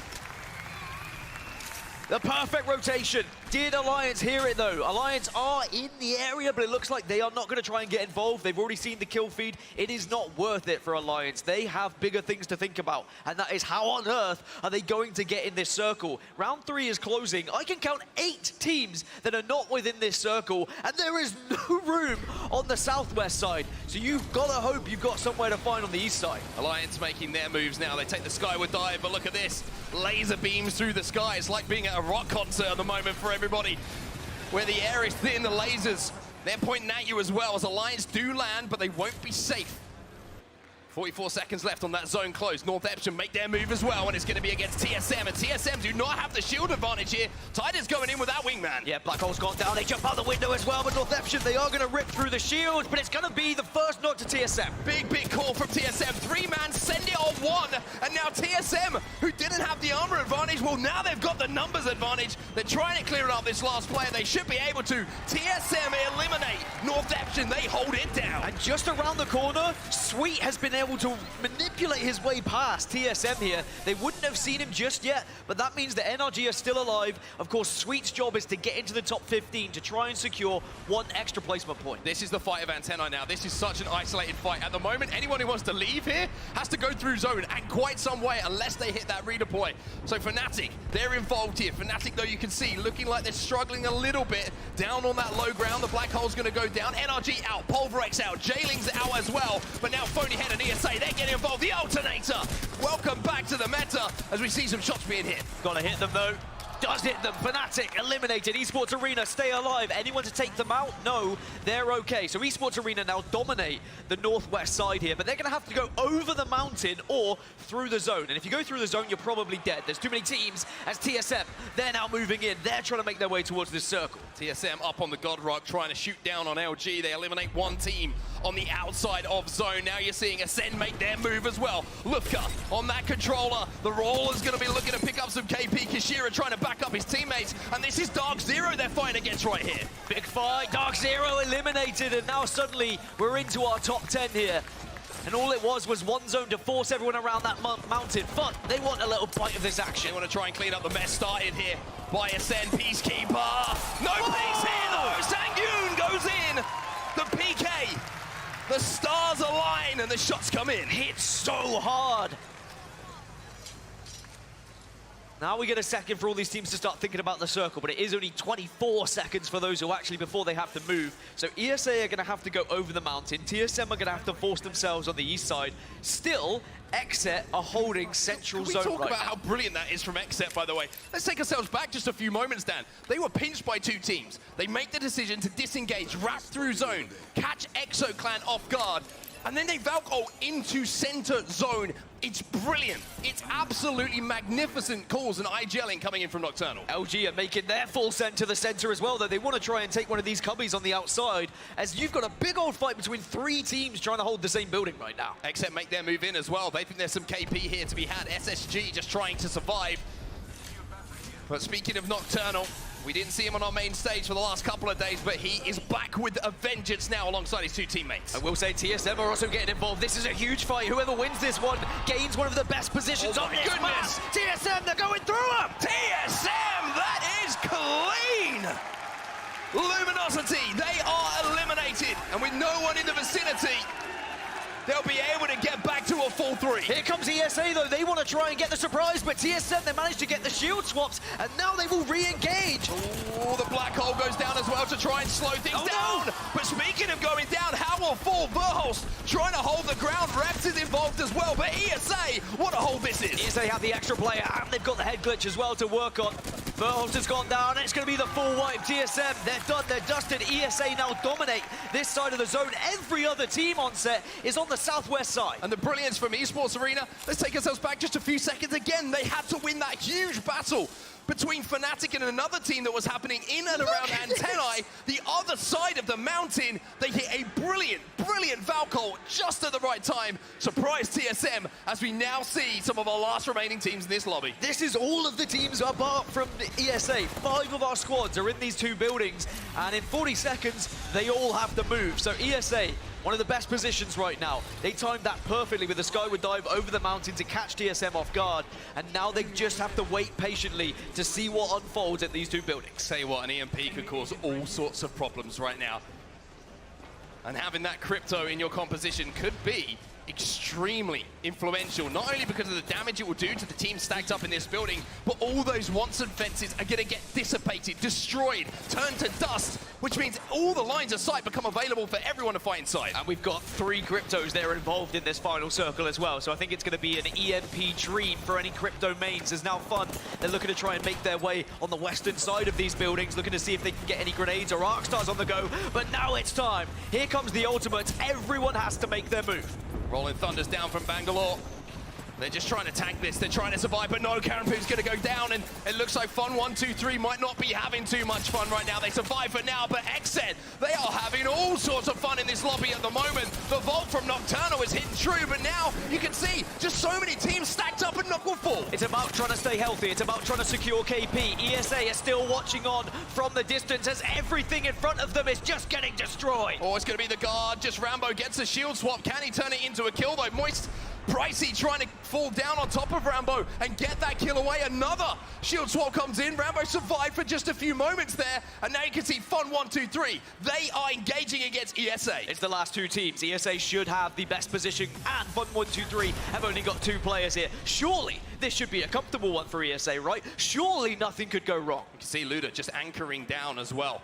Just making sure he can do damage and sending in Phonyhead and Coddy to close this one out.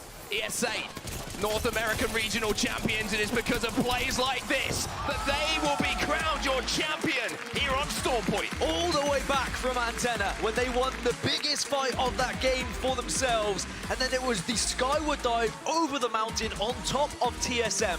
There are certain teams you wouldn't want to land on, but they managed to time it perfectly. Of course, a little bit of fortune involved when TSM was still shield swapping, but they had to win that engagement. They had the head glitch, and in the end, they had the best spot in the game. They had the best seat in the house to watch all of that unfold from those 2 buildings. Big result here for Esports Arena as well, and that jumps them up the table as well. Just keep in the back of your mind all the time, wherever you're watching from, whether it's here in the Copper Box Arena or at home, that this is to go into the grand final. This is step number 1 for every single team who arrived here in London. The dream is to get to that final and being with a chance of winning that championship.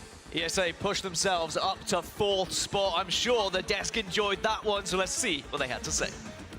Thank you so much, Gaskin. Thank you, Onset. What a kickoff for y'all here on Storm Point. ESA, the only top team in Pro League with no jerseys, by the way, and a last-minute substitute in Cody, showing what they got here, Monsoon. Yeah, that was a pretty typical zone. You can tell where it's going based off zone 1. So that's why we saw a lot of teams kind of rotate into that area from the start. But toward the end there, TSM kind of recognized where it was pulling and took the fight on LG and won it with pretty convincing upper hand. Yeah. But as they were resetting, ESA decided to Valcolt over and take the high ground spot, which is the only kryptonite of TSM's spot where they were. So naturally, because they wiped TSM and they had that entire side to themselves, every team had to rotate on top of each other, and ESA was just sitting there with their arms wide open, happy as can be. And eating lunch is basically what they were doing. Absolutely. Taking everyone's lunch money at that. Really good job from ESA to take God's spot, and it really did feel like that LG TSM fight, ESA Valcolt, was really the fight for the win there, Rende. Yeah, and I think, honestly, ESA is a team we haven't told their story enough. They won Split 1 playoffs in 5 games. This is a team that's clearly lethal. They had to change their roster in just a month ago because of some personal things that happened, but Coddy has stepped up big for this squad. Luda and Phony as well. Phony, considering himself as the Joker in his background of his room, maybe a villain to the scene, and I think so, because there weren't a lot of cheers when they won here. Definitely not the biggest favorite, but a team that certainly has the capabilities to win. Yeah, and honestly, the fact that they're able to kind of figure out that new roster now and start seeing some meshing and success with that new roster is huge, because prior to that, they were a team that we talked about all the time. I mean, with the roster changes and then TSM and ESA, there was so much always in our mouths. That's right. A lot of drama, obviously, with this ESA roster, but showing that they can do it. Capra not needed here with the substitute and Cody, who's performing in his first LAN.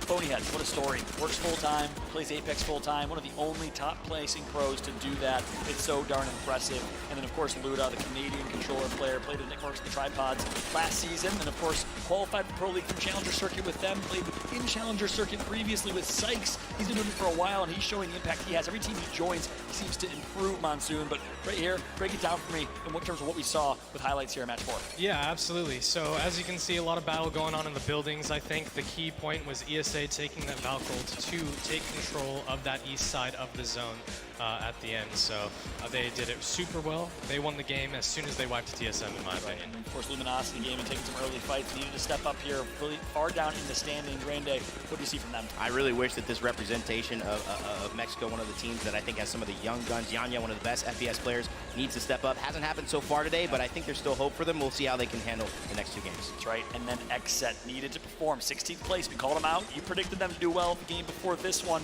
and here they were in late game, Glitter, alongside TSM, who ended up getting taken out by Luminosity, the Guard, and a few others. You know, I was hoping that you would be their good luck charm, Mon. I was really hoping as soon as we saw them in that top spot that they would be able to kind of clean that one up. Still nice to see them up there with that type of performance, but there was just too much going on. I mean, you could see TSM just absolutely shredding from the top of this rock, and in the end, it was the patience that ESA had to let them all come to them for the win.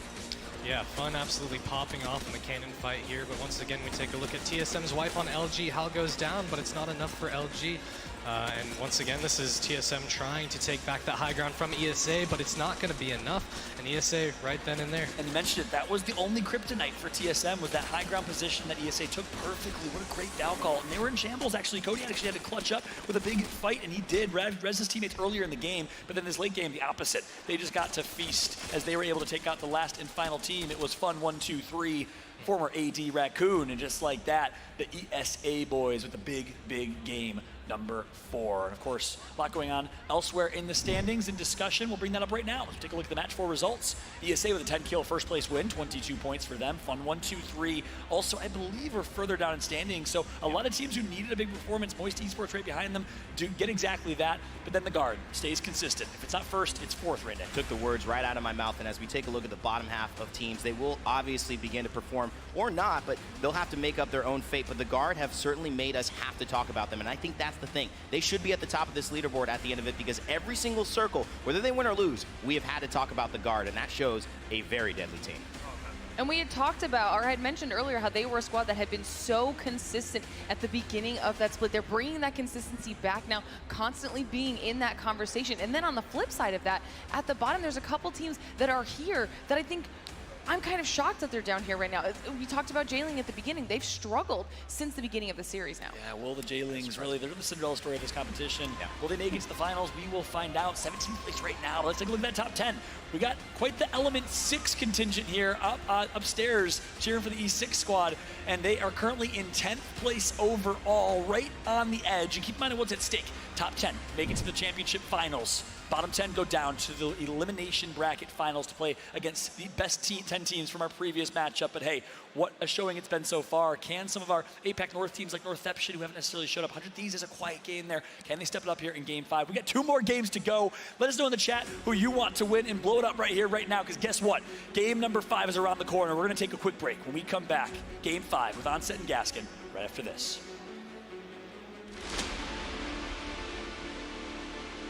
Monster Energy, the official energy drink of the Apex Legends Global Series.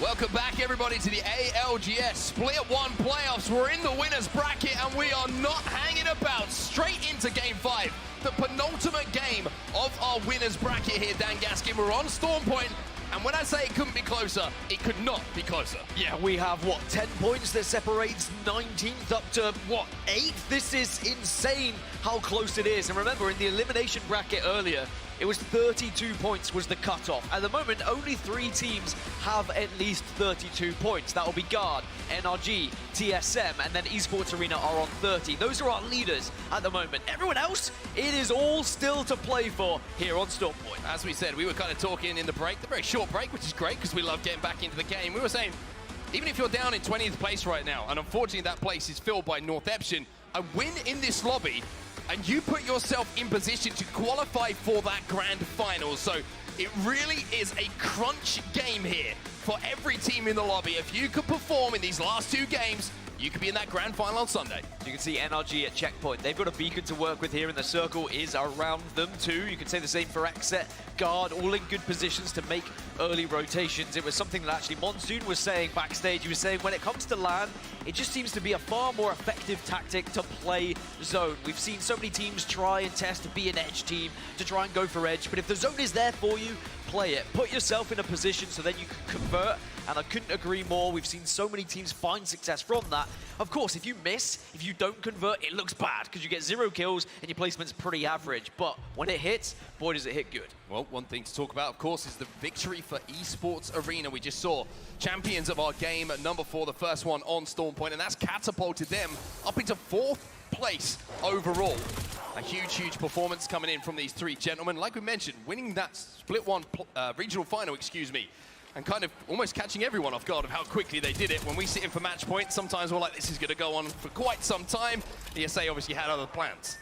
They did have other plans, and honestly, just looking back at that game one last time, I think TSM, had they been given an extra 2 seconds, they probably would have been fine, but it was just the fact they were slightly weak coming out of that fight. But you have to give credit where credit is due. It was the previous fight from ESA which really gave them the victory. 100%, and you have to give credit to TSM as well. That is a tough route for them to get to that end zone as well. And they picked up a huge amount of KP on their way towards that finish, rotating all the way from the northern side of Storm Point here, from the wall down to, of course, where we finished off at Gale Station. But speaking of rotations, a lot of teams already making their way toward Cascade Falls. Who's going to drop there? It's going to be Xset. Yeah, we've got a lot of teams that have got the beacon information that have Cascade Falls in their sights. So they're now going to be moving on. We've already got about half the lobby in Cascade Falls at this point. The rest of the lobby is just going to have to accept they're going to be playing on the edge, either looking for kills or trying to do what ESA did, take a fight early on, and then later on is when you skyward dive into a primary position.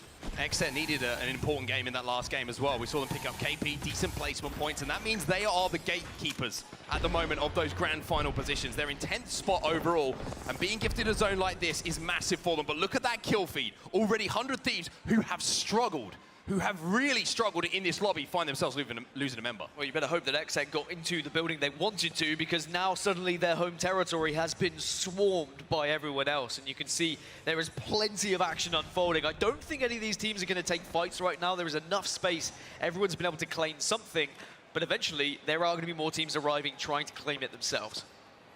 We're always looking across composition. You're always thinking, hey, what's the defensive legend we could throw in here that's good for defending zone? A lot of people, first thing that comes to mind, Watson. You're thinking Newcastle maybe, but Seer actually underappreciated as a defensive legend. The ability to cancel reses on teams doing damage, trying to push you, but also you throw that exhibit down, nobody wants to push you because you are going to be giving away your position. So Seer actually adds value, of course, as well as the information gathering that you can get from that heartbeat. So Xset have a composition that can play all different zones, and 69, always good to see ya. Verholt's popping up here with a charge rifle. Yeah, TSM doing well just to gain control of the top side of this wheel at the moment, and they should be comfortable, but I don't think they will want to stay here. Good, okay, they get off of it, they realize they are quite vulnerable in that position from different angles. Instead, they scout out, they use the heartbeat sensor, and they will move to a far safer position to work with.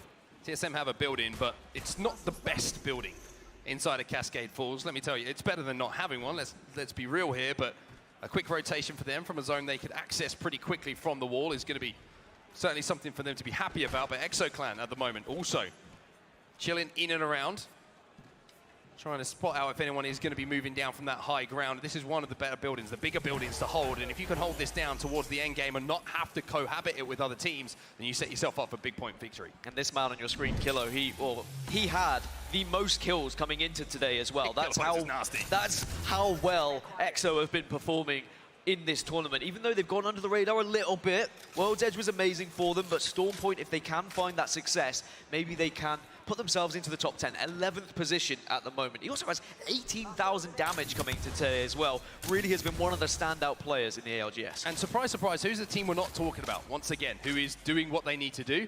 Space Station. Space Station currently sat after 4 games of action inside of that top 10 in 8th position. Yeah, it's a small margin and things could go wrong very, very quickly. But SSG, who land over a launch pad, playing right on the edge as they've got a tough move to make. But this could be a real deciding game for them. A tough rotation, you get points, you might solidify yourself for that grand final. And SSG, they snuck their way into the late game previously as well. You saw there was a solo rat that got into the latter stages, and sometimes that's what you need from one of your teammates just to be able to pick up those extra placement points, and they really will count.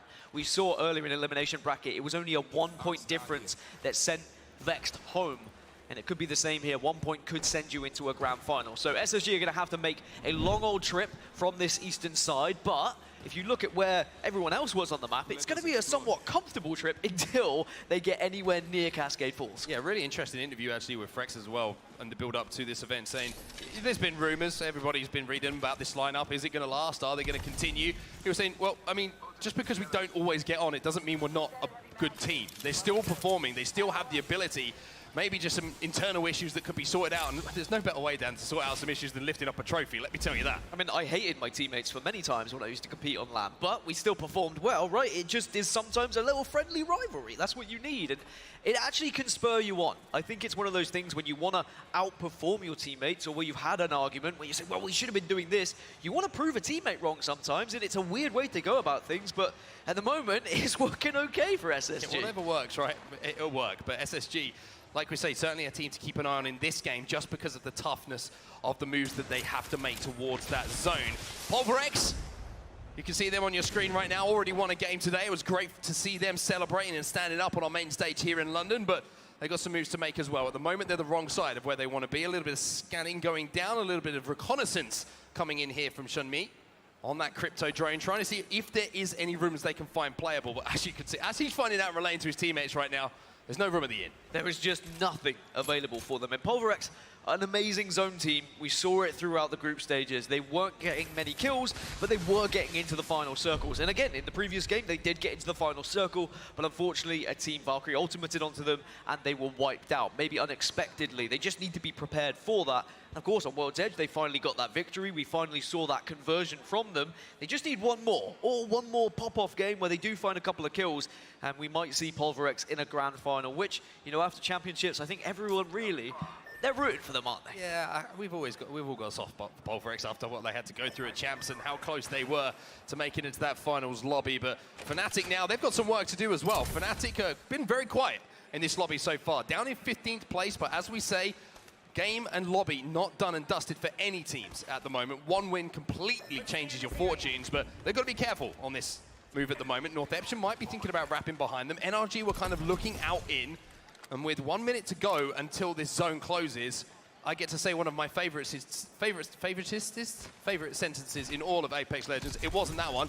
We might have 20 teams alive as Zone 3 closes. Yeah, I got it very wrong, didn't I, when we were going into Storm Point, and I was like, well, you know, it's Storm Point now, not World's Edge. We're going to get some early fights. No, these teams are taking it very seriously. We have also had circles that are a little bit easier to predict. You know, when you go all the way down to Gale Station, when you have a very central Cascade Falls with a lot of room to play, it's an easy early rotation as well, but it really does show, A, how good this lobby is, and B, how serious everyone is taking every single step. Every single rotation has to be on point. Well, Shunmi was doing that reconnaissance last time we were on board with Pulverex, and I said there's no room at the inn. Well, it looks like they're getting a little bit cozy and sharing the same bed with a couple of these teams that are inside of Cascade Falls. They found up a little roof to play. Not the best position, but having that interception pylon is going to be big. Avoid those sky nades that might come in, but they've got to be careful of teams making that late Valkyrie rotation to try and catch them off guard. It's the same position that TSM gave up earlier, and that's sometimes what you have to do. You have to get someone's kind of just bad things they leave behind. You're like, okay, we'll take it. It's your trash, but it's going to be okay. Yeah, when I eat dinner and leave just, you know, the kind of gooey stuff, you're like, okay, I'll eat it. But I will say that it's not a comfortable position when you are on top of that building because of the nades that you talk of. And you even saw a little crack in the building as well. You've got to be careful you don't get shot in your shins. Esports Arena, take it to the skies then. Let's see what their play is going to be. I think this is more of a kind of reconnaissance mission. Can we find somewhere to play? Do we know where the teams are around us, or not? We're going to be able to land with some shields at the moment as they're taking quite a lot of damage on their way down, and it's going to have to be plan B here. You can see the building on the hill, the zipline building. It always seems to be the center of trouble for so many teams. Esports Arena are able to reset though. They find somewhere with a couple of walls and doors to pop those batteries, and now they've got to plan again. Yeah, it just feels like delaying the inevitable, doesn't it, really? Because they've got to go uphill. It is quite literally an uphill fight. They haven't got into the next circle, or at least into round 4. Yeah, they're into round 2, but they've got that beacon info. They know where they need to be going next. So it's going to be about getting that ultimate back up, using any accelerants you may have, and then replanning and reassessing. One team that's good to keep an eye on, it's going to be Dark Zero. Dark Zero currently kind of out of the way of everyone at the moment, making a really late rotation from checkpoint along the mountain range. And they might be looking to wrap into this zone very, very late on. You can see them on your screens right now. Shout out to production for bringing us the map overhead. But right at the top left-hand side of your screen, Dark Zero. As I said, moving through checkpoint, kind of staying away from all the madness. I think they realized they've really had bad priority to where this zone is going to be. So they've adjusted that game plan. And like we say, being flexible in how you want to approach different zones is vital in these talented lobbies. And when we talk about teams that are, set up for a chance to convert, SSG, you can see them there. They are going to be pretty much central circle, as well as there are about, well, 9 other teams on that western side who are all going to be in buildings and around buildings. They're going to be the ones that are going to have to scrap to try and find those better positions, whereas teams like SSG, E36, they might be able to chill for a little bit. Look at how many teams are stacked up on each other at the moment. We've only got one player in the lobby who is having to spectate at the moment. Feels bad for him. Oh, could be more. I was going to say, one thing that's always good to have if you're trying to force your way in zone and play edge is a Kraber, because you can just smash your way in with one bullet. Zero, even firing that bullet is going to scare the team off in front of them. We might be losing our first team soon, or at least close to. J-Lings had 2 players go down. Maybe they'll be able to get back on their feet. No, they will not. Okay, J-Lings do get eliminated in 20th position. I think it was a combination of about 18 different teams that took them down in the end. It just seems like they were stuck between a rock and a hard place. But now with 56 seconds left before this next circle moves, everyone's got a little chance to just look at every other building that's around, peek out their curtains and say, okay, well, who's here, who's there, who's where we're going to be pushing if we are required to.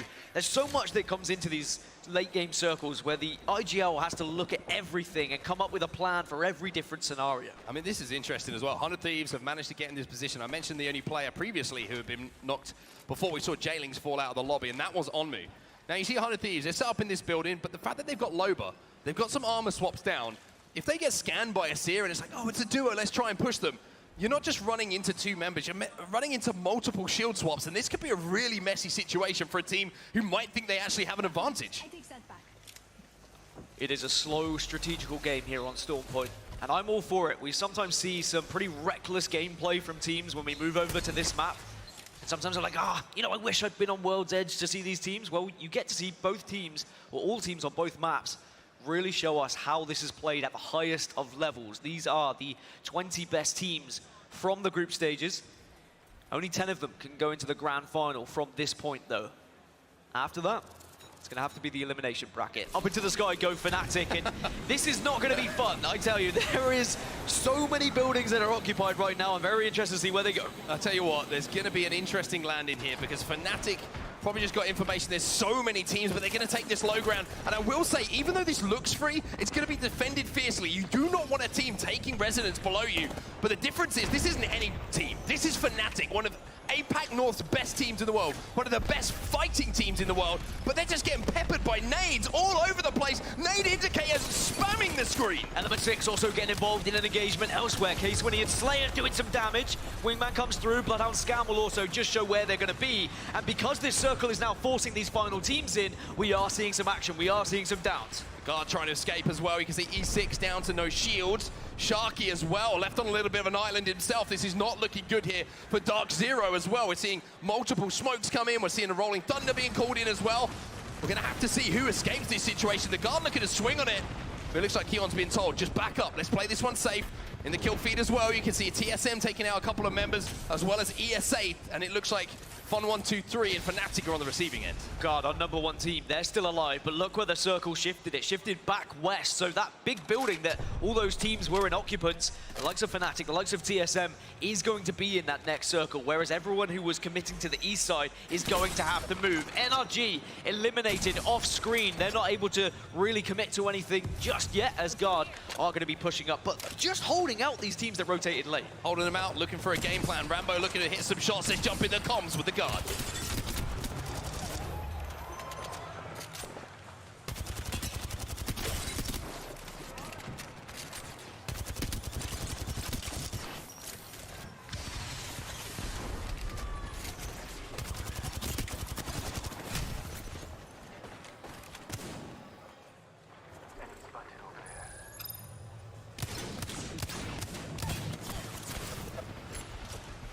All right, well, it's a little bit more silent than we thought it would be because, we didn't quite get the listening we were hoping for there, but we'll jump back in as the guards start to do so much damage. And you can see it's just influencing this fight, pinching E6 and Dark Zero together. From 1, 2, 3 will fall as well. And all of a sudden, after that slow burn, the action started to pick up here. Dark Zero eliminating an E6 and K-Swinny.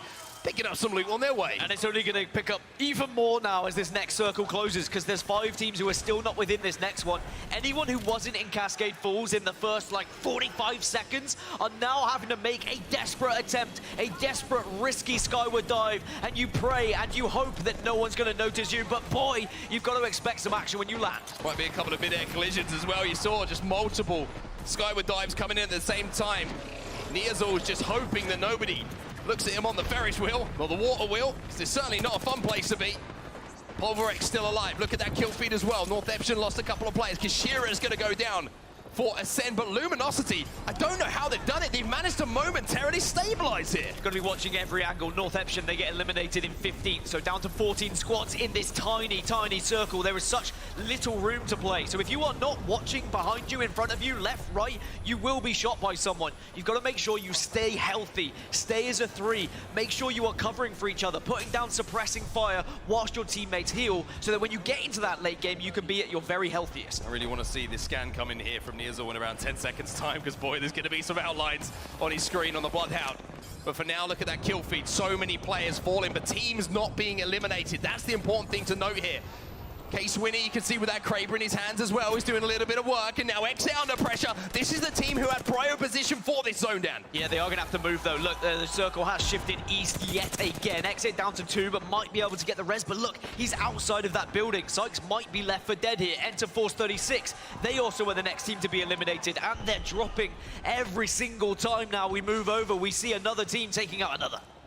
Exet still alive. Sykes has got back up as well. Somehow they've managed to get that res away, even with so many teams and players looking to deny lines of sight on each other. Slayers gets the armor swap, but E6, what a tough move this is for them. Moist Esports eliminated in that moment as well, but Slayers, he wants to force his way in his zone. Can he do it here for E6? It is fight after fight at the moment. Big shots with the wingman, but is there a third party? No, it looks like E6 should be okay. The guard get eliminated. We're down to 10. SSG were watching over this, but the reset is going to come through. 7 seconds, though, to get those armors, to get any ammo, and then suddenly you're right back into the fray. They don't have a skyward dive as well, so they're going to have to walk this one in. The smokes are going to be vital for them to just avoid damage. But look at Alliance, King to the Castle, stood on top of the water wheel, just looking down on everybody else. It was a late Valkyrie redeploy. It must have been to get up to this position, and look at this. Mandy's just having a little peek over the horizon and seeing if he can crack some heads. It's such a good spot for Alliance because it's such a tough angle to try and shoot up from when there's this many teams. Your only worry, really, is maybe a bang ult as 100 Thieves go down in 10th. 9 squads remaining, round 5 is closing, and there isn't really anywhere to play outside of these buildings. Exit have got a corner of their building to play as well, so Exit are the only occupants of their building. TSM have to make their play as well. E6, though, they're riding pretty high after that fight they just won. Let's jump into a listening. I'm in business fucking... I'm coming. I'm in. I'm not coming back to you. I'm resing. They're dying. I'm gonna... Yeah, res. Hold that. I'm holding it. We are fine. Nice. I'm scanning for you. I'm scanning for you. We're fine. Where is he? Don't do anything yet. We're good. Just chill.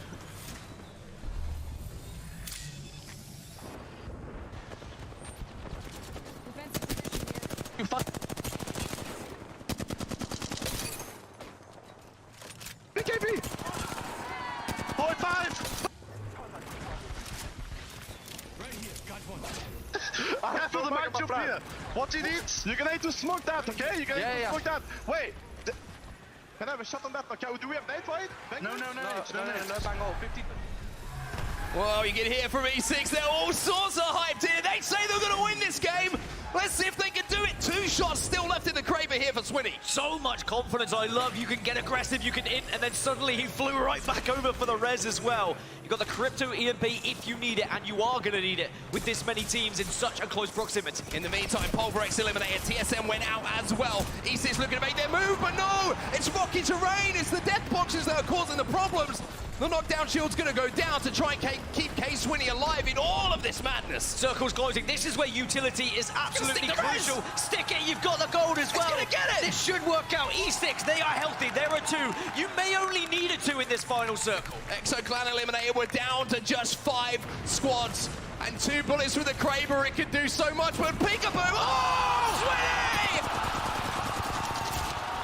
No scope with the Kraber. Amphi's gonna go in and try and finish off the damage as well. And E6 live for now. Is Swinney gonna be swapped? Gets the shield swap. Gets the KP. Needs to stay alive. No, melee does it! E6, they go down, but they've done enough. 3 squads remain. And Luminosity, who somehow found a corner to play, is still involved in this final fight as well. But Swinney, my word, what a play that was. Exit, gone, and maybe now the door is open for Alliance, the European powerhouse, to come in and clean up. It's not so easy though. Smokes are down. And they get it, Alliance! From top of the wheel, get it done.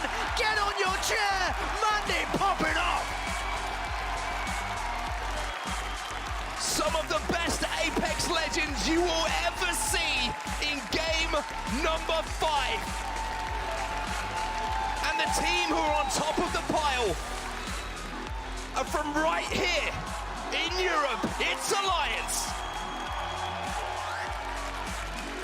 Alliance pushed themselves up into 5th. E6 pushed themselves up into 4th. Massive games for 2 of our EMEA teams.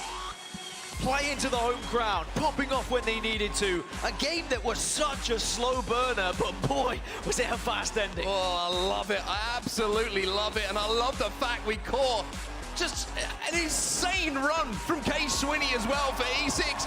Anyone who was in front of him just got annihilated. But speaking of annihilation, the final moments, Alliance, they come out on top. And I tell you what, they've got a little bit of a clutch factor about them, this Alliance team. Such a power play to take on top of the wheel, by the way, especially that late on, because no one is going to have the time to look at you or even get the angle to look at you. And then it was just about biding your time and waiting for your moment. Absolutely insane. Absolutely brilliant from pretty much every single team in our lobby to give us that game of Apex Legends. And the great news is, Dan, we've still got one more game to go, my friend. But before we get there and we take you back into the dropship, it's time to send it over to the desk to break it all down. Onset and Gaskin, I don't know how y'all didn't even lose your minds even more than you did. I mean, it was insane what we just saw. The crowd lost their minds. Copperbox, are we entertained? What a game number 5. K-Swinney playing out of his absolute mind with the melee to clutch up the KP onto, I believe it was ESA, but in the end, Alliance comes out on top. Rain Day, talking about what we just saw right there. Oh, man, and you just felt for Element 6, having that run that says, we are here in this tournament, letting people know what they mean, and that is business. However, with the Baiwan Blade finish, I just had to say, that was one of the coldest melees we've ever seen, and it ended up being actually that Alliance was waiting patiently, and another opportunity for them to say, hey, we are here too. I think right now our top 10, John, is representative of who I think is going to go on for the rest of the day and sit in finals. And it's the best thing ever as an Apex fan, especially as a caster and a guest analyst here. It is a game 6 where you had the 14th place team Alliance burst into the top 10 on the bubble. Some of the favorites here, obviously Mandy from TSM substituting for Alliance. They're going to be on the fringe. So many other teams as well. But I'd love to break down that late game a little bit further. I don't know if we'll have the final circle replay. But Monsoon, talk about the kind of macro element there. What happened? Oh man, what a beautiful end game of Apex Legends we just witnessed. I think that was the most populated end game of the series so far. Absolutely insane. And when we talk about the best of the best here, I think some of these players prefer to be in the chaos, you know? And that's where it illuminates the mechanical skill and the micro of these players. As we see Swinney hitting it. Now, he has Amphi in the back, but Swinney is taking charge here. Phonyhead going down his flatline, trying to secure the kills. Maybe an armor swap as Amphi falls. He knows there's a team shooting him from above, but he gets the armor swap, and it will be the Crypto Sword to take out ESA for that top 4. They have a lot of KP, but Alliance was immediately ready. And look at his reaction as soon as he dies right there. He knows he just popped off, and really at this point, you're right, Alliance was ready. They're on high ground. They have all red Evo shields. They're in a 3 versus 2. They take their numbers and they clean things up. But really, it was Kay Swinney making the play of the tournament right there. The blind fire with the Kraber into the punch to finish. That's as dramatic as it gets. I know it's pro players. You guys have some mixed feedback on the Kraber, or maybe just feedback on the Kraber. But look at this reaction from Mandy after Alliance pops off. Playing into the crowd here. The crowd goes wild for Mandy Glitter. I was hoping, we talked about that a little bit, we were hoping they got that reaction out of me, standing up with all of that hype. I mean, that's got to feel good after the performance. And as we take a look at the results, 8 kills. We actually have lots of top-heavy kills right now for all of our top squads. We were asking for better performance out of Luminosity. Now we get that as well. XZ jumping back, and then, I mean, E6. Yeah, just a beautiful performance. And honestly, I'm surprised. I want to know how tall, how big Mandy's vert is, because he got up all the way onto that desk to celebrate with one leg. But this is maybe half the story, John. The other half is a team, NRG, who had started out so strong and now on this map has really kind of lost a little bit of that steam. And that, to me, has always been the worry for them. And I don't know, Glitter, you seem like, is this something that they're going to get over? Well, that's what we had talked about literally towards the end of World's Edge. I had said it's a good thing they're getting all of these high kill games in now. You're right. They thrive on this map. It's going to work for them. But when we hit Storm Point, they could fall off. Yeah. And that's exactly what's happening. So that extra cushion that they achieved in the beginning is going to help balance some of these other big performances out. Are you kidding me? NRG, the way they performed in the first 3 maps, are they on the fridge? I can't wait to see these overall series results. But really the biggest story here, obviously NRG and a lot of our North American teams, but ultimately, in my eyes, Europe. A lot of discussion around the European teams. Let's see where they currently fall. It's our series results. The guard on top, NRG right behind them, so they have a decent cushion. But this is pretty close in points distribution, all the way to Moist in 15th with 23. And in the top 10, we have Alliance, we have Element 6 and Ascend holding it down for EMEA because we had so much controversy and criticism of that region. Obviously, our heart goes out to Aurora, Fire Beavers, the teams that could not be here, but EMEA is showing up in this final. Yeah, I mean, for some of these teams, all it takes is one solid game as we see XZ and Alliance getting these 16-plus point games, slingshotting themselves up. It was really impressive, to be honest. You know, you get punished really easily, really quickly in those intense situations with a lot of teams. So it's really awesome to see them shine in the last game. That's right. Now, an opportunity to qualify 3 of the, I think, 4 or 5. I can't remember how many EMEA teams are total in this lobby, but not a few. They're all in the top 10 right now. Glitter, quite the storyline here and storybook ending going into game number 6. How do you think it's all going to unfold here? You know, I think it's going to be a close one. We saw just how close the scores were at the top, just a couple points here and there separating a lot of those teams, and it stays pretty close all the way down. One big performance from anyone in 11th through 14th completely change up those standings yet again, and you know every single team wants to be making their way to finals, so it's going to be a slugfest. Yeah, I think the only team that's pretty much definitely going into play later this evening is North Epsion. I'm pretty sure that's the only squad. Everyone else, even I was like, wait, to the final? Like, what are you talking about? Only one more game. I don't think they have bracket. enough, even if they do a big game. But J-Lings, 12 points, a 25 bomb, that puts them 37. They would basically only be in 4th place by now. So it is possible, and all of these teams we know have the firepower. So I would not look away from the screens for Game 6. Yeah, and last question, Monsoon. What's the mentality like for a team that's right on the fringe, or the team at the bottom of the leaderboards, even more importantly, like a J-Lings with 14? Yeah, I mean, you have 2 options. You can give up or you can give it your all. You got to lock it in. Every game is different. Every game is new, right? I know this is personally the best too. So these teams can clutch up. You know, these teams can come out with a 30-point win, and any of these teams can do it too. They're all good enough. So this game 6 is going to be heated because it's do or die. My man's dropping inspiration. I know. He's dropping bars. Coach He rhymed. A little Dr. Seuss going on. Monsoon on the desk, everybody. Hope you guys are enjoying this one at home, and of course here live from Copper Box Arena. Game number 6 is loading in, and I believe we're just about ready. Let's go ahead and toss it for the last time. Our winners bracket finals. Who will clutch up with an opportunity to make it to the Match Point Championship Finals? Who will fall to the lower bracket? And to call the action, we got Onset and Gaskin. Take it away. It's time to find out, everybody here in London. It is time to discover who are going to be our first 10 teams into that grand final. And I couldn't have said it better myself. I think Mons just summed it up. You can either give up or you can give it your all. And let's kind of like put that into perspective here, Dan, because it is still a case with the cutoff where it is at the moment that a win for anyone, you can make it to that final. I'll be honest, everyone is going to give it their all. Even though there is an elimination bracket waiting for the bottom 10, the chance to get into that grand final, have that advantage, that extra rest before tomorrow, you need to get it done now. And it could be anyone. Even Northeption, right? They are in 20th spot. They are on 5 points. They could have the biggest and best game of their lives and find themselves in the grand final. I mean, you could judge whether you think that's possible or not, but right now, from what I've seen, every one of these teams could show up in match number 6. Let's talk you through how we stand at the moment. The top 10 as it stands.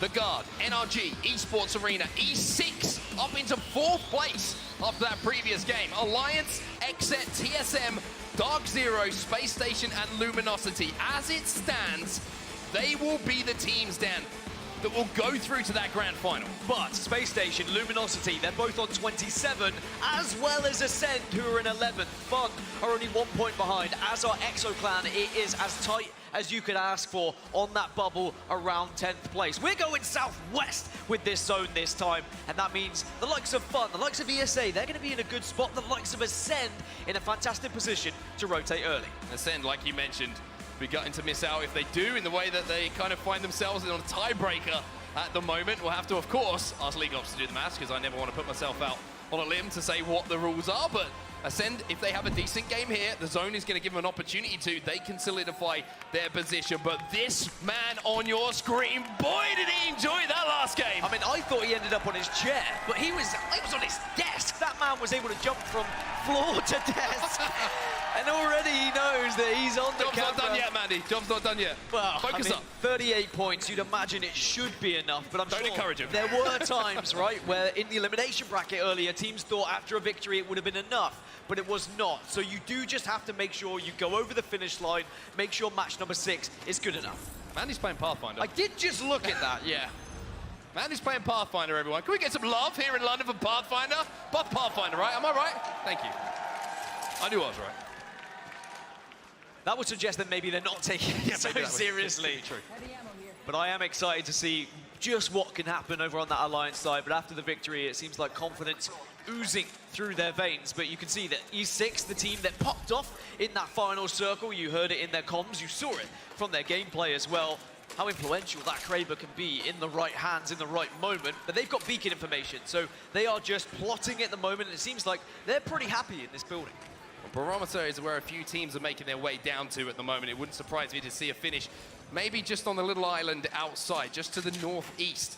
And actually, take that away. We've seen a little bit of beacon information that would completely dispel my... Oh, actually, wait a minute. Maybe it will actually still end there. Maybe I'm getting ahead of myself, Dan.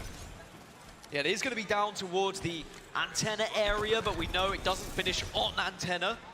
So we could be slightly north of Shipfall. We could be slightly east of Barometer, as you were mentioning. There are a few areas now where you're going to have to try and play, and these are the difficult circles for a lot of these teams. Because there is so much area where it's not going to finish, you then need to think about fights. Speaking of fights, there could be one between NRG and Dark Zero here. Tough zone to predict. I certainly didn't bring my pickaxe to find out, and NRG, well, they're going to look to get aggressive here. The Xerox going to be destroyed. That's massive. The exhibit is now down, which means those wall hacks will not be available to give the information on the team inside. And Nathan, I mean, he said he crossed 1,000. He's on his way to maybe crossing another landmark with the way that he's been playing this tournament. So imagine, and remember, Dark Zero are only 1 point above 10th place at the moment. If they were to go down here, it could be them going into the elimination bracket. Oh my goodness! NRG full send. Oh my goodness! Dark Zero, like you say, Dan, eliminated by NRG. They are in 8th place at the moment. 10th place is just 27 points in comparison to Dark Zero's 28th. I'm going to be honest, that's probably Dark Zero in the elimination bracket. It would only be 2 teams needing a couple of points, and it's going to be very easy for them to do so. All you need to do is be getting into top 15 and onward.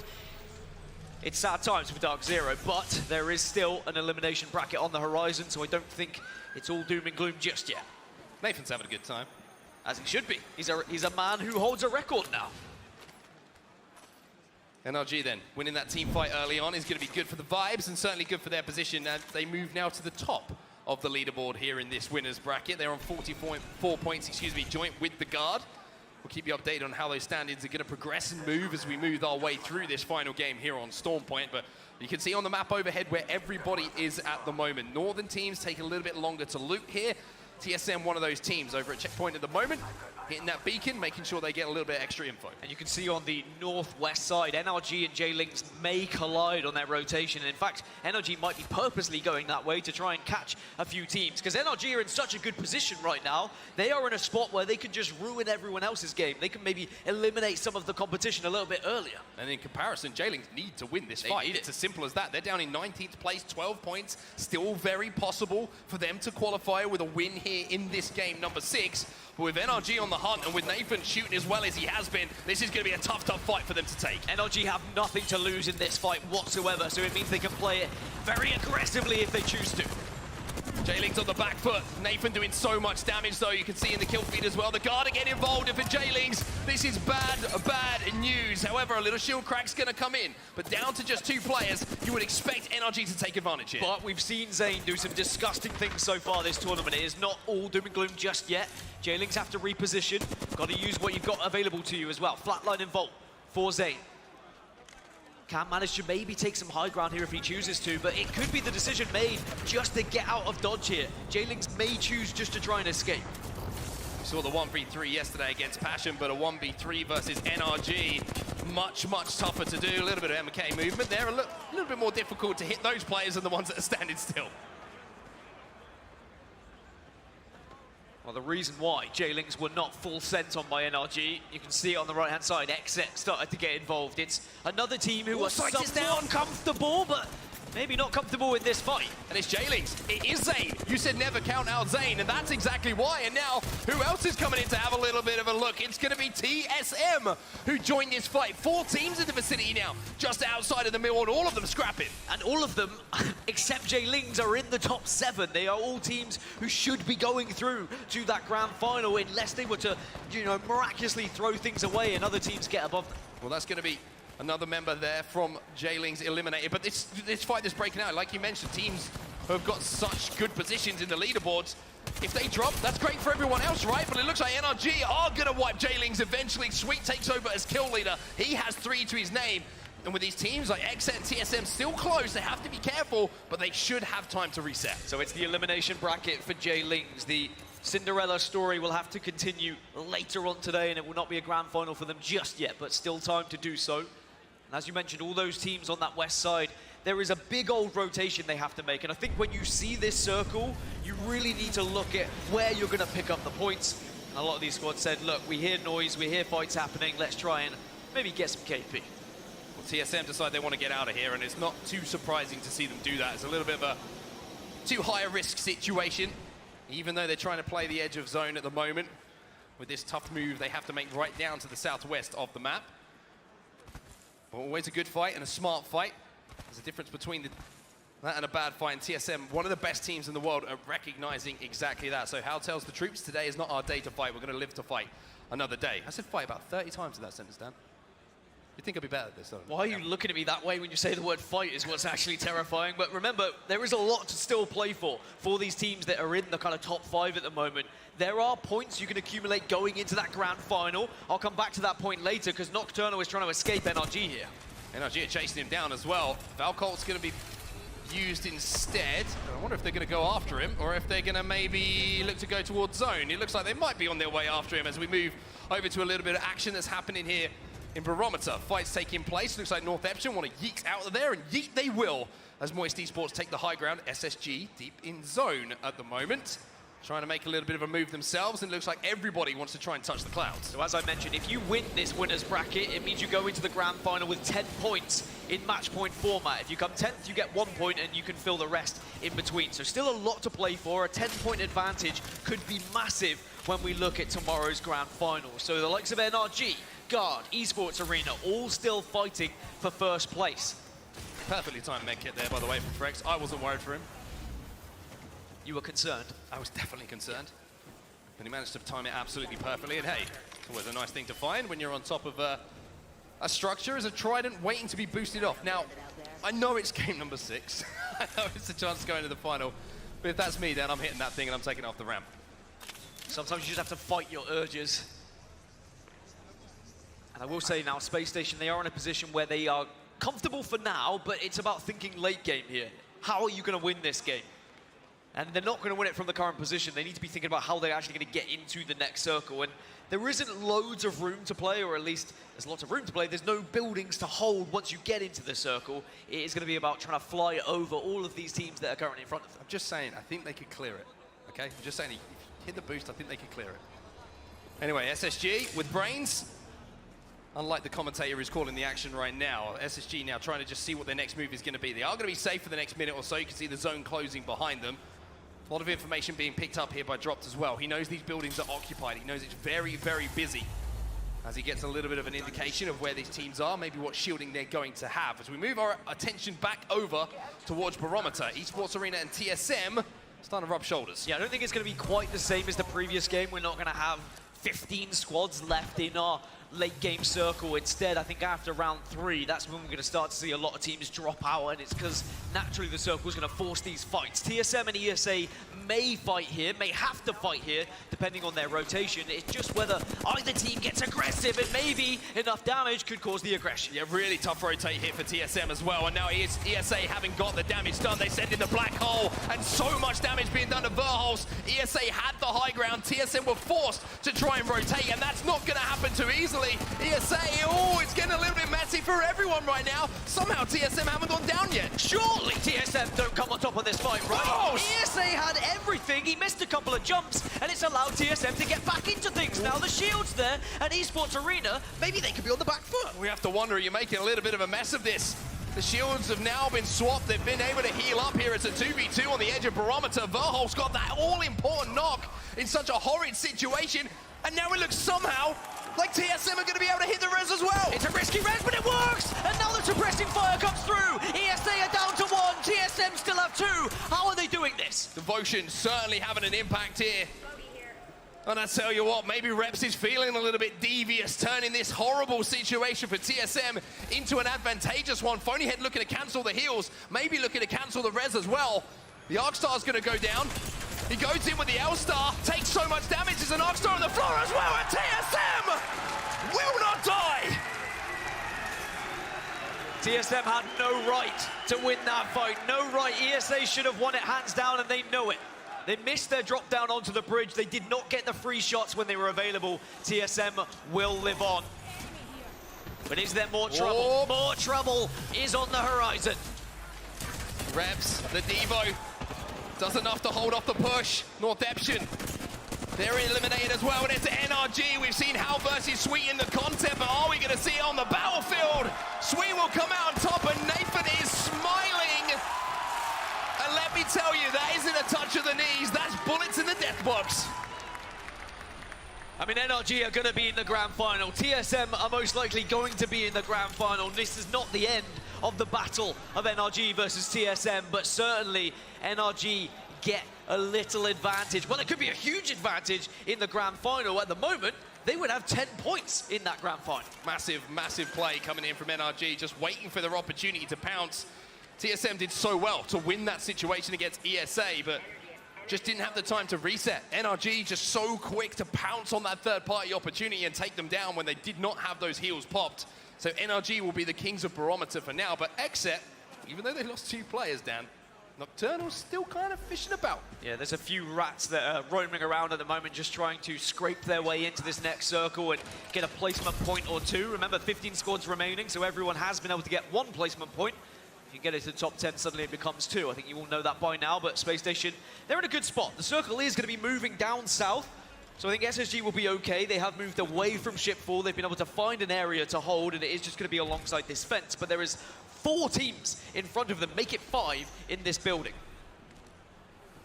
As Space Station find a place to play, NRG and the Guard are about to engage on the edge of zone. Nocturnal hears this and he decides he's not going to have any of it as the last solo player alive for Exet. So this is a straight isolated 3v3 about to break out between NRG. Such a tough rotate up this hill. Let's see how NRG are going to play this. Let's hear the comms now coming from the mouth of Sweet. I can see on top of them. I'm swinging left. Yes, get it down now. We're killing right side running. What's it, Piston? What's it dead? Nice, I'm swinging bottom left. They're I'm going to be another team. I'm getting above them. I'm getting above them.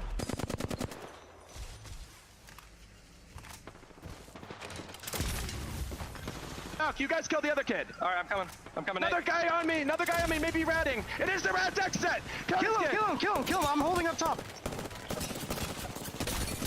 Done. We gotta kill.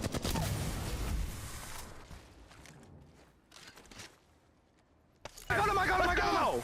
Come back to me.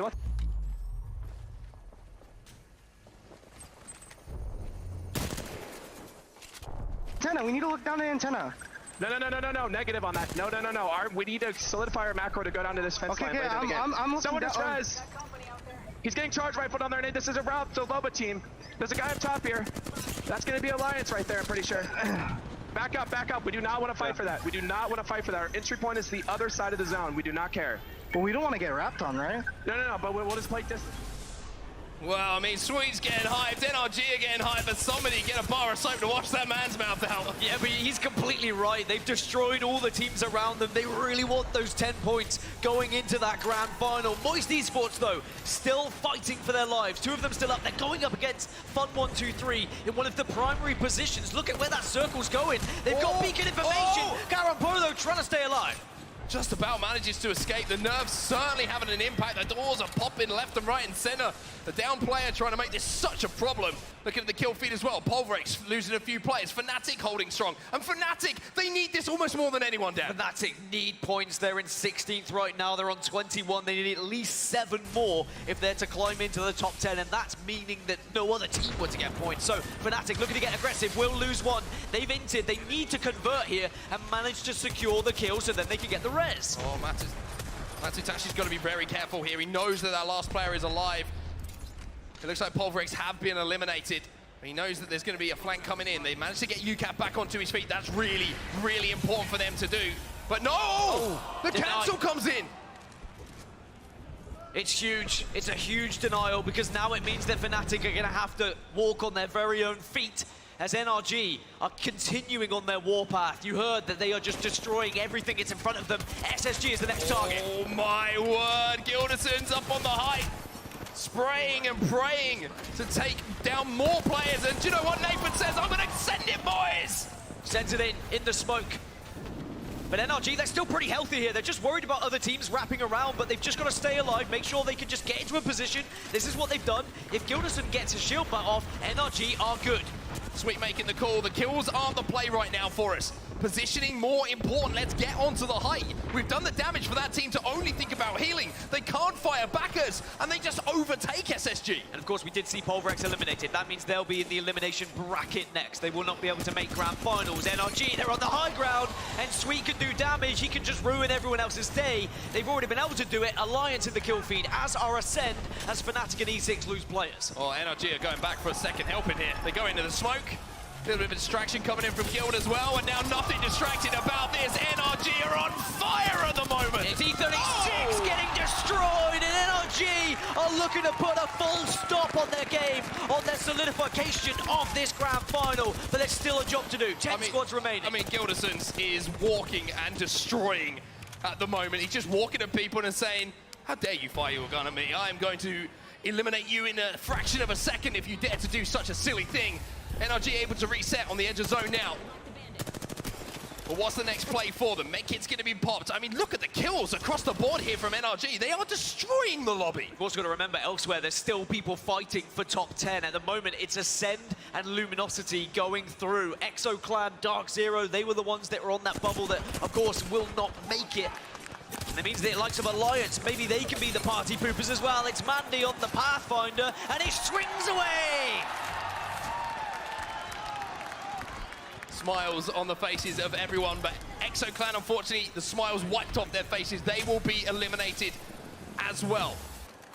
NRG currently have 16 kills in this lobby, by the way. 16 kills, and Hackis, couple of sticks, little bit of a spray. SSG go down as Alliance to do it back-to-back here, Dan.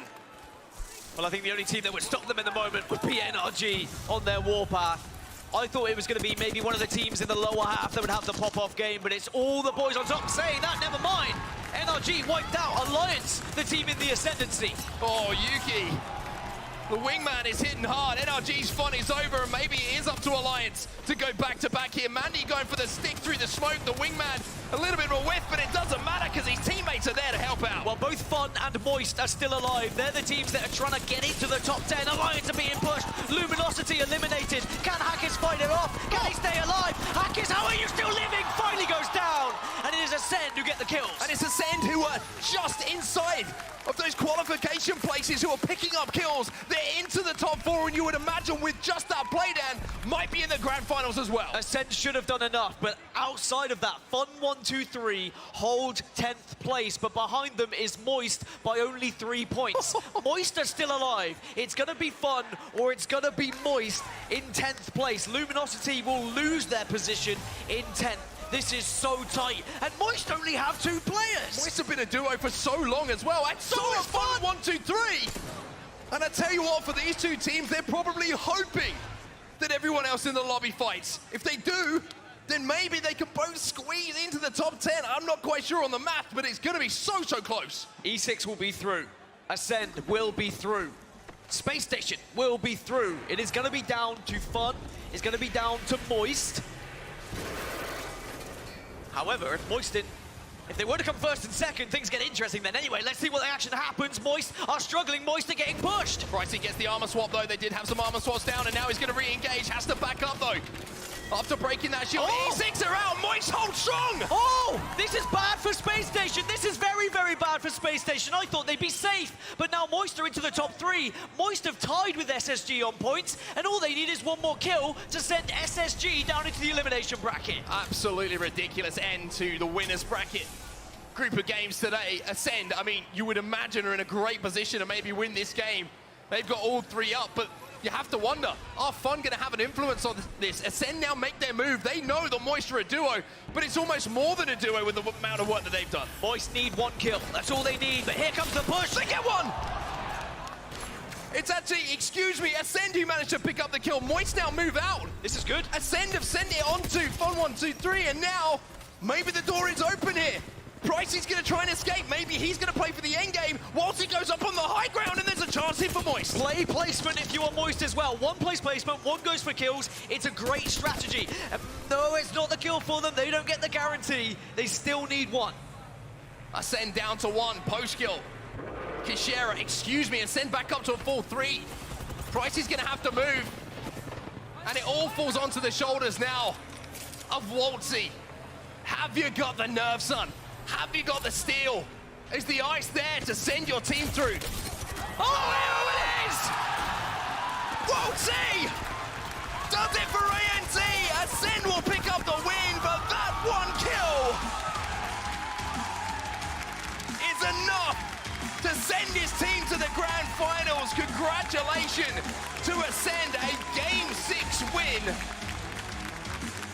Kishera, post-kill on Lufka, close things out here in the winners bracket, but my word, what a set of 6 games we've just watched. With his family watching on, the heart-wrenching piece that we saw earlier from Kishera, they get the victory, they guarantee themselves into that grand final in 3rd place, may I add. But when we look elsewhere, I thought SSG might be safe, but both Fun 1-2-3 and Moist will force them into the elimination bracket. The final battles of the final game of the winners bracket sees Moist Esports and Fun 1-2-3 push Space Station down to the elimination bracket. An absolutely insane, crazy end, and an emotional one as well, as you can see on the stage right now. But Ascend, congratulations. A massive win to close things out. Lufka, you should be happy, my friend, that you closed that one out. We love you, buddy. We'll send it down to the desk to break down what was an insane series. My what? Ascend, ladies and gentlemen. Your EMEA monsters have won championships in the past, and Kishera is playing for more than himself. He's playing for his family, including his parents in the venue, his father who's gone through so much, and his brothers alongside him. Lufka in his debut, the Polish sensation controller player, joins this team, replaces VJ, who was instrumental to their initial success, and finds success Yeah, that end game was absolutely crazy. We saw 2 of the teams on the bubble. Fun secured their top 10 spot, but Moist, it was critical for them to take that second place and get those points to be able to leapfrog out. If they died in 3rd place there, they would have stayed 11th place. They would not have made it through. You're spot on. Had to top off and give support to Ascend based on what we were seeing, the pop-off, the emotions, the tears from Lufka. But the biggest storyline here is undoubtedly Australia and Moist. Moist Esports, welcome to Apex Legends and the Global Series. We're glad to have you. Team Burger previously, the best fans that we had in the venue. Now maybe Vex, Alliance, Ascend, they're competing for sure, but Moist just representing a new org and then doing them so proud.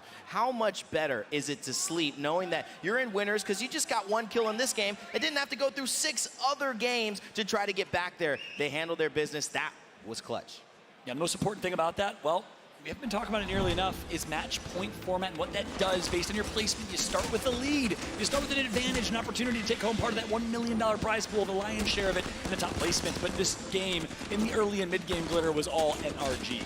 I mean, once again, maybe it's because they heard me say something, I don't know, said they might be a little bit weaker on Storm Point. They slayed out in this match, only further solidifying their spot towards the top of that leaderboard. So by the time we got towards the end, we didn't even have to be concerned about NRG. I mean, I'm completely sold on NRG. I think they have what it takes this tournament to win, and I want to see them do it. First championship ever for Sweet and NRG. You think they can do it? Talk about the rest of what we saw here in this game. We know they can do it. We know they can do it. I mean, we saw them have 12+ kills going into top 10 scenario there. It's unfortunate that they got knocked out soon after their 12th kill. But, I mean, dominating performance for them. They really clutched up when they needed to, and like I said before, every game matters, and they prove it. That's right. And talk about Gilderson's in this late game here. I think we're going to see it in just a moment.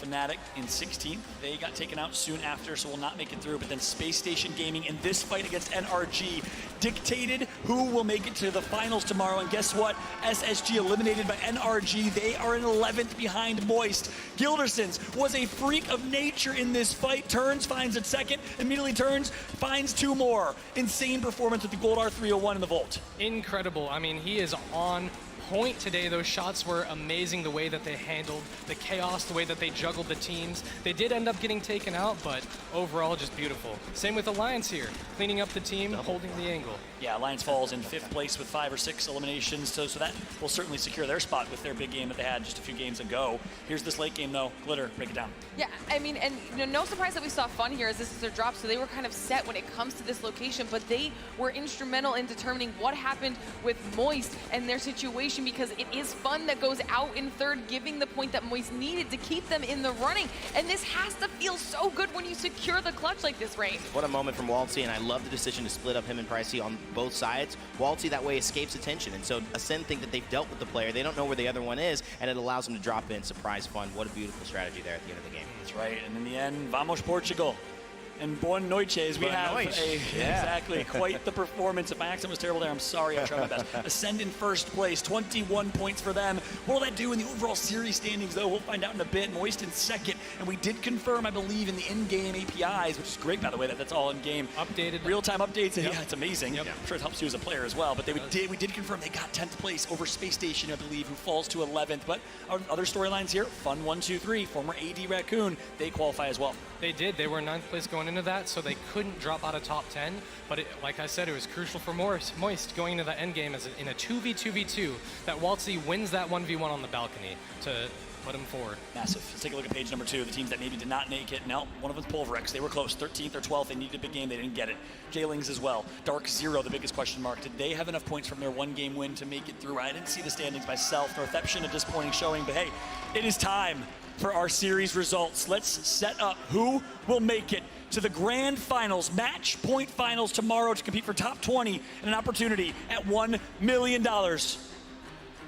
And it is Fun 1-2-3 in 10th. Moist takes 9th. TSM in 8th. Space Station, Luminosity fall to the losers bracket or the lower bracket, Rain Day. Exo Clan, Dark Zero will have to fight for a chance to three-peat alongside some very good teams. Some of our top competitors, nonetheless, that are now falling down into that elimination bracket, I would not want to have to be battling for my life when it comes to the next series of games. I mean, 100 Thieves, Jailings, Fnatic, EXO. They played so well in group stages, and they were heavy favorites, at least most of them, coming into this competition. Yeah, I mean, we know that they're good, and unfortunately didn't go their way today, but the privilege of being in a winner bracket means that you get another shot, so it's not the end. If I were them, I'd forget about this set and only look forward to tomorrow. That's right, and you've been there before, right? At the end of the day, you can have a good day, but that's what's so brilliant about this format. I've never seen a BR, you played BRs in the past, right? Oh, yeah. With a double elimination bracket plus pool play format, which now means it's not over yet for 100 Thieves. Dark Zero still has the opportunity to become the next dynasty, confirmed, cemented in their legacy. Wow, oh wow. Are we not set for a great lower bracket final and grand final tomorrow? But first things first, we gotta walk through one of my favorite segments and opportunities to talk through some important items and weapons and things in general that impact the game. It's time for WD Black, What's in Your Pack? And I'd love for you, Monsoon, to walk us through it here a little bit, because guess what item it is? Basically, in this segment, we have a chance to talk through some important items that make an impact. I'm sure you watched the ALGS show. You've seen this at the top. One of my favorite parts. Thank you, WD Black, for making it possible. Walk us through the RE45. You're a mouse and keyboard player, not a controller. Your thoughts on the RE45 and its impact in competitive Apex? Oh my God, it is intimidating to fight against. You feel powerful holding it, the disruptor rounds. There's not a lot of recoil, so it's really easy to use for both controller and M&K. Overall, if you're facing it, you hear that sound, you are scared, but it's important to stay confident and know that no matter what, the players you're playing against are human, but the RE45 definitely gives that edge. The RE45 is robotic, even though the players are human in a lot of ways, with how accurate it truly is and how much it melts. And right now you saw Legion really dominate with it. Yeah, one of the things that pistols also give you is that movement speed. When you're ADSing, you don't have that penalty, and so having such a powerful weapon offensively, but then you don't have to have the defensive penalty that a flatline might give you, or an R31 might give you, makes it that much more effective. Add those disruptor rounds, as you were talking about, Mod. It's a beast. Absolutely. And I remember the days where I'd pass by an RE45, even sometimes in the crate, and laugh. I'm good, and laugh. Yeah, exactly. And I'm like, you know what? Especially after the last couple months, no way in heck. And it's interesting is when it goes back outside of crate, maybe onto floor loot, is it going to become a more popular everyday weapon, for players? Well, I mean, they're definitely getting the practice on it now. So it definitely could be, but I think the disruptors and it being in the pack with the fire rate and the damage that it has definitely makes it as good as it is. I'm excited for that moment. I think I will continue to pick up myself, especially on controller, an RE45, even on floor loot. But hey, at the end of the day, this has been your segment of WD Black, What's in Your Pack? Great discussion across the board here. Obviously, teams, storylines going into our lower bracket. We'll have some final thoughts, though, because, hey, we still have one more series. We're not even close to done yet. Copperbox is buzzing, as you guys have heard, I'm sure, at the home broadcast. I hope you're enjoying the action at home. Fallout here alongside Monsoon, Glitter Explosion, Rain Day. Final thoughts from each of you, though, as we wrap up and get ready for the lower bracket. Oh, man, I'm just excited to watch the games tomorrow. All these teams deserve to be here, and whether or not it's in their cards, I guess we'll see. Glitter? I think that it's going to be pure chaos. Like we were just talking about when we got to see those standings, we have some of the top of the entire competition now in that elimination bracket, potentially facing not even making it to the finals, and every single team's going to come out swinging. Dark Zero, that's for me. The land monster has gone underground. The winner's bracket feels safe for now. They may not have to face the back-to-back land champions who keep finding a way to do it. However, in these next 6 games, we'll find out if they burst onto the scene again and make Sunday very interesting. Love it. So many exciting things at play here. So much to talk about. You have to wait a little bit. We're going to take a little bit of a break, take a relax, go for a stretch. It's been an intense last 6 games. Because guess what? We got Space Station, Dark Zero, the back-to-back champs, 100 Thieves, Pulverex, Fnatic, and more ready to go live against Kansas City Pioneers and so many other squads that are making it from the lower bracket. It's win or go home. It's Saturday heading into Championship Sunday tomorrow. 10 more teams will qualify for our match point finals. Who will they be? We'll find out after this short break. We're here to put on a performance, baby. It is time for game number 1. Torneo, back up online. And Pulverex! With the gun, they take this opportunity to move it out. They don't need the cover of the RB. They are your winners for game 2. He's on main. Storm point. It's going to be the war zone. Oh, but look at these shots coming in through the smoke. Nocturno! ESA, it is because of plays like this that they will be crowned your champion here on Storm Point. Yeah, look at this, look at this. That's KP.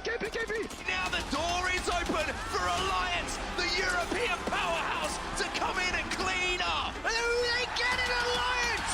From top of the wheel, get it done! Oh, here it is! Whoa, Z! Does it for ANZ! Ascend will pick up the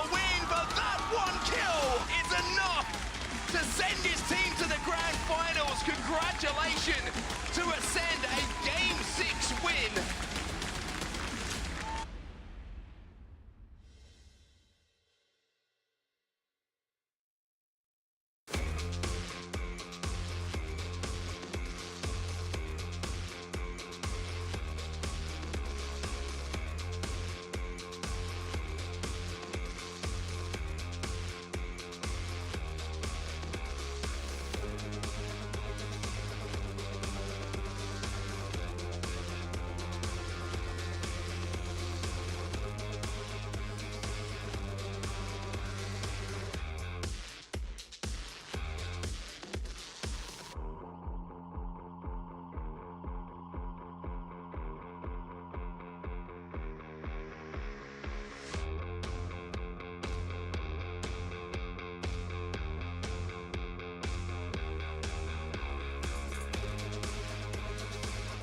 Just ask that like that.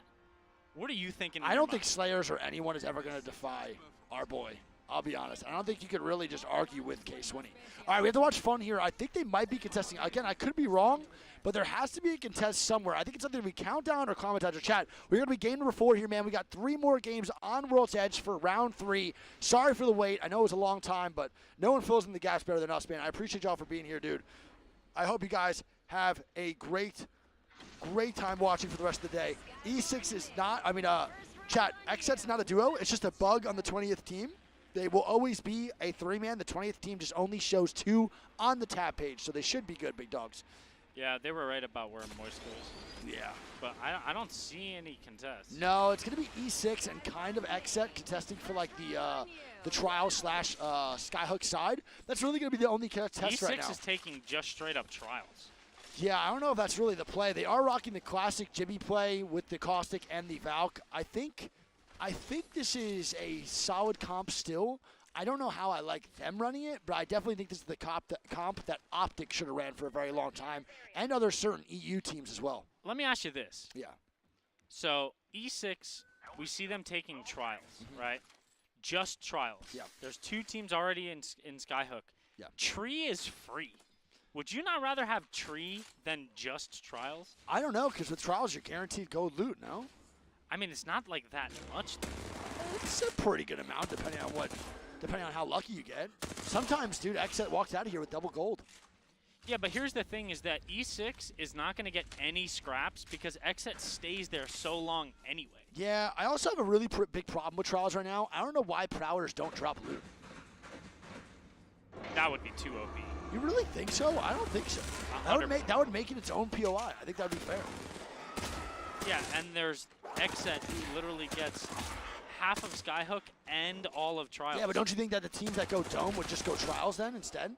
No. I think so 100%. I think it would make it a way more viable POI. It'd actually be you just literally are arguing that you can't only go Trials. So that would fix the situation where you can only go Trials now. I don't like that. All right, well, we're going to have an overlook zone here on the map. We're going to have a very good rotate for J-Lings. We're going to have a great rotate for Moist as they start to walk in. They're going to play the compound area, and I actually like this rotate a lot from them. A very fast walk over to Dorito. I think this is the right call, Greek. Yeah, I mean, Moist is taking shots over here at LNW, and Pulverex is right in behind them. If I had to guess, though, I think this goes all the way to the back. All the way to the back? Of Overlook. I think okay. it pulls all the way back. I mean, it could for sure, without a doubt. I think it's going to pull to that spot up here. Maybe. I don't know why it's not working, but I think it's going to pull like right here on this little area right outside. We've seen that a lot lately within Apex. Moist, though, we're going to check back in with Prissy Van. He got the charge rifle, 78 ammo. We'll check back in after this. Oh, boy. Good shots. That is TMK? Great shots. I actually do not know if Prissy's MK or not. I know Watsy's controller for sure. I just am not sure about the other 2. I think MT is controller as well. I think so. I think Prissy might be MK.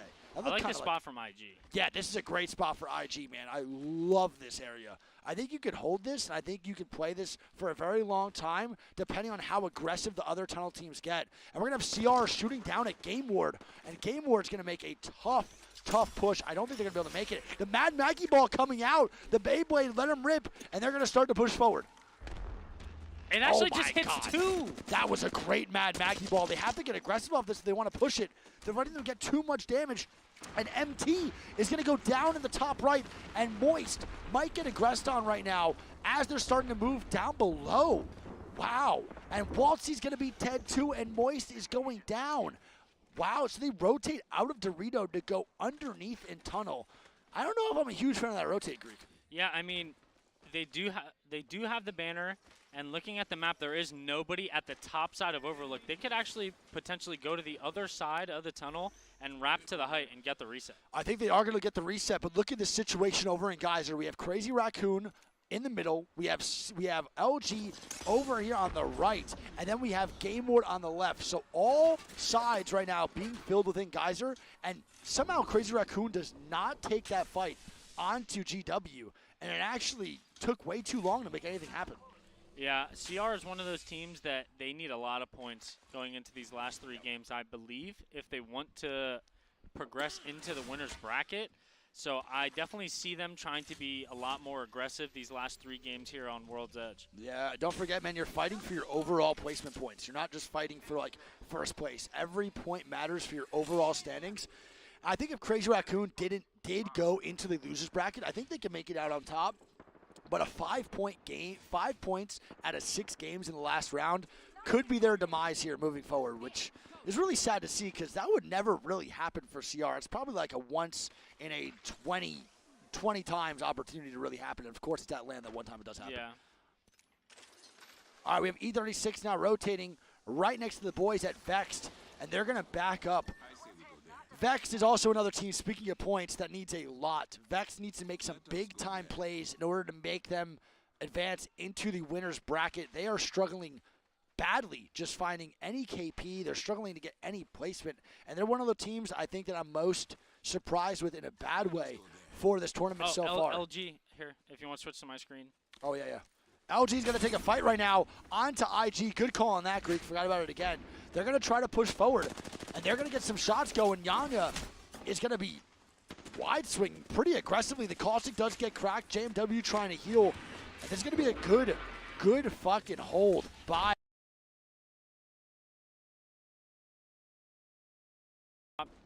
checking his back to make sure that they can take this fight. And they're doing a lot of damage there. And Grace is actually going to get the first knock onto Jaguares. Oh no, and Luminosity dies not only from IG, but to Jay Lings as well from the back. And that is the Overlook team that was getting very aggressive. They're now going to retreat, but they get their KP, Greek, and then they just walk back to Overlook, and they got 2 of that, man. That's huge. That's actually really, really big for IG now, because on top of the 2 armor swaps that they already had, they now get 3 more. Dude, and what's going on with LG? They can't win a 3v3, Greek. They have not really been at all winning their ones. Yeah, I mean, traditionally, LG is... Oh my God, Graceful going down. It's going to be Graceful dead to Yolu, and he's going to be going down and knocked. I wonder if he's going to get full killed. But Game Ward with a very aggressive push, and IG with a great push on LG actually is going to end up with them getting ran out of their spot. Yeah, I mean, IG just got ran up on there. No idea that Game Ward was even coming up there, and traditionally, that's the easier side to hold. Oh, yeah, I agree, too. I think pushing in to that spot is actually harder than holding it. I think holding where IG is at is pretty easy, but Graceful just gets caught off guard. That's the second time we've seen him do that, Greek, 2 times. I don't know if they were looting or something, but they did not have someone watching the back zip. Yeah, we just got walked up on. We can't have the Seer players doing that either, man. Seer's got to be on their toes at all times. You know that's how it goes. If you don't, you get caught off guard, then your whole team's getting caught off guard because you are literally the human wall hack when you're playing that character. We now have IBG maybe looking over at Xset 2. We have a lot of teams now, chat, rotating in on this way. We have 2 of the APAC South teams, DZ on front and the boys Moist down below, and this is going to be fun to watch. They do get the res though. Moist will be chilling underneath on the full 3-man. Yeah, if you look at the zone, I think it's definitely pulling all the way back to Jay Lings. Yeah, and we have CR. Here we go, baby. Maggie ball on the door. Yeah, the Maggie ball comes out and actually hits. Oh no, he's not going to be able to get angles. Great Watson fences from Horizon inside. And this is a scary team to watch, Siege, man. This could be really, really bad for Horizon. CR doing a good job just being patient. The Cyril is down. Whisper taking a lot of damage here. That's a great drill. That oh my is a God. really good drill. Almost doing 50 damage to the drill to 2 players. They will back up, get the reset. They might wait for the Seer ulti to go away, Greek, and then they try to push again. Yeah, I mean, that diner is pretty hard to hold. If they get one guy on the window angle, it just completely cuts the building in half. Yeah, and one thing I want to say is look how fast the Mad Maggie ball comes back. It's at 50% already. The Mad Maggie ult is so quick. You'd think he had gold helmet and an ult excel the way it just came out. That's what it's so good for the micro rotates, and then you get aggression twice, maybe in like 3 minutes you can have that ulti back. It's such a good way to actually get damage, get back out, wait again, then try to go again if you mess up your first attempt. Yeah. It's so clean. I'm pretty sure it's like a 90-second cooldown. And they're still trying to get angles. I don't think CR is going to give this up either, man. I think they're going to try to really push this. This is the most determined we've seen them in a fight. 84 from the balcony. My PK hits for 7 up close. What did I just see? Wait, how much did that hit 84 with the crack. Mine never does that. That's a Roz buff if I've ever seen it. That was insane. 84? Oh, what? Yeah, that was wild. They're going to have Roz and them just chilling, so they are going to take it a little bit more slow. They're not going to aggress as hard as I thought they were going to. And Vex and them are going to rotate in. We have fun in the back. They're hard chilling. I like where they're at a lot in their building. Singularity in the tunnel, GFR up top. But no one really fighting your chat. Just a lot of teams rotating in, trying to make it. And you're right, Greek. It's going to pull to the backside overlook, which is a great call. I think one thing that's crazy to think about is it is a back overlook zone, right? And Case, Winnie, and company from Trials, look at the building that they got in overlook. Yeah, I know. They're right in the backside. Literally in one of the best spots in the game now, They too. should not be beating teams to this. But on a late rotate from Trials. I know, but that's just how it goes. Teams just don't care about the zone right now, man. They're looking for kills, and this is what we're talking about. Playing zone is the best opportunity right now to get placement and get those points. Teams are just overlooking that, man. They're really not finding out like the importance of it all and how clutch it really could be for your team. And speaking of late rotates, Vex is all the way in epicenter behind Exit now, and that is a very late and very ugly rotate. Yeah, Sykes is trailing behind here. I hope he doesn't get hit the 3-2-1. Yeah, Sykes is taking a long time. He should be okay, though. I don't think they're going to get looked at. Vex is just going to craft. I don't think they want to fight. They're just really looking to get more loot. That's what they do every time. They hit crafted like 15 times, man. It's pretty wild. It's crazy, bro. 2 of them already have 4 bats, and they went out of Storm back into Zone 2 to craft again. Yeah, well, when you craft, when you fight that much, You were bro. right, bro. Oh my goodness, this is the first zone that I got correct. IG though, man, probably punching the air right now. They can't get the res on the Graceful. They had the God spot. They were correct on the call, and now they're just screwed, man. They're able to duo inside. GW is going to be in a really, really good spot here. If they can clear out that tunnel side and just walk it in late, they'll be hard chilling. Yep, Game Ward in a great spot. I really like where Jay Lings is at, too. It's a very easy rotate into that little choke side. 100 Thieves not in a so great spot, but not so great spot, but they're playing the trailer side. And here we go. I think Roz and them want to commit to this fight again in Diner Greek. They have been waiting for the kills. They've been thirsting for it, and now they're going to start to siege the building with an Arc Star. That was a very clutch gen. Roz would have got the stick, but the gen comes up huge for the team inside, which is Horizon. And he finds the gen, and he hits it with the riot drill. So big brain. And it should kill it. That's a great play by Roz. Let's see. Parka is on the window angle right now, and they are getting everything. Yeah, they are getting everything, and they're getting great angles, dude. I just cannot believe that Horizon is holding this down so well. I don't know if it's the way they're playing it or it's the Watson, but it looks like it might be the Watson fences that is really stopping CR from heavily committing to this fight. One Watson fence goes down, he's putting up another immediately, and that's what makes that character so good. Yeah, I mean, they have really good angles right now, but they have given up the entire top floor. And here comes the Maggie ball from Roz. It gets ate by the Gen, and they put another one downstairs, so the Gen eats the ball, and they have another one already set up.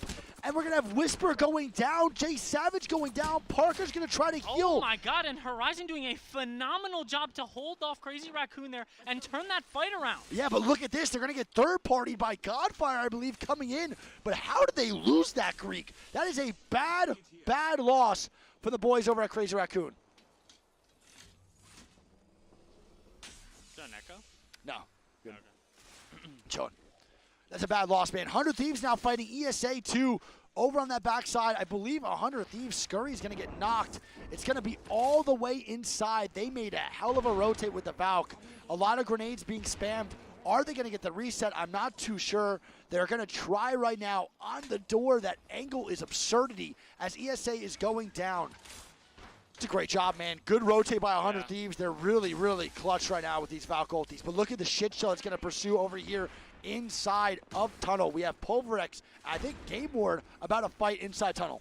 Yeah, I mean, we saw Game Ward had a lot of positioning there, and somehow they find themselves getting gate kept now by Pulverex. And Xset eliminates Horizon, so Horizon goes down after that fantastic hold. They die anyway, and they're dead to Xset. And Pulverex just gave it up. Yeah, I don't know what Pulverex is doing. They don't want to hold it. It looks like they're scared of IG in this backside, Greek. We still have Moist underneath. They have to make a play here soon, too, on this next circle. I don't believe they're in down below, and they're going to have to make a big-time play. And look at that damn circle. IG in the God spot. They had it set from the beginning, and they lost it. And they're only a duo now, but 100 Thieves all in. Fun has to rotate in. Everyone from this top side has to make some big-time plays as Xset is going to be pinched. They're going to get an Xset sandwich, and it's going to be IBG and Vexed looking to sandwich Xset. Yeah, IBG on the ultimate height here. They're looking down to try to get some angles here onto Xset, and Xset's going to have, they're going to be in a really bad spot. They're going to have to make a decision. They all just got stunned on that bang. That's a big stun and a big bang ulti. They're catching tons of damage and tons of movement nerfs. Oh, God, damn, the Prowler hitting big time for the boy Player K. They're looking to finish off Xset here. They have to watch out, though. Vex is not far behind, and Unlucky already gets the knock. It's going to be by himself, and I think that's going to be maybe IBG eliminated. No, he barely escapes. My guy barely makes it out. Xset cannot be happy about that one. Yeah, they put themselves in a pretty bad spot. You can't really be mad about it, though. It's kind of your fault. They put themselves in a really awkward position. I feel like Moist should maybe walk out here in third party that or look to make a play because they have to get going soon, Greek. I think they're going to hit the Valk ult through the hole. If they hit that, I will play. I will need a pants change immediately.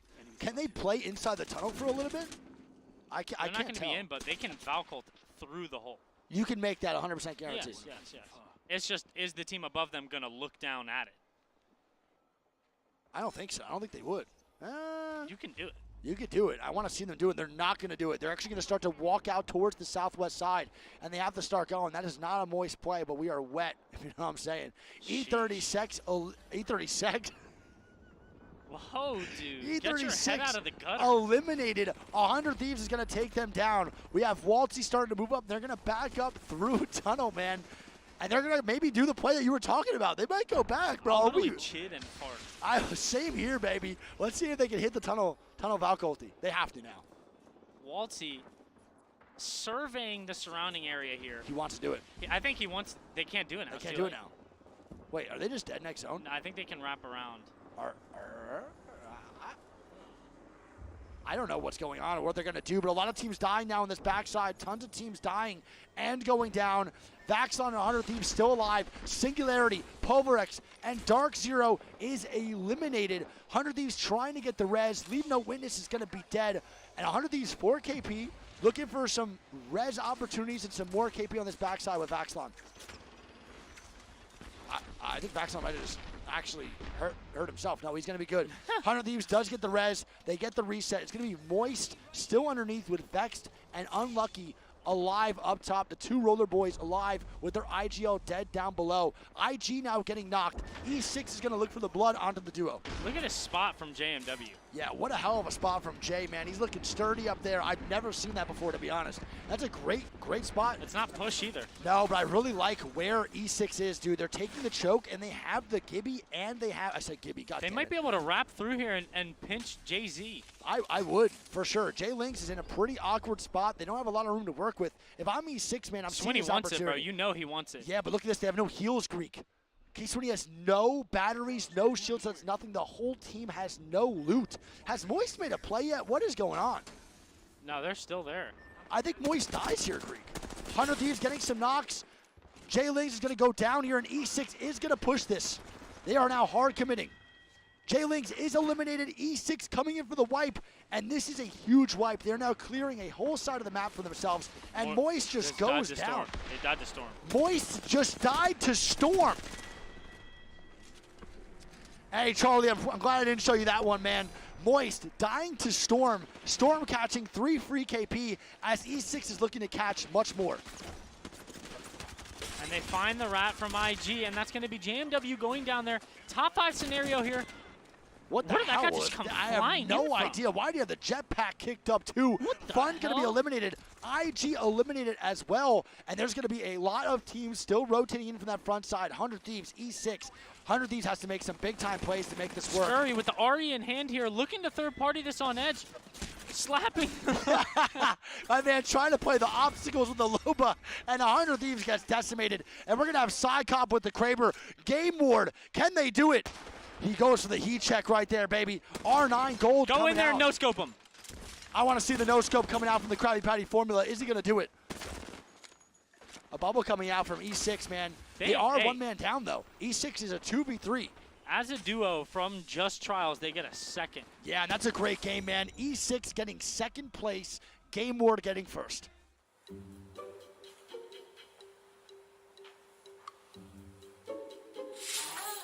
Yo, Bo, dude, I'm sorry I'm late. Dude. I'm really sorry. I'm late. I'll forgive you this time, bro. I was bidding on a really nice jumper on an online auction. Guess who won? Username? Guess what it was? What? Nice Wigs Anime Collection. Can you believe that? What? Crazy, right? So we are doing an interview today, I would imagine, with the cameras. Is that what they're here for? Yes. You are a controller player. Yes, sir. Yes, sir. Good with your hands? Yeah, that's what they tell me. Good with your fingers? Very good with your fingers. Let's do some finger painting. Okay. Okay, could we just... Okay, the idea is we paint each other, but like as a legend in Apex Legends. Okay. Okay, so I'm gonna create you as I see you as a legend. Do you have a lot of experience in finger painting? Not too much. Not too much. Hey, but I'm ready to give it a go. Okay. Well, I hope it looks pretty good. I'm also going to give you this because I know that I don't want to get that jersey all messed up. So just pop that on, and we can get going. I don't know how to put this on. An ex-girlfriend took me to a finger painting class one time. Oh. Yeah, yeah. Okay. So, yeah. You're my second time. Wow. How do you feel? You're my first. Wow. Okay. So you can do anything you want. This is your world. Okay. I'm ready. You know who said that? Who? Bob Ross. Bob Ross. So how did you start getting into competitive Apex? Where did it all begin for Bo? I was in college at Florida State. Basically just picked up Apex. I was getting up to Predator ranks on console. And actually the first ALG, it was online tournament number 5, I believe. Mm-hmm. It was the first tournament I played, and we actually we made finals.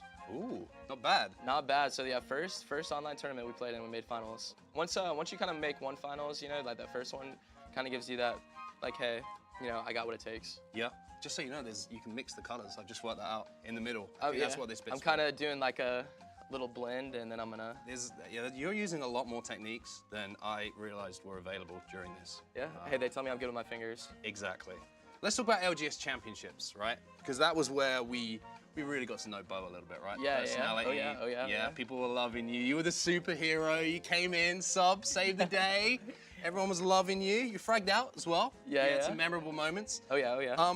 What did that event mean to you, not only the event itself, but for your career afterwards?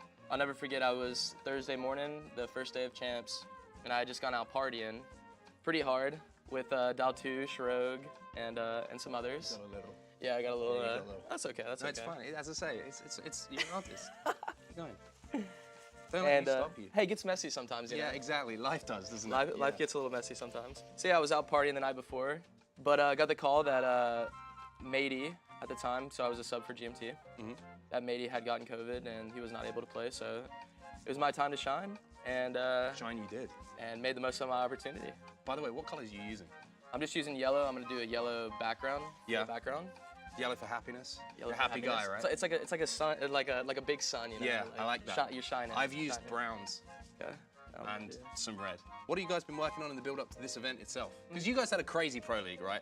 I think you probably surpassed your own expectations, I would say, with like how strong you were, and especially you. I mean, You fragged out this Pro League. What, you number 2 overall kills? Yeah, no, so NA? tied with Hal. Tied with Hal, sorry, Tied with my Hal. mistake. Yeah, Yep. 76 kills. Me and Hal both had 76. So. Very impressive. Yeah. So definitely exceeded my expectations. You know, you have like some self-doubts about yourself. Yeah. Until you actually do it. Like my painting. Yeah. Yeah, Kind of like yeah. my painting too. Yeah, sure. But you know, once you do it, then you kind of like get it under your belt, and you're like, okay, I can do this. Yeah. So it was a good feeling. I was being the MVP is a good feeling. Good feeling. 100%. You got any words for anyone else in the lobby? Is there anyone that you want to kind of like, let's just say run into in a 3v3, you're pinching someone and you're like, hey, this is our chance to take these boys out? You know, we are playing in an international LAN. Yeah. So, you know, we don't get to play against other regions very much so often. Mm-hmm. So I'm always looking to, you know, I've had my fair share at NA this split. So I'm definitely Careful. You gonna say EU? Yeah, I'm definitely looking for some EU teams. Just remember where you are as well, London. Yeah, I'm behind enemy lines. Yeah, just be careful. Just saying, these streets, don't forget. How's your painting coming along, by the way? You know, I'm putting in the eyes right now, using a little red.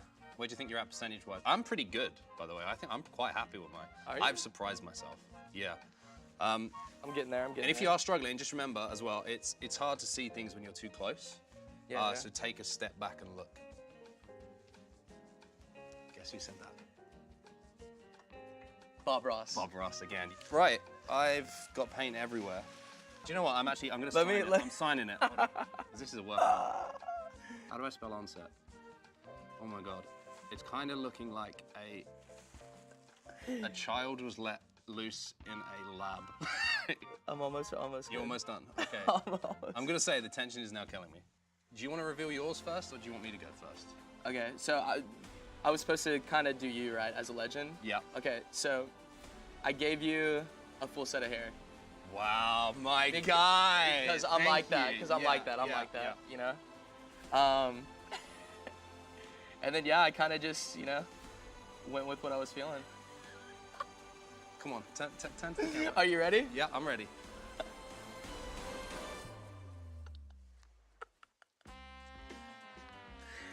I mean, tell me, come on, Bob Ross doing that? I don't think so. Talk me through it.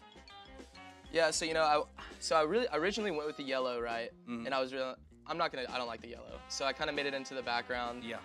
And then I was like, I kind of got to add some hair because you got to. And then I went a little bloodhound, I was like red eyes. Okay. I was thinking like, you got like thermal vision. Yeah. You're about to lock in, you're about to hunt somebody down. This screams scarecrow to me. Yeah. And I don't know what my abilities would be as a scarecrow. Like, Yeah. am I the bait? Is that what you're saying? Like, I go out, make some noise, everyone gets attracted to me, and then you just come in and fry? Yeah, it's like I'm throwing the dogs out. Yeah. And you're bringing the bait back. There it is. Yeah. There it is. Exactly. Okay, I'll show you mine. So I gave you hair as well. Did you? Yeah, I gave you hair. What? Wow. Hey, look at this. So my idea behind this is that like, you have like a kind of like a Goku like power. You know what I mean? Like a Super Saiyan, like a Super Saiyan. Yeah, kind of okay. thing going on. Your ultimate, you'd like go, Yeah. I don't know what you do. Exactly that. Yeah. See? Great thinking. The hair goes out. Yeah. And then you get a surfboard. Perfect. That's for with rotations. the waves? That's for rotations. Yeah. Quick rotation. Exactly. What do you think? Out of 10? Dude, 11 out of 10. 11 out of 10. 11 out of 10. Let's 11 go. out of 10. Okay. I feel like this was fun. Yeah. I almost feel like it was necessary in some ways as well. I found out a lot about myself. Yeah. I'm glad we've got into the inside of what makes Rambo Rambo, right? Yeah. Oh yeah. Best of luck with this event, my friend. Appreciate it. I hope you guys frag out. Yes, and, sir. Yes, sir. Best of luck. Thank you, sir. Thank you, sir. Do this again soon. Yeah, absolutely. Anytime.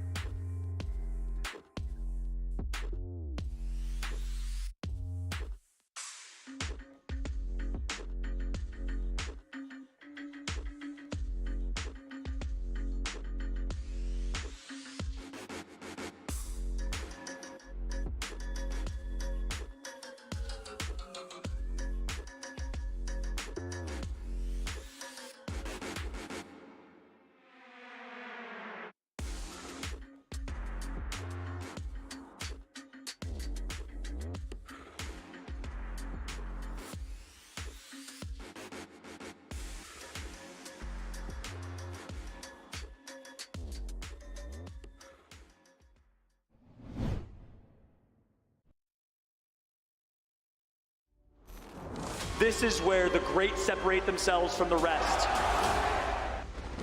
This has been building up. This has been the moment they've all been looking forward to. And so it begins. We have our Apex champions. This is amazing for boys. Look at us. This puts so much on the line for a lot of these squads that need to perform.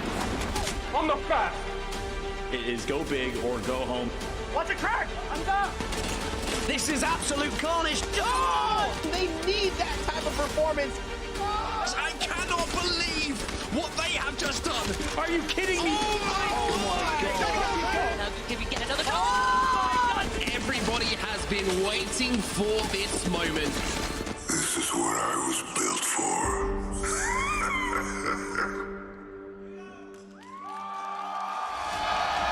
It is do or die, win or go home, keep going or get left behind. From London, we are here with our ALGS Split 1 playoffs and our final elimination bracket of 2 to determine who will be playing Sunday for $1 million in prizing and a chance at Apex Legends history. If you're in the crowd, make some noise, get hype. It is time to begin our last 6 games of the day. And I've got the best fans in the venue, the best team behind us and working the show, and the best analyst desk in the world. And of course, we've got none other than the special guest here, Eric Rona, sniped down for those who know him best that way. We've said his name more times than one. Eric, great to see you, brother. Yeah, man. So good that you stopped by, and wish you the best. It's great to have you on the desk. Honestly, you know, I'd obviously rather be up there, but this is a close first. I'm happy to be here. Showed up today. I got swarmed by a bunch of awesome people in the crowd, and would love to get out there and say hello to a bunch of people who are looking forward to seeing me here. There will be time for that. We had to steal Eric so he could help us out on the desk. We're going to have a little bit of a POV for at least the start and maybe for this game. But Mark, how's it feel, man? This is do or die. It's do or die. I also feel like I've been thrown under the bus, being put alongside one of the most handsome men in esports. Now you have to look at this. I'm sorry, everybody, but it is do or die. This is the elimination bracket, and this is the last chance, right, to keep your tournament going. The teams have fought to get to this position, and they're not going to want to let anything go. Falling down from that opportunity they had just a few moments ago in the previous group to get to the final and not quite make it, I'm worried about how those teams are going to perform. I think the pressure really does step up there. Emotions might get the better of you, so it's a big final 6 games of the day. What a moment it is, Genome. All the way, of course, our APAC South representative from Australia, but it's moments like this that make it all worth it. It absolutely is. There's so much left to go. We've had 2 great series so far, but I mean, there's 10 teams that have already played through 1 series today, and now they're going to have to go up against those who just dropped down from the winners bracket. And you know those guys have got the egos. You know they're going to be looking at those other 10 teams and be like, come on, man, we can take you. And it's going to be really tough for them to deal with the disrespect that I think is going to come from those top 10 teams, honestly. Oh my goodness, it is only getting better. That is what esports is all about. That's what the ALGS is all about. And I am so excited because, you know what, as a competitor myself, I know that Sunday, it's quiet, it's lonely. Not here in the copper box, but in terms of who's left and who has to, of course, watch from the sidelines. That's what we're determining this moment here. All right, I want to talk a little bit about these teams and the situation. Eric, I'm going to give you time, Mark, and of course, Genome, to talk about specific teams. But Eric, you know, this situation is not easy for a pro to be in. Talk to me about the mentality and kind of the things you're seeing here today. Yeah, I mean, we have 10 teams that came from the losers bracket that are obviously all hyped up. They've been waiting to play. They just got to watch that, calm their nerves a little bit. And then we have 10 teams that just, you know, got knocked down a little bit. So it's an interesting dynamic going from the hype versus, you know, being a little disappointed with how they did. It's going to be interesting to see how some of these teams bounce back. You know, you have a team like Dark Zero who have won the last 2 LAN, shooting themselves in the losers bracket. So this is going to really put them to the test, and it's just going to be awesome to see kind of how exciting these games are about to be. All right, I want to get your thoughts a little bit later, too, on what you're expecting to happen here. But, Mark, let's talk to you. Who do you have your eyes on? SSG. I think it goes on the dynamic that Eric was talking about, right? We were halfway through the series, maybe 4 games into the series, and I was like, hey, we haven't talked about SSG. They're kind of doing their thing. They're in the top 10. Sometimes we don't give them the spotlight, but they're still always in the finals lobby, right? All of a sudden, some crazy things happen in Game 6. SSG are probably watching and going, how has this happened? Like 1 kill, separating the difference, 1 placement, that's separating the difference between them having a bit be rested up right now, thinking about tomorrow. Now they're back on the main stage. So I think SSG have got some questions to answer. We already know that maybe there's a little bit of tension there in itself, and maybe that's just going to exacerbate it even more. Well, asking the tough questions is how you actually get the right answers, and they asked it of themselves, came up a little short. They have another chance at redemption, though. Gino, who do you have your eyes on heading into this? Because, of course, there are a lot of teams we could focus on, a lot of different stories. Yeah, there are. I want to have a look at Dark Zero. Snipe was just touching on them before. I mean, they had a win. It was something like a 25-point game in that winner's bracket. That really speaks to the quality of this team. We shouldn't have to tell you about them. They've got 2 trophies in the bank, but they do still find themselves here in the elimination bracket. And look, talking about how they look at those other teams, how they view themselves.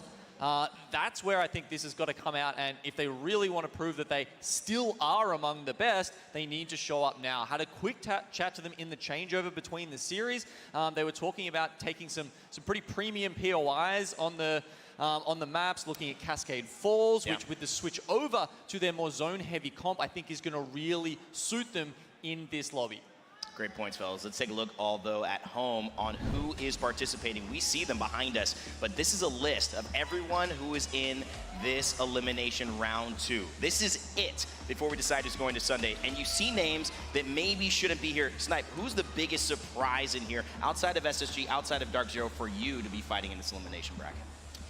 I mean, honestly, Luminosity. I'm a huge fan of the LG guys. I think they've been one of the most dominant and consistent teams. They kind of remind me of a Furia from back at the last LAN, where they just kind of show up, they take fights, they win fights, and they assert dominance on the entire lobby. They might not necessarily be the team that's going to win the games, but they're going to put up the 12 to 20-point games just on solo kills alone. Great point. I think this is a lot of high expectations for a pretty young squad, a pretty young gunner, and Yanya, as I mentioned, but they have experience. They've been to previous LANs. But let's take a look at how they're going to start this game, because, of course, Mark, when you see the way this is, you've casted Stormpoint and World's Edge. It's a different tempo depending on each map for these teams. It certainly is, but for some of these teams, I think just getting loose on Stormpoint in game number 1 might be the way to go, right? Just shake off some of the cobwebs. We've had some really intense games in that winner's bracket, but now there might be a little bit more space on the map to play with. So if you can find some isolated fights, you've been playing Edge and you haven't had success in that winner's bracket lobby, maybe this is time to put the points on the board. All right, thank you so much, everybody in London. Before we send it up to the casters, make some noise. It is win or go home here at the Copper Box, and we've got 2 of the best in the business. Let's go to our casters. Thank you so much, Rain. It is time to determine the final 10 spots, the final 10 teams that will be making their way through to finals. And Tiff, this is going to be an insane series of games. Look, it was really tough. I mean, I was on the desk for the elimination round 1, and so many heartbreaking moments. I think Onset said it best. 1 elimination separating who's going to stay and who's going to go home, and everything is on the line. But think of those teams that just came off playing that 6-set series, right? They are fresh, they are ready to go, but a lot of teams that we didn't actually expect to see here in elimination round 2. And I think that's what's so surprising, is that it's not just that we didn't necessarily expect him. We're talking about the top of the top, our former back-to-back champions. Yes. North MJ, who went from literally almost first place for the overall yesterday into dead last after. I mean, the amount of upsets that we've seen, it's shocking. To be fair, it was one of the craziest lobbies I have ever seen, completely stacked. I saw Nocturnal tweet himself, that was one of the hardest sets of games that I have ever played, and congratulations to them for advancing on to the grand finals tomorrow. But the job's not over. You keep hearing that from a lot of these teams. The job's not over until you have secured that spot in finals tomorrow, and you are potentially even just hoisting that trophy at the end of the day. That is when the job is finished, and even then, you gotta go next, because there's always split 2. And I think that's where a lot of experience comes in. That's where a lot of mental fortitude is needed, because this has been a long day. This has been a day where they needed to either wake up very, very early, yes, or they needed to wait until later and then do back-to-back series. Yeah, that's where it's going to be really tough. We got a good look at Space Station. They lost out and came in here 1 point separating them from advancing. But if you're just familiar, not familiar at all, and you're joining us, the points and scoring for how this is gonna go down. The placement points are as follows: 12 placement points for that first place, scaled all the way down. But if you get in 16th to 20th, 0 points. And we know how mission critical these can be. Not only that, but obviously they're going to be getting 1 point per kill. And we were actually talking about this before this series started. Some teams, specifically like we just saw with NRG, decided that that was what they wanted to focus on. They absolutely slayed out. And we even saw in the game where they had 16 kills and only 1 placement point. And the amount of aggression that they had secured them their spot into the finals. Now it's possible, especially on Stormpoint, that some of these teams try to do that. I mean, let's go ahead and talk about it, right? You got Pulverex. They came out swinging. They won map 1 of the winners round, but then they had 4 games where they found themselves with 0 eliminations. The consistency wasn't there, and now they have found themselves. And not only that, it's the same thing that happened to Dark Zero. We saw them have that standout performance in that map 3 on World's Edge. We had that intense listen-in where they walked us through from that tower rotation to the finish, and it was impeccable. But even that, hey, Nasky on your screen, we see the hype. I wonder how that roast is doing. Oh, you know what? I wish we could ask him, because that was a very fun interview. Nasky's vibes are always at an all-time high, but even he said his mental was a little bit off. They were struggling in that first series. Insane clutch in the final game, 2 reses to get a full team reset in order to bring it back to the point where they could make it through to here. I mean, he even kind of went into the details surrounding how silent they got, because they thought it was over at that point, and it is make or break. You have to lock it in. I saw dropped. He tweeted, didn't make it by 1 point. Too many mistakes from us in Game 6 split. Plenty of opportunity for us to have qualified, and we threw. Locked in for losers finals. It's time to overcome the adversity. See, and I love that that's what he's putting out onto social media, because I actually walked past him as we were getting ready to set up for this next series, gave him a fist bump, said lock it in, and he was like, we're good. Confidence just oozing out of Drop. Like, they are ready to make sure they secure their spot. I know, we saw a lot of hype in the kind of the team chat there. They were all saying the last dance. So kind of really sad when you think about it. If they don't advance on to tomorrow, this could be the last time we see that space station roster as it is. Which could be even more of a motivating factor, right? You don't want to go out. Now, you don't want this to be the last memory of that trio. They're going to be pushing extra hard to make sure they make it. I mean, that's a really good point. You want to go out there, give it your all, send it out swinging. But look at Gombre Otusin right there. They want to find themselves in the match point finals tomorrow. And so many teams, so many qualified. I mean, this is going to be a heartbreaking series. I'm excited, but I'm also a little bit scared. Yeah. Because these results are going to be upsetting and also incredibly amazing. Yeah, definitely. Let's go ahead and talk about the fact that we're going to be kicking it off on Stormpoint, right? I was able to jump onto the winners bracket for the World's Edge, and it was very different pacing than what we saw on the final 3 maps of Stormpoint. A lot more action. You heard Onset talk about it on the desk. Maybe they just need to get in, just get intense, and maybe put up a massive game in Game 1. Which does happen sometimes. And if you are the team that is successful in making that aggressive push, what it does for your momentum and your mental, especially when you are in the last portion of an elimination bracket, is huge. It cannot be understated how important it is to keep your spirits high after the type of day that they've had. I mean, it's definitely been a long day. They had 18 games total throughout the day, and some of these players playing at least 12, and then they'll have to go home, rest up if they qualified for tomorrow, and they get up and ready to lay it all on the line. Passion is oozing. FC Destroy on your screen, a little bit of kick action. We saw Staleezy, man. He was just feeling themselves, and I hope that they find some success. I mean, there truly are too many storylines to talk about in this elimination bracket. I mean, you've still got 100 Thieves. We have IG. We have LG. There are Zane. Yeah, that's what I'm saying. We need J-Links, to talk about J-Links.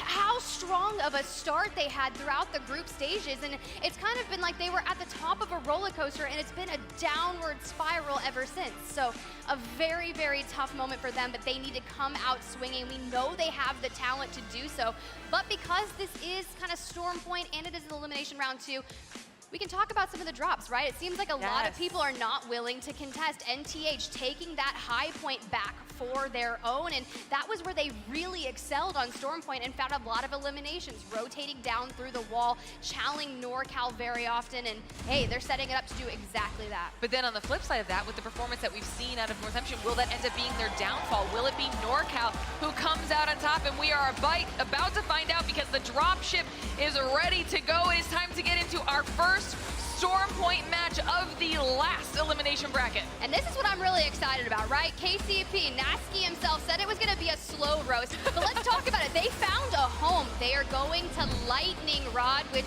I don't know if you guys know this or not, but that's Furia's home, and I think Panders is actually going to be taking over the reins and doing a little bit of IGLing himself. So when you're doing that, let's see how the rotation throws down. You can see Sir Del is already making his way over to that IMC armory. And I love that you point out that they can be potentially going like the Furia way with the leadership of Panders, because the aggression actually works out well for KCP. They do historically get a lot of their points from kills. So this might end up working for them when you combine it with Storm Point, when you combine it with their IGL. It might be the perfect storm. Let's go ahead and look at this kick in an early engagement with NTH. Taida already down, Salizi down, so a 2v2 situation. Maybe NTH decided they didn't want to go to high point. They're challenging the wall. I did not see that one coming. This could be make or break for the start of NTH's game. Kick, though, taking some serious casualties here as NTH takes out Van, now down to just Kings. Kick need to decide how they want to handle this. It's going to be a little bit of an advantage for Northampton here. I hope they can bring this one home. I mean, look, it's already a 2v1 situation. Razy is going to get tagged up, forced to kind of reposition, but they just need to play this slow and passionate. They know exactly where that player is. They could try to do a bait with the res. You've got Satuki with the triple take, kind of guarding, watching the back, but look, it's just a swing. They've reset some as well. No, that's actually Fnatic walking in for a third party immediately. And this is the early game chaos we were anticipating. Some of these teams want to make sure they get the points on the board immediately. In Northampton, after a really, really rough time already, first team eliminated as Fnatic tries to continue their tear. Now pushing their way through Kick, and Kick is the second squad down. Look, we knew Fnatic had said we will win today. They got 4th at Champs in Rally. They do not want to go out in the elimination bracket. They actually landed downed Beast and Northpad, and decided to rotate all the way up to the wall immediately after that. That was a brilliant timed rotation. And that is a very purposely aggressive play. I mean, the second they see that there might be some action in the kill feed, we did note that NTH earlier in the week was landing over at wall. They gave it up, I think, when TSM was over there, and they kind of got comfortable. The fact that they went back there and wanted to go for those points ended up being a massive downfall. Oh, as we look at the map overview, we're going to get a center Storm Point zone. You can see Dark Zero over there at Cascade Falls. 100 Thieves already making their rotation. The fact that we're already saying 100 Thieves in the elimination round 2, so many big organizations that are looking to seal themselves a ticket to the Match Point finals tomorrow. And J-Lings, they land the mill, and look at the congestion that's happening as they begin to rotate. Even IG Internationals over there. I don't think that this calm is going to be lasting very long. It is definitely most before the storm. However, that western edge of this zone is going to give a little bit of real estate. We can see Team Singularity down there. We need to talk about South America a little bit. The first elimination bracket did go well for the majority of that region. That is true. We saw a lot of South American action, but we just needed them to keep up the momentum. 4 out of 5 of the teams there had already found some success, and now you can see Team Singularity is really looking to set up on the outskirts of the zone. They probably have that information. You can see that they know exactly where that next ring is, so they're poising themselves where the 2 circles meet, which is not a bad strategy if you want to play edge. But KCP still taking their time over at Lightning Rod. They had a beacon there, so they're going to have that rotational information. But the question is, how are they going to approach that? But J-Lings on the God spot has a team in their sights. The real question is, what J-Lings are we going to get? Are we going to get the 1v3 clutch factor J-Lings? Or are we going to get the slower play not doing as many aggressive pushes as we've seen today, J-Lings, because they don't have the time to sit back and be passive anymore. This is the moment to really make it happen. Speaking of making it happen, Dark Zero, I cannot imagine a world where they don't make it to finals. Yeah, that's going to be the worst way for our reigning champs to kind of go out, but you know that they know what it takes to lock it in when it matters the most. The pressure is on the line, and that could actually help them, make them thrive. You think about it, they went to Crypto on World's Edge, changed their composition. We were talking with Genome about it, but they've moved back to their original composition. So maybe going back to something a little more familiar, and they can just full send it. Enter Force 36 on your screen, looking pretty kitted out, purple shield, 2 blues, out in Jurassic, just vibing. We did see potentially a little bit of action on behalf of IG as well, a little bit of pokes going back and forth, but nothing coming of it yet, as a lot of these teams are just trying to rotate into a safer area right now. Enter Force going to be hanging out here in Jurassic, seeing if they can potentially spot anybody else coming through in a rotation and maybe get themselves some free KP. Or just farm those go for prowlers. the prowlers. You I gotta wasn't sure farm. if they'd gotten them already, honestly. Nah, it's a great way to level up your shields, get some interesting loot. I mean, lasering them. There's nothing else to do here. Might as well just get the free loot and get those Evos up. Oh, look, we can kind of see thinking about the next zone, right? We saw it very, very center, and a lot of those teams have been kind of making their way over towards the southwestern area of Cascade. So a lot of congestion there. So we're prioritizing the rotation, which is really nice because I feel like if you can reign consistent, maybe get a couple top 5 finishes throughout, maybe not go out with such a bang, hit that win, and then maybe have some lackluster games, you really can't do anything with that. Okay, all right, we were just talking about him. Now we're checking in with SSG.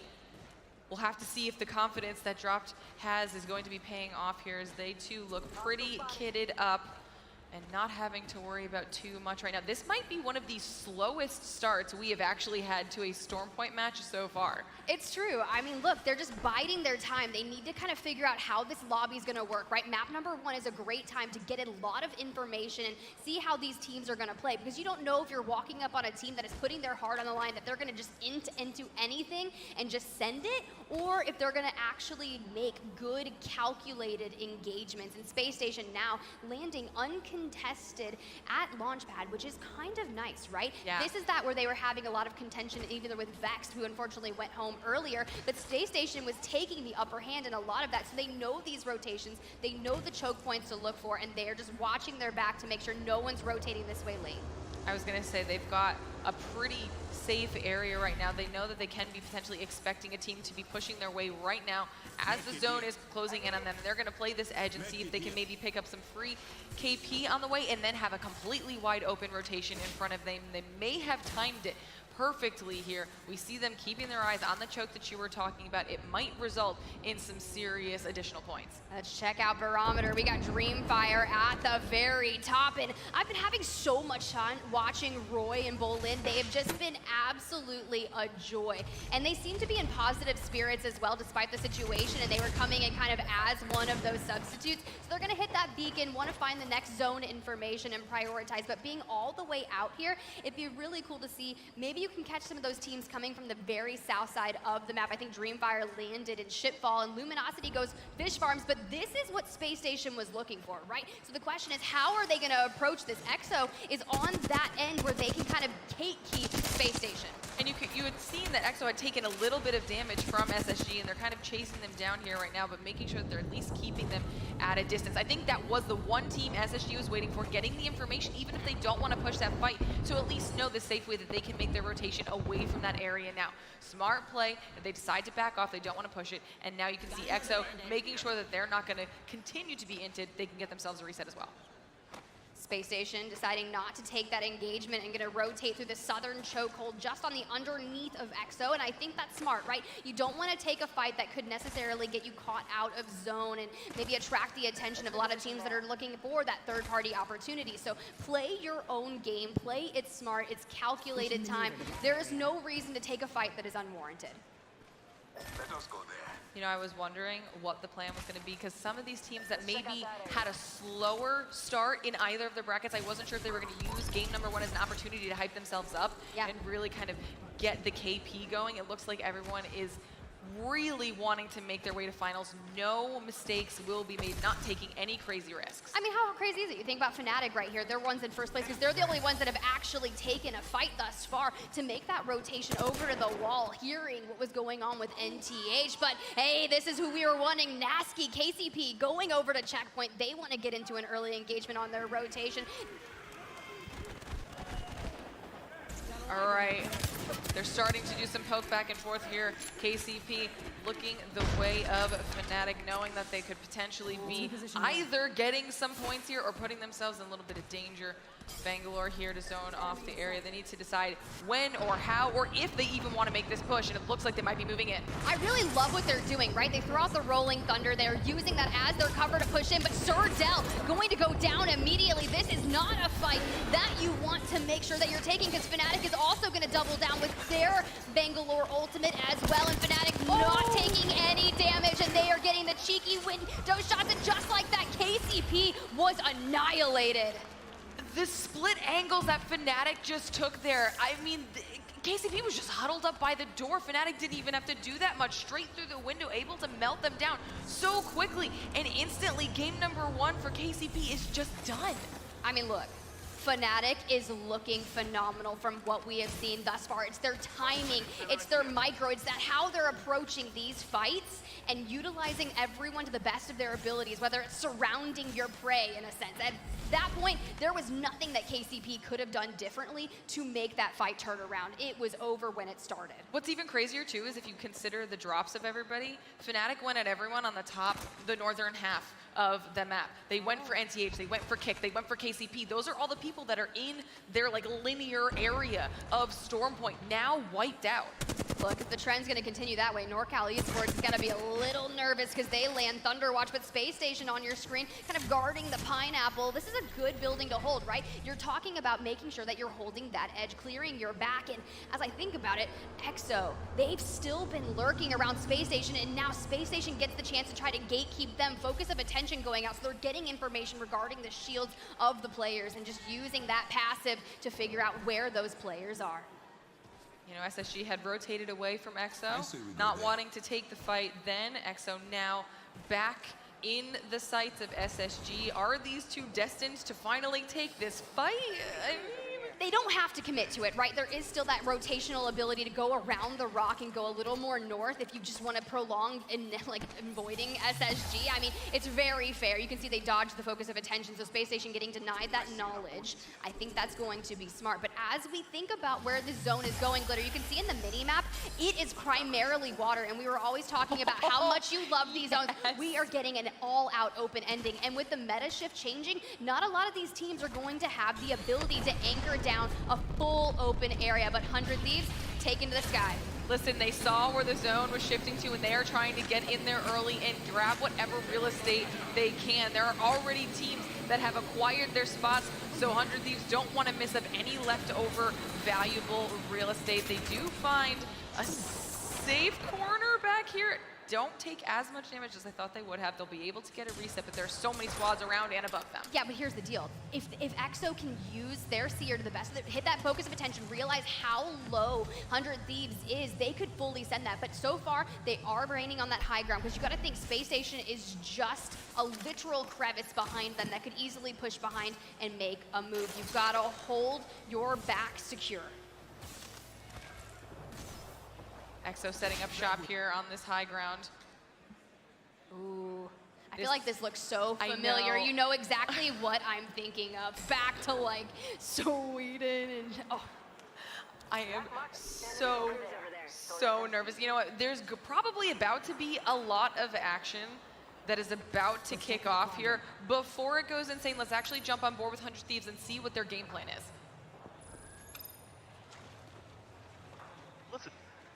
The Seer's all the way back here, and one split up over here. We might be able to run up now. There might be any shot here. And try to force onto Nut, onto the solo and Nut. No, they're coming back right now. They're very, very aware of this. Okay. Our biggest thing is going to be the team up top. Get ready to EMP. This team smoked in here. They're going to be fighting. They're going to be fighting. Okay, yes, I'm recalling. Yes. I'm gonna have my drone out right here so I can remote it. I'm gonna try playing somewhere else. Careful, the enemy has an energized. Dude just got. go on it. I don't think we can. I'm gonna check. Careful from your high backs. I know.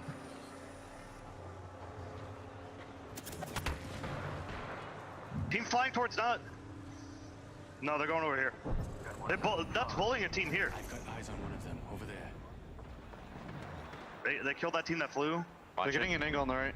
You can play on me if you need to. This team's from height is wrapping zone. They're wrapping zone from height. Are they? Directly above us? Yes. Are they all gone? One is so far. I got a bat again. In this corner. Yes, I'll try to poke for you. You need to scout it again. I'm gonna. We'll be fine. Dude, zone is just right. Okay, while they're trying to debate what move they want to make from underneath EXO, so many other things are happening in the kill feed right now. The Kraber coming in huge for Dark Zero, and so many teams going down. I mean, I was talking to Genome in the green room. He was saying how powerful Zero is the moment he gets a Kraber in his hand, and Luminosity on your screen just trying to make it through. They need to go through that door and get out of there, but E36, they want to make sure that Luminosity can get in, and Luminosity, to be fair, did not look like themselves inside that winner's bracket. They need to redeem.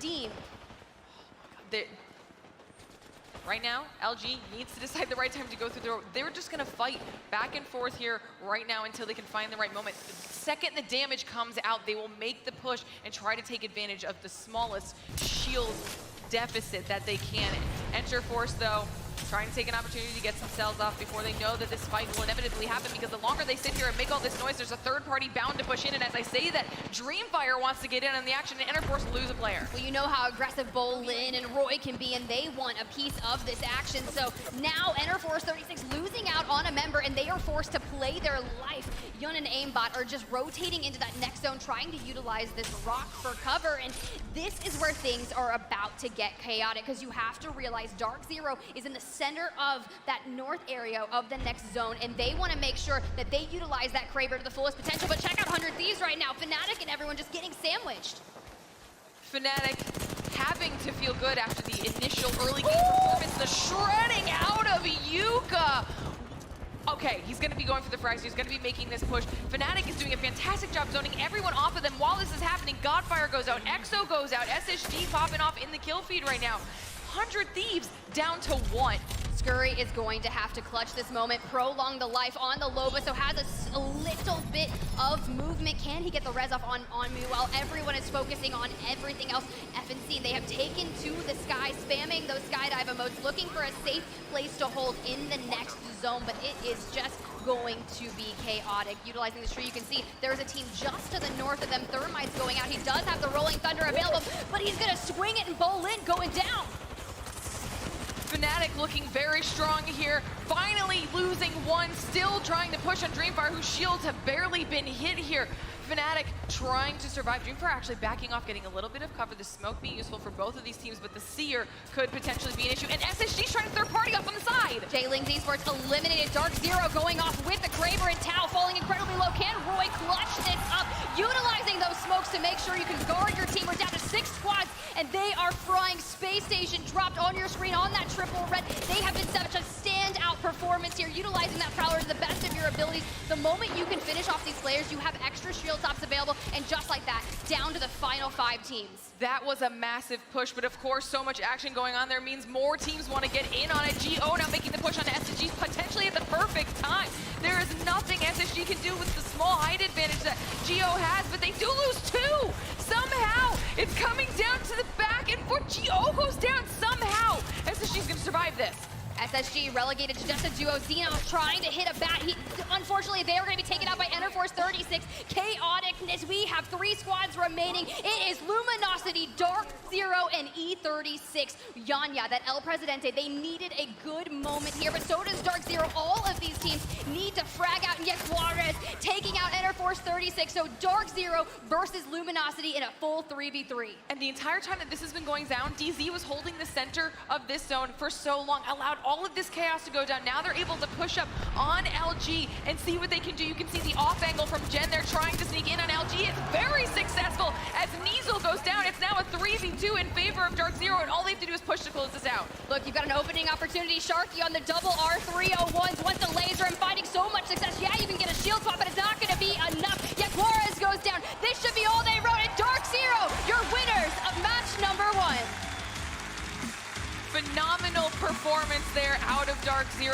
played the beginning very conservative, right? They wanted to be as smart and safe as possible, got into the zone and held that island for so long. They did not give it up, but they also didn't make a lot of noise. So everybody else was focused on what was going on around them. Yeah, look, they are just locked in. I mean, this has got to be such a tough environment to be in, right? You're back-to-back LAN champions, throwing it down, but opening it up with a game win. But like we saw in winner's bracket, just because you win one doesn't mean it's going to be enough. You have to keep it consistent. And my other question is, like we said, they didn't do a lot of aggression. They were smart, they got into the zone early, but they only ended up, I think, maybe 5 KP or something like that. Not that that's bad. This is great for the mental, especially starting off with a dub, but we're gonna need to see just a little bit more. Hey, you know what? I'm ready to see it, but let's send it down to the desk. Hey, Rain Day, I'm curious to hear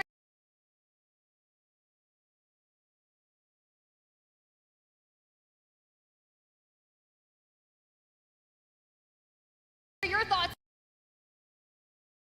When they're given a top 3 situation, reminded me a lot of kind of how they ended up winning the championship as well. 3 teams opted, TSM fight each other, Dark Zero clean up. And again, Snipe, it's kind of funny because the 3 teams, all 3 of you talked about, specifically Luminosity, were in that top 3 going against Dark Zero. What were your thoughts on that and takeaways?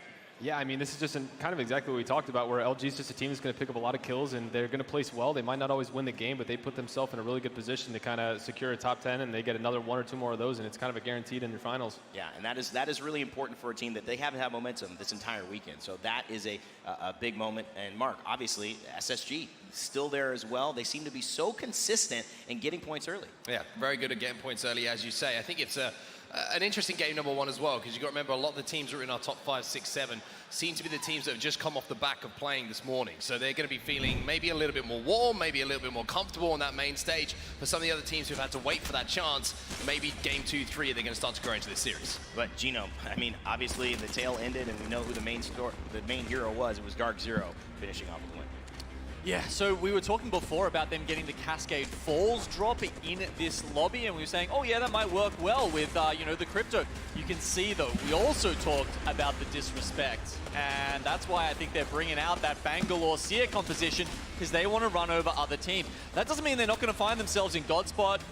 Clear rotations there, that's why they only got the couple of kills at the end, but it does give them that extra fighting capability that they want over these teams. Snipe, you're here. Talk to me about this fight. Yeah, so I mean, we have just a straight up 3v3. This kind of reminds you of almost like an arena map a little bit, where you just have to use a bunch of the terrain. They cleared out all the teams on their sides. They moved in. There's a big open field here, and we just saw DZ take a lot of good space on the map. LG focused a lot on these armor swaps. They didn't have much of the rocks in the terrain as DZ did, and DZ just kind of moved up as a well-oiled unit and just cleared them out 1 by 1. Amazing stuff from Dark Zero. That will get the fans very excited. Papa Jen Burton will be exclaiming his support in the stands as well. Snipe, I know we have had you here for 2 games. It's going to be your last one, but just a little moment. Thank you so much for being here. Eric Rona, Snipe Down, ALGS crowd in London. Make some noise for Snipe Down. Join us on the desk. Mark, Gino, Rain Day. We'll be right back. It's game 2 coming up in our elimination bracket 2.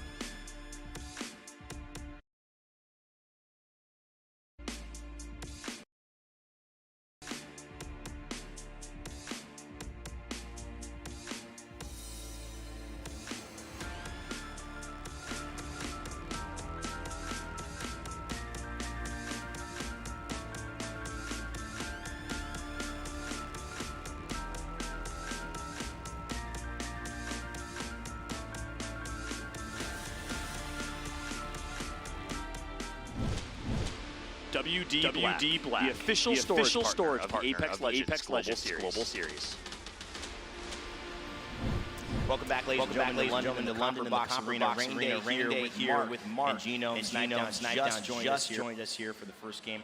And being able to kind of go through what happened, Mark. It was a finish that I don't know if I didn't expect. In fact, you both predicted this would kind of be our top three, and it certainly ended up that way. It did indeed, and you know, the final circle is always an interesting thing to watch. Not a lot of terrain to be played, no buildings really to call home, and it was very interesting to see how Dark Zero actually approached that final fight, because it reminded me of something very similar they did a little bit earlier on World's Edge against the Guard in that straight 3v3. And when it comes down to that straight 3v3, it seems like Dark Zero have a very clear game plan on how they want to try and approach that. One of the players is going to swing wide, cause a little bit of a distraction, do a little bit of damage, and that allows the attention to be drawn towards them, and the other two players swing together to try and clean up that damage. It's the second time we see it be done. It's very, very smart for them, and it's proved very, very effective. But I also wonder if we go down to that situation again, our team's going to start getting a little bit wide stat, maybe focusing on that player that's swinging. Well, the reason they can pull that off and have all that space is because they weren't the ones involved in the fight before. So while LG's backs are turned, while they're thinking and worrying about the armor swap, that's when Dark Zero gets that opportunity to start spreading and cast the net. It's a very interesting situation, not just that you guys picked the three teams that would be in the final zone, but all three of these teams, like everyone in the elimination bracket, have something to prove, but there's a little bit extra, I think, for Dark Zero. Could be back-to-back-to-back, a lot to go. React to that emotion Jen Burton is showcasing. Is it frustration, Gino? What does it look like to you? It's very different, isn't it? It's not celebration. They just won a game.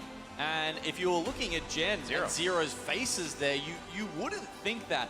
And part of this is because of the expectations they have of themselves. These guys know they have it in them to be the best.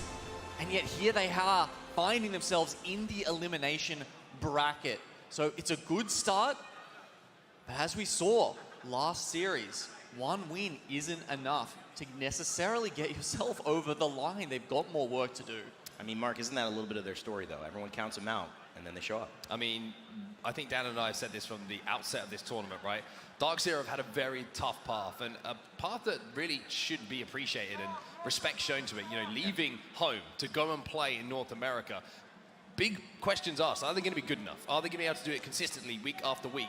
Almost failed at that last hurdle, but they skipped over the finish line to make it here to London. Now that they're here, we're always saying, if Dark Zero get to that finals lobby, they will be one of the favorites, because match point is where Dark Zero start to come to life. That's where they've won 2 back-to-back events, and they're events you can't take away from Dark Zero. One of the most winning teams in all of Apex because of that. So Dark Zero, if they make it to that finals lobby, and that's a great start, they are dangerous still. I think you have to consider that the rest of this lobby, especially the 10 waiting in the winners, do not want Dark Zero in there. Because they know, despite how frustrated Dark Zero are with themselves, saying, we should have been there. We were this close to being there if we would have done things better. I'm sure there's a little bit of remnants, you know, echoes, so to speak, of why they're even in this situation to begin with, because I feel like they missed out on an opportunity in the first game. But that is what this is all about. It's competition, Genome. Why does Dark Zero somehow find a way? Have you been able to quantify it, qualify it in something that's like, why do they somehow have this ability to do it when everyone believes that they can't? Because they are some of the best players in the world. Because when you look at every single role and every single player on that team, you can count them among the elite in Apex Legends. Zero is one of those rare players that can not only make the best calls in the world, but he also frags out doing it. Jen Burton, the controller player who will run into any fight fearless and put everyone else on their backs. That guy right there. We believe in him. And Sharky, of course, the utility player, you can put him on, you know, Gibraltar, and he's amazing. He's trying to make the transition here to some other legends this season. It's been a while since he's had to do it. But he's showing up, and he's never, ever can count those guys out. I wonder if Jen wanted to hear what we were saying about him, if we were talking about him at all. He took the headset off, Zero notably, and Sharky still have it on. Jen, we are wishing you luck. We're wishing everybody luck here, but you got to perform. Mark, I think looking at this lobby too, I did see that there was no showcase of J-Lings as well, a team that we came in thinking Zane, first day, making these moments, making these plays. How are you feeling about EMEA's representation here? Do you think there's a chance that they kind of shoot up? It's been obviously LG, SSG, Dark Zero so far. Yeah, I think for EMEA, the teams that are in this lobby, there's obviously some questions to be answered. Nobody's really stood up, and the one that stands out a little bit as an outlier in that is IG. Because IG have been previous championship winners in the EMEA region. They've been quiet, and it was a concern of mine coming into this event what their loot pool was going to be like leaving some of their central POIs. I think when you're going up against some of the best fighting teams in the world, if you're leaving, you know, they were looting the Ridge, you know, kind of no-name POIs of World Edge, they're not dropping in the hottest spots where you're going to leave. Even if you're trying to play for zone, even if you're trying to play for center zone, with everybody else looting up so heavy on Edge now, even if you get to that top 5, top 6, top 7, the fights are going to be so tough to take. And if you fall out without any KP, it's not a good game for you. You're not going to put the points you need to progress in these brackets. Great points here all along. Let's take a look at the overall results. We know that Dark Zero won, and we do know that they will continue to be in a position of the driver's seat.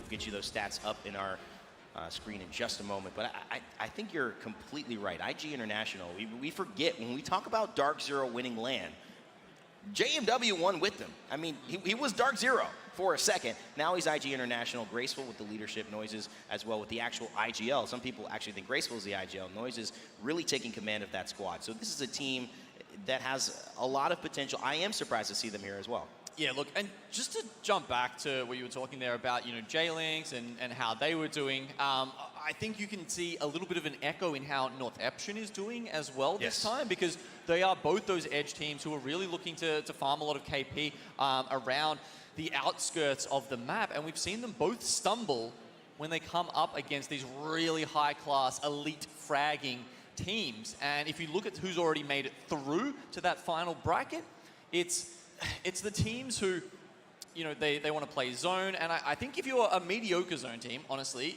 it is easier to get into that final day than if you're a mediocre fragging team. Because even some of the most elite fragging teams are struggling to get there as well.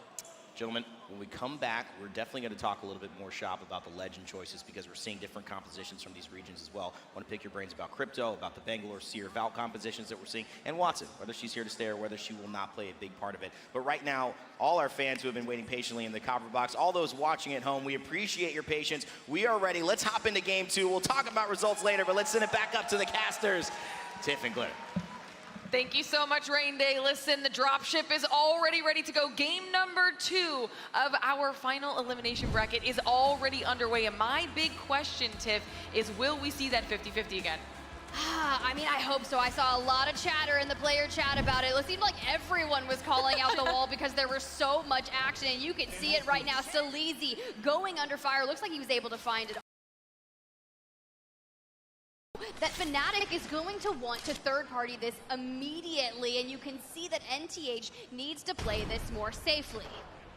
I don't think that either Kick or NTH want a repeat of what we saw in the first game. We can see both of them being a little bit more conservative. It looks like NTH might be actually opting to go away from this area, probably in anticipation of... Cuando te quieres puntos gratis de posición y si que te cargo de media es free eso, güey, literal. Es que esta madre cierra aquí literalmente. No cierra ahí. No creo. Yo confío más en el cal de Jaguares, güey. Bueno. Casi la misma que jugamos la prefiero jugar un lugar en medio, güey. Pues va si quieres, ok. Pero yo sí creo que va a cerrar ahí, Pero igual podemos rotar desde ahí al siguiente túnel o lo que sea. Sí. Ya tengo azul ya. Yo puedo ir también, tengo un sniper. Tenemos a... no sé, 5 aquí, no está. ¿Yo ya puedo ir? Yo también. Yo no tengo mejoras en mis armas, literal. Vamos a ver granadas, güey. Lleven granadas.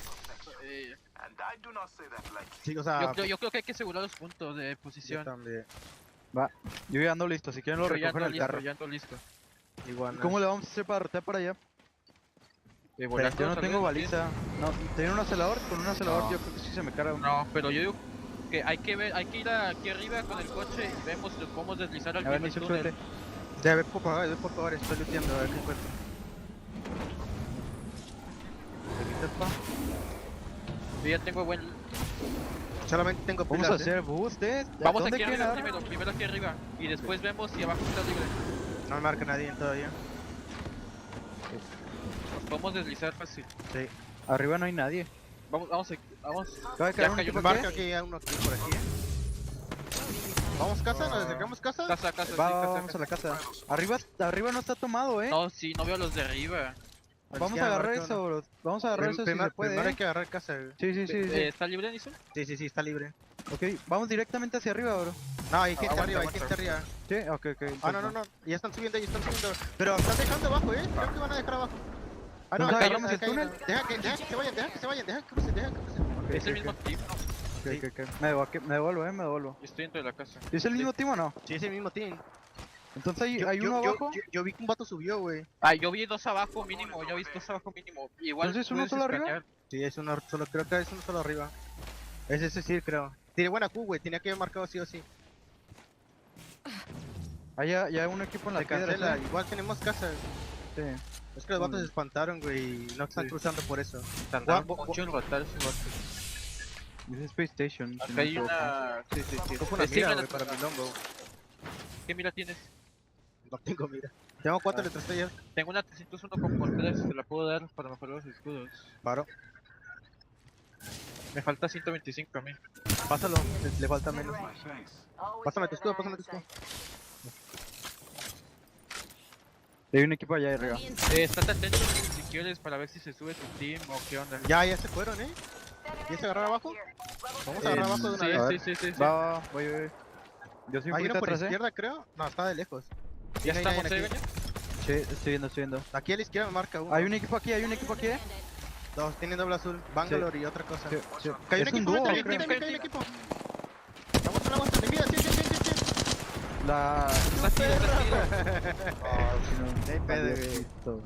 Otro team volando, La podemos incluso medio ratear, que caiga un team. ¡Hijo de la verga! No me pegó. ¿Les parece bien? ¿Qué? Medio ratear. Se están matando aquí. ¿Podemos piquear aquí? Dame tiempo. Sí, tiro scan. A ver. No, juega la Valkyrie ahí. tenemos buena zona, Sí, juega le la pegué tranqui. 120 ahí a la Valkyrie, Va a estar viendo full atrás y a derecha, Sí. Tengo 12-3. Sí.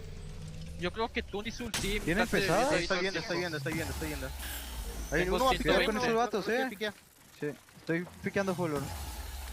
Voy atrás el scan. Se va para atrás. Yo no tengo nades, me la gasté la que tenía. Yo tengo 4, ¿quieres? Pasa. Les tiro una y una. ¿No tienen balas dos. pesadas? ¿Uno quiere piquear, Yo no tengo DJ, Está subiendo. tampoco, creo yo que no están tengo. yendo. Se fueron a la casa, Puedo creo. quemar ulti, sí, creo que. No. Están yendo por atrás. Están corriendo. Está bien. No sé si ellos tenían crit, ya no están aquí, creo. Sí, ya se ¿Escaneé fueron. a alguien aquí al ladito, Nisur? Está abajo. Es una rata, es un solo. ¿Quieres ¿Puedes matarlo marcarlo o qué? ahorita? Dame Sí. tiempo, 7 segundos. Ok. Te puedo intentar lanzar un humo a los de arriba para que no Ajá. te piquen tanto. Gente Un equipo volando. volando, Gente volando, va a caer aquí Van a derecha. caer en el otro red room. Se los marco. Nadie tiene headlist, va hasta arriba de esta caja. Creo que no. Yo sí. No. ¿Hay un bot aquí? Les están tirando en ahí, deja que les tiren ahí. ¿En cuánto tienes la 12. cubo de nuevo? 12. Ok. Nos tiró un humo, quieren piquear. Yo no tengo DJ, Hay una aquí, no hay pedo, Ojo, atrás de la no caja, están bro. piqueando. Ahí hay un vato. Entonces sigue Ya, la rata por allá, voy. Nisur, ¿sabes? No está, ya se fue. Ok. No, sí está, pero está algo ¿Sí? lejos, güey. Sí. Escanea No, si es quieres. de arriba. Me lo marca de arriba. Los Están granadeando, ganando los de al lado, sí. ¿Los puedo marcar? Es que los que tenemos aquí al lado les tiene ángulo los de la casa de aquí. O sea, están mal parados. Y ya están hechos bola. Que no te marque, A mí sí me marcó. A mí no. ¿Estás crafteando? ¿Qué armas tienes, cabores? El 100 son problem. Van a escanear los criptos, ¿Qué armas tienes, Gaño? ¿Qué armas tienes? Flatline rifle. ¿Y si yo juego doble de media, cabores, y te doy lombo? Está casi full. No hay pedo que me des la Prowler. No sé, yo me estoy muy a gusto. ¿Qué armas No hay tienes? pedo, no hay pedo. Yo quiero porque yo no puedo estar piqueando. Igual ya tiene rifle de cargas, güey. Sí. Es que no tengo ni mejoras en las armas que tengo. No falla. O sea, a mí me da igual, solamente las quiero para si llegan a empujar estar a gusto. Y aparte sí puedo estar escaneando siempre. Revivieron. Era un dúo. Sí.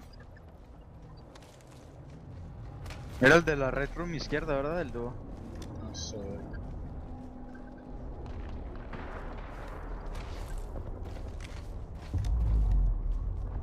¿Te marca alguien alrededor de nosotros, Nison? A la izquierda nada más. ¿Pero es un solo o...? No, sí, es un dúo mínimo. Aquí a la derecha es un dúo. 3, creo. Tienen cripto.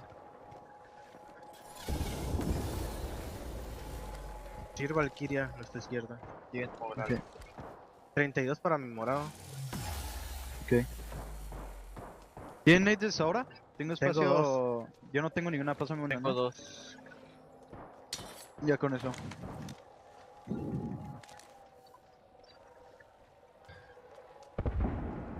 Si nos quieren empujar, yo creo que primero jugamos aquí, o sea, aquí adelante. Tiras humo, ¿no? Jugamos aquí adelante para que se hagan sus nades aquí. Yo voy a jugar esto. No sé si mi ulti afecta aquí. Creo que... no. Yo digo que humo aquí, jugamos caja, nos pasamos atrás y tiro ulti aquí. Y otro humo acá atrás. Me dolió bien gacho la jeta, bro.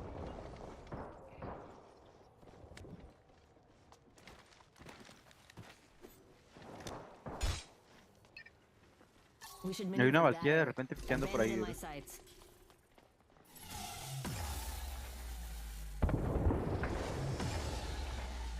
Ese vato está roto, ¿verdad? Creo que ya no tiene healing. Lo acaban de romper. No, sí, se empezó a echar pilitas. Están crafteando. Pero no veo nada, loco. Mis compas los don pistolotas, bro. Pero lo que hay. Alguien fue a hacer la María.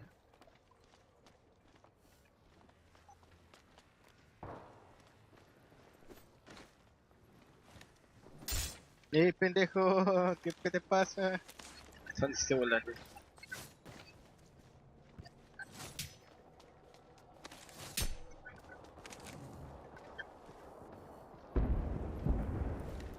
Pongo un humo que pasé la 10 de daño. No estaría mal, pero nada. Cancela el craft. Ya me marca nada más uno aquí al lado, güey. Ah, no están pegados como perros. ¿Cómo sé si están pegados? Apunta hacia abajo, hacia el suelo, hacia el piso y para que no los apuntes directo. No más uno. ¿No ves que nada? 5 segundos. Los vatos ya tienen 84 bar. La neta. Igual ¿Será el equipo de la casa el que está crafteando? Sí, son los de la casa. Y están pegados como perros callejeros.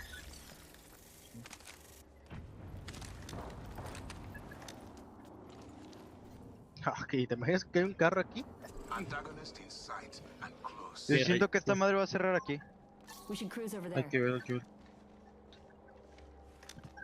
Puede. Need to keep that Supreme utilizing that trident for potential extra cover as well. Kick made their way over to Cascade Falls just on the outskirts of that next zone. They're utilizing the crafter, wanting to make sure that when they go into that next zone, the shields are properly leveled. They've got everything that they need. Gomberry Altusen trying to make their way into that next zone. This is going to be rather tough, especially with Singularity nestled right on the inside. You just saw it in that overview. If they just push in and maybe aren't completely fully healed, they can get ratted on by Singularity. Yeah, I mean, right now, all of these teams that are playing the edge, whether it's the southern side of the zone or the ones that we're looking at over in the north, there's going to be a lot of congestion in order for them to even get just on the inside zone, as you called it, Tiff. Geo, Singularity now battling it out right on the side. Well, you gotta think, Geo, they don't have a seer. They're running Newcastle, Dogma going under immense fire, and they're in the zone. So they're being pressured by that, getting all the heals, and Artini right now forced to heal, and Best going under immense damage. Can Geo clutch this up? Because you gotta think everyone's gonna hear this fight, and they're gonna want a piece of it. Spitfire going out and connecting Elysium going down as well. Best just the last man standing for this spot. Gombre might be able to turn this one around, but they're gonna go down as well. The clutch coming in from Geo as well as the save there with Larissa Health. Wait, did you see him drop him? No, he dropped the gold knockdown. That was such a clutch moment. He had a sliver of health, was able to give Dogma the gold knockdown, and now they're getting the cleanest resets that I have ever seen. Fantastic play on behalf of Geo, not only keeping themselves alive in the fight, but then after the fact with the zone, as we check back in with J-Links, who finds himself up against Fnatic, and it's actually Fnatic that goes down at the hands of J-Links. Zane, he is the new kill leader. They're going to get the res off onto their IGL VJ. Now this is starting to look a little more consistent with what we saw in that, but meanwhile, 100 Thieves going down, Godfire going down, 15 squads remaining, and we are just getting heated up because this zone, the way that it is pulling to Launchpad particularly, you've got to get that ultimate high ground and make sure that you have the utility available to hold that for the longevity because of all the choke points that there are around that POI. You are going to get gatekept and have a very rough time. And you know, a lot of the teams are already going to have made their way over there and try to be grabbing that real estate.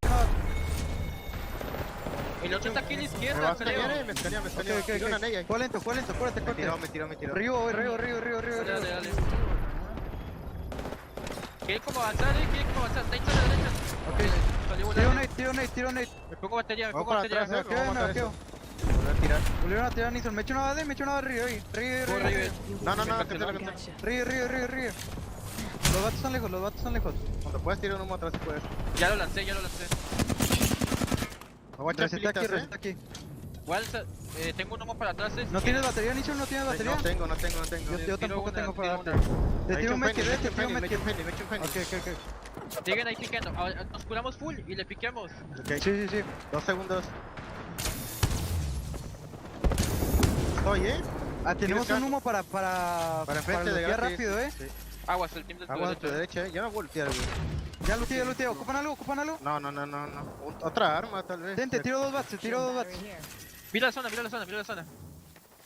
Estamos bien. Cuando puedas hay otra caja a la izquierda, güey. 15 para mí, 15 Yo ya nomás tengo char rifle Evo 8, literal. Aquí hay una caja, la puedes lootear. Si te voy a tirar ahorita, 8 segundos. Tengo escáner. Esa caja está medio fea. La puedes tirar. Si tienes un humo aquí, la puedes tirar. A ver. ¿Vas? Lo hago. Tira scan derecha. Está muy lejos, creo. Verguiza, papi, ya. Chupa. Me voy a llevar Chupa, papi. No te creas. El team de aquí a la derecha no tiene zona y el de aquí enfrente. No puedo escanear, Sí, soy. Yo tengo unas armas de mierda. Están picando arriba. Me voy a echar una bala, ¿Ocupan bats? Yo tengo 4. Yo tengo una. Te tiro otra. ¿Dejaste la EVA? Sí, ahí la dejé en la caja del fondo, sí. Vale, verga, te lo hubiera pedido, güey. Sí, tiré el char rifle en vez de la EVA. Ahí hay un team. Corta. Me marca un equipo arriba, un equipo abajo, otro equipo en la casa y los de la derecha, güey. ¿Qué? Wait there, we play left. I'm on scan. You see my ping? Yeah, I see it. Yeah. They're gonna end up outputting. Listen, one of you watch left, I know what try side, okay? Okay. I'll watch left. Where do you want to play for? We just play. Fantastic job by J-Links taking out Dreamfire, the team who just consistently wants to third party anything in front of them. They look so much stronger right now as a trio, and we heard those comms, confidence aside.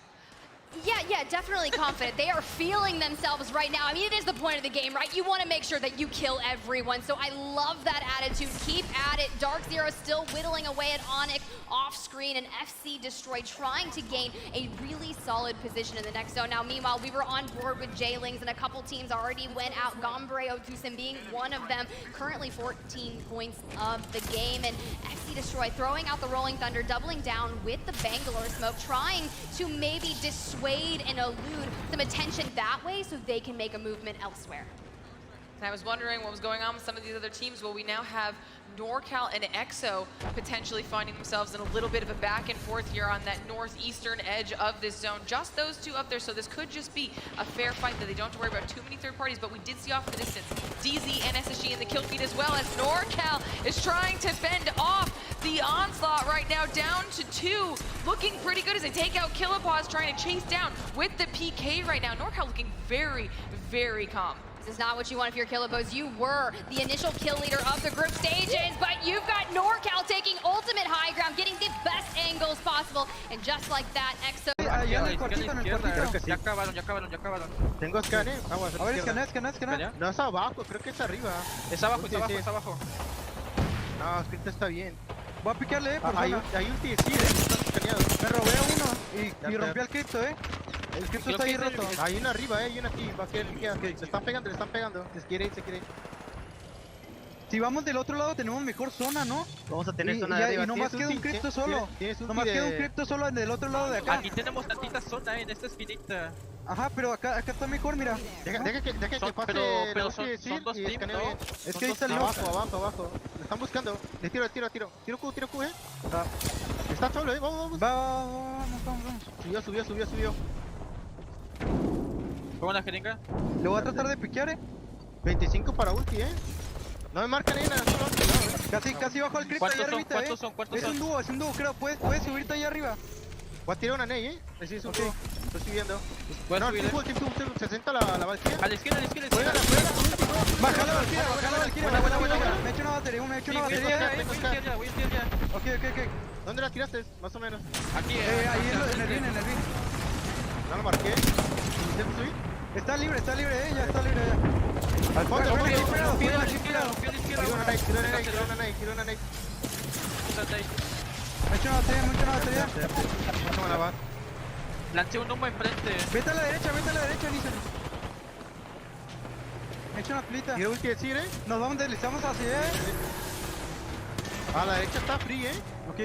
Podemos ir a la derecha después de aguantar lo máximo posible.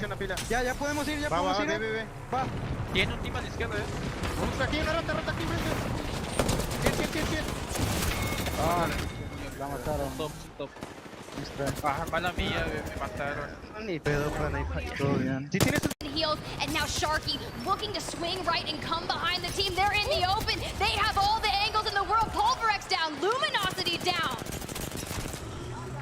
DZ have a fantastic position too when you look at where everybody else is. It looks like potentially SSG taking on the remaining people of NorCal. You've got Kick across the way, losing a player on behalf of DZ. Things are about to kick off here in the final zone. Let's listen into Dark Zero and what their thoughts are.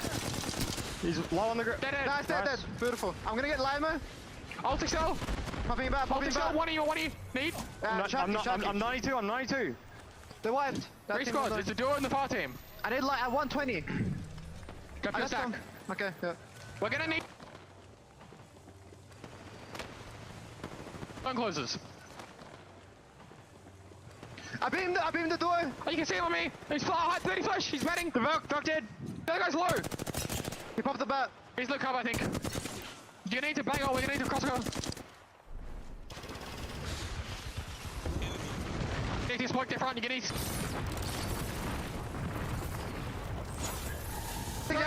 Go to now with Sharky. I'm in Sharky. They have Jen. Yeah, we have to get the right side on Sharky. Yeah.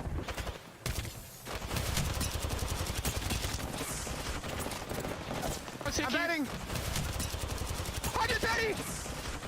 Bang, CVT. See that? Bang 50. I'm dead. No, that was too. Oh, they called it themselves! They said we're gonna play for second, and they turned their attention to Space Station regardless, and what looked like they might have the potential upper hand dropped. Go lock it in, double down, and find themselves as a match 2 victory. Now, granted, they did miss out on advancing on to match finals from the winner's bracket by 1 point, so this was well needed. The last dance is still going. You know, we had said the drop sounded confident. That was exactly what they looked as well in their handling of this entire performance. The fact that DZ was prepared to play for second, they thought that was going to go. They still had a phenomenal push across the water up to SSG and got some serious KP on the board. So talk about putting themselves in a good spot after just 2 games. I mean, you said it best, right? NRG already advanced onto the winners finals. They won that, got some advanced starting points, but they had those moments where they had to realize we're playing for KP. We need to get our points on the board, and that's exactly what Dark Zero did. Phenomenal performance for yet another game on Storeport. Let's send it back on down to the desk to hear their thoughts. Thank you so much, Glitter and Tip. Congratulations on a great cast as well. Even though it felt like you might have casted the same game, it was Dark Zero and SSG in the same position.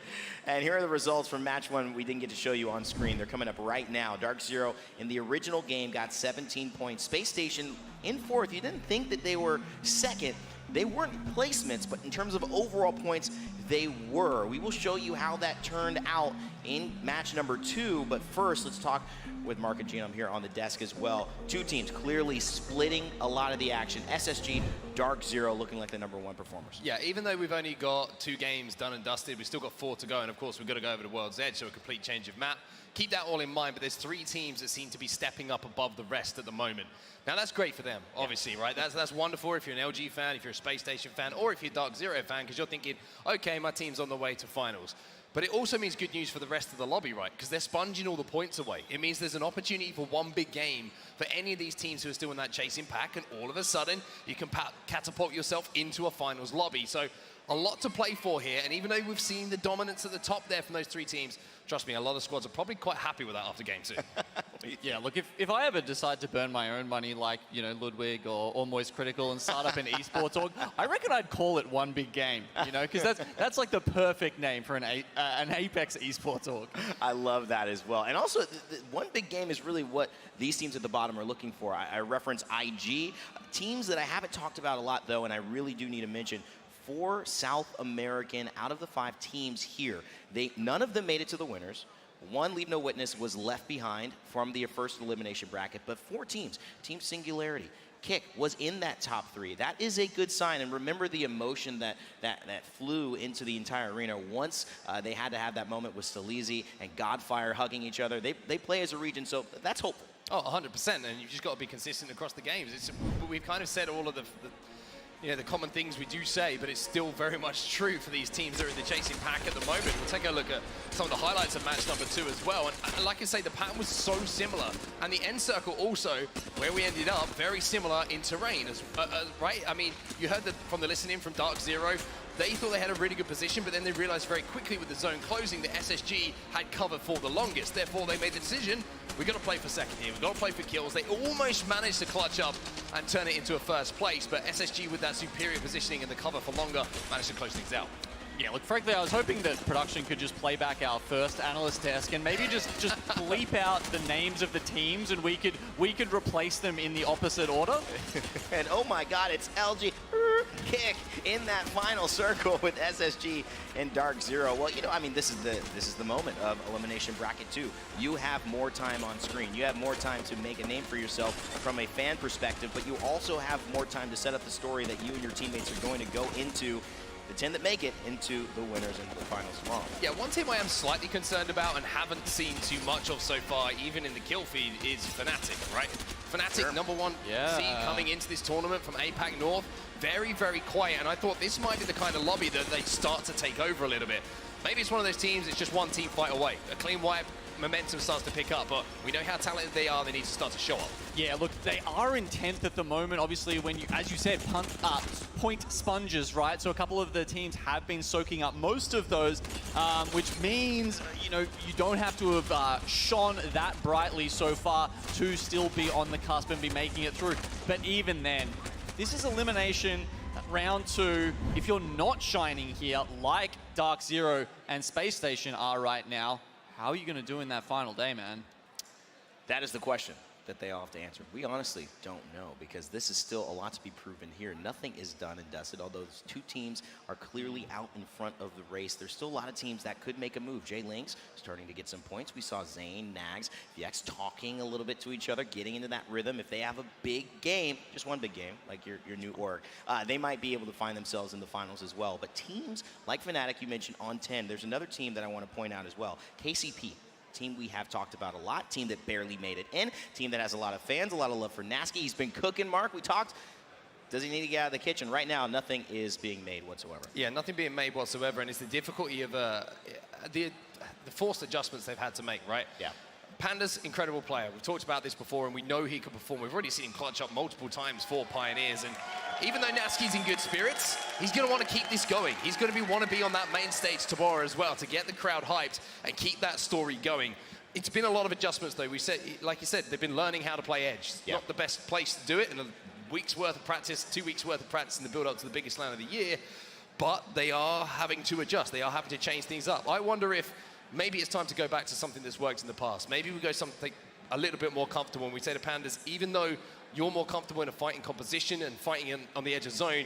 We need you to play how I feel comfortable to IGL. Well, it's interesting because they basically reacted to not making it into winners and having to go to elimination, so they changed their strategy for teams that they weren't going to play anymore. Now, in this lobby, they actually might be more successful with Panders fitting in to what Dell and Nasky typically do versus the edge fighting that they were essentially, they weren't as good of a zone team as some of these other teams like the Guard and that they were playing and going against. So maybe now is, like you mentioned, Mark, the perfect time for that. But Gino, I want you to walk back through that final circle. We're going to show it up on screen, and I want you to tell me why Dark Zero felt they were going to lose. Was there anything they could have done to turn this around?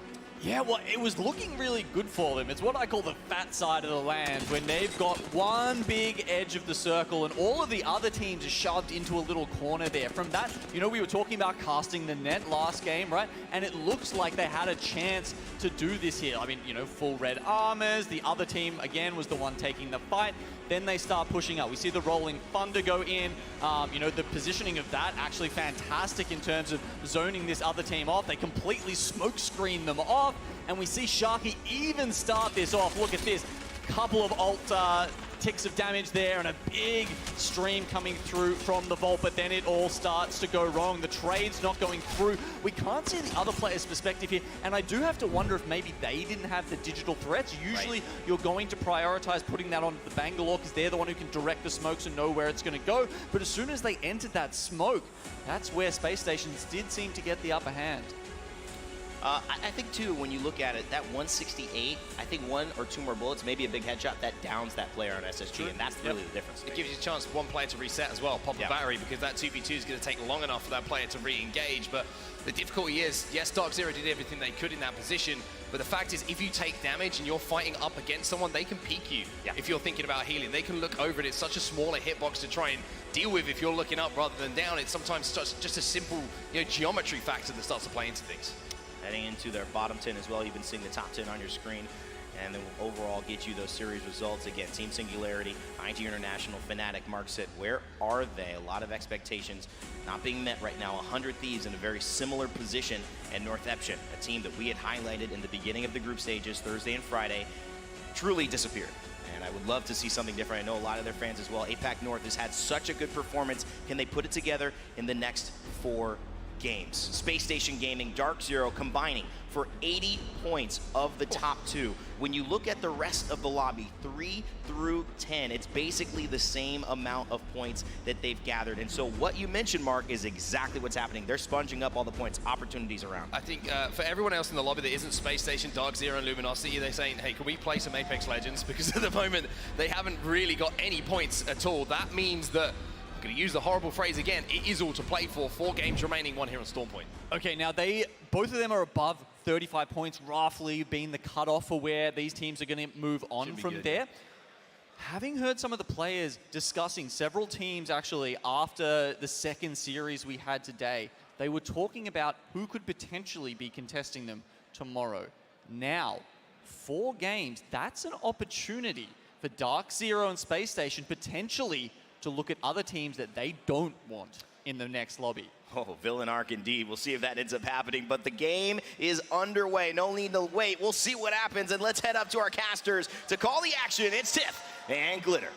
I really like the way Evil Genome thinks at this point. I like where that thought train was headed. I do love a good villain arc. I watch a lot of anime, and those are some of my favorite moments when you send those actions. So DZ wanting to throw down, be a little mastermind behind it. Maybe a little Todoroki from My Hero Academia action here. I want to see that in the lobby. But this is it. This is the final match on Storm Point, and you're right. With that point sponging, this means that any of those teams that are outside the top 10, they just need to get at least this many double digits. Fnatic is rounding out the top 10 with 9 points. Yeah, and what's crazy is that it's all because of the play style. We were wondering if people were going to do SSG, even if they're not getting those first place finishes, or if they are, either games, they are finishing with double-digit kills every time. The same thing we talked about NRG doing already. It's the aggression. It's paying off right now, and since no one else is doing it but SSG and DZ, massive. Look at this. DZ heading over towards the mill where J-Lings is. They are landing over on them. Genome said we want to start thinking about the contest, but they are ready to look straight towards the mill, and NTH pulling a little further up to the high point. So that's great. They're not even landing directly on to kick themselves, and FNC hasn't even tried to go look in the wall because they haven't heard anything yet. Last opportunity here on Storm Point. 3 of 6 matches of this series has just begun, and SSG are current leaders of this series. Checking in with them, but you called it. DZ wanted this 50-50. They want to get some more points on the board. Take out J-Lings early. I mean, look, they're sitting in 6th place coming into map number 3. If they go down now, they're not going to be able to get any of those points, and if someone has a pop-off game, that's unfortunate. But Dark Zero, you know, if you land in the middle of the mill, they have all those bins that have the nice shields. You can grab good loot, so they have triple blue, but J-Lings double blue and a white, and VJ, they're going to be the ones that take the damage initially. You know, not too bad as far as loot goes for both of these teams, but J-Lings needs to handle this situation correctly. On the plus side, if they do take out DZ, that's taking out a massive point sponge from this lobby, giving them the opportunity to then take those points back. Oh, this is going to be mission critical, but see it himself, Zero already going down. Jen Burton and Sharky are going to need to keep this contest alive, but that Prowler is dealing so much damage that I don't know if Nox is going to be able to click this off, trying to make sure, but look, the passive coming in and just repositioning yourself. This is why Valkyrie is so clutch in these situations. A huge opportunity for Nags to escape, but Nags still gave the time to his opponent to also do the same and get a little bit of a reset. Now it's time to play the knockdown shields, and he makes a quick rotation around, and DZ are taken out by J-Lings. A massive clutch from... Activating wizard sentry.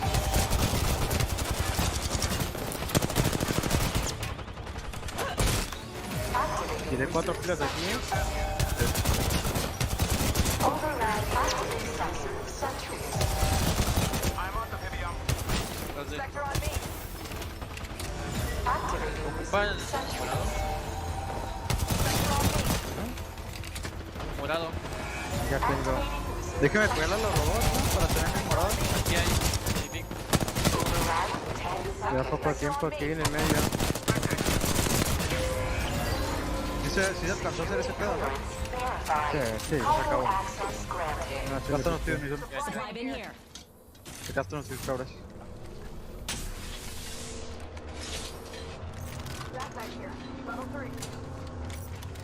Una mira mejor para mí. Así es. Una 2x4 ahí dejé yo. DJ aquí. Me tocó DJ a mí también, pero ahí hay una de esas. Ya la agarré. Tengo demasiadas pilas. Yo ya estoy de Keynes porque está medio lejos. Sí. ¿Puede uno manejar para ir a matar un perro de los de acá? Maneja Tony su... Pues entramos por la parte de igual, ¿no? ¿O qué? ¿O crees que todos entren por allá? Pues, pero ¿por qué no entramos por izquierda mejor? Sí, por eso te digo. O sea, para si no irnos por Darkness Rift y entrar por ahí. ¿Cuánto ocupas? Ah, ya. Yo manejo. Espérate, te vas a morir. ¿Te bajó ahí? Macho un pene. That we didn't see, and now they're in a tough spot. I mean, look, NorCal's just putting the thirst onto Graceful. JMW now thirsted as well. Noise is the IGL still left alive, but when you come in 17th place, you've only found yourself like 2 points. This is not the situation, but hey, if someone's going to be down and it's a crypto, this is how you make the regains. We've seen it out of Ascend, who's already found themselves a spot in the winners bracket. Kashera that plays that role, able to do exactly what we're witnessing from Noise, is going straight for the respawn. Massive for Noises that he was able to not only escape, get himself fully reset, but then also bring the teammates back. But unfortunately, that means that the remaining players are going to be on the hunt for Noises, trying to take him out before those reses come in, able to do a little bit of zoning there with that Thermite as Graceful and JMW rejoin the party. Now they just have to join up with each other. They gotta find weapons, they need to get the heals off, because every team is gonna see that and they're gonna be like, you know what, that's a little bit of action that I wanna get on. But Enter Force 36 sitting in 4th place with 17 points, sitting on triple purple. They've had a good run here, and I feel like if you can just get yourself up into that top 5, now on the 3rd match, you should be kind of okay. They're gonna hit that skyward dive, start prioritizing that rotation towards the next zone, but getting shot from the back, they should be able to make it out just fine though. Getting themselves a little bit of breathing room and space as well as they continue on with this rotation. Gonna need to pop a few cells here, get their shields back up where they want them to be. But as soon as they escape, there shouldn't be anyone else around them. Back up, in, down, B's. I mean, this is where all the action is gonna be popping up. NorCal looking like they want to go on a tear here today, taking down Singularity, and they just have the height angles on everyone below them. I mean, they can just keep dishing out this damage. I know, this is gonna be really tough, but Singularity found noises, and just like that, NorCal finishes off IG International. They weren't able to get any KP from that, and now are still stuck with only 2 points, but NorCal doing everything right here. All right, well, NorCal has looked like they are on a tear in this matchup. I want to hear what's going through their comms to see what's keeping them at this level. O cara me deletou, viado. Pô, acho que dá pra... É 3 embaixo, tá? Dá pra tentar... Não. Tá puxando. Fica de boa. Tá entrando. É 2. É só 2. 60 Valk. Deixa eu ganhar essa. Esse ninja embaixo, tá?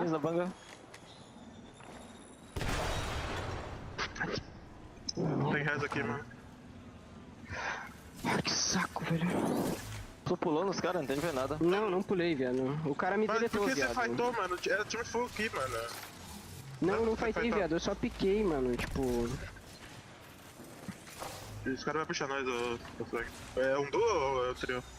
Mano, eu só falou que é duo. Eu acho que é duo, viado. Eu vi só a gente pode fightar eles, ó. Quer tentar?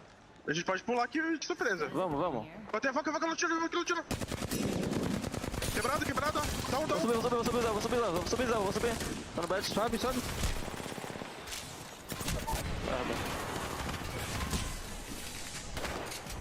É trio. Mano. Os caras vieram muito de graça ali, viado. Eu também... They tried to go for that engagement, but it was Onyx that comes in and clears them out. At the same time, we lose a few other teams in the kill feed. Everything is popping off. I thought that they might have had it when they were able to get so much damage onto that Valve, but it didn't play out in their favor. I mean, Onyx really needs this, right? Coming out of APAC South, they want to get to the match point finals tomorrow, and they really want to clean out that building, but Pulverex out in front of the down beast, engaging with Dreamfire, and Jailing's wanting to get a piece of this as well, but it's Zane last standing. We know we've seen this before. Zane does have the ability to clutch up in 1v3 scenarios, able to grab the res onto Nags, and immediately starts throwing down, and just like that, Pulverex is eliminated. Zane is a menace. There was a short fraction of a second where I thought that lone Pulverex player was coming out to interrupt that res. Got a little bit concerned. Aquí este equipo está aquí, Creo que a lo mejor quieren Está cruzando la casa. Llevan azul los batillos. Uno de ellos lleva azul. I mean, if you think about it, right? We know that Zane is new to the competitive Apex scene. This is major for them. They just announced that org assignment, and we were talking about their consistency. Well, that's a lot to expect of a team with minimal experience, like first time competing and throwing down in the playoffs on LAN, and VJ only been IGLing for 3 months, going immensely low, and Zane is gonna find themselves in another situation where they have to clutch it. Look at those shots going out. Just need to land one more. The wingman is looking deadly in the hands of Zane right now with barely any health as he tries to clutch it up, but he goes down at the hands of Dreamfire, who have been trying to push for aggression the last 3 games they find it here. Look, I am telling you, Dreamfire is that. They've just had a slow burn, but NTH, we have been asking, where are they, right? So strong, just losing out to TSM in the group stages by 1 point, but it doesn't matter here. In the bracket stages, they have not been able to find any success, and they're going up against SSG. We're talking about point sponges. Well, there's another one. And this is the time to make the move. They cannot play passive or wait much longer. First step, take out SSG. Second step, continue on a kill rampage, because they're gonna fall so far behind that it won't matter if they have one good performance, which you keep highlighting. One good win or one good game is not enough at this point. Ooh, Space Station going on. Le puedo granadear ese, puedo granadear ese. Cayó una nade. Ahí lo pegó a la izquierda, no lo granadeé el vato. Le pegué 100 y lo craqué. Por ahí se me hecho mierda. Casi roto el bloco. No tengo scan, Podemos esperar a mis cohetes y tu scan para avanzar. Ya estoy poniendo... Traten de jugar cover. No. Tengo scan, Se me carga el scan en... Me puedo acercar y me voy a acercar tantito. Pero escaneo, Lo craqueo acá. Puedo empujar, Jaguares, Avanza. Estoy quemando. Hay uno rota, Vámonos un tiro. Rátale una. Hice flash al Bloodhound, Nixon. Ok, me cargo. Los matas. Te pegué, sí, en la banda. Oh, let's crack zero. Left. Knocked in smoke. Nice. Play shield if you need that. One more. Last. One. That's nice. Reset.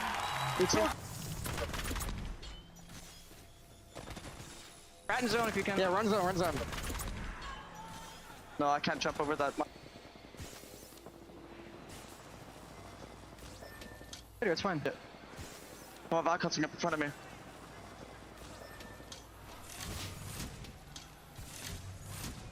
I mean, look, that's just gotta be the pressure. You could see it on his face right there. He is feeling the stress of this situation. This is mission critical, right? You're sitting in 15th place with 5 points, and you finally have taken out Luminosity, who was sitting in 3rd with 22. So that is mission critical. You've gotten one of the top leaders out of the lobby, but you need to go back, secure the banners, and did the right thing, right? Go into ring, get out of dodge, force that team to eventually back off. You've got a clean reset. We saw he's just like, oh, bro, this is too much, but the pressure is really starting to get to a lot of these players, and honestly, I don't blame him. This is tough. And the one thing that I noticed was that his teammates in that moment really grounded him, helped him make the right call, like you said, to back off, get those heals, and just give it a few seconds to maybe get back on those banners. Now, EXO was kind of babysitting them for a little bit. You can see they're still trying to keep an eye on the banners to see if Nasky does decide to return for them, but in the end, backing off here just a little bit, playing a little bit safer because they are not sure what's going to happen on the other side of that building. Look, he just popped an ult excel, so he does have Beast of the Hunt available to them. He can speed in, pop it, so he'll have a little bit of a speed boost, grab the banners, and then immediately just yeet forward. And I mean, the time is ticking. I think he's totally got it. He just needs to make sure that it is clear. So scans going out, says this is fine, and now we have recovered the banners. Now remember, when they had that massive game, how many resets did they have to have? He let Pander's time out. I was watching the timer countdown on the bed, at least able to get one, give them a little bit of an opportunity to decide how they want to handle that reset, but this is a huge blow to KCP.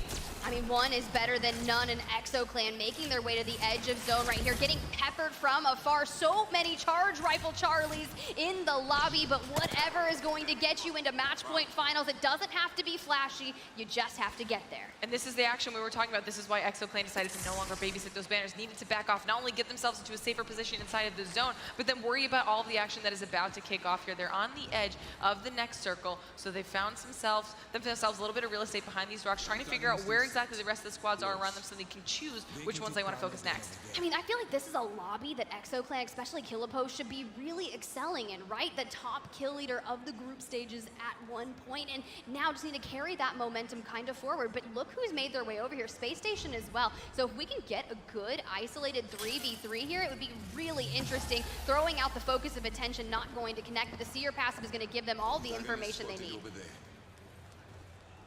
SSG here looking to see if they can find themselves some more. No, okay, as soon as Nasky, I was watching that in the mini-map too, Nasky's trying to make the rotation, see if he can get over to that respawn beacon, gets caught out on the move, and is taking so much damage now.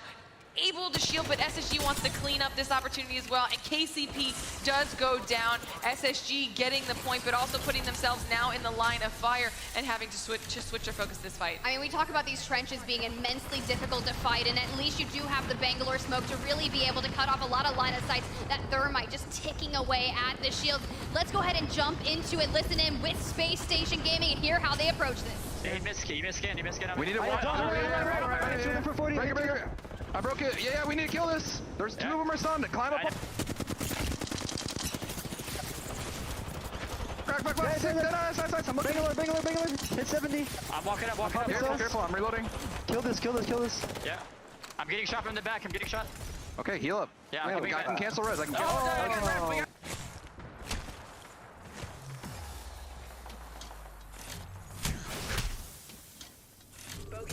They're rezzing now. You're so healthy, bro. Drop, super healthy. I'm dead. No, you're healthy, bro. You've got this. They're gonna res now. Space Station dropped last alive, and it was gonna be North Eption, the one wrapping behind them. And that's the worst feeling, right? You think your back is secure, and if it's not, and you're not constantly checking it or utilizing that seer passive to make sure that you are clear, you will get 3-2-1 exactly like they called. It is definitely an unfortunate situation for SSG. Luckily, they not only put themselves in a good spot, but like we said, Drop's still alive.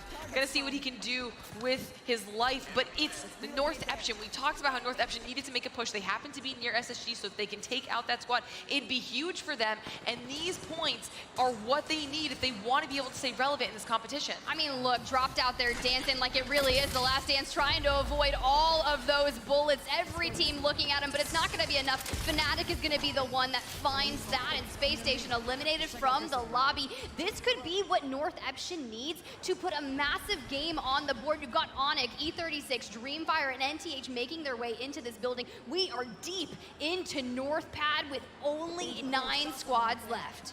We're going to be playing a game of levels here too, as everybody's occupying at least one layer of this end zone right now. So it's going to be a lot of patience for these teams as they try to wait it out. But now we see some insane gunfire coming out of Dreamfire. They have just completely turned the tides for NTH, knocking them out. Look, that was exactly what Dreamfire is known for. They are a slow burn, and they have that RE45 Digi threat. When you hear those disruptor rounds, it is an absolute nightmare. So they are going to hold tight here and make sure that they can prioritize. As you can hear the crowd in the background, we want to see it. Let's go Bolin, let's go Roy. We need Dreamfire on top. They're doing a really good job right now holding their own down in these trenches. The smoke's providing a little bit of cover, but they take some shots from behind, use the arc star to try and zone them out as they're able to pop these batteries here and hopefully keep themselves alive. Meanwhile, E36 going down in the kill feed at the hands of EXO, who is above Dreamfire. They decide to go up and make the push. Oh, I love this. Tao is going to take that ultimate accelerant so they can have that for the next fight. EXO clan eliminated 6 squads remaining as we push further and further into North Pad. We're going to move all the way to the north. But with only 6 squads remaining, you've got to make sure that you pay attention to the timer. They have 25 seconds and they need to move. They have been doing a fantastic job holding their ground. The smoke come out. Tao is down. They now have to fight with 2. Onyx taking out Tao, so now it's Onyx that Dreamfire is going to have to be fighting, and now the disadvantage of being in the trenches is apparent for Dreamfire, but they are doing a fantastic job zoning them.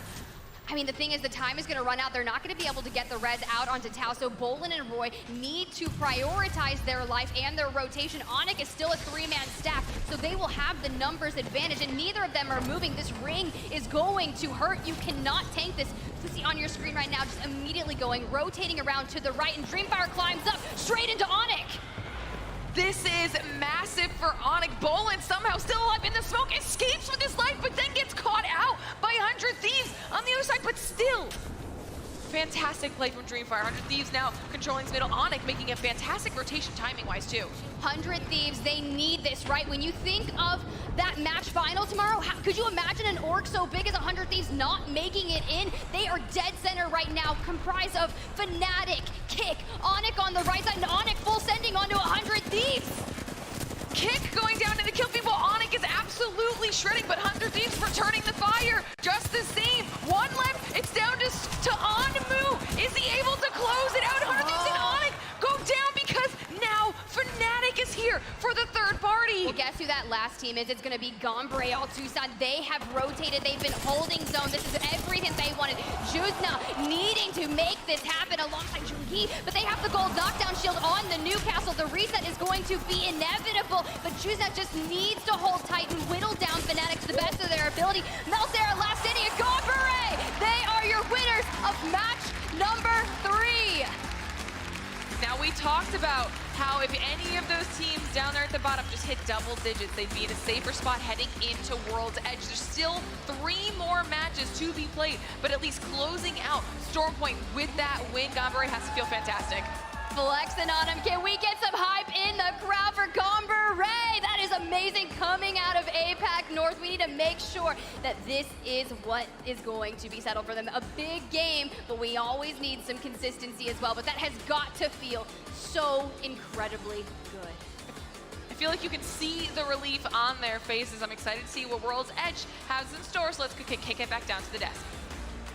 All right, Ganbare, Tucson, Dogma, Junghee, and Jusna showing up big over their APAC North competitors, Fnatic. And you know what, sometimes you got to take it over the teams that, you know, you also want to qualify, representing the strength of your region. Hey, if we're going to go, one's going to go, Ganbare says it's going to be us. Beautiful start for their journey here after 3, but also a great way to end that one, Mark. A great way to end that one, for sure. And good to see Fnatic picking up some KP and starting to find a little bit of form, but we also have someone with a crystal ball on the desk here, Rain Day. I think we have to kind of ask Mr. Genome what he knew that we didn't, especially what happened with Dark Zero at the start of that game.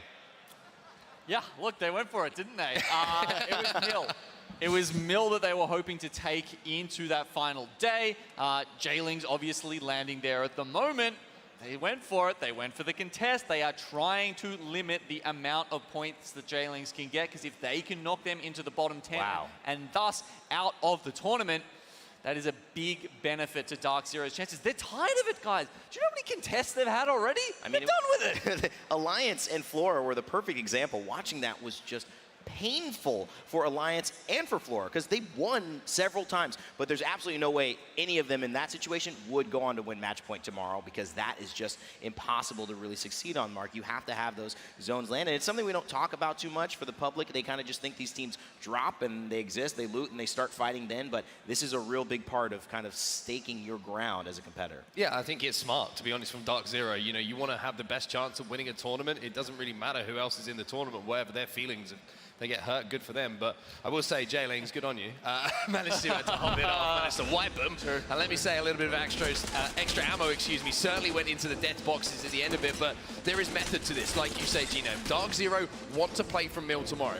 If they get to that grand final, which with the points they've accrued so far, you would expect them to do so. It's forward thinking, it's a little bit risky, and it's certainly frustrating for Jailings. But at the end of this game, I think it was always going to be Geo who managed to take it home, just from the position they had deep at the back of Northpad for so long. They had that priority position, but I was very impressed with Fnatic in that end game as well, really taking it to the other teams of the area.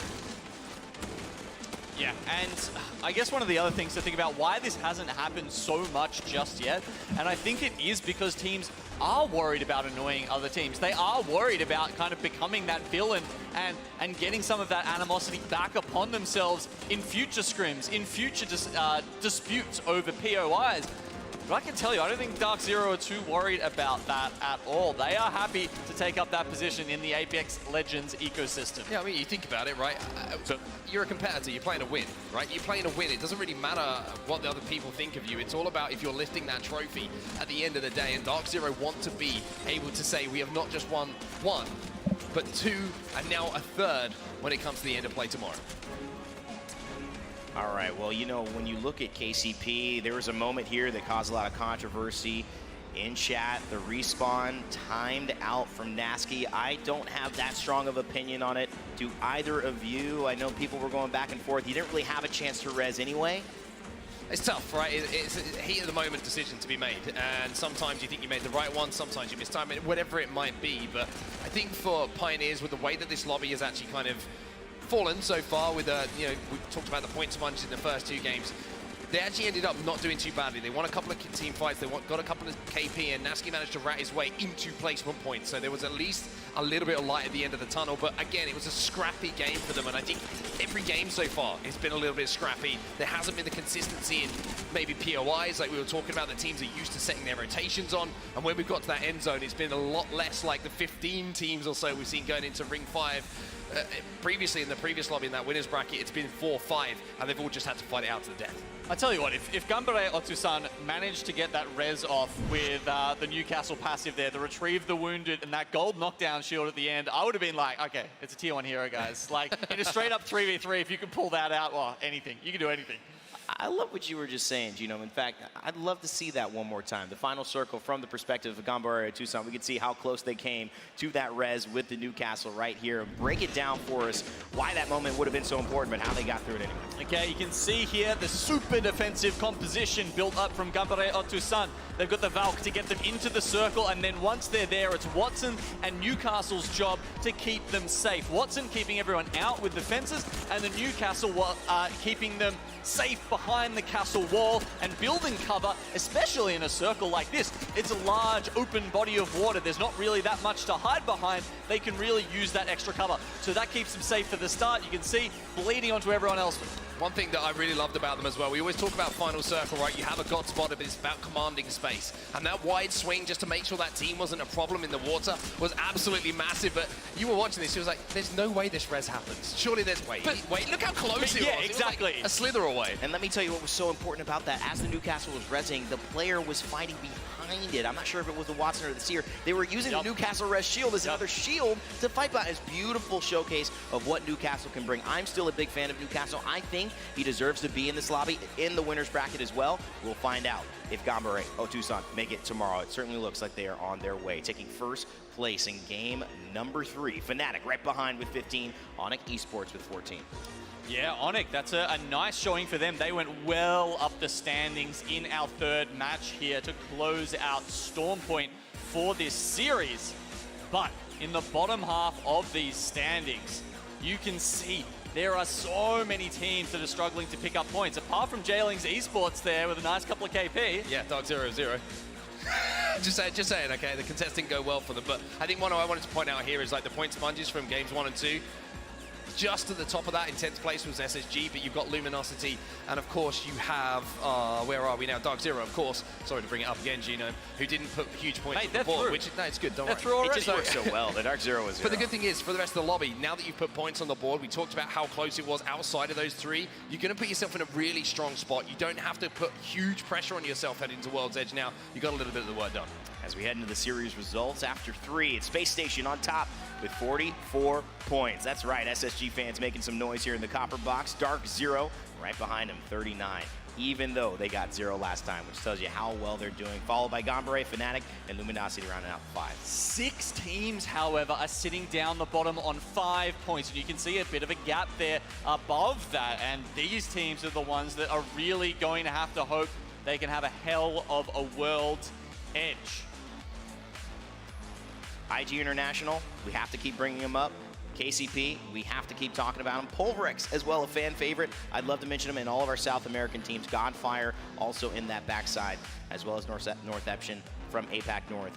I like that this is still so close. We have one game that can ultimately, on Stormpoint now with a total switch up, might get some momentum for everybody, put you into the top 10.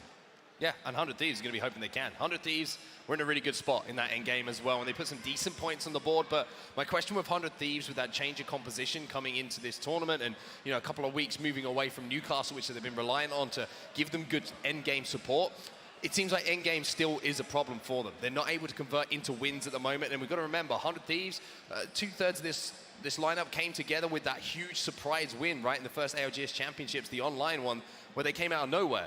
And the match point format was where they had to, you know, show that they were one of the best teams at that time, ended up on 100 Thieves, and then obviously went from strength to strength. Questions to be answered still for me that I had coming into this tournament. 100 Thieves have got it all to prove.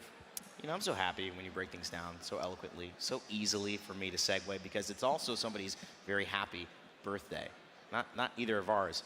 It's Apex's happy birthday very soon. On February 4th, 2019, Respawn Entertainment dropped Apex Legends and forever changed the Battle Royale landscape. Since then, Apex has grown to be the premier Battle Royale experience on the planet. Featuring a roster of legends as diverse as the global community the game has inspired, February 4th will mark the 4th anniversary of this tremendous brand.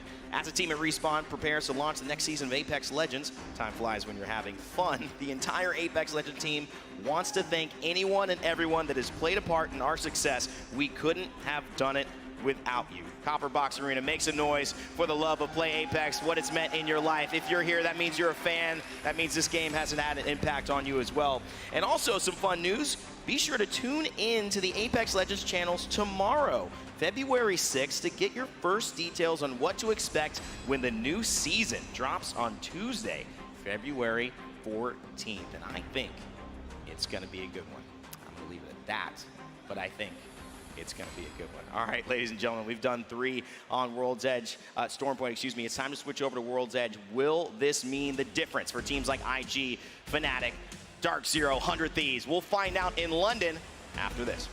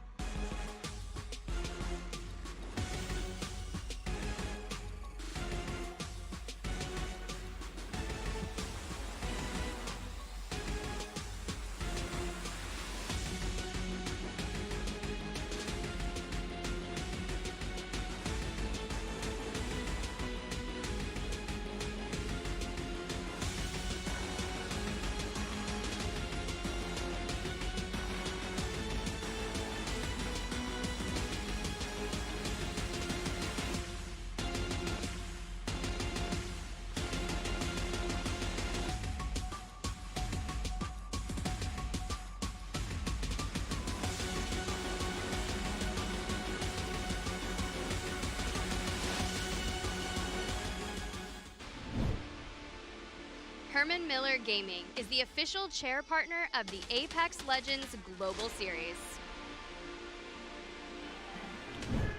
Welcome back, everybody, to the halfway point of our last competition before Match Point Finals tomorrow. Fallout joined alongside Vicky Kitty as we get ready to close out the night for you here in London. 3 more games will determine who will win. 100 Thieves needed to clutch up. They did, but the hometown heroes, Invictus Gaming, last mostly British squad, in dead last. It's so crazy to see how close these games have been, how high octane action we've been seeing from the very beginning, because you know these teams are giving it their all. The top 10 teams moving on to the final bracket just tomorrow, the final lobby that we're gonna have here in LAN. Insane. You can't believe what we have in front of us here.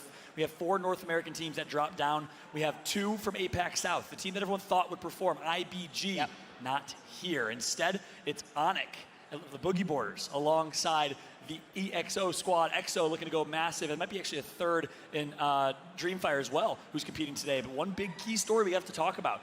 You might see Frex on screen right now. Frex, the controller player, IGL for this team. That's an ice pack in his hand. A lot of people joked around Nocturnal having his Jordan game on Friday. No, he said he barely felt any symptoms. Instead, Frex is going through something severe right now with an ice pack on his head while he's playing. You wonder how that's affecting him. Yeah, he's not feeling too well here. He's just trying to do his best. And even while he's not feeling too well, they're still out here leading the way with 44 points in 1st place overall. This is their performance on Stormpoint. Now we're going to be able to move on to World's Edge. Can they keep that consistency alive? Yeah, that's a big question. We'll keep a close eye on Space Station Gaming.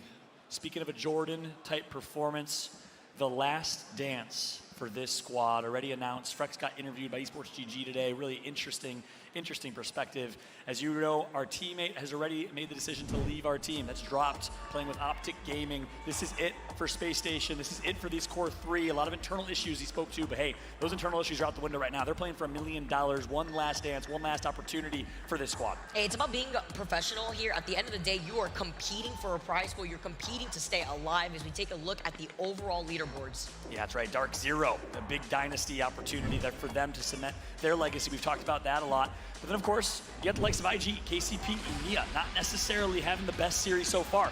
They have to go huge, and they got to do it right now for the European and UK crowd. Copper Box Arena, make some noise as we get ready for game number 4. Let's get started, Fallout. Game 4 on World's Edge, our first game that we're going to have on World's Edge for this final elimination lobby. It's going to be absolutely insane, especially after the action we already saw in Storm Point. That's right. There was a ton of chatter, including the Observer, by the way. Whoever that was, shout out to you in terms of who's dropping where so we can catch early game fights. But according to Sven Apex, Singularity, EXO, both going to be dropping staging. No NRG, who, by the way, dominated their lobby early. NRG played out of their minds. And it looks like it's just going to be EXO. So Singularity will give up staging in this contest. Instead, Singularity, I'm going to try to find out where they're dropping. You see them? We're frantically looking on the screen right now. We'll keep a close eye on it if we can possibly find them. But down here, there they are. Down, dome. to the That's dome side. L tier loot, unfortunately for them. Not the best loot going dropping a dome. Man, even standing on this apple box, I gotta lean forward to see where they're standing because I can't see them, unfortunately. But we get to see them now. They also have a beacon there, and seeing where the circle is going to be pulling. You know, we got to talk about World's Edge earlier on today, Fallout, when we had the very first elimination bracket start off in round 1. We had a very similar circle to this, pulling all the way to the southwest. That's right. KCP dropping Thermal Station. Again, they've wanted it opted to play Edge. They like to drop up in Skyhook, but this time here, dropping in Thermal. So a lot of changes in team styles here. Obviously, KCP's been doing it all weekend, playing an Edge style with Panders, as opposed to their early rotate zone style. But you got to respect these teams that are able to adapt on the fly. Talking about adaptive teams and teams that are now trying to find that consistency out here, talk about teams like Pulverex, who had a pretty good time in the very last run here, and they're trying to replicate that here as we tune into the winners from the very last game. GO, 5KP, we talked about them and to them a little bit before we got started here. They were really, really excited. They were really feeling themselves, and now they got to replicate that again here on World's Edge. That's right. GO. They actually came and sat right next to us just to watch our caster monitor so they could see the replay, which is hilarious, by the way. Shout out to them, former Reject Squad and 4-7. So these are players that all have experience, right? You may not recognize the Ganbare Atusan team name. They're a free agent squad looking to get picked up by a Korean org, one of 2 or 3 Korean teams left in this competition. And at the end of the day, they've been here before. They have experience, they know what it takes, and that's why they're in 3rd place. So talking about the different regions that we have here in this final elimination bracket, we got 4 North American teams here, 3 EMEA teams, 4 South American teams who all made it out of their respective elimination bracket too. 3 APAC South teams and 6 APAC North teams, which is absolutely insane. And APAC really showed up in that game 3 as GO are already going to go quick with the rotation. They're one of the squads that are running the Loba, Crypto, and Valkyrie. A little change up from the Newcastle play that we saw. Yeah, that's right. That Newcastle play was nuts. That late game, I know our team broke it down so well, but the Newcastle res coming through was huge for them on Storm Point, but you typically see Newcastle more often on Storm Point. The Loba switch up here is interesting, though, because we haven't seen a whole lot of Loba in the APAC North region, especially on World's Edge. It's been a lot of Bangalore. You know what's interesting, too, when we got to talk to the coach from 100 Thieves 6 out here, we're talking about this comp specifically. We've seen them try to run the replication of this comp here, too. Very aggressive in trying to use the Crypto at a more aggressive stance and the more passive stance that we've usually seen with some of the Watson Crypto squads. Speaking of which, as IG, you highlighted them before, they need to perform. This is the team that is in dead last with only 2 points to their name after 3 games. That's right, and maybe this will be foreshadowing. Maybe this is the moment where we said, Fallout, you officially cast your curse, the hometown team. But IG typically performs on World's Edge, a very strong World's Edge team throughout Pro League. And they, of course, with Crypto and lots of experience from Noises and Graceful as co-IGLs. Noises is the macro IGL, and Graceful is the micro IGL, which means in micro moments, in small individual fight moments, Graceful will actually take over, but Noises is so good at macro and positioning, and you see it right here. Can we talk also about their quick rotation, exiting out of the northern side of Lava Siphon to immediately rotate on the edge of where they've already scanned the next circle? Other teams are going to meet them there or are going to try to get ahead of the curve as Godfire are going to take the skies with Skyward Dive. They're rocking full blue Evos, so they're able to exit out of Lava Siphon with some pretty good loot right on top of the Replicator, and with the passive of the Valkyrie, they're also going to be able to pick up some squads within the vicinity that we've seen earlier. Godfire, another team that has to drop elsewhere. You're used to dropping Fragment East. They stopped in Geyser this time around. We're keeping a close eye on them. And if you remember this team, if you've been a fan of ALGS for about a year now, you remember this squad in Sweden. It was this exact night, this exact moment, Saturday night, where Godfire did the unthinkable. We were casting those last 3 games, and a Cinderella story performance on World's Edge in this location, by the way, in Shri, where Nelas and Bin clutched up and got themselves a win, which helped them qualify. And backstage, you saw them absolutely bawling their eyes out with emotion and passion. That's what Brazil does. And bon dia to every single Brazilian or even Portuguese-speaking viewer out here. We know you're rooting here for Godfire and Singularity. Now looking on the other side, looking at one of our squads on esports here, sitting at number 9th, looking to replicate, finding that success. And I mean, you talk about success, look at their Evo shields. They have 2 purples, they're profiting with the gold Evo as well. We got a fight going on, and IG are starting at a health disadvantage. You still have full white Evos. That's oh, right. That's Oh my deleted. God, notices just got blink, melted. you'll miss it. You blinked your eye, exactly. Here comes the push. It's Redemption, needing to have a big game. They've been playing really, really slow so far, and IG is out. Invictus Gaming is out. They have 2 more games, 2 more opportunities to make it to Sunday. Unfortunately, Fallout, we've already said bye to 10 teams earlier in the first round of the elimination bracket. We have to say bye, obviously, to another 10, and IG right now are not looking hot. KCP, another team that has to perform in a fight themselves. They've already used the Bangalore smokes inside of this building to create some space. They're gonna back off after utilizing the Seer ult to get some information. It's Dreamfire that's sharing some of that space with them inside of this building. Just Nasky still have some of that magic, that KCP magic. He's been talking about cooking. I know we keep saying it, but you know what? They need some Kansas City barbecue right now. They need some Oklahoma Joes or Kansas City Joes if they want to perform. As we're watching Nasky, Surdell, and Panders the substitute from Furia in a do or die game 4 through 6. Ooh, trying to take a little off angle real quick.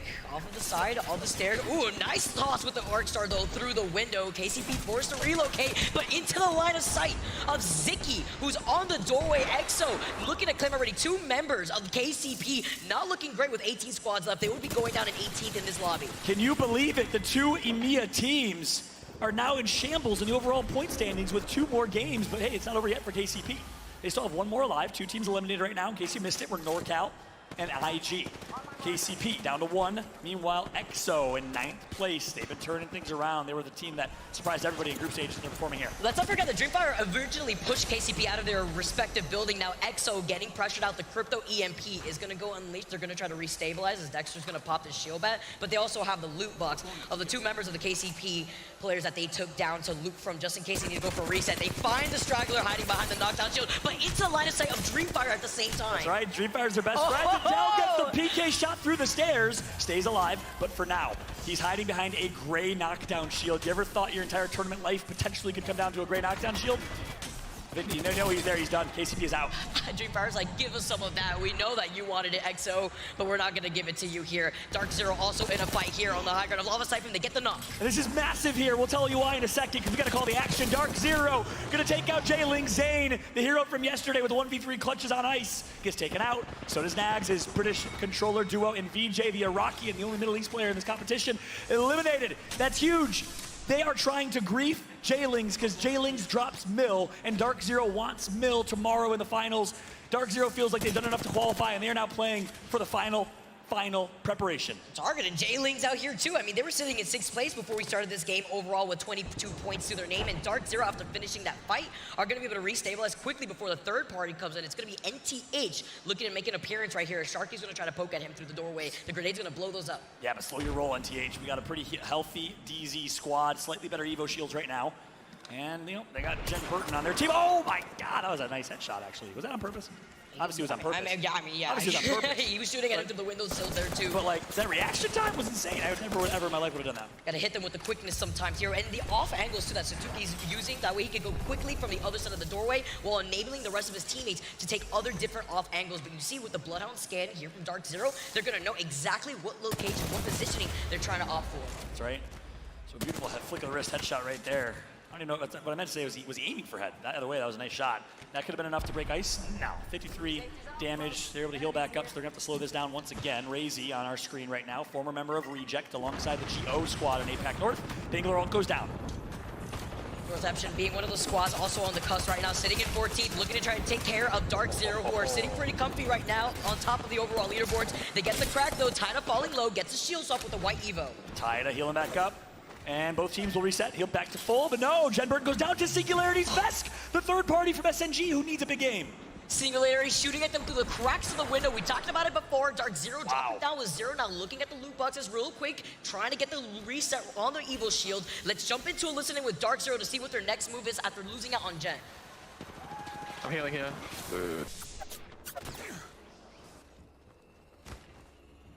And then they just shot me.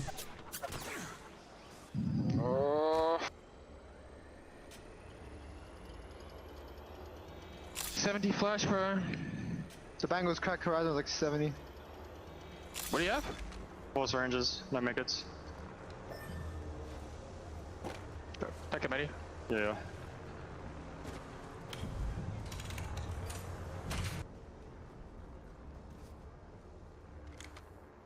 I'm walking towards 1 HP. I was gonna jump down to the window and kill him.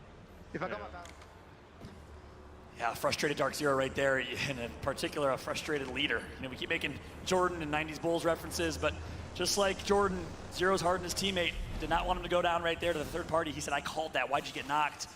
Big mistake, but DZ's in a good spot right now. I mean, they're likely going to qual with their 42. Typically, the threshold for top 10 is 34 on average or so they feel good. But I want you to talk to me about what you saw on the minimap, because Singularity got that knock, and then Dipset. Why? Yeah, they got the knock, and instead of trying to confirm it, they rotated to prioritize their location and the rotation into the circle to see if they could try to circle keep instead. Because eventually, North Epson and Dark Zero are going to have to rotate in that direction into the line of sight of where Singularity is, where a lot of other teams are taking the congestion spot in that open area. You see the alley-oop real quick right into the line of sight of Razy G, and North Epson are going to be able to now hold on to the high ground real quick. We see the shots with the Volt. He's got the gold light mag as well onto the R301. That's right. So left and right, picture in picture. Right side will show you where the zone's going, which teams are there, but the left side is more important right now. Let's jump back to full screen here as Razy, Taida, and Satuki, last three alive against two members of Dark Zero and E36, Enter Force 36 with the APAC North aimbot are gatekeeping.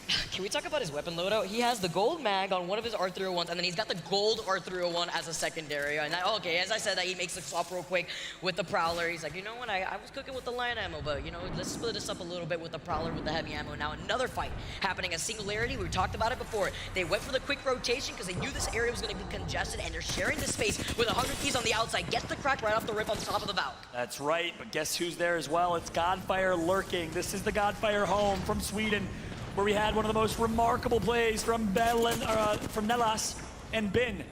I combined their names there. Artin right now, Singularity, other team, other Brazilian squad. Inside, 100 Thieves gonna back out and reset. Godfire wants to ape. We made them more powerful combining them together. Godfire now making the rotation in, but with the Rolling Thunder coming in, right? They just gotta combine their powers together.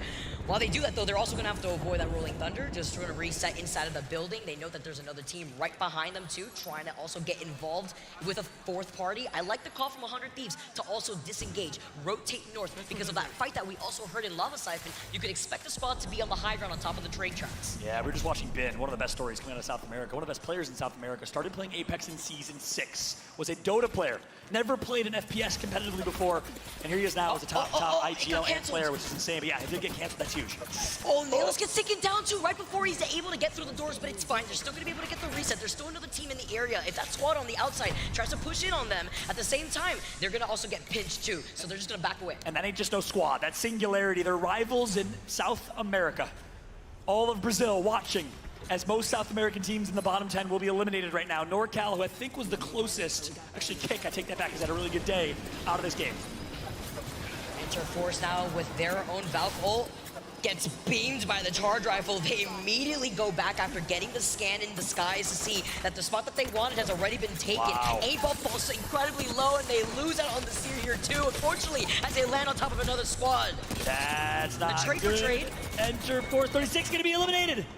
It was the LG meeting them on the other side. Another fight. So much action followed from the very beginning on Storm Point, now trickling down into World's Edge. Onyx Esports fighting on the edge of this circle. Rocky gonna go down.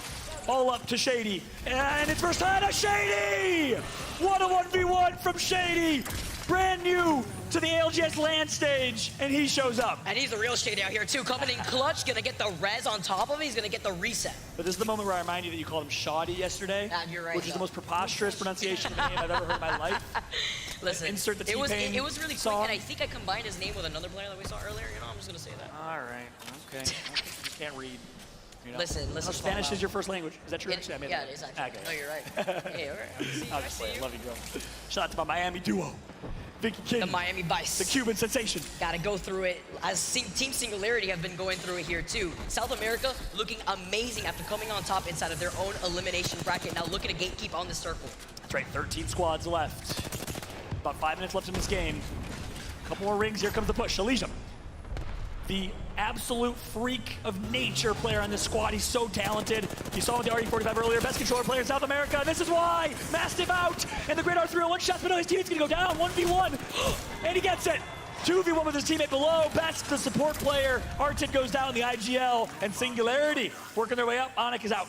And building up here too, look at this. Heard the pop-offs going on, as we are going to be able to see and hear the players when they are expressive, but with the kill leader title going in favor for Team Singularity, they need this pop-off game. They went from 14th real quick to 13th right now, and they are racking up the KP before they need to rotate from the south side of that next circle. That's right. They were basically irrelevant on Storm Point. I think 5, 6, maybe 7 points total versus 5, 6, 7 points a game, which is enough to stay very close to contention. I was talking to Yuki earlier, and he mentioned that. You know, even though Alliance had a really slow start in the winners bracket final, they felt good because they got 3, 4, 5 points per game. He said that's enough. All we need is one pop-up game after that. They got it. So can this be the pop-off game for Singularity? Because guess what? Their peers, Godfire eliminated, NorCal eliminated, Kick Esports still alive. And it was by Space Station, who have still not been stopped. Nice thermite ticks coming in here from Yuka. He tosses up the Arc Star. I love the way that he forced them to funnel into not only the Rolling Thunder, but the Arc Star on top of that too. They clean up this squad just as quickly. It was Yuka that takes care of FC Destroy. Right, APAC North inter-region action here. Yuka from Fnatic, not to be confused with Yuka Predator from FCD. Also in this lobby, in 4th place right now is Fnatic. And not done yet. Oh, the Volt gonna miss some shots there, but overall, a good... Tenemos una, no necesita empujar, güey. Es que los equipos de atrás nos van a hacer mierda. Incluso podremos hacer team party para allá, Es que dentro tenemos... Sí, pero deja que se empujen, deja que se empujen un poquito más y seguimos con Liz, los tres al mismo tiempo. Sí, me curo completo. Se siguen peleando, ¿eh? ¿Pueden escalar? Sí, subo. Estoy yendo, ya acabaron. Les tiro cohetes. Casi rompo uno. ¿Estás unido? Lavando. Entra. Estoy contigo. A la izquierda. Casi roto. Pronto. Nice. Quita la casa del fondo. Está cruzando por acá. Jueguen adentro. Me echo med, 2 segundos y pongo lift, tapo, 2 segundos y pongo lift. Tenemos zona adentro. Sí, tenemos zona adentro. Buena. Pongo filitas de físicas. Puta luz, güey, no deja ver nada, güey, te perdí ahí. Si ocupan algo para lootear, pueden salir a lootear ahorita mismo, afuera. Yo estoy. ¿Qué lift me tiraste afuera, perro? Te pasaste de lanza. Voy a salir a lootear, Yo digo que hay que jugar afuera en el show donde estamos. Aquí vamos a estar muy encerrados. Que dos jueguen adentro. Ya hay gente ahí. Afuera, sí. ¿Puedes voltear? No puedo. Posible que métete. Te empujo. Puedes reír. Río. No empujan. ¿Tienes bat o algo? No tengo nada. Te tiro. Sí, te tiro pilitas aquí. Ahí te tiro. Hay un arco ahí. Medkit. Sí. Medkit, no. Ten, aquí tengo. Hay que ahí hay un arco. A ver si hay que pusar a la derecha, Yo tengo DJ, Acá hay un team, ya no sé si puedes ver con la DJ. A ver, no los veo. Yo no tengo nice. Tengo ulti, pero no tengo nice. Termita. Fue adentro. Puedo poner un leaf aquí, si veo un pendejo piqueando. Sí. ¿Tienen balas ligeras? No. Tengo DJ, no, yo sí tengo. Ten. ¿La quieren? Hay una DJ en el piso. No, ya llevo. Están picados a la izquierda. Voy a que cierre aquí, güey. Tenemos que glifear a un team para al menos llevarnos. Está tirando. Aquí voy a tirar ulti, Que ya quieren empujar. Tiré ulti. Empujarla esta madre. Muerta la Valkyria.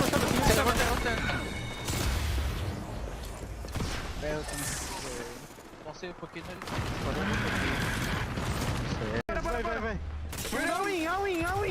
Going.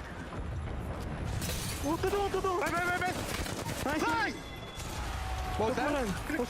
Vai, me clica. Vai que ele tá fightando. Só vai com o início, eles estão fightando. Vai. Minha vida. Singularity's gonna take out a full squad, gets the reset, Pulverex is out! They need to heal back to full, but look who it is. It's Elysium trying to make plays, while Arton heals back up. He has to hold them off, though. The Seer ult's gonna come through, and yes, they did say Owie as a call-out for Hurt. That's insane.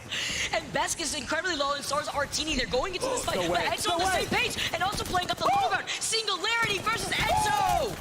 Singularity is no HP, only shield. But guess what? It all comes down to Artin. He gets one. No Hit way. the second. Artin in 1v2. Plays the knockdown.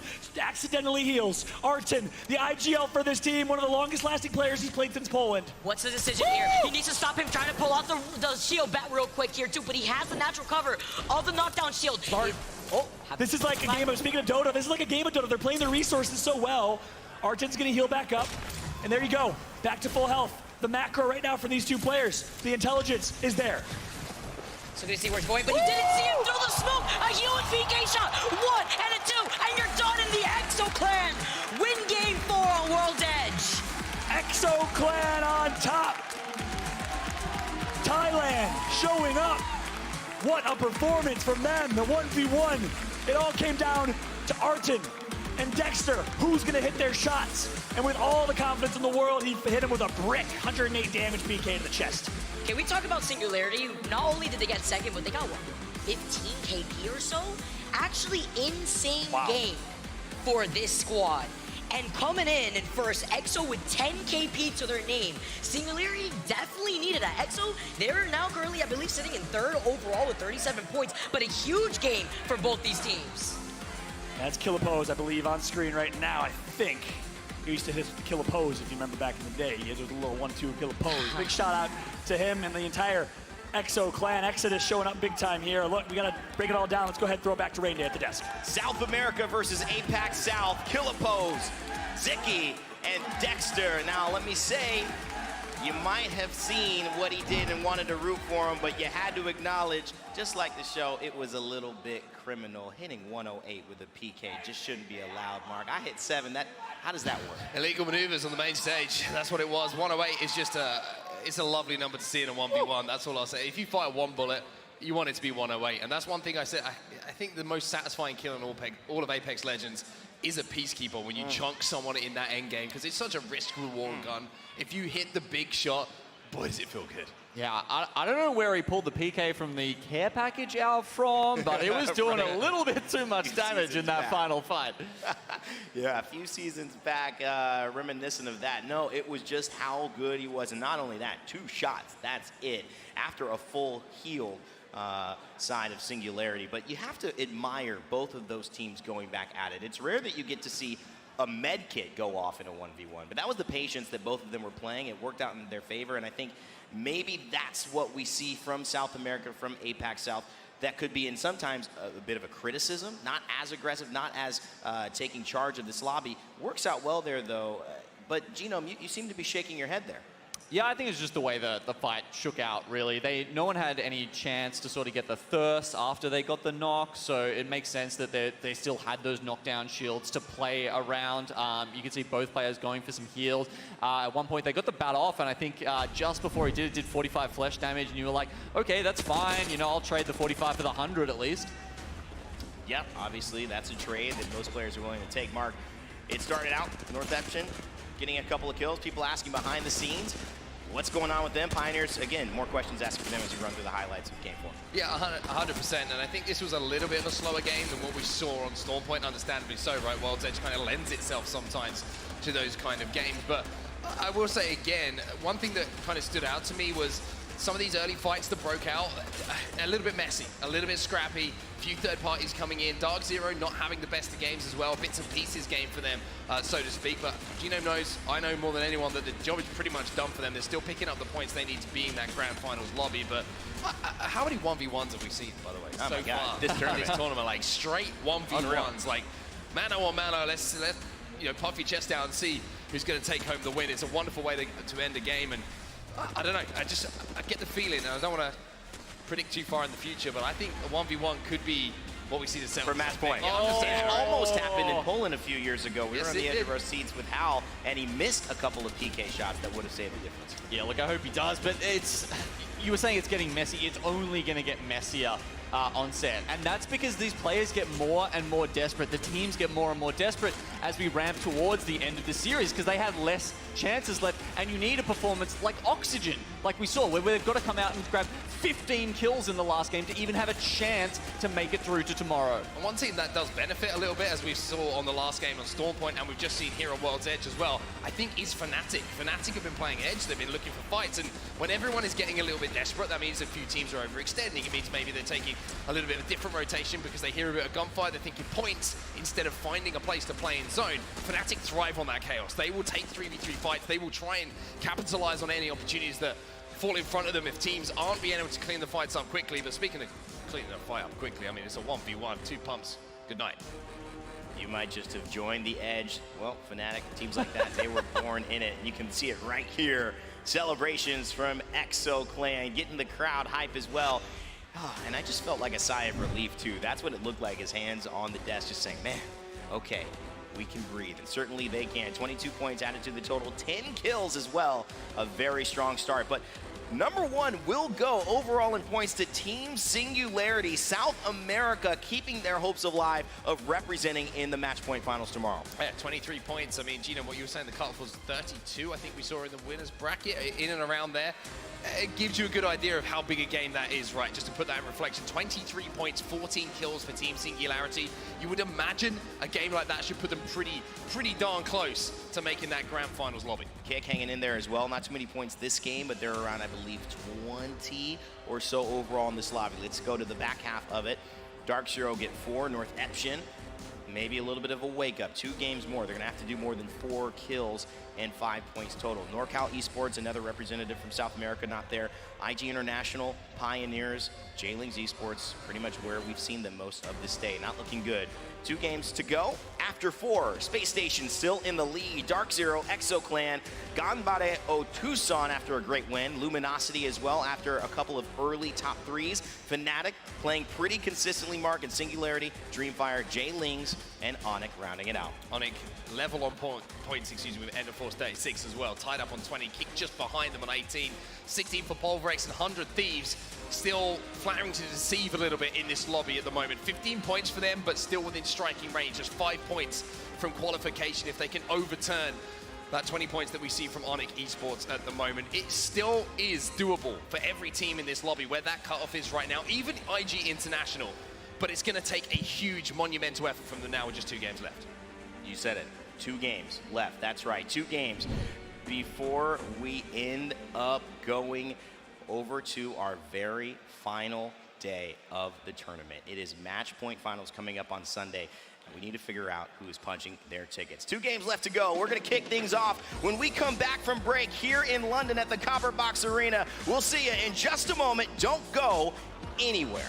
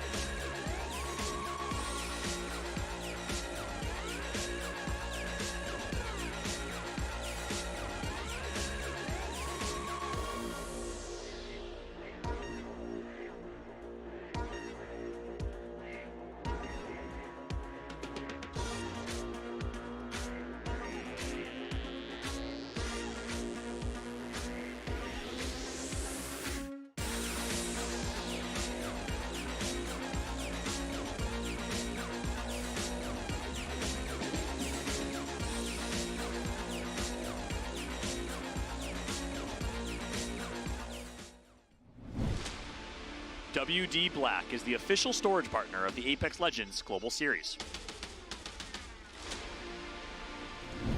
2 games left and 2 more opportunities for a chance to punch your ticket to the match point finals. Copperbox Arena, how are we feeling as we get ready for game number 5? Vicky, how you doing? I'm doing great. There's a lot going on before we jump into this game. I know you got to talk to Nasky a little bit. He was feeling hyped despite having a lackluster few games that have put them in the lower end of the leaderboards. And we have some switch-ups. I want to let you take that away with something going on with Space Station at the moment. 2 big pieces of storylines here. One, conversation with Nasky. I didn't even talk. He literally tracked me down and said, Fallout, you got to listen to this. So I'll tell you that in a second. More importantly, though, Space Station Gaming confirmed will be playing with 2 players as Frex's illness is truly affecting him. We talked about it in its severity going into the last game. He tried muscling through, but he said, you know what, guys, we got ourselves here. You have 50 points. They basically have already qualified. You got it from here. He's going to take a seat out these last 2 games, which is crazy. You just got to hope he's better for tomorrow. You think that, at this point, with Space Station being #1 with 50 points overall, he says, the job is done. I did what I could do right now. The point right now is to feel better. Hopefully he can reset now as we reset to go into this next game right now. Game number 5, always my personal favorites. Well, we dive into this. 2 more games left within this final elimination bracket. I call it the devil's match, that is for sure. But once again, I want to confirm Space Station Gaming will be playing with 2. The Reddit post is flying up right now on the comp Reddit. He's also done for the rest of the day, confirmed. He'll be watching from the sidelines. We hope he feels better for tomorrow. But more importantly, it's game number 5 here on World's Edge. KCP with 7 points right now. The European favorites, them and Invictus Gaming with 2 in last place. They need at least 18 to 20 these next 2 games. It's so difficult here. FC Destroy also 19th with only 6 points. Godfire here too with 7, and then KCP, like we talked to Nasky, they feel like they had an opening. They had an awakening after that last game. They're looking to just fully send it in this game and that last game that they have as an opportunity. Yeah, that's essentially it. Again, Nasky pulled me aside and said, I figured it out, Fall. I figured out the mental block. I said, okay, what mental block? He said, we went from, guys, we have to do this, let's do this, to who cares? Who gives a you-know-what? Let's just play. And he said that's completely opened up and unlocked Panders. He said this game is the game that the KCP boys are going to go big for the squad, for all the fans. We'll see if they can do it. I know his Watson, Zara Tricky, teammates of Panders are watching from home and cheering on their boy. They were so close to qualifying to be here. It's obviously been a void not having him. I missed their aggression. But nonetheless, all eyes on Panders and all eyes on KCP. Let them cook. And Thermal Station, they got the beacon too, so they're going to be able to have that information going into that next circle, noting that there is also a beacon where EXO is, the winners of game number 4. So holding that choke point between Thermal Station into that geyser area is going to be key. That's right, where NRG normally drops. NRG, by the way, an insane performance in Winners Bracket Finals. But more important, and I think the analysis right now, I mentioned some folks that we miss here this weekend. And we were talking about some European teams. I think it's really important to just give a shout out, a special shout out to Aurora Gaming, Fire Beavers, Strafey, everyone else impacted by their inability to be here this weekend. Our heart goes out to them. It'd be a much different story for the EMEA region in terms of the regional points distribution, which is super important because you get more or less invited slots based on performance if they were here. But with that said, as it currently stands, I think, don't quote me on this, Europe would not lose any invited slots. North America would gain 1. And South America would lose 1. And again, that's based on the regional performance of teams to earn more or less invited slots to our next LAN. So that's a really important macro storyline we haven't really talked about too much. Yeah, it's not just the money on the line here. It's that spot here, too, that they want to be able to participate. Maybe two max. I think it's a really, really hard, it's hard to get more than 1. The weight is pretty strong. It's difficult here. We're seeing that we are also pulling all the way to the north, looking at this circle. Expect Lava Fisher to get contested out here, as well as Countdown. So many teams already in the vicinity as we look at Fnatic, sitting in number 6 overall right now. This is a team that was cooking in that first game there, as Dark Zero did take that first game, but they were looking fantastic now. As we tune into Dark Zero, they're already rocking the 2 purple Evos, looking great. They're actually in the geyser area where the beacon that we were talking about is. So now currently playing on the outside of the geyser, they're going to be able to try to see if they can fully send it onto IG, the team that is currently sitting on last. That's right. And Dark Zero are just dropping on people at this point. They're just trying to grief games. They feel like they've already qualified. Like, who's next? They literally said in chat, who's next? DZ is griefing this lobby right now, which is hilarious, by the way. Right now, they're dropping, I think are they trying to target IG? I wonder. I don't think so, but that's really interesting. There were the griefers for J-Lings there too. We saw it earlier in the last game. Graceful trying to take onto the high ground. He's put down the Jet. He gets targeted by the Seer Tactical here too. Macrodrone's going to be able to find him. They're just going to call it off here as IG is just going to be able to back away in time after restabilizing, setting up the fence lines inside of the building. Yep. Looking at 100 Thieves, though, this is the area that we know that is going to get contested soon because this is where the circle is going to be pooling. And 100 Thieves, another team that has to perform, sitting at 14th with 15 points here in Game 5, while Space Station shares some of that space in Lava Fisher playing right underneath them. They're playing this as a duo, as you can see right now. Playing this as a duo, taking things slow. 100 Thieves still rocking the Loba, and with the Loba Black Market inside of the building, they don't really have to go anywhere. And they have the beacon right there, too, so they're just going to constantly scan that with the Crypto Drone. That's right. You saw that team of 2 and SSG as well, and I just want to highlight, want to make sure there's no negativity in the chat right now. I'm not sure there is, but I compared Frexus to Jordan and his flu game, the last dance, etc. Jokes aside, or comparisons aside, it's different, right? He doesn't have to play because no placement points matter here. If you get 10th, if you get 1st, there's no difference. You make it to tomorrow. The match point format awards points to the top 10 seeds going into the final, which are the teams that came from winner's bracket. So NRG will start with 10 points tomorrow, huge advantage, but they've done that before, and they've never placed top 3. We'll see how NRG will perform tomorrow. Excited for that one, but for now, we got to find out who's going to be playing against NRG and so many others in that winner's bracket final tomorrow. Absolutely insane gauntlet run that so many of these teams have done. So many playing here, too. E6 has been playing unbelievable. Yeah. Beautiful here as JC are just going to be able to rotate around. They're going to be able to take on top of the high ground here, on top of the bridge, to overlook the teams that they're trying to gatekeep. They're playing on the outside of the circle while still holding on to the high ground. They have the skyward dive in case they want to rotate away, but it's about that mobility with their composition that they've been prioritizing, trying to call out any squads that are trying to go for longer rotates into this next circle. That's right. Yeah, J-Lings Esports recently picked up by this roster, former VZN squad, who just sprung into greatness, it seemed like, the last couple weeks of Pro League. Played so well since picking up this full squad of 3. But right now, they're on the fringe. They're one of our many fringe teams. And speaking of fringe teams, so everyone's aware of what's at stake and who to keep an eye on. In 6th through 11th place, ranging from 29 down to 20 points, are Fnatic, Dreamfire, Singularity, J-Lings, Onyx, and Enterforce 36 in 11th. 12th to 16th, from 18 to 10 points is Kick, Pulverex, 100 Thieves, NorCal Esports, and NTH. Really needing desperate games here are KCP, Godfire, Fascination, Color Destroy with 7, and IG with 2. I love how you highlight that because we talked about how fast these games have been feeling in-game, especially on Storm Point. Now, yeah, look at this one. It's 20 squads still up and alive. Yeah, some damage has been traded off here. You can see it with J-Lings just putting in a little bit of poke pressure. Maybe a bullet or 2 landing out here as J-Lings are just trying to look for a rotation, as LG are also making their own rotation. Passing Thermal Station, trying to see if they can take onto the high ground on top of that little house that's going to overlook Countdown here. That's right. 2-9 LG. Looks like the Bang will go down, but they'll find themselves some cover. They'll be just fine on this rotate. And Yanya on screen right now. KCP in front of them. Nearby, this could be interesting here between KCP and LG, and they're running into Dark Zero as well. And I want to quickly clarify that point on Dark Zero, just so they don't get any hate. They're not intentionally inting or griefing to be jerks or for no reason. They're trying to eliminate teams from this lobby that might contest with them tomorrow. It's strategic, and at the end of the day, that's what makes Apex interesting. It's different than most esports as Battle Royale. That's just the name of the game.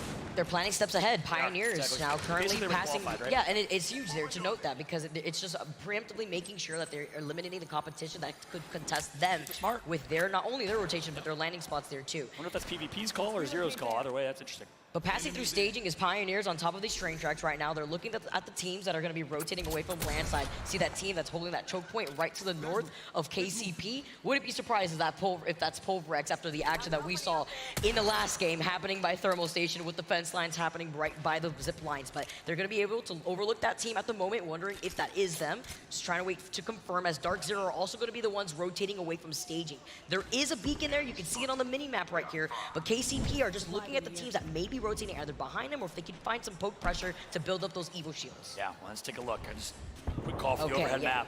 Oh my goodness. Stacked like pancakes in the next zone. Look at how many teams have already rotated. And guess what? We still have 20 squads left. We've seen an ultra-aggressive meta this weekend. That's the most important kind of meta storyline is right now the meta is aggressive team comps, edge fighting, nonstop, more than any we've ever seen. If you're a fan of entertaining in-your-face Apex nonstop action, this is the current meta. But right now, with how much is at stake, 20 squads left. We have not seen this all weekend. This is like Pathfinder, Watson, Wraith 3 years ago all over again. This is crazy. Look how many teams are in Lava Fissure, sharing buildings, sharing some of that space on the low and high ground. We've seen these circles before. Sometimes when it comes to these Lava Fissure circles, it pulls more so towards the train tracks on the west side. 100 Thieves holding onto that building in case if they need to exit that building, they can contest teams that are going to approach from the north side. Looking at Onyx, Space Station playing off the low ground as a duo. So many other teams. Meanwhile, teams still playing on the outside as the moving UAV just moves in as a Seer ult real quick. The EM key is going to go unleashed as Yanya finds the 2 knocks, taking out Kick. He takes care of all of Kick, getting the follow from Nizel. LG looking to stay up on top as they are sitting in 4th place overall. LG, El Presidente, Yanya with a performance there. That's a 3K for him. 500 damage to his name. The GOAT of Mexico. Showing up right now, 30-30 Peter in his hands. Volt in the inventory, misses. Oh my God, he hit shots. Taking that gravity lift before being able to loot. Death boxes at his feet after taking care of Kick, being the first squad to go down, finally the first squad to go down out here, with so many teams taking their time, either waiting by the edge like KCP or waiting already inside that final circle positioning that is Lava Fissure. There is more than 9 squads in that Lava Fissure area, as Skyhook is also going to be contested by 2 other squads. It's going to be FC, IG, actually 3 squads, making FNC also making an appearance. First squad is eliminated, and it's a tough one. If you're a fan of South American Apex, Kick started really good on Storm Point. Meanwhile, Vic, you're seeing something here in Skyhook. Talk to me. It's going to be IG inside of this building. They were getting involved with another team. It was FC and Fnatic too. Matsutosh unfortunately getting taken down by that charge rifle from FC. With IG also looking at the action, they're going to be taking their time, but they can't wait here too soon. 35 seconds before that circle closes in right on top of them, so they have to start rotating as Grace will take a lot of damage. Now LG, seeing that KCP has been here for a really long time, Luminosity are moving in to try to fight this. They have the smoke grenades that we've seen already utilized before to create that cover, but the Seer ult is going to prevent them from trying to move in. Yeah, I guess what Panders is going to drop his Bangalore ult to try and keep him at bay for some defense. And KCP now is going to get sandwiched by a few teams. This could be it. Dell goes down. Panders, what you got? Couple headshots is not enough. The wingman, Panders, needs to hit. No, he goes knocked. Last alive is Nasky. And he's going to go down. No, Nasky's making plays. Nasky's making plays. Oh, can he stay up? He has to reload. No, goes to the wall, but the misses, and KCP is out. The spaghetti all over the floor. Luminosity still have 2 members up and alive. What a mess. They get Wagadas right back in here too, and they're going to be able to overlook the action happening if any other squad moves in from landslide. But KCP, they were trying to feel themselves this game. They go out in 19th. Yikes. They need a 25-plus game next game if they want to qualify. KCP is out. The European fan favorites here. You can hear the silence of the crowd seeing one of their favorites in Nasky. However, it was almost like a nightmare for Panders. Pro League week in and week out. He's used to LG dominating lobbies. He's been the unfortunate benefactor of it, or recipient of it, sorry. And it's going to happen again here, this time in London. LG ending the dreams of 2 teams, potentially Kick Esports and KCP. They may be ending another team soon because the circle is closing in. NTH, or rather closing in a minute here. NTH are moving in right behind LG. A minute and less than 10 seconds left as IG are trying to take this fight from the windows. They get the crack real quick here as they try to climb up on the high ground. And remember, there's 3 squads in this area here in Skyhook with so many teams. They get the first knock here. Noises falls incredibly low. JMW thought his teammate was a bad guy for a second there. It looked like JMW down to just a little bit of shield. Last up, Mylon gonna get eliminated as well. Does Invictus fall as well? Likely will. It's JZ, J-Lings, and FC destroying and take out IG. Invictus Gaming eliminated. The 2 European teams playing on their home turf are out and need a miracle. This action here happening at Skyhook is actually insane right now. FC still on the outside as J-Lings now playing on the low ground. Natty gets caught as he turned around, couldn't make it to the door in time. Is he gonna knock? Yes, he does. That's a big knock for VJ. That's gonna calm things down for a second. It's a 2v2, but they're going for the quick res. I think he may hear the audio cue. I gotta whisper just to make sure he does. Not that it matters. I don't know why I'm whispering. But Zane right now gonna get knocked again. That's big. Machado Levetti gonna go down. I think that was because of the Black Hole Ultimate that came through. Huge here now. VJ trying to restabilize, trying to give the support, the suppress fire as Zane gets the knock here. Let Zane cook as he's gonna be able to back away in time to help restabilize. He's got the red Evo shield. A wise decision from Zane. There's 2 teams there. It's Fnatic and FC Destroy. The battle of the Yukas. Meanwhile, Zane wants to get back in this fight. He needs to, because he needs to potentially get his teammates banners if he can make it there. Here's the 1v1. Has the Digi threat, misses a couple shots, but Zane does it again! He needs to somehow do it again. No, he gets taken out in 9th place with 27 points. The pressure from the circle while Godfire understood the situation. They were involved in the fight originally, but the call to disengage and wait on the other side while the circle was closing in was the right call. They clean up the KP as LG continue on their domination, restabilizing off the low ground, getting nice damage off of that nade here too. They're gonna be able to wrap around. This is the team sitting in 3rd place. 6 kills for them. They were in 7th or 8th or so. They needed to go big, and they certainly have. Super impressive from the Luminosity Gaming squad. Did not have a guaranteed spot in the finals, now they do, given the 34-point typical threshold, and it's because of this game. Yanya right now with the nice arc star, gonna take on another team! Yanya is the kill leader with 4. LG has a absolute hit list right now. They're on a running rampage. They're looking so good right now with the gravity lift. They take the slight high ground, looking at the team that's holding the high ground up on the cliff on their rotation here. So many options for them to try to retaliate. Actually gets the crack with the 30-30. This is huge here too, with 1 minute and 5 seconds now ticking down. Yanya takes some shots with the 30-30. So many other teams in this area. Let's queue up here for listening with Luminosity. Boneco. Horizon. Você vai negar por embaixo só. Sim. Toma cuidado pra esse cara não, amigo. Que aí não...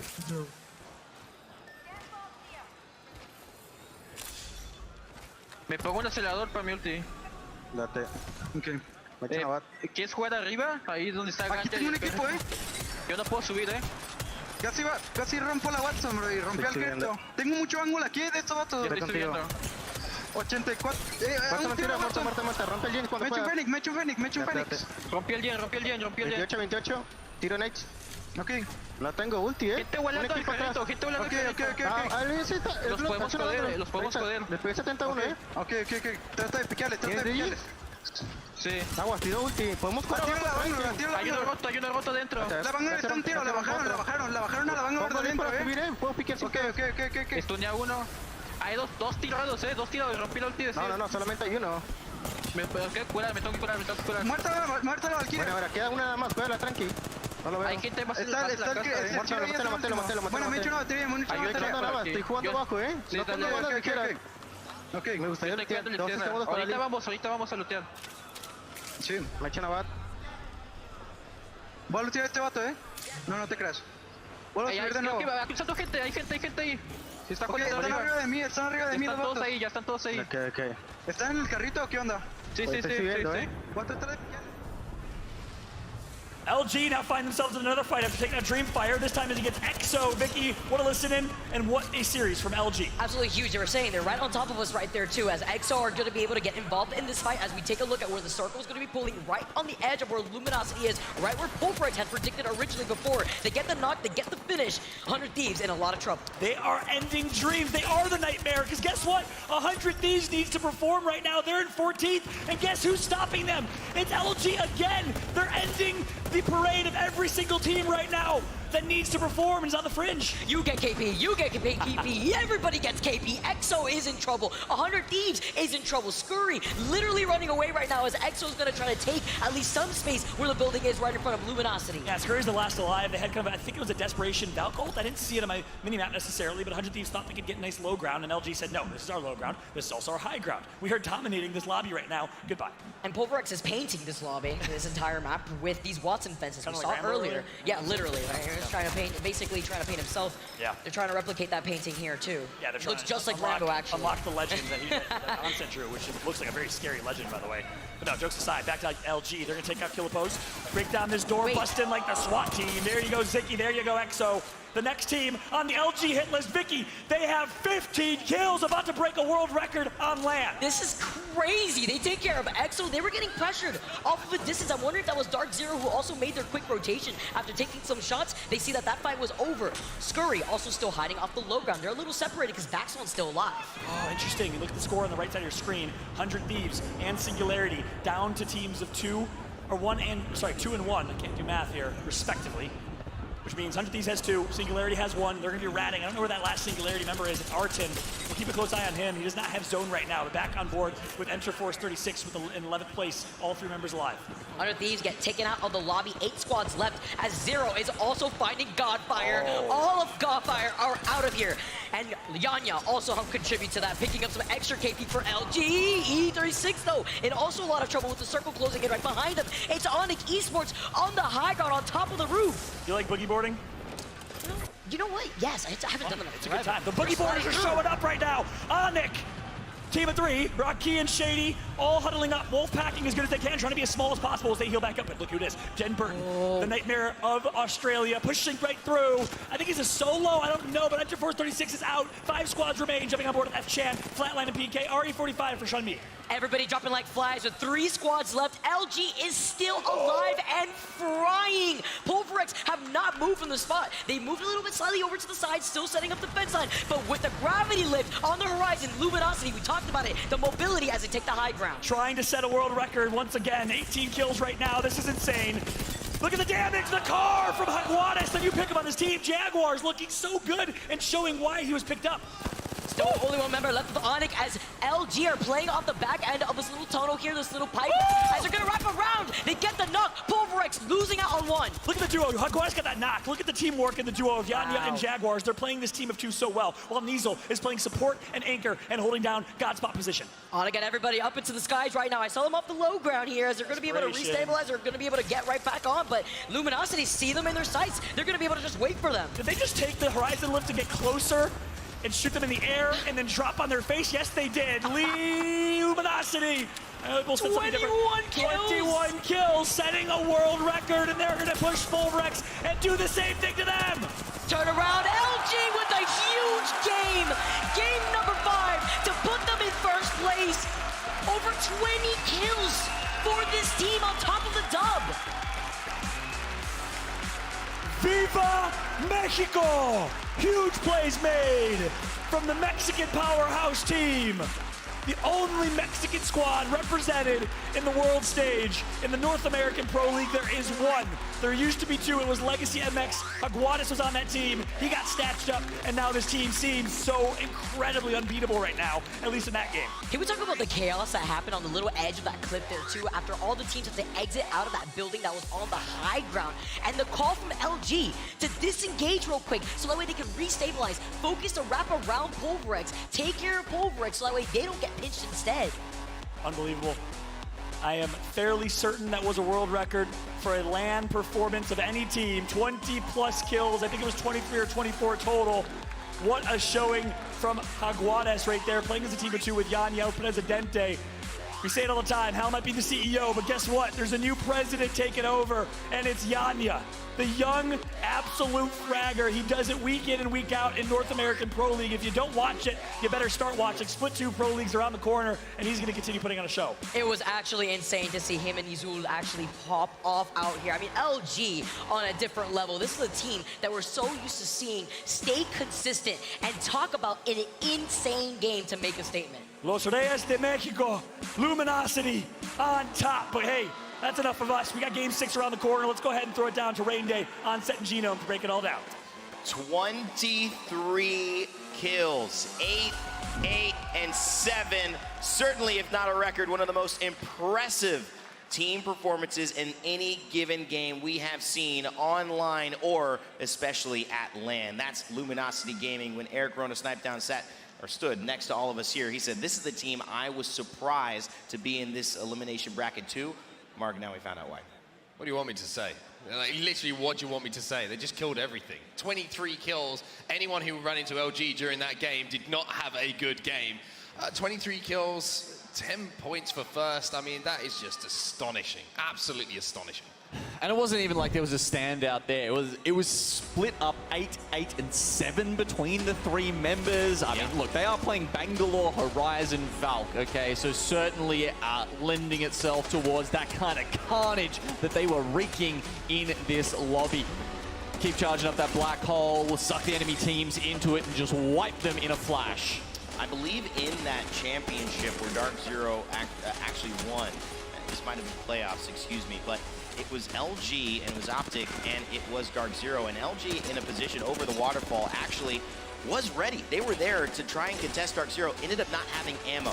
That story ended up haunting them as they then needed to find their route back to the playoffs, back through a difficult split one where TSM, the Guard, and a lot of other teams took kind of the commanding center of attention. Right now, though, in this elimination bracket, and especially with round 2 winners potentially tomorrow and Sunday, Mark, I feel like maybe they're coming into their own. Maybe they're saying this is the only moment we're going to get for a long time. We better make the most of it. I agree with you. And coming into this tournament, I had my notes written out, and I said that, in my personal opinion, I think the most improved team in the world throughout this season has been Luminosity. They've been playing in the NA Pro League. They've learned so much, and they've been so consistent in their points as well. I mean, if you go back and look week after week, it's not like they had one bomb week. It was always there or thereabouts, and always in the question for taking home first place in one of those weeks. So to find that kind of consistency, I mean, one good comparison, right? Dark Zero. Dark Zero went over to North American Pro League, couldn't quite find that consistency. That shows how strong they are. And even though they're a great team, even though they're a brilliant team, that performance is an outstanding one, and that is going to send fear not just through this lobby, but maybe even into that finals lobby as well. Yeah, look, the NA Pro League, we all know it's been incredibly strong this year. So as you say, for them to perform in that is, a real commendation for them. But you can also understand that, you want the sharpest blade, you need the best preparation, you need the whetstone for that. And it seems like the NA Pro League was that for Luminosity. Certainly true. Showing off their talents. We know they can frag. We know they're controller players. We know they're young and talented. Yanya specifically, but Castillo working around, helping with the coaching and the process of building this team, taking different roles in order to build the most lethal roster possible. Nizul and Jaguares and Yanya celebrating, getting it done, and flying the flag of Mexico behind, saying this is who we represent. It's not South America, it's North America, but Mexico in its way has its own passionate fandom that truly is represented, I think, with the hopes of Luminosity Gaming. So we'll continue to see if this will work out for them. It certainly looks like they'll have a chance at tomorrow. This win with 35 points is going to put them somewhere pretty special in these overall standings. Hey guys, what do you call that? I mean, Sweeter call it a nuke. That's what he call that. That's a nuke of a game. I like it. I'd call it a nuke as well. What about you? One big game? One big game.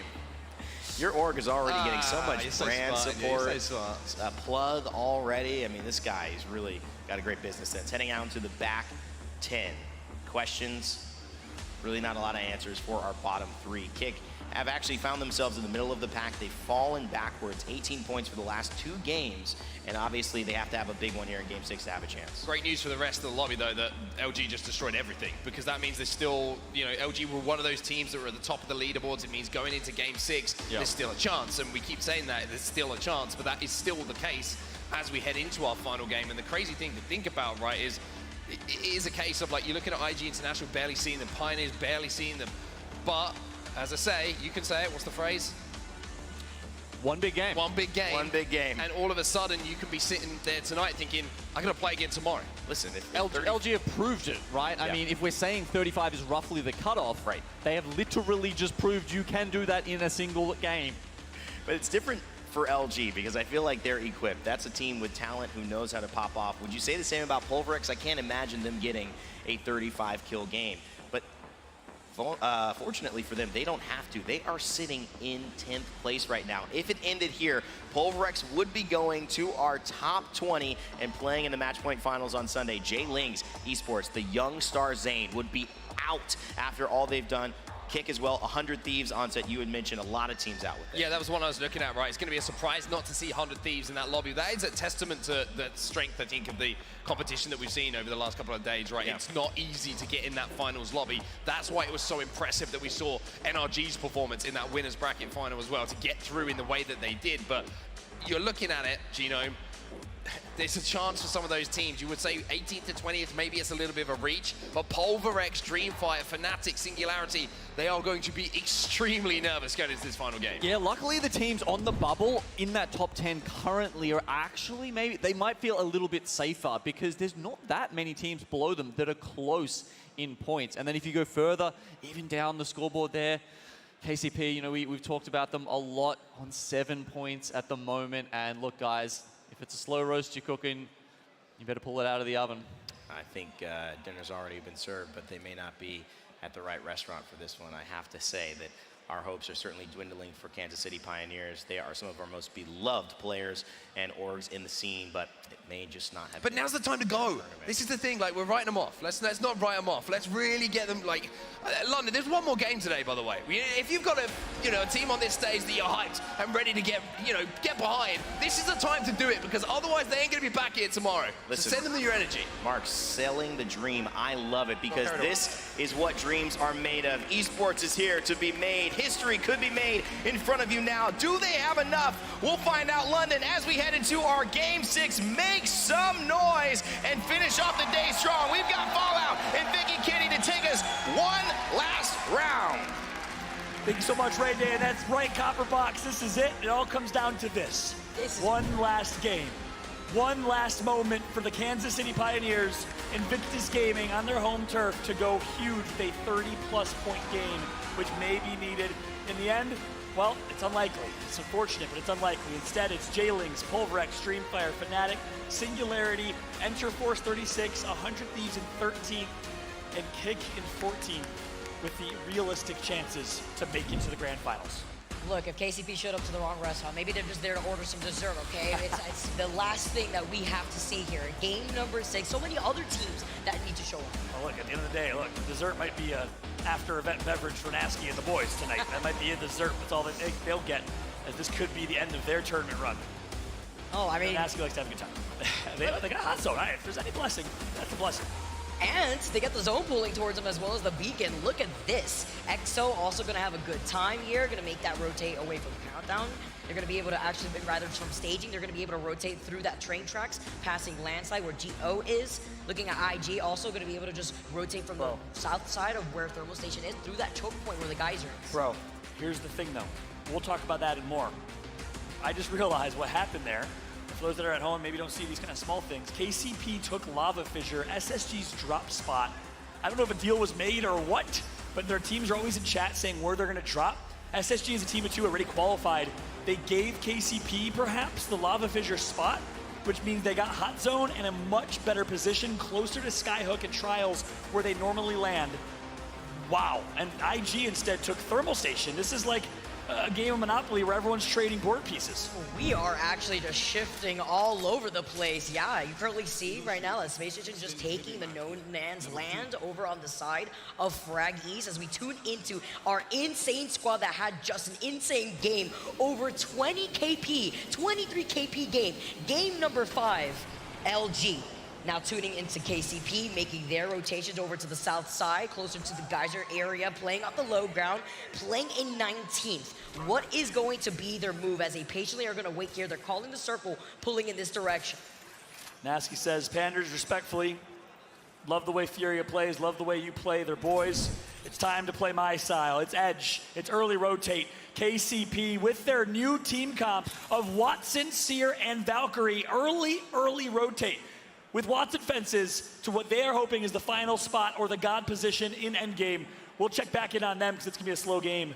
Actually, as I say that, GO is actually going above them and around, so it looks like they're both going to take their own respective buildings, and KCP will just pitch up a tent. Well, it's just other teams now have that same exact plan right now. GO, another team out here, looking to stay on top. This is a team that's sitting in 5th overall in the overall standings. Also going to be able to rotate on top of the high ground. It's the choke point that I mentioned before. That's to the north side of Thermal. They're going to be able to overlook a lot of the action. That's right. So as things slow down here, I want to re-emphasize for maybe any new viewers or people that are confused, SSG is playing with a team of 2. Why? Well, Frex is incredibly ill right now. Was playing with an ice pack on his head the first 4 games actually. They got 50+ points and we are basically already in. You got this from here, boys. He's resting up for tomorrow. They're planning for tomorrow. SSG, a lot of turmoil. This is the last dance for this squad that, was revealed today in an interview from Frex's. I tweeted about it. Make sure to check it out on esports.gg. That Frex's and the team acknowledge they don't get along internally. A lot of internal issues. Dropped is going to another team. Obviously, he's been scrimming with Optic Gaming. So this is truly the last dance for Space Station. And right now, it's a team of 2. It's it's Pippin, and it's Rodman, if you will, to keep this analogy going for the last dance squad. I love it, Fallout. Love calling out a lot of that action here, especially when we have a team playing as a duo. Now tuning into Kick. Team sitting in 14th, also going to be able to try to take onto the high ground. We've talked about it before, as GO also wasted no time to get on top here. They're going to be able to see some of the action. Another team that's already on that choke point by Thermal Station is going to be Pulverex. So many teams wasting no time to go in for some of these quick rotations. That's right. Ziggy, kill oppose. Dexter, 4th place right now with 40 points. That'll put them at qualification. But right now, it's KCP getting contested for a great position. They get a first knock. Nasky, over 100 Thieves. Vaxlon, who plays a similar play style, and they're gonna lose one. I don't know what 100 Thieves was doing. I don't know if they thought the building was empty, but they tried taking the spot from KCP, got punished, and NorCal is gonna now take the other building. KCP survives for now. 100 Thieves looking bleak. The back off, though, as NC are also poking from the outside of the window. Wow. Look at what is going on inside of this building. It's a mess. A fortress. Most fortified building entrance I've seen since the guard dropped that wall all the way in Downed Beast, if you saw that Pro League match. Right now, Azazel and Frogs, the duo team of 2. We're looking for an IGL. They picked up Visar. Visar was considered to be kind of a mid-tier, low-tier IGL in Pro League terms by South America and redeemed himself on this team. He's been playing so well and helped this team really excel to a top 3 team in South America. Well, we're seeing a lot of the action happening inside of those buildings on the low ground by the Geyser. There's another fight happening on the high ground. Kick, only Kings left alive. We know that Pulverex was involved in this fight, as well as XO. It's about cleaning up what you started here. Yeah. Pulverex now, as well as F-Chan being the only one up alive. That's right. And F-Chan is gonna have to rat. It's basically Champs all over again, down to his team of 1. We saw them do it at Champs and somehow qualify, but right now it might be a different story to the storybook ending and Cinderella story we saw at Champs that finally struck midnight in this exact match. It was the Saturday night finals.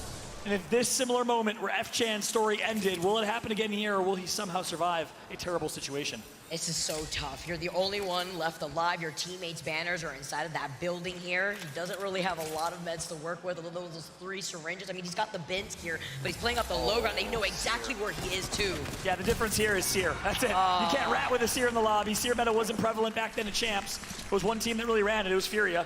And then everyone else decided, yeah, it actually works really, really well. And then this ultra-aggressive meta started, and then Bangalore started being played, and Bloodhound, and it's actually, I'm a fan, I'm not gonna lie. What was so unfortunate, Pulverex is one of those teams that prioritized that final circle positioning, trying to get on top of the high ground, and they rotated super early, and this is a squad that was sitting on the border. They were sitting in 10th in the overall leaderboards. That's right, and that's official. Pulverex eliminated and out of contention. They were in 10th, and they're certainly gonna fall. So your heart goes out to that squad, but I think the issue with Pulverex was they just did not get enough kills. They played 2 rotation heavy, 2 passive. They needed more kills. And they work in the APAC North region to qualify in Pro League. It's not going to work on a global stage.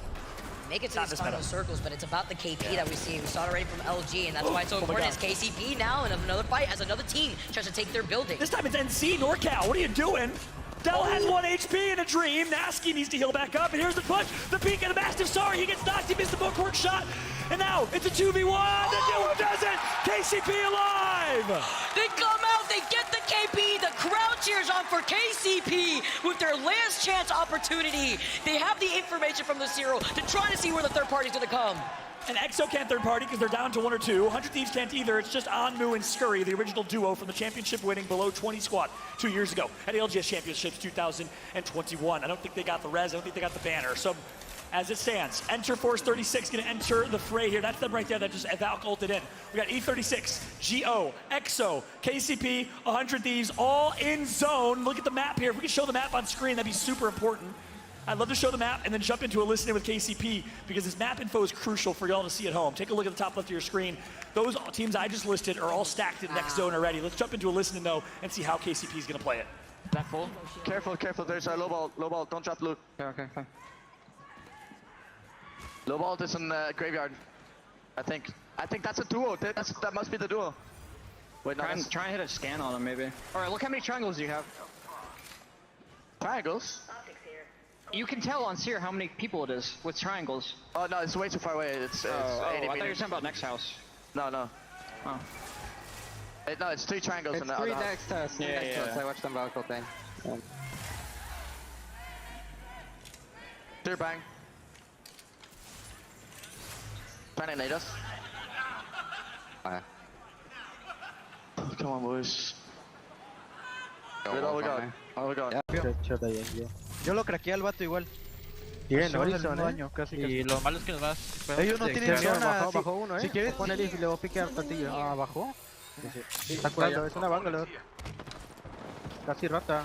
Me rompieron, voy para atrás. Cuidado. Te bajaron todos. Pues nos regresamos, ¿no? Estábamos chilling atrás. Sí, atrás estamos viendo, neta.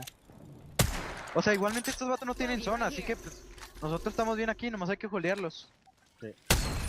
Ahí son Bangalore, De hecho, creo que es otro equipo abajo de ellos, sí, son dos equipos. Ahí hay uno a la izquierda piqueando, Cerca. Te pongo lift. Estoy viendo contigo. Ya se fue para atrás, ¿Van a volar o qué?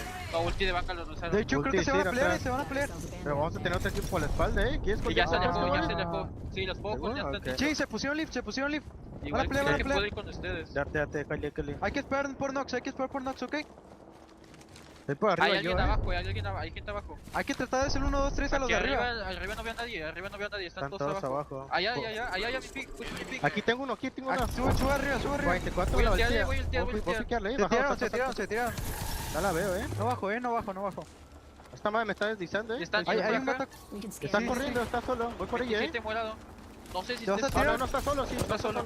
Te tiro ulti, con listo, Tira apenas yo no me Tiren vida, Rompió el 100.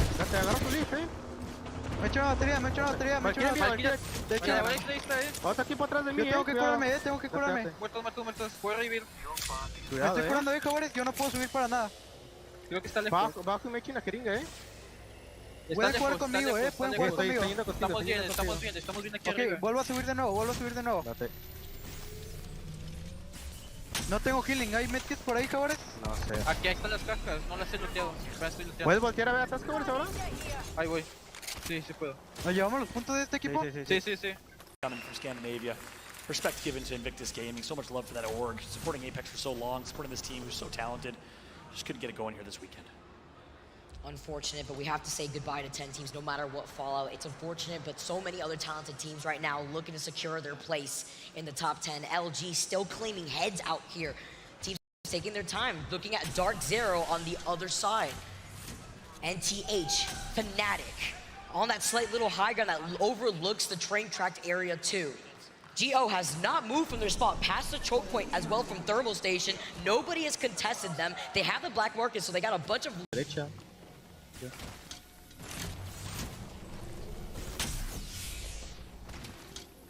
Ya tengo medkit. Voy a poner un lift nada más para ver, Ok.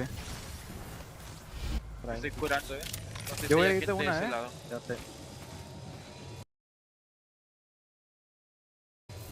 So now, VJ is getting rezzed quick. VJ, former member of Ascend Club, again, only Middle East player, competing in the competition today from Iraq. Long way to travel here, playing with the British boys. This is a fun team to watch. All controller squad. You don't have many of those in EMEA. Very keyboard and mouse dominant region. They start rotating here off to the side. They're trying to see if there's another team trying to rotate off the back end here too. Well, they're the squad in staging. You know that there's other teams right ahead of them. You can see the pings as a... Ya le disparé porque nos había visto, Me falla. Tengo 130 balas, me quedan nada más. 240. Aquí ya encontré. Me quedo viendo atrás, ¿sí?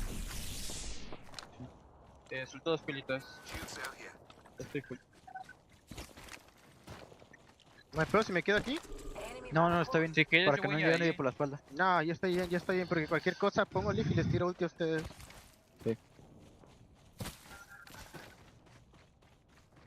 Dags, take it away. They're from here, in my opinion. Where? On here? All the way back, yeah. But we're not gonna go anywhere. Like, we cannot reach Like the anywhere. range, right? Yeah, that's the problem. Do it on me.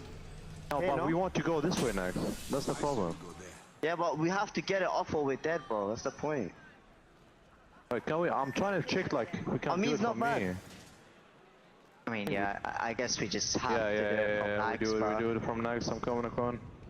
We do it I mean, from here. there's literally nothing Wait we for can me. do. We're just gonna get Come, griefed come, if we come. go from the other side. No, it's fine, we have time. We're fine. No, that guy can see us, that's why. Oh. Split, go split. I'm gonna tell you, Zen come with me. Zen come with me. yeah, Zen come yeah, with me. I'm following you. There's a team graveyard. Come with me and play here on me. I'm on Oh you. my god, I'm dead. I'm there. There's a team in the... Just play here. Give me a knock. I'm dead. Game over.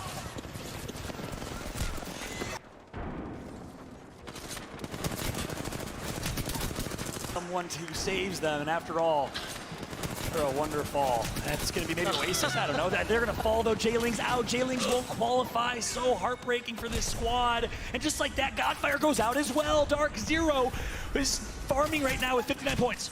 Fallout, there's been so much action in the last few seconds. 11 squads left. Dark Zero losing out on Gen. They're forced to drop down as Onyx also get involved in this fight. So many teams finding the opportunity to rotate from the south, leaving around the side from Lala Fisher, going through the train tracks. It's Dark Zero, Onyx. I know Fnatic is probably on the other side. We saw him taking some shots from the high ground, exiting out from the north side of staging originally. That's right. Quick check on Dark Zero. But hey, I'd love to focus on the teams on Fringe, right? Están cayeron abajo en la casa. No, les digas, güey.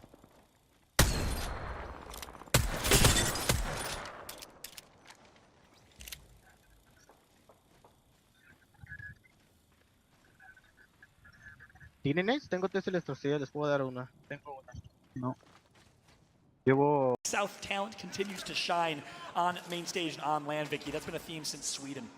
Beautiful here as they're sitting in 6 after cleaning up. Look at the death boxes at their feet. 11 squads left. Where they're going to be able to take that north side. I know Fnatic is still on top of that rock. Sharky is also still alive. Playing off the little low ground here, off the side of the bridge. So many teams looking to find the opportunity to actually go into that circle. The teams that are playing Edge, 100 Thieves. KCP still up and alive. E36 neighboring them through those buildings that we saw on the low ground. Dreamfire also taking their time to rotate too. That's right. So right now, Dreamfire in 10th place. Or 9th place now with 30. They pass Pulverex and continue to pass Pulverex. We'll keep a close eye on the...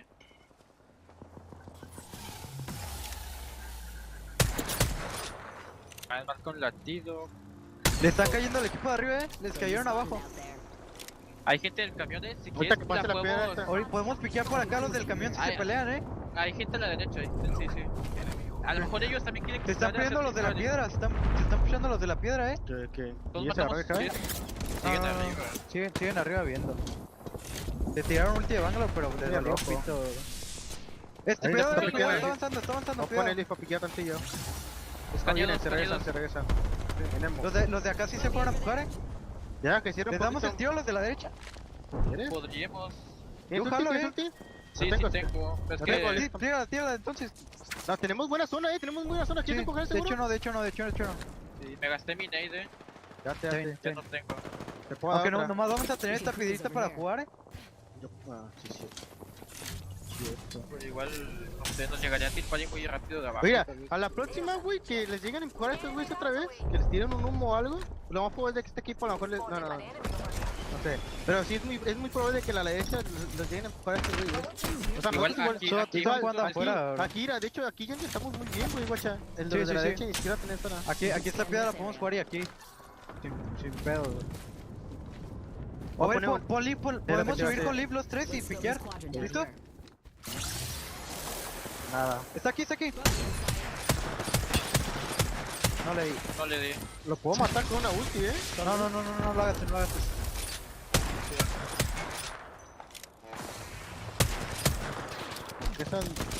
Llegó por arriba.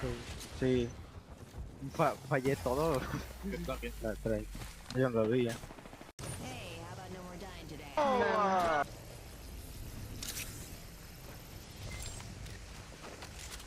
I have never been at more of a loss for words and more of a heart drop than ever in my Apex career than that moment. KCP was frying. Their comms were on fleek. Panders made such an insane play, all to be pushed by Enter Force, who needed it as well. KCP is out. The Kansas City Pioneers with a substitute in Panders will not be playing tomorrow. Of course, my heart goes out to Strafe. Porque si te la rompes desde izquierda estaría feo. Volando, A lo mejor nos quieren caer a nosotros. Dúo. 36 plays a 1, 36 plays a 1. Ahí ya los de arriba. Aguas porque piquen de la nada, Sí, me estoy echando una batería. Los de arriba no tienen zona, ¿verdad? Los últimos equipos todos están full, sí tienen. Se murió el dúo entonces. Valkyria abajo izquierda, Okay. ¿Quieren que juegue con ustedes o me quedo pegado? Están pegados, son dos. Es una Valkyria. ¿Cómo ven? ¿Quieren que juegue aquí o me muevo con ustedes? Ah, pues acá yo digo. ¿Qué? Acá pusieron un humo, Puedo poner lift. Hay una Valkyria medio cerca de nosotros a la izquierda, A la izquierda, sí. Hay otra ahí. ¿Puedo poner? Spot. The only thing is, Geo has known that they've been here, but they haven't found the angle without them giving up that high ground. They have the black market, they have the loot to work with, and Fnatic with the smokes means that they're going to be able to build up that extra cover to get out of the line of sight of the likes of Luminosity and Geo. That's right. Another multinational finish here. Mexico, Japan from the Fnatic boys. We had Korea just qualify. That's Interforce 36. EXO Clan coming from Thailand. Has 3 of our teams remaining here. Fourth one is Ganbari Atusan from Korea. And here we go. Sixth and final game. All teams have already qualified, so this is really just for consolation and for some fun here, but let's see who finishes on top. Oh, the Beamish through the windows here. We may see a double win at the same time. We've already seen Geo win game number 3. We saw EXO win game number 4. We just saw Luminosity have the game of their lives as EXO are stuck in this building. Dexter is literally one Fnatic forced to funnel inside of this truck to restabilize. That's right. On board now with Yuka F. Shield Bat's going to be popped here. 4 squads left. Zone's going to be closing. Flatline charge rifle in hand. He wants to get rid of that charge rifle if he can. We'll see how he decides to use this here. Maybe close range. Yeah, you can hit fire it here too, but they have to be wary of the 2 squads that are right in front of their face. The smoke grenade to block the line of sight of Luminosity. That's fantastic. They see exactly where they're at. See Yuka aiming down his sights. The EMP rolling around to the side, finding EXO. That's absolutely huge here. Geo now getting sucked into the black hole. That's right. EXO swings wide right. Good play and great ultimate. Jung-hee's just getting... ¿Tienes un C ahí en medio? ¿Puedo asegurar? Creo que puedo asegurar el 2, Sí, dale. Está por acá la Valkyria. Está por allá. Dale, pues se fue aquí para atrás, Los vatos. Atrás. Otro. Fue ahí lento. Feo.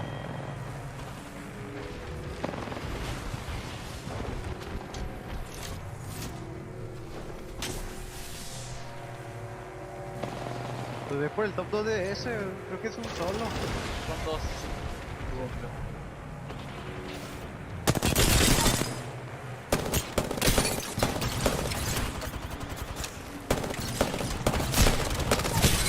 Buena. ¡Huevo, perro! Qué buena, perro. Yo me quedé. For Fnatic, 1 is knocked. EXO has 3, and LG's Niazul is hiding on top on high ground. See Yuka finding the blast of the charge rifle. You wonder what was going to go down with that charge rifle. He doesn't have a lot of ammo left. 2 squads left, and he finishes it. Fnatic coming out on top. That was beautiful. They waited patiently, and what's even more important, they didn't get involved in the fight. Fnatic waited, and it paid off. They wrapped around to contest EXO, and they had the natural cover of the rocks and the knockdown shields that they played to take that final game. As a team of 2, by the way, maybe 2.5 with the gold knockdown shield, but what made the difference for them was actually their best friend in that situation. Niazul on high ground was able to knock 1 member of EXO Clan, I believe it was EXO, which opened up the door for a 2v2 for Fnatic, which they then slammed shut. Nice job from Fnatic. That's a confidence boost going into the finals where they're going to have to play against the best of the best. It's TSM. It's Fun 1-2-3 from APAC North. It's Moist Esports from APAC South. And I don't know if we'll have any South American teams qualify. I don't think they did, which is tragic for that region. What's absolutely huge talking about that, Dreamfire had tied with E36. Or rather, currently, Dreamfire was right there with E36. They didn't get the extra point, but they still made it in the top 10. Pulverex was right behind them. Remember, they went down. They started out in 10th. They were one of the first squads to go down, and they went down with 29 points, and they got stuck at 11th. That cost them the game, unfortunately. That cost them the opportunity to play in tomorrow's finals. That's right. A thrilling finish here. What looked like an opportunity for the Kansas City Pioneers to do something miraculous. We've seen Nasky do it before. He's not able to do so. So again, heart goes out to IG, FC Destroy, Northeption, NorCal, KCP, Godfire, and others who likely did not qualify. I mean, most likely for most of those squads. But of course, we got to get the official standings. It's going to be one heck of a day tomorrow, Vicky. I can't wait to call the action with you. It's going to be such a good time. That's going to be it for us tonight. Enjoy your Saturday nights, everybody. But first things first, we got so much to break down. Rain Day, Onset, Genome, take it away. Thank you so much. Round of applause for Vicky Kitty and Fallout. Great cast to 2 of my friends up there in the God spot. We'll see you tomorrow. For now, we'll go back to the desk to round out what has given us our teams for Sunday's match point championship day, and it didn't happen in a way that left us unentertained. I'll say it that way. LG putting on a dominant performance, but Fnatic from APAC North representing, as we have seen this entire tournament, a region that has come to play and has demonstrated that they are one of, if not the most skilled regions here. 100%. And Fnatic, I said that they thrive in the carnage. Well, they just thrived in the carnage, right? Going into that end game, they managed to kind of put themselves in a position which initially I was kind of like, LG are going to be able to cut them off here. LG are going to have some great sightlines for the late Skyward dive, but Fnatic took advantage of LG's maybe, should we say, a little bit of antsiness, trying to force themselves onto the third party, and Fnatic were able to spread themselves wide. All the damage was done for them, but it's still about clutching up in those big moments. Yeah, now I'm looking at who managed to make it through, and, you know, I got a rep, because guess what? 5 out of 5 APAC South teams have made it through to the Sunday, in addition, of course, to Dark Zero. I'm going to give you some love for that. That is a really strong region showing. South America region we talked about. John had asked the question, do we have any teams from South America actually going to finals? We do. Singularity, I believe, has done enough to qualify. So we'll get the final points to confirm, but I'm pretty sure that they will be there, which means everybody is representing, which means that this has truly been a global competition, Mark, and obviously we're turning back to kind of what happened in Game 6 and telling a little bit of the story of that, but also looking forward. Yeah, 100%, and it was one of those games, Game 6, I thought that maybe a few teams were, I felt in the last few games, maybe the mentality wasn't there. They thought maybe this is tournament over before it was over. Maybe a little bit of tiredness. These guys and girls have been playing for so long up on this stage. I mean, everyone who's been here in the arena today has been shouting all day as well. I'm sure you're feeling a little bit exhausted as well, but it's been a monumental effort from all the teams who have been playing today, fighting through the losers bracket, the elimination bracket, the upper bracket, whatever it's been. There's been a lot of Apex Legends played today with a lot of pressure on the shoulder, and everyone, even the teams who unfortunately don't make it to tomorrow, have got a lot to be proud of. How do you take this going into, obviously, match point? You've played 12 games, if you've gotten to this point, and you've made it. Now what does that do? Does that help you? Does that hurt you? It's a little bit later. Some of the teams in winner's bracket, the real life benefit is they get to leave, they get to go have dinner, they get to watch what just happened here, get a good night's sleep. So how does that impact tomorrow going into it? But, you know, with the extra game still added, maybe a benefit. Yeah, I think the extra time is helpful. I'm not sure the VOD review really would be here, because I don't think tomorrow's going to play out like this final bracket has. You know, the teams that are going to be coming through, hopefully they're not having too much impact on the POIs that those very strong teams have already established themselves in. I mean, we've seen a lot of contests this week, and surely by now they've worked that out. Surely. Yeah, you know, pro players, they'll get along one day. I'm not sure if it'll be tomorrow, but we'll find out as we take a look back at Game 6 highlights. It was maybe a bit of a Cinderella story for Kansas City Pioneers. Mark, you had us hyping up the crowd. I agree. It was a good sentiment to send them in with. And they almost had a moment. That could have worked. It ended up running into another team, though, E36, who needed the moment, too. Yeah, everyone needed their moment in this last game, but just for a second, you started to believe for Pioneers. You thought that you were going to see something special in that final game. You saw Serdell once again clutching up for them. So many times he's done that throughout the years now that he's been alongside Nasky in different forms of this roster, but unfortunately it wasn't to be. In those final moments, they're obviously a huge asset to the Apex Legends Global Series. Great characters, fantastic team, but as we know, maybe situations in the build-up to this, they weren't at their most potent that we've seen them, but in this mid-game, Godfire, I thought for a second we were going to see something a little bit special with a Bocek, because I've got to be honest, barely seen any Bocek today. I know, I think Zero maybe got a couple kills on it. Dark Zero obviously got a lot of their work done here. We didn't focus on them towards the end, and we shifted the story towards the bottom teams, but enter Force 36. This is what ended up changing the fate of Pioneers. You can see they were fighting Onyx. Pioneers end up cleaning this up, but then Enter Force sweep in, you know, right there to find the final kill.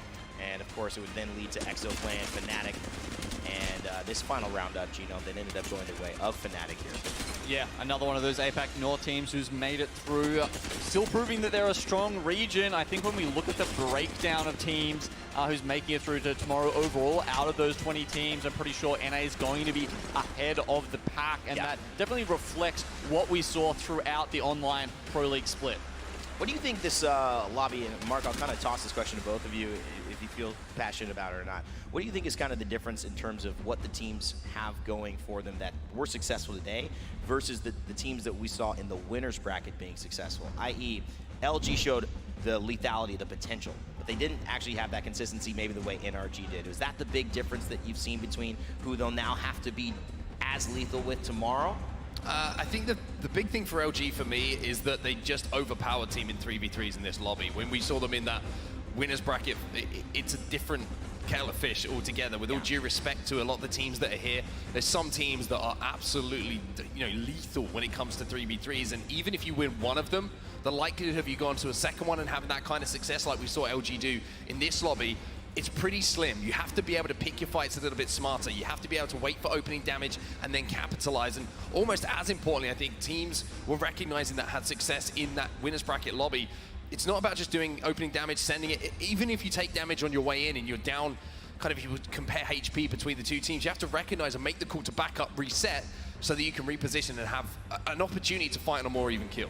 Well, I'd break it down into 3 parts of what makes this different to what it's going to be like tomorrow. 1, the start. These teams aren't going to be able to get as good a start because they're not going to be claiming POIs that are as good, as influential in terms of loot. They're also going to struggle when it comes to the kills in the mid game and going up against, as you said, teams that are very lethal. And then when it comes to the end game, how are you going to find spots when you've got teams who are so good at reading zones and so quick at rotating that they beat you there? Everything on those 3 levels is going to be higher and harder tomorrow. Kind of like the knife on the whetstone. They've got to sharpen up what went well today, because tomorrow, no room for mistakes whatsoever. Speaking of tomorrow, we've got our 10 teams you just saw them there who will be heading into our match point finals. It's why most people sign up for an Apex LAN. Yeah, the community is great. Yeah, the first 3 days are amazing, but we all wait to see what happens on Sunday.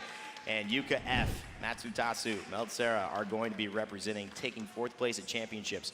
Can APAC North, can Fnatic do the job, lift the trophy tomorrow? We will be finding out. But of course, every day has its standouts. It's not just Fnatic. All around the play in these final 6 games, we've got some great nominations for our Monster MVP. For me, I have to go with none other than Luminosity Gaming's very own Yanya, the 19-year-old superstar who, yes, hails from Mexico, and guess what, already has earned $37,000 in prizing in his career. For 19 years old, that was more money than I could even think of. That was more money I made in my first job when I was 26. So he's ahead of the game, not only in terms of what he's accomplishing, but when it's on the battlefield, his role that he plays as the Valkyrie, as the fragger. Think of it like Verhulst on TSM, except I feel that Yanya has really stepped up into almost a leadership in terms of a flag bearer, the one in the front of the vanguard, getting that knock that lets Jaguars and Neozul capitalize on it. They're running the Valkyrie, the Horizon, and the Bangalore. I think we've seen a shift to this. Fnatic went off the Watson and actually shifted onto Bangalore that final game for Yuka. And so I think Luminosity Gaming going into the finals have the best chance they could have had. They needed the warm-up time. Clearly got it here, and it has to do with Yanya performing. He was one of the top leaders in our NA Split 1 in terms of overall kills. If he can bring that performance, he is going to be somebody to look out for on Sunday. Mark, who you got? I'm looking at ExoClan, and I'm looking at someone who's just as comfortable in a laboratory as he is with some lethal weapons in his hands. That is, of course, going to be Dexter. The play that always stands out to me is going to be that 1v1 clutch, right? You're always looking for a clutch factor in any player. It's almost the intangible thing that you can't teach. It's being able to stay calm under pressure and win those big battles, those big moments that win you games. And Dexter, in this situation, you have to say he's at a disadvantage for some of this fight, quite some time. He has to jump up at some point. He has to climb this ridge. He has to get this barrier off. But then you're looking at individual skill. Then you're looking for a moment of magic. And if you just wait a few seconds, you're going to see 2 pumps from this shotgun. And that was all he needed to get the job done. A lot of, highlight going towards Killer Pose and what he's done. Huge fragger for this team and understandable. But sometimes you've got to give credit where it's due. Sometimes someone else is going to step up. And all 3 players on ExoClan were phenomenal today. It's hard to even separate them, honestly. Dexter and Killer Pose, they've been a duo for a long time, repping Thailand and APAC South. But, someone else who's done a lot over in APAC South, it's Jen Burton from Dark Zero, the roller guy. But it's no, oh wow, love the support for him. Obviously, someone who's who's earned that over a long time and has been known at times to be the best controller player in the world. This is another tournament where he can try and prove that.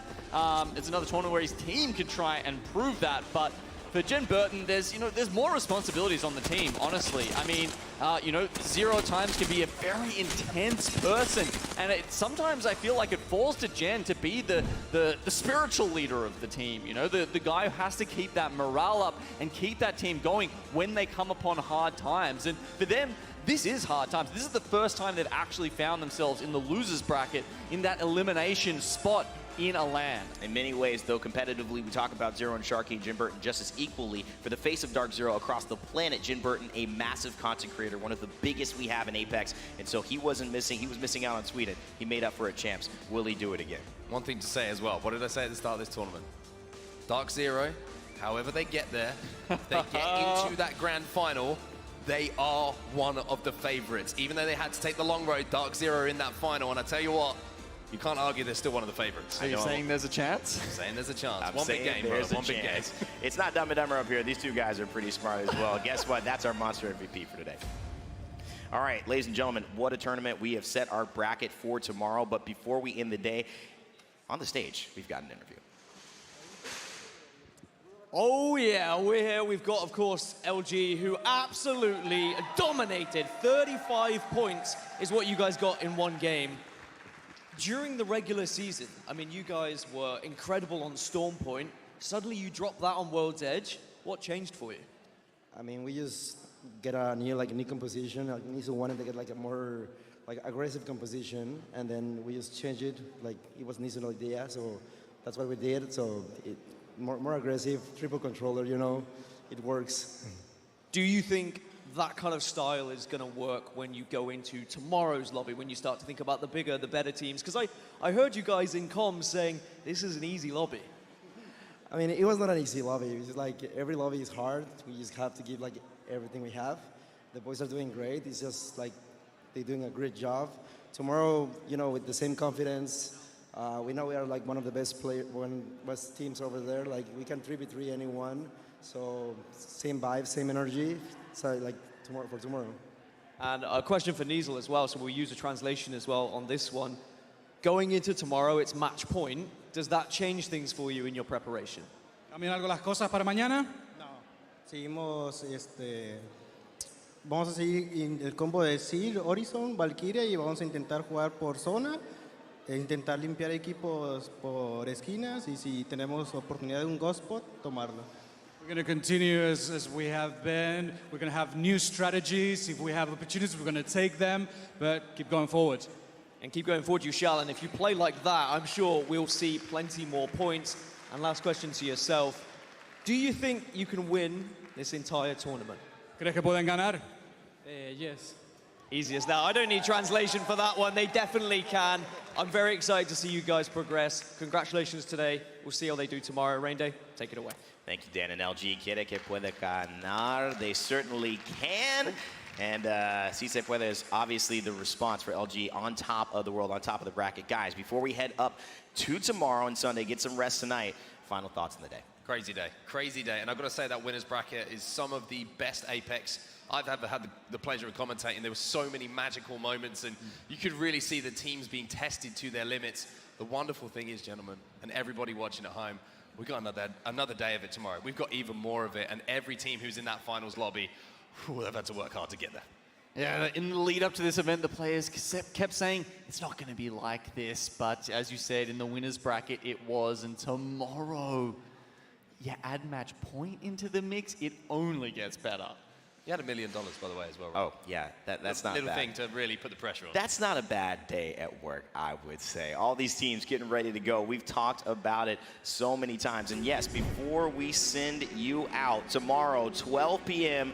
GMT is when our Split 1 playoffs begin. And if you're looking as to why today is important, well, 4 years ago, 2019, Apex Legends launched. Today, it is February 4th. And this is the 4th birthday of Apex Legends. So thank you so much to this game that has made so many lives possible. All the players on stage would not be here had Respawn not made this game. And those who are still here supporting in the stands, we appreciate you. Those watching still, we appreciate you. And guess what? It's time to get some sleep or wake up wherever you are in the world, because we got match point coming up tomorrow. It's the best teams in the world, all of them going head to head for $1 million in prizing. And guess what? We'll be here all day long to see who gets the job done. Rain Day, Onset, Genome, and the rest of the crew, as always, never give up, never stop gaming. We'll see you for match point. The dropship is ready to go. It is time to get into our first Storm Point match of the last elimination bracket. Yeah, Juarez goes down. This should be all day road. And Dark Zero, your winners of match number 1. I'm dead. No! Oh, they called it themselves! Meltera, Last City, and God Beret. They are your winners of match number 3. Make some noise as we get ready for game number 4. Copper Box Arena, make some noise for Singularity. Exo Clan on top. Invictus Gaming eliminated, setting a world record, and they're gonna push full Rex and do the same thing to them. LG with a huge game. 2 squads left, and he finishes.